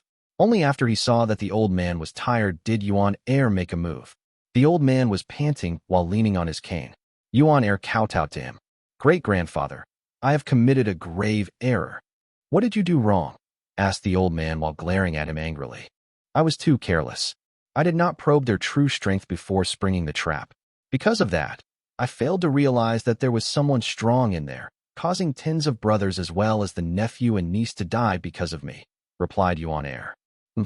"So you do know what you did wrong." The old man's anger dissipated a little. Yuan Air struggled for a bit before he said reluctantly, "I already said the code word meant to probe who the Taoist was, but that brat did not give the appropriate reply." Splat. Suddenly, the old man's cane was shoved inside Yuan Air's left eye, destroying it. "Ayah!" Yuan Air held the left side of his face in pain as he rolled on the ground. But he recovered soon enough before continuing to kneel and kowtow toward the old man. Looking at the youth in front of him, the old man sighed, his face filled with worry. "Junior, don't think that you are suddenly above the heavens and the earth when you only conducted a successful raid a few times. While it may seem like we do not have any worries or troubles, it's not easy to do this job for very long. We have to observe carefully and act swiftly. Originally, I had wanted you to take on the mantle and continue our family work. But to think that not only did you make such a big mistake, you are even blaming others for your mistakes. I'm afraid that I may no longer trust you with this important job," said the old man. Yuan Air panicked when he heard that. Disregarding his pain, he pleaded, "Great-grandfather, I'm sorry. I really regret my mistake. I won't make the same kind of mistake ever again. If I make such a mistake again, then I will personally squish my other eye and blind myself. I promise. You think you could pay for the lives of tens of people with just a single one of your eyeballs?" "Stop dreaming," shouted the old man. Then, the old man waved his hands. There were many people spectating the entire scene from outside the hut, and two of them walked in with a plate as soon as the old man waved his hand. The plate was filled with various bizarre, white fish bones. "You need to be punished for making a mistake. There are rules that everyone below the heavens must follow, and the Yuan family is no exception. If you can endure and successfully undergo the trial of leaping through the Dragon's Gate, then this matter will be forgiven and you can inherit the household. If you can't, then I will make sure to give you a proper burial," said the old man. Staring at the bizarre fish bones, Yuan Air started trembling. However, all his desire to escape dispersed when he saw his great-grandfather standing beside him. The curved bones slowly pierced his skin and tore through his flesh before finally coming into contact with his bones. Just as Yuan Air clenched his teeth and prepared himself to endure the torture, someone shouted in front of the door, "Great-grandfather, something is happening. Come quick. The water in the lake is turning red." When everyone reached the edge of the island, they were shocked by the scene in front of them. The lake water had been dyed a dark crimson color, while a bizarre stench filled the air. At that moment, all the villagers looked at the linchpin of the village, the great-grandfather. Meanwhile, the old man's expression changed quite quickly as he waved his right hand. "Light up the incense." Soon, the incense and the sacrifices were ready. A group of people kneeled near the shore of the lake and kowtowed continuously toward the now crimson lake. Seeing that the color of the lake was not reverting to its original color, the old man steeled his heart as he turned around and walked toward a group of ladies holding their babies. The babies were wearing new clothes while their hair had been tied into cones with red strings. The old man took a brush and dipped it in cinnabar before lightly using the brush to make a small red dot on two of the babies. The two babies were unaware of what was happening and laughed. The old man gently patted their heads and took a deep breath. He closed his eyes. He couldn't bear to see what was about to happen next. "Go," he said. Hearing this, two men took the babies that weren't even 3 years old from the sobbing ladies and walked to the shore of the lake. Just as they reached the shore and were about to drop the babies into the water, they suddenly stopped. The old man squinted as he stared at the crimson lake water. Something was coming up. Then, under everyone's shocked eyes, a completely soaked Taoist walked onto the shore with his head hung low. Something was stuck in his neck. The old man took a closer look and saw that there was a sword tied to Li Huowang's neck with a piece of reed. Chapter 73, Murder. Impossible. This is impossible. How could he still be alive? Yuan Air shouted uncontrollably upon seeing the man walking out from the water. No one had ever survived against the River Lord, but today they were witnessing the first person ever to do so. Yuan Air recognized Li Huowang. It was the very same red-robed Taoist who had killed tens of members of his family. Before they could even figure out what was happening, the strange Taoist slowly walked up the shore toward them, leaving red footprints on the ground. Quick! Kill him quickly! Don't let him ring that bell! Yuan Air shouted, panicking. Despite the fact that there was only one enemy and that they had hundreds of people, Yuan Air had a strange feeling. He had a feeling that he should run away immediately. Whoosh, whoosh, whoosh. Several arrows shot toward the man, but none of them managed to hit him. Shryak. Then, Li Huowang tore a man's body in half right in front of their very eyes. The water bandits had originally intended to surround Li Huowang and attack him, but then, the bloody scene unfolding in front of them caused their blood to run cold. It was hell. They felt as if they had been thrown down to the 18th layer of hell, as the anger in their eyes was replaced with terror. Amidst their terror, they forgot everything and started running away, their legs trembling. All of them ignored Yuan Air's command and ran for their lives. They were utterly terrified. On the other hand, as soon as they all lost their will to fight and turned their backs toward Li Huowang, a massacre was unleashed on the Reed Island. Great-grandfather! Quick! Think of something! Yuan Air shouted as he saw his own siblings being torn apart, failing to comprehend what was happening. It was only at this moment that he understood what a terrifying person he had angered. Meanwhile, the previously dignified old man was panicking as well. He quickly brought his palms together and started chanting something toward the dark red lake.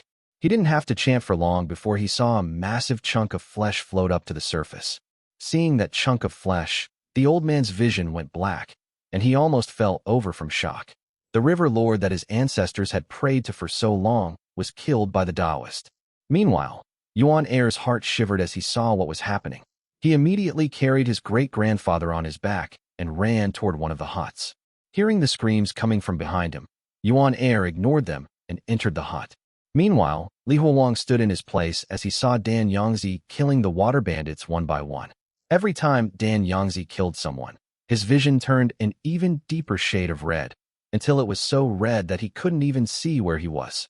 Initially, Li Huowang didn't want to stop Dan Yangzi, but when he saw that Dan Yangzi did not stop and just picked another person up, Li Huowang finally snapped out of his reverie. Stop! Stop the killing! Shouted Li Huowang. Just as he heard this scream, Dan Yangzi grabbed a man with a dot of cinnabar on his forehead before slowly turning around, his bloodied face revealing a wicked smile. Why should I, my dear disciple? Li Huowang wanted to say something, but when he turned back to look at the lake shrouded in darkness as well as his missing companions, he found that he had no reason to tell him to stop. The pain in his heart swallowed him as he grasped his head and screamed, Why? Why can they kill the people by my side, but I can't kill them? By the time Li Huowang snapped back, Dan Yangzi had already disappeared. At the same time, he was now standing where Dan Yangzi had just been. In front of him was a fat woman who was crying in despair as she held a man with a half-shriveled head. It seemed that he was her husband. Kill her. You either don't kill or kill everyone. A voice exploded right beside his ear. Hearing those words, Li Huowang's eyes twitched as he slowly pulled out the sword stuck in his neck. With a single swing, the woman became still, her crying stopped. The moment he killed her, Li Huowang felt a special feeling rush from the base of his spine and into his skull. That feeling replaced the despair and the pain in his heart. He. Li Huowang held on to his sword, failing to suppress his maniacal laughter from leaking out. Then, he slowly walked deeper into the village. Soon, the entire village was drenched in a rain of blood. People's heads were torn off their bodies while the corpses grew cold. Meanwhile, Li Huowang continued to laugh. The more he killed, the louder he laughed. The sound of metal tearing into flesh continued as the dark yellow surface of the island was slowly dyed red. By the time the sun had completely set, the sounds of crying could no longer be heard on the Reed Island. Within the Ancestral Hall, the bloody Li Huowang held his blood-stained sword and slowly walked toward a skinny youth. There were no other voices. The youth in front of him was probably the last member of the Yuan family on the Reed Island. As the youth stared at the man who slaughtered his family, he completely broke down. His pants were stained with urine as he wildly waved his hands in front of himself while mumbling something. Meanwhile, Li Huowang raised his sword slowly. However, just as he was about to swing it, he heard a familiar voice. He woodenly turned his body and saw the drenched Bai Ling Miao. Standing at the door, she was shivering while holding onto a glowing stone. When he saw her, His murderous intent and the weird feeling in his brain disappeared like a receding tide. He asked, "You are still alive?" Only when he spoke those words did Li Huowang realize that his usual voice had been replaced by a harsh and gritty tone. His vocal cords had been damaged by the sword. "I know how to swim. When I was younger, there was a small pond in front of my village where I used to swim," explained Bai Ling Miao. Li Huowang walked toward Bai Ling Miao with his sword in his hand, took off his bloody Taoist robe, and covered her with it. At that moment, Li Huowang felt his senses clear up, as if he had just woken up. He stared at his surroundings blankly, taking in all of the dead bodies. Regardless of age or gender, everyone had died at his hands. There were mothers hugging their daughters, and cradles devoid of life. At that moment, a sense of guilt surged into his heart, almost suffocating him. Li Huowang picked up a dagger from the floor, clenched his teeth, and stabbed his palm forcefully. He had never understood why Jie, his neighboring patient in the mental hospital, tried to commit self-mutilation, but he had a feeling that now, he understood Jie's reasons to some extent. Chapter 74, Death. "Senior Li, what are you doing?" Bai Ling Miao shouted as she ran over worriedly upon seeing Li Huowang attempting to harm himself. She held his bleeding left hand. Li Huowang was in pain, but he pushed her away. His eyes were red as he shouted from the depths of his heart. "Why can't you remain quiet? Why do all these things happen to me in this shitty place?" He pulled out the dagger before stabbing it once again, this time piercing straight through his palm. Bai Ling Miao was shocked by his behavior. After a few seconds, she rushed over, pulled the dagger out from Li Huowang's palm, and threw it far away. Then, she extended both her arms and hugged the man in front of her tightly. "Huowang, please stop it. I beg you." Hearing her voice, Li Huowang immediately grew quiet. Then, he gently closed his quivering eyelids and embraced her soft body, slowly calming down. After a while, he gently let go of her and stared at her, sighing deeply. "All right, I'm fine now. Where are the rest of our people? Did you see any of them?" Hearing his words, Bai Ling Miao nodded. Her eyes were slightly red as she led Li Huowang toward the edge of the island. Soon, they spotted the rest of the guiding drug ingredients and assistants near the shore. Originally, their group consisted of 7 adults and 5 children, but now, only 6 adults and 4 children could be seen on the shore. Also, some of them were already dead by the time they were pulled up onto the shore. Bai Ling Miao's lips were purple, and she shivered from the cold as she spoke in a chilly voice. "Junior's son is a better swimmer than me. We pulled out as many people as we could from the lake, but we still lost some of them. Even Simpleton drowned." Li Huowang looked at the people lying in front of him. Simpleton's face was purple from asphyxiation. He was not the only one who had drowned. Another guiding drug ingredient and one of the assistants had the same look on their faces as well. 2 people were still missing within the lake, while 3 had drowned. In just a single moment, their group of 12 had dwindled to 7. Li Huowang might not have been very close to them, but they were still his comrades from his time at the Zephyr Temple. Often, while they were all resting on their journey, he would listen to them talk about reuniting with their families if they managed to return to their homes. But now, all that seemed worthless. They had died. Li Huowang's face was gloomy when he walked closer to the shoreline. At the same time, looking at his drowned comrades, all the guilt in his heart disappeared. Bam! Li Huowang kicked a bloody head out of spite as he shouted, "Fuck." He felt like he was crazy. To think that he had just been pitying these murderers. Now Li Huowang desperately wanted the water bandits to come back to life, just so he could kill them all over again. These fuckers deserve to die. Their entire lineage should be wiped out. Just as Li Huowang's emotions were going through a massive upheaval, one of the guiding drug ingredients who usually kept a low profile walked up to him. His voice was filled with guilt as he said, "Senior Li, I wanted to pull Simpleton out, but he was too heavy for me and I couldn't do it." Li Huowang recognized him. It was Sun Baolu, the one Bai Ling Miao had mentioned was a better swimmer. Looking at his soaked clothes, Li Huowang furrowed his brow and said, "Let's go inside one of the huts and start a fire. There's no need to linger around here." There was nothing else to be said. They were the only survivors left, and he couldn't let them die from hypothermia. Some of them carried the bodies of their fallen companions as they all slowly made their way into the village. The entire village was covered in blood, flesh, bones, and viscera. Dark red blood flowed everywhere, causing the ground to feel sticky to walk on. Everyone was looking at their surroundings and had many questions, but Li Huowang had no desire to explain anything. At that moment, they turned a corner among the huts. and Bai Ling Miao was shocked as she instinctively hid herself behind Li Huowang. The one in front of them was none other than that of the great-grandfather of the Yuan family, or at least what was left of him. He was impaled on a bamboo rod, his eyes unresigned. Did I impale him here? When the heck did I do so? Li Huowang tried to remember, but nothing came to mind. There had been far too many deaths here. After navigating through the village for a while, they stumbled upon a communal kitchen. They removed the pots from the fireplace and threw in some firewood before lighting it up. Then, the remaining survivors huddled near the fire as they tried to ward off the chill inside their bodies. However, Li Huowang did not go near the fireplace.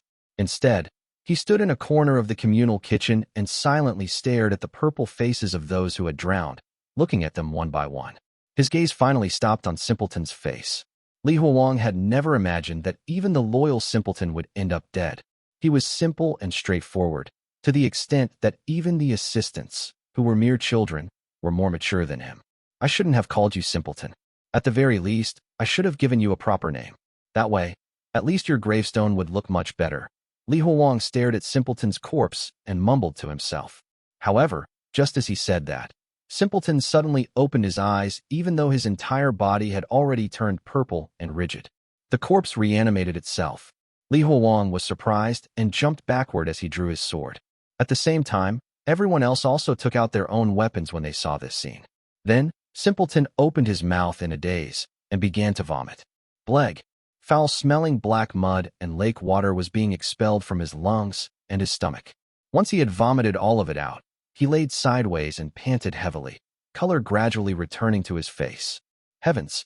Senior Li, you can revive people. How did you do it? Puppy was overjoyed as he helped Simpleton up. However, Li Huowang paid him no mind and focused his attention to try and resuscitate the others who had drowned. Maybe they are also alive and are simply unconscious, just like Simpleton. Unfortunately, Simpleton was the only one who was still alive. Li Huowang worked as hard as he could, but the others continued to remain dead. Regardless, Simpleton coming back to life after going through all that was excellent news. Everyone huddled around him and asked him if he was all right. The atmosphere in the communal kitchen was no longer as heavy as it had been. In the face of everyone's sympathy, Simpleton remained quiet for a long time before spouting out a few words. I'm hungry. Hungry? Hell yeah. Let's eat some meat. When we just entered the village, I saw that they were rearing pigs. Let's go kill one. Puppy took the meat cleaver and ran out. After a moment, a metal pot was once again placed on the fireplace. After the water was boiled, large pieces of pork were thrown into the pot. As Shaman threw in some salt, the fragrant scent of meat filled the kitchen. After going through so much, Simpleton was not the only hungry one. Li Huowang used his sword to pick up a big and fatty piece of meat, munching on it like it was a fruit. As he ate, Li Huowang was thinking about something. This is a very large water bandit settlement. There's no way that their riches only include some pigs. Chapter 75, Warehouse. Both our donkey carts and the rest of our belongings are now at the bottom of the lake. We have to gather the money needed for our travels from this village. Li Huowang planned what they had to do next as he observed the meat boiling in the pot. No matter what had happened, it was all in the past now. He needed to let go of it and plan for the future. The most important issue he had to deal with right now was to find the things that they needed from the village and leave with his group. And I need to be fast. We cannot stay here for too long. After all, the only thing worse than a village filled with corpses is a village filled with decomposing corpses. A dead person might not be able to move, but they could end up killing someone in a different manner. Li Huowang opened his mouth and chomped on a piece of meat at the end of his sword. Then, he looked at his companions who were eating voraciously and said, "Eaten enough yet? We have work to do once you have all eaten your fill." After they had dried their clothes, they followed Li Huowang out of the communal kitchen as they held the meat and continued eating. Li Huowang did not wander around the village like a headless fly. Instead, he walked straight to the ancestral hall of the Yuan family. The village was built like a maze, and he needed a guide. Don't kill me." The youth that was scared shitless to the point of peeing himself was still hiding inside the hall. Li Huowang pointed his sword and cornered him, the youth's thin face filled with fear. Li Huowang didn't bother wasting any words on him. "Where do you hide the money you rob from others? Take us there." "Warehouse. It's all in my great-grandfather's warehouse. We keep all of the money there." The youth spilled everything he knew instantly. The blood on Li Huowang's robes was still wet. Even the bloody stench coming from Li Huowang was enough to cause the youth to pee himself a little. He was so scared that any and all thoughts of fighting back had evaporated from his mind. It was already dark, so the group held out their glowing stones to light up the path. They followed the youth as they navigated the village. Under the dark blue-green glow of the stones, the bloody scene around them looked extremely grotesque. The youth's body trembled at the sight of his surroundings. At that moment, the youth's body suddenly froze before he kneeled down beside the corpse of a woman and started crying woefully. Seeing this, Li Huowang walked over and squatted down. He saw that the woman only had half of her face left. She looked young, and her eyes filled with terror and despair. "Who is she?" Li Huowang asked coldly. She is my wife." The youth's voice trembled. "I loved her, but now she's dead. Even my parents are dead." He cried even more loudly as he thought about how they had died. Hearing his shrill cries, Li Huowang's expression became ruthless as he swung his right arm. Shryak! Ayah! One of the youth's ears was cut off in an instant as he cried out in pain and despair. "Guide us! Did I tell you to stop?" Li Huowang roared aggressively. At that moment, he sensed someone gently tugging at his sleeves, causing Li Huowang to swing his arms in irritation. "Do you pity him? Do you think he's some great romantic? Why don't you ask him where his wife came from?" asked Li Huowang, irritated. Sensing everyone's gazes, the youth said awkwardly, "My father got her for me. All the wives in the village were abducted from the outside. Even my grandmother and mother were captured from outside." Bai Ling Miao's mouth fell open in shock as she looked at the corpses of the women around her. Meanwhile, when the youth saw Li Huowang once again raise his bloody sword, he shivered in fear and hurriedly got up before continuing to show them the way. Seeing how shocked Bai Ling Miao was, Shaman walked to her side and gently placed her hairy hand on Bai Ling Miao's shoulder before hugging her. "The women of a bandit camp are the same as the rest of the bandits. Don't think about it too much. But why did they accompany the rest of them to go and rob people? In the first place, they were also captured by them." Bai Ling Miao was exasperated. She remembered that some of the bandits they encountered earlier had been women. "Both humans and dogs can be trained," said one of the guiding drug ingredients. Hearing this, Li Huowang turned around. However, he couldn't find out who had said that, causing him to sigh. They followed the youth and walked along the twisting paths for a while before arriving at a house whose door was securely locked with a sturdy padlock. At the same time, their surroundings were no longer filled with buildings made from reeds. Instead, the houses around them were all made of wood. This must be the most important area of the village. Jiang! Sparks flew as Li Huowang sliced the padlock in half. Then, he kicked the door open before grabbing the youth and using him as a shield as he entered the house. Rather than a house, it would be more appropriate to call it a warehouse. Wooden shelves lined the wall neatly, and rows of wooden boxes sat upon them. When the youth opened one of the boxes under Li Huowang's instructions, a brilliant glow enveloped the room. It was a box filled with silver pieces. They opened the boxes one by one. The more they opened, the more shocked they were. Aside from the silver pieces, there were even boxes filled with gold jewelry. These were most likely taken from the female victims. There were other types of valuables as well, such as silk, iron ingots, and books. The warehouse was filled with valuables that the bandits had robbed from others over the years. Oh my heavens! I've never seen so much money in my life. Just imagine how many wives I can marry with all this money. Looking at the mountains of silver pieces, Puppy's voice shook, his eyes filling up with greed. On the other hand, Li Huowang was more interested in the books than the money. He flipped through some of them and realized that they were books to teach others how to read and write, as well as some Buddhist scriptures. That damned geezer's method to summon the water monster using a pair of boy and girl infants as sacrifices. It doesn't seem like he learned it from the books. Did he learn it orally from his ancestor? Li Huowang was rummaging through the books when he was stunned by the final book he saw at the bottom of the pile. He picked up the book and gazed intently at the words on the cover, trying to recall something. What does it say? Senior Li, should we move everything in the boxes outside? I don't think we can carry all this, Bai Ling Miao asked as she walked over. Li Huowang showed the book in his hand to Bai Ling Miao. Look at the words on the cover. Do you recognize them? Bai Ling Miao was confused. Senior Li, I'm illiterate. Just as she said that, a stuttering voice came from her back. Huayan Sutra. Li Huowang raised his head and saw Simpleton standing behind Bai Ling Miao. Are you sure it says Huayan Sutra? Asked Li Huowang. Yes, confirmed Simpleton. After confirming it, Li Huowang slowly felt the words with his fingers, his eyes filled with uncertainty. Is this the character for Yin? Why? Why can't I even recognize the character for Yin now? Chapter 76, Bamboo Slips.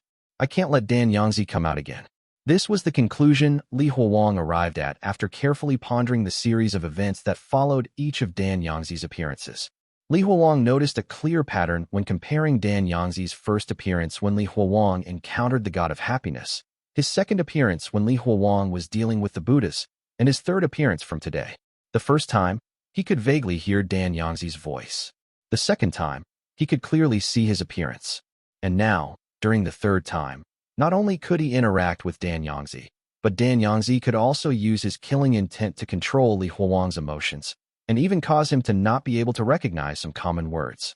No matter what Dan Yangzi had become, his influence on Li Huowang was growing stronger with each appearance. One thing was clear, Dan Yangzi had never been kind-hearted. Everything he had done was in order to seize Li Huowang's body. While Li Huowang might not die under his protection, it probably would not take long before Li Huowang turned into him completely. Li Huowang absolutely could not accept that situation. He would rather die than turn into the person he hated the most. At that moment, a pair of fair-skinned hands stretched out and gently held his right hand. Frowning, he looked up to see that pair of pink eyes filled with concern and gently shook his head. He did not explain anything. Then, Li Huowang picked up the Huayan Sutra, opened it to a random page, and scanned it briefly. This book is useless. Once Li Huowang came to this conclusion, he casually tossed the Huayan Sutra back into the wooden box. After looking through its contents, Li Huowang recalled that back in the Righteous Monastery, this was the book recited by different monks. This was just a widely circulated scripture that was probably available in any random bookstore. By comparison, the gold jewelry and the silver pieces were definitely more valuable. When Li Huowang looked toward all the valuables once again, he saw Puppy and the others excitedly pulling the box full of valuables out of the house. But it could be seen that it was quite laborious. After all, the valuables were made of metal. Don't take the silver pieces. Just take the gold accessories.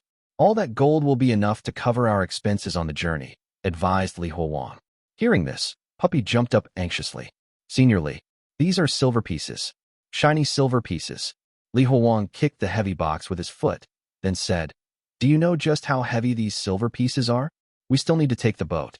If the boat capsizes, do you plan to swim with all these silver pieces?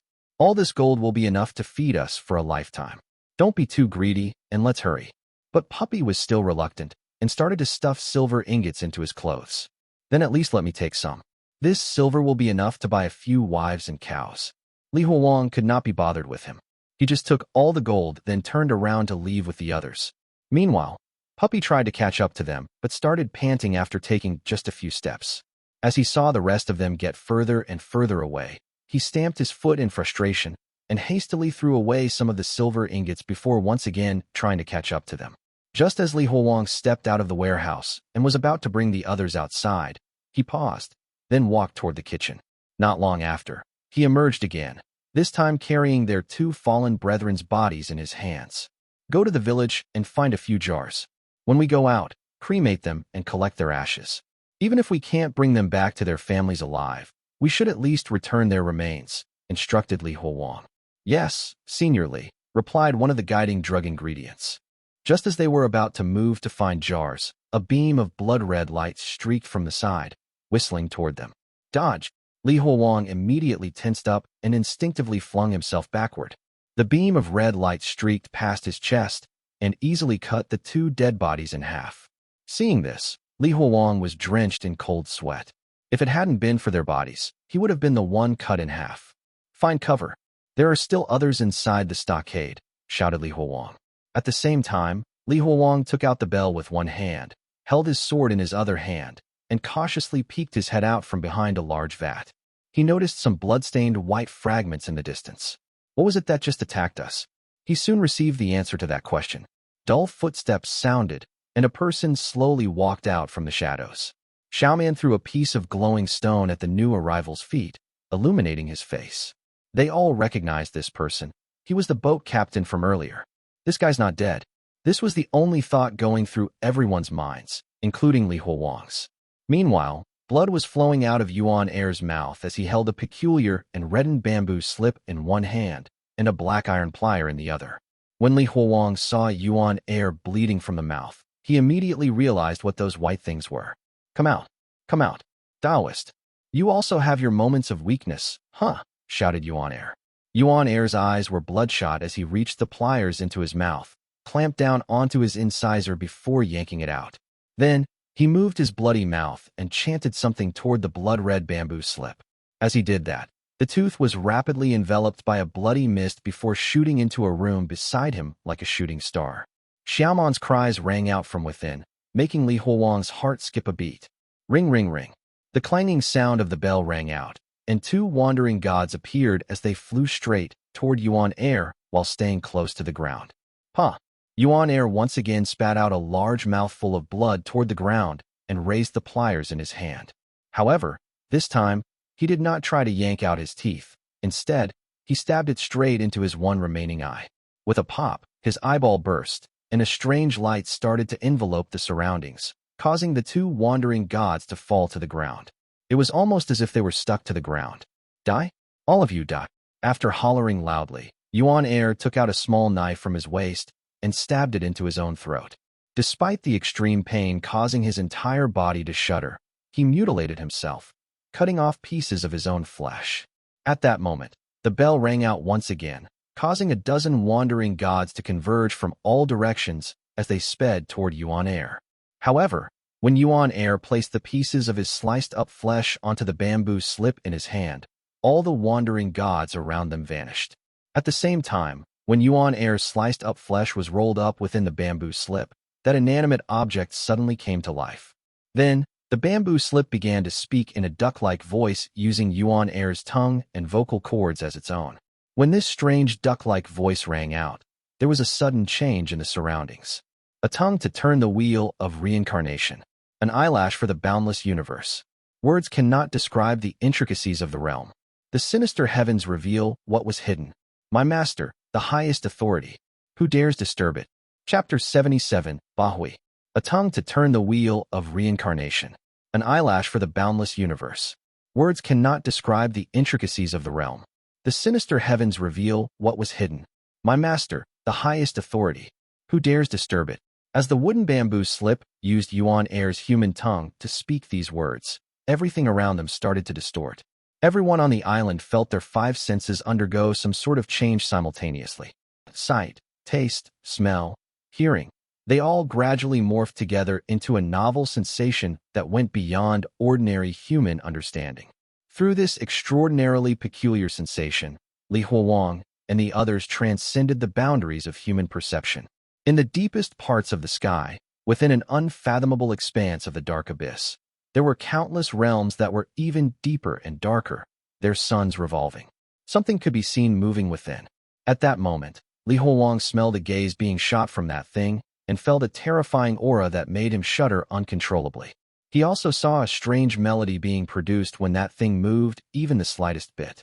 Boom, boom, boom, boom.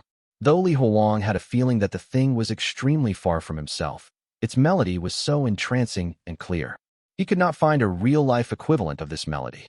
The only thing that even came close was the sound of thunder that had preceded the appearance of the god of happiness. But this thing was way stronger than the god of happiness. By comparison, the god of happiness was so weak that it was like comparing a grain of sand to a mountain. This conclusion came to Li Huowang almost reflexively, as if he did not even need to understand his senses or what that thing was. Should I attempt to commit suicide to let Yangzi out? No. Yangzi is nothing compared to this thing. The difference between them is too great. Li Huowang was filled with despair when he thought up to this point. An ordinary person had no ability to resist before that thing. Just as Li Huowang had lost all hope and was waiting for his death, his five morphed and distorted senses inexplicably returned to normal. Before Li Huowang could understand what was going on, he gathered his strength and decisively grabbed his sword before quickly dashing toward Yuan Air. Presently, Yuan Air was completely blind in both eyes and was barely breathing. The only movement he made was a turn of his head before it was completely severed by Li Huowang's sword. The moment Yuan Air's severed head landed on the ground, everything around them returned to normal. Li Huowang stood there, panting with his sword in his hand. Still shaken, he was looking up at the dark sky. It was gone now, almost as if everything from before had been an illusion. But Li Huowang knew that it hadn't been an illusion. That thing truly existed. He attempted to remember and piece together the things he had experienced and felt, but realized that he couldn't recall the sensation of that thing with his current senses. Despite the fact that danger had passed, the island fell into an eerie silence. Everyone was frozen in their spots, their eyes filled with fear. They too had seen the thing that Li Huowang saw. Their faces were deathly pale, and their bodies began to shake involuntarily. They all felt extremely cold, as if an icy chill had gripped their hearts. That's it. Yuan gave his all just to try and scare us. As he looked at the others who were unharmed, a trace of doubt arose within Li Huowang's heart. Oddly, the currently safe environment made him feel even more uneasy. Li Huowang took a deep breath, then used his bloody sword to open the blood-red bamboo slip that had curled up. He found that the pieces of flesh inside it had all withered into black powder. Li Huowang knelt down cautiously and began to examine the contents of the red bamboo slip. The black words carved on the red bamboo slip were very small and seemed very strange. He had not seen these words before, but when he focused, he found that he could actually make out what they said. White pill, precious dew, swallow abdomen, pluck bones, muttered Li Huowang. This was an extremely evil bamboo slip that recorded various methods of using extreme pain and other sacrifices to trade for something with an entity. The easier methods involved inserting bamboo pieces under one's fingernails and prying them upward, using the leverage to pull out an entire fingernail. One of the more severe methods involved chewing on a bunch of rusty iron shards and swallowing them. As he read further, he saw that they even taught the reader how to sacrifice the flesh and bones of one's own blood relatives, using them to make transactions with some entities. The more he read, the more gruesome and horrifying the methods grew. It was almost to the point that they went beyond Li Huowang's tolerance. By the time he finished reading half the bamboo slip's contents, Li Huowang could not stop himself from vomiting. All the pork from before was vomited. However, despite his deathly pale face, he endured his nausea, gritted his teeth, and continued reading. He would not be at ease if he failed to find out what Yuan had been trying to do. After all, if he placed some sort of curse on them, there would be quite a lot of trouble. He continued to read, while suppressing his disgust, before finally finding the method that Yuan had been trying to use. It was the fourth-to-last method on the bamboo slip. Yuan hadn't just been trying to scare us. He wanted to summon something over, but failed. Ba-Hui. That was the name of the thing that Yuan wanted to summon, and it was said to be the source of all types of suffering mentioned on this bamboo slip. Yuan had failed in summoning it. He could not pay the price of summoning it. As per the requirements written on the bamboo slip, it could be said that while his body was in extreme pain, his inner suffering was still not enough, even though his entire family had just died. Summoning Ba-Hui required the utmost physical and mental agony. Li Huowang turned around to glance at Yuan head, which was missing eyes and teeth. It seemed that he had just recently learned about the usage of this bamboo slip and was not yet proficient with using it. But this was normal. Each method on the bamboo slip would bring the user closer to death, and one would probably not be able to live long enough to become proficient in it. Despite the immediate danger having passed, Li Huowang was still not at ease. He did not care where the bandits had obtained this disgusting bamboo slip. What made him more concerned was who had written it. Could there be another sect similar to the Righteous Monastery?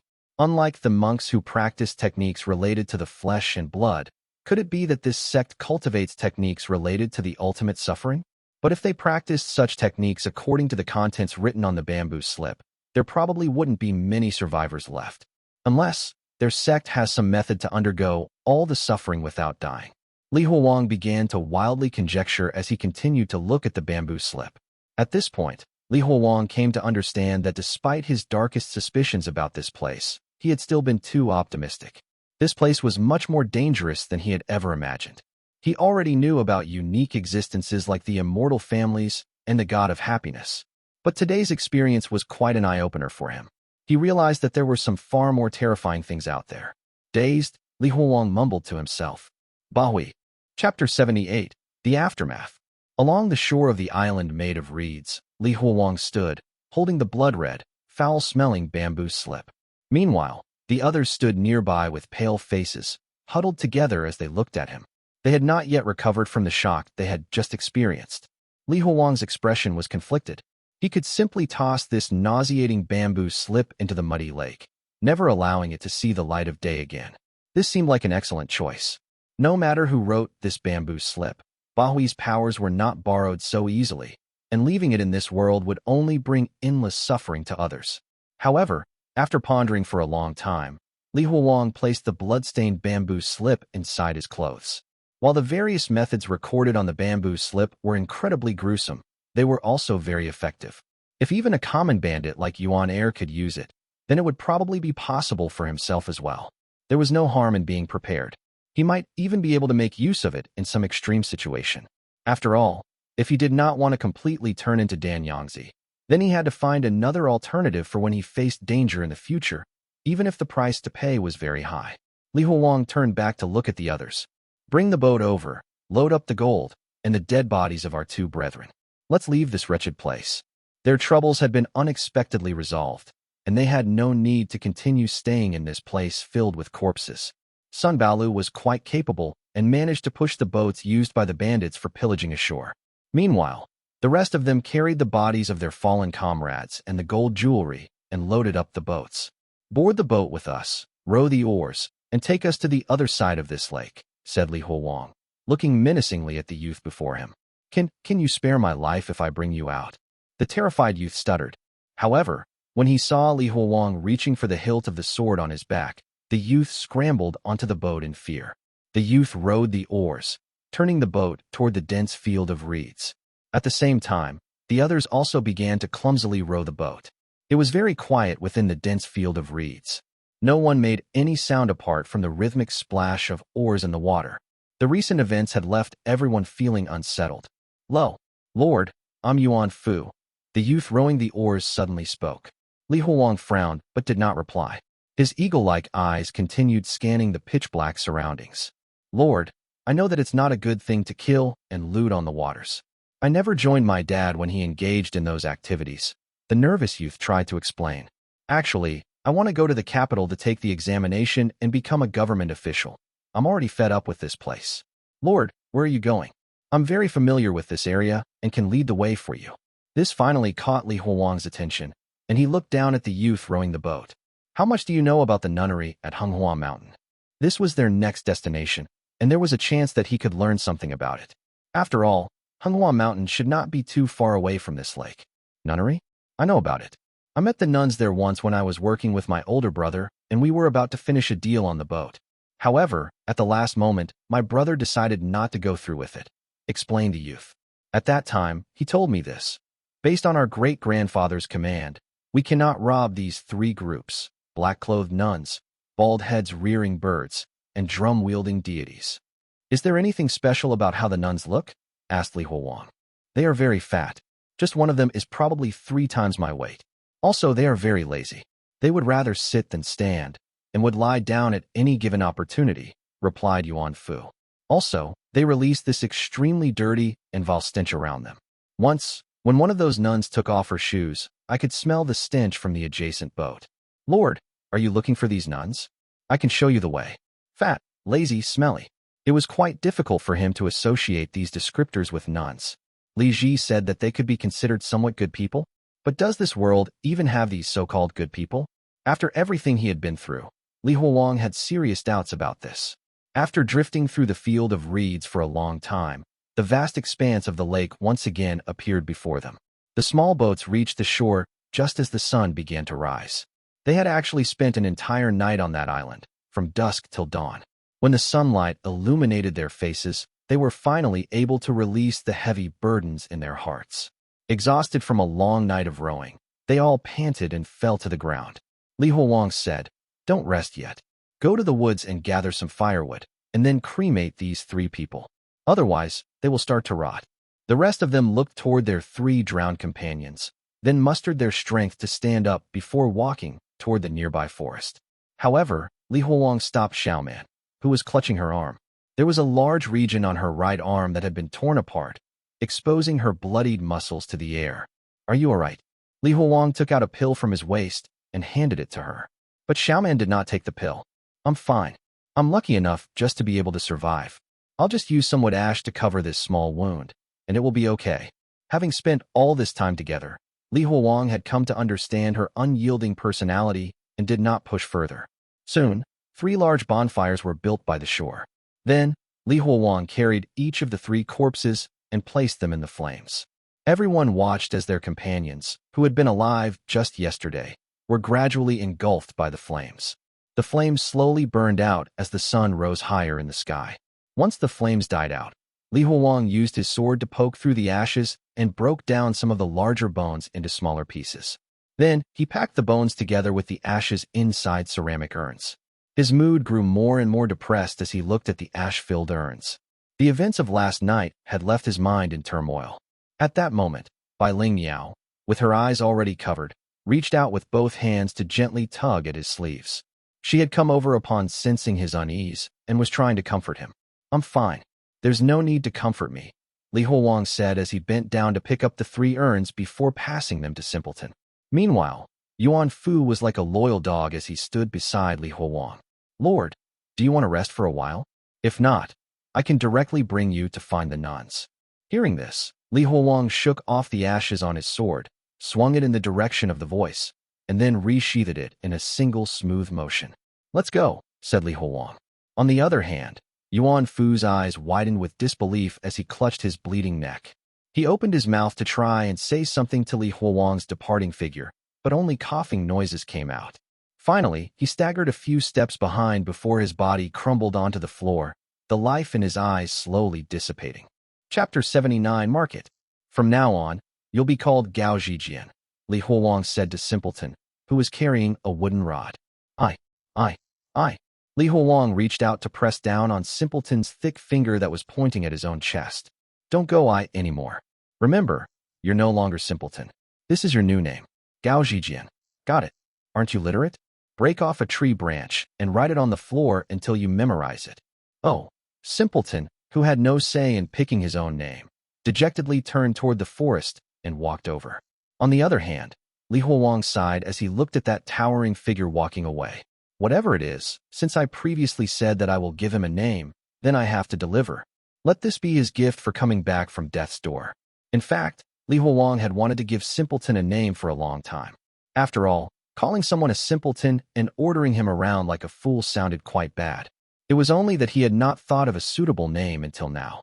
Simpleton was a little lacking in terms of intelligence, so Li Huowang had decided to give him the name Gaoji in the hopes that the fellow could find some intelligence from his name. Meanwhile, Jian represented Li Huowang's expectations of him persevering through the difficulties in his difficult life. Senior Li, can you give me a name too? While it doesn't sound good for him to be called Simpleton, Puppy isn't much better either, asked Puppy. Frowning, Li Huowang turned to look at the shifty-eyed youth beside him. "While he is somewhat slow, are you as well? You're already so mature, but you still can't pick a name for yourself?" Li Huowang turned back toward the bonfire, but Puppy persistently followed behind him. Senior Li, you're literate, so the name you come up with will definitely be better than whatever a cattle herder like me would be able to come up with. I'm not greedy. Just giving me a reputable-sounding name will do. Of course, the greater, the better." Li Huowang chuckled. "Cuckoo, you want a reputable name? Can you handle Chow Chow?" It was evident that Puppy did not understand Li Huowang's meaning and excitedly clapped his hands together, leaping with joy. "All right, Chow Chow is a good name. It sounds quite festive. From now on, I'll be called Chow Chow."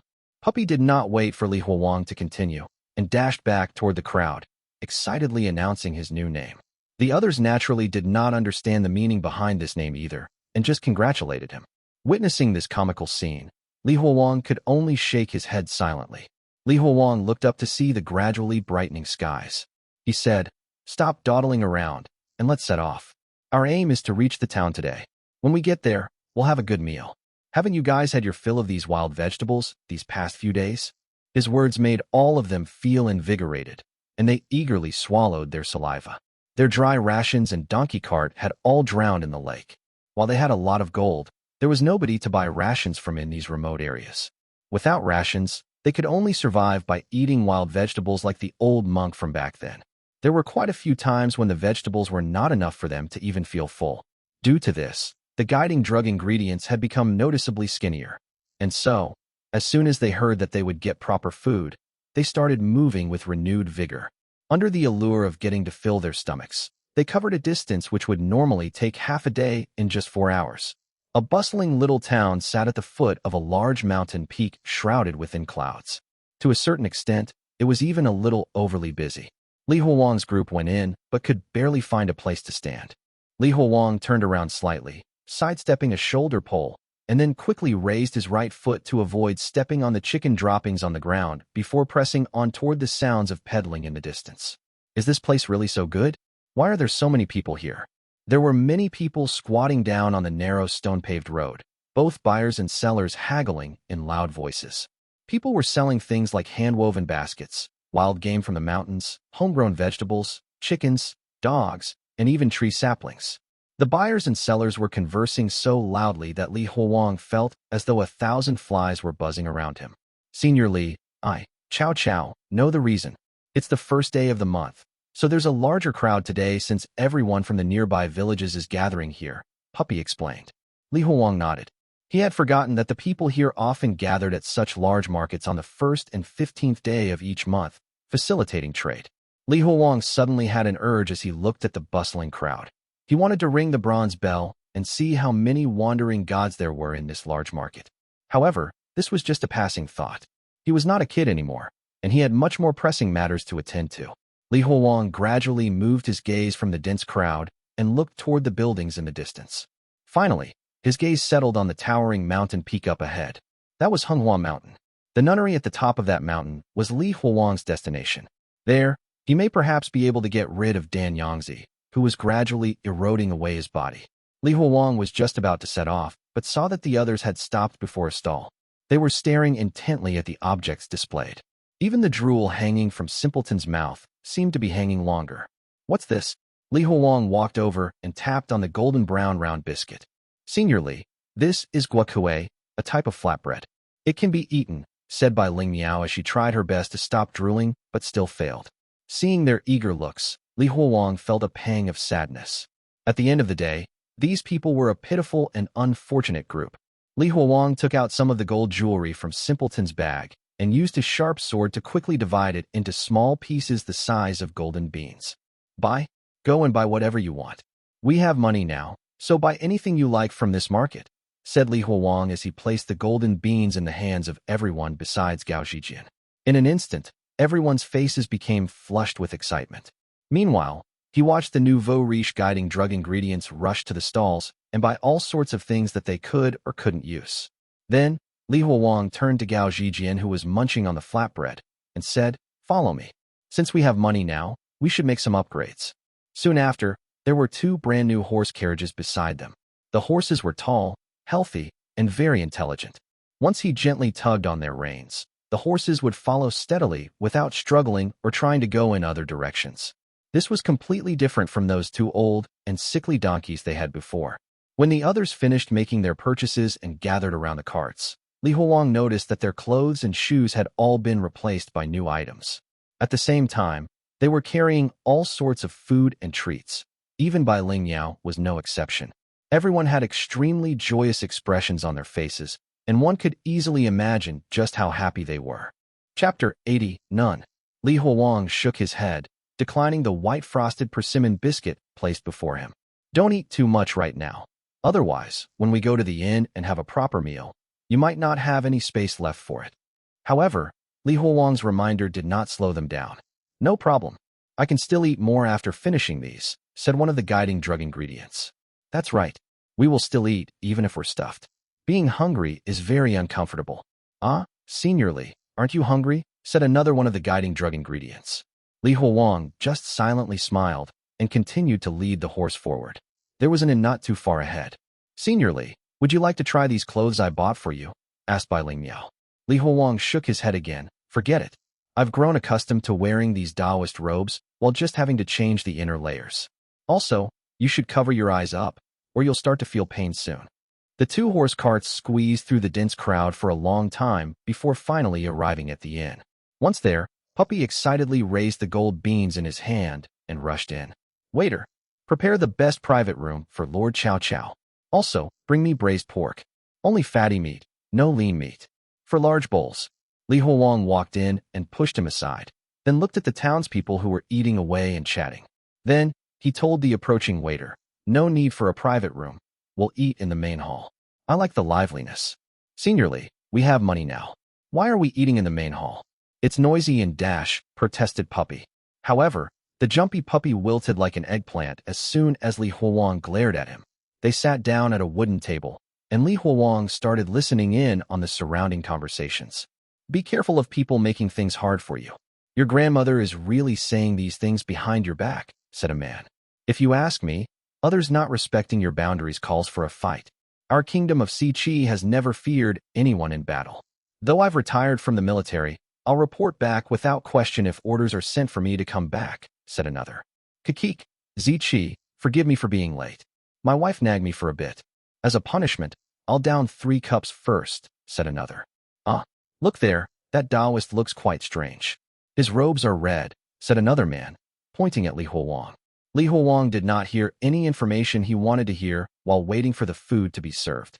Based on his understanding, this town was quite close to the nunnery, and there should be some form of influence on the people nearby, be it good or bad.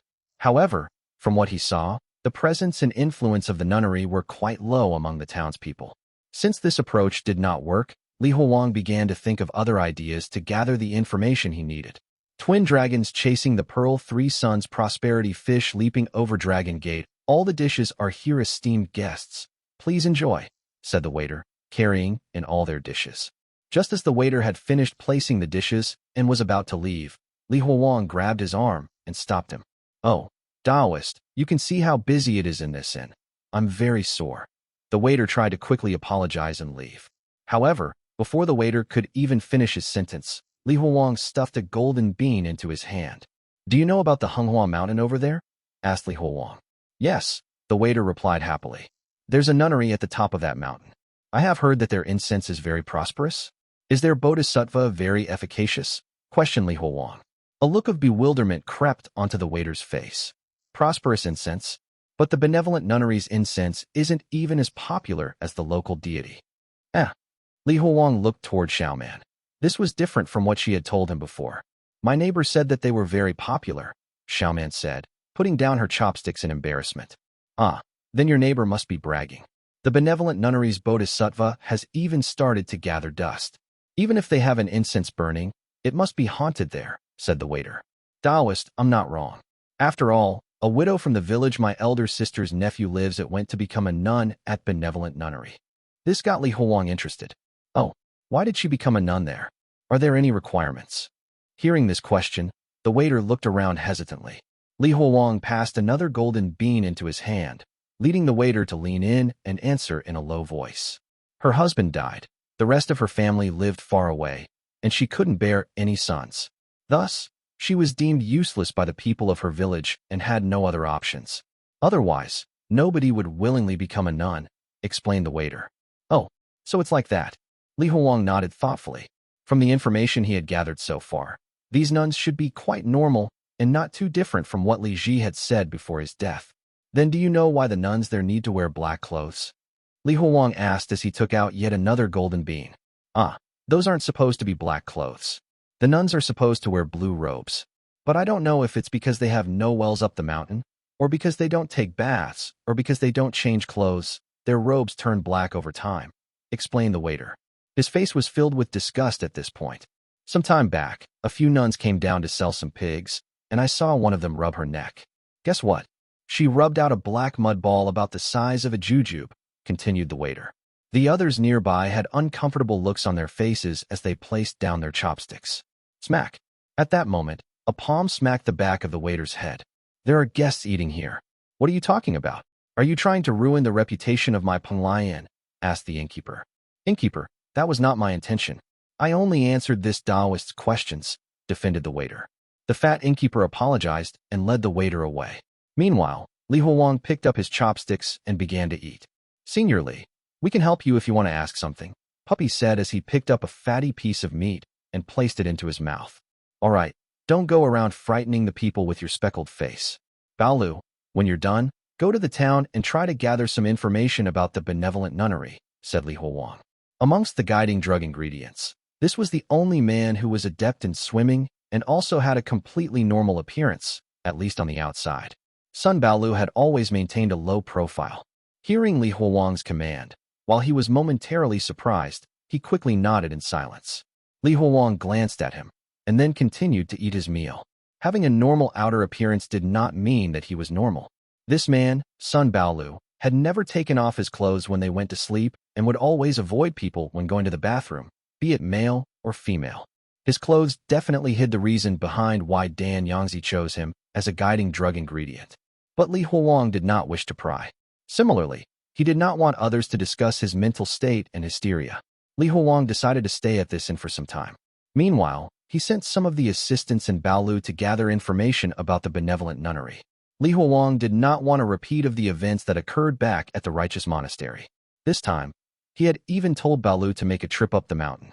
After some time, Li Huowang reluctantly concluded that these nuns should not pose too much of a threat to himself. The most common adjectives used by the townsfolk about the nuns were dirty, lazy, and fat. If I don't return the next day, then you guys should leave this place immediately. Got it.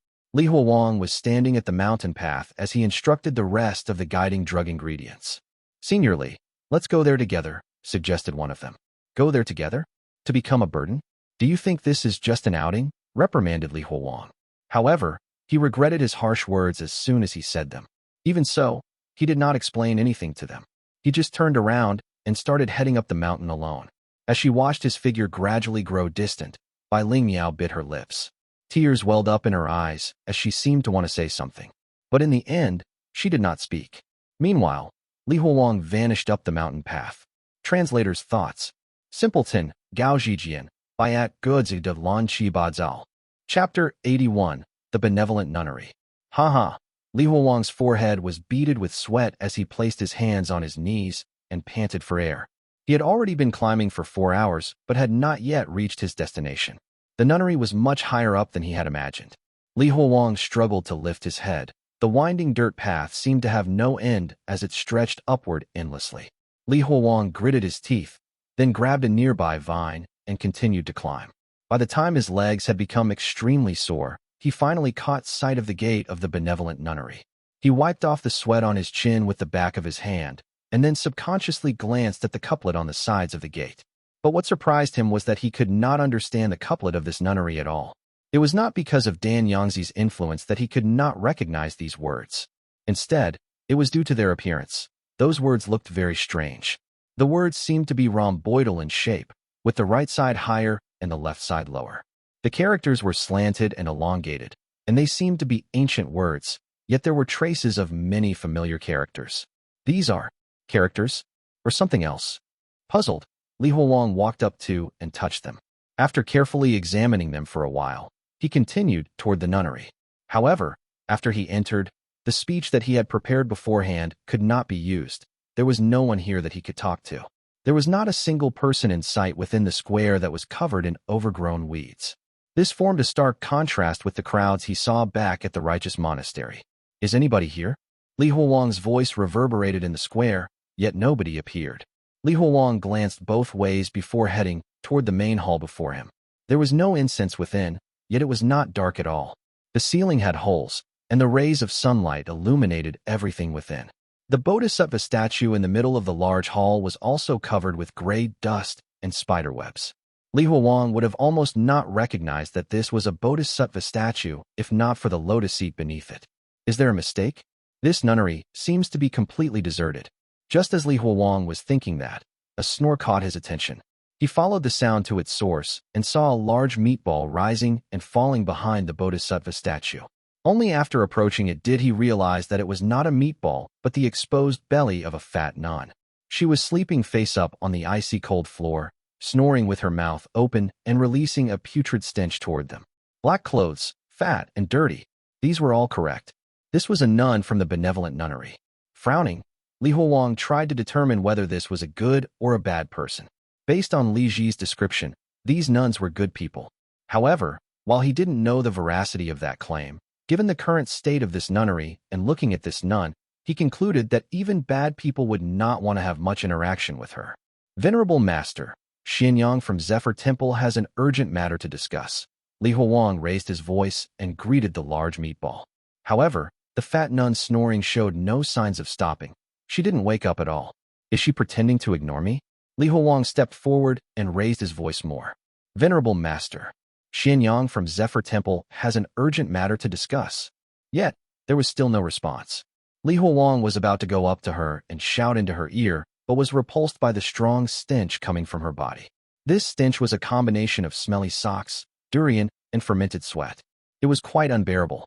Before he could come up with anything else, the fat nun trembled and sat up on her own. She used her stubby fingers to rub off the yellowed-eye boogers. Then, without even opening her eyes, she swayed toward the side door. I had time for a meal. Venerable Master, Xianyang from Zephyr Temple has an urgent matter to discuss, repeated Li Huowang. This time, Li Huowang was not ignored. The fat nun jumped in fright, and at the same time, her extremely oily chin also trembled with her. You scared me. How come you walk so silently? Asked the nun. Conflicted, Li Huowang remained rooted on the spot. He was now more concerned about whether the nuns here even had the ability to help him deal with Dan Yangzi rather than questioning their intentions. Go and burn incense on your own if you want to pay respects to Buddha. Don't delay my meal, the fat nun said in an icy tone before continuing to walk inside with her humongous legs. This time, Li Huowang didn't say anything and just followed behind her. The entire nunnery was quite large, but also quite dilapidated. If the main hall's bodhisattva statue was already so shabby, then the other bodhisattva statues were likely to be even shabbier.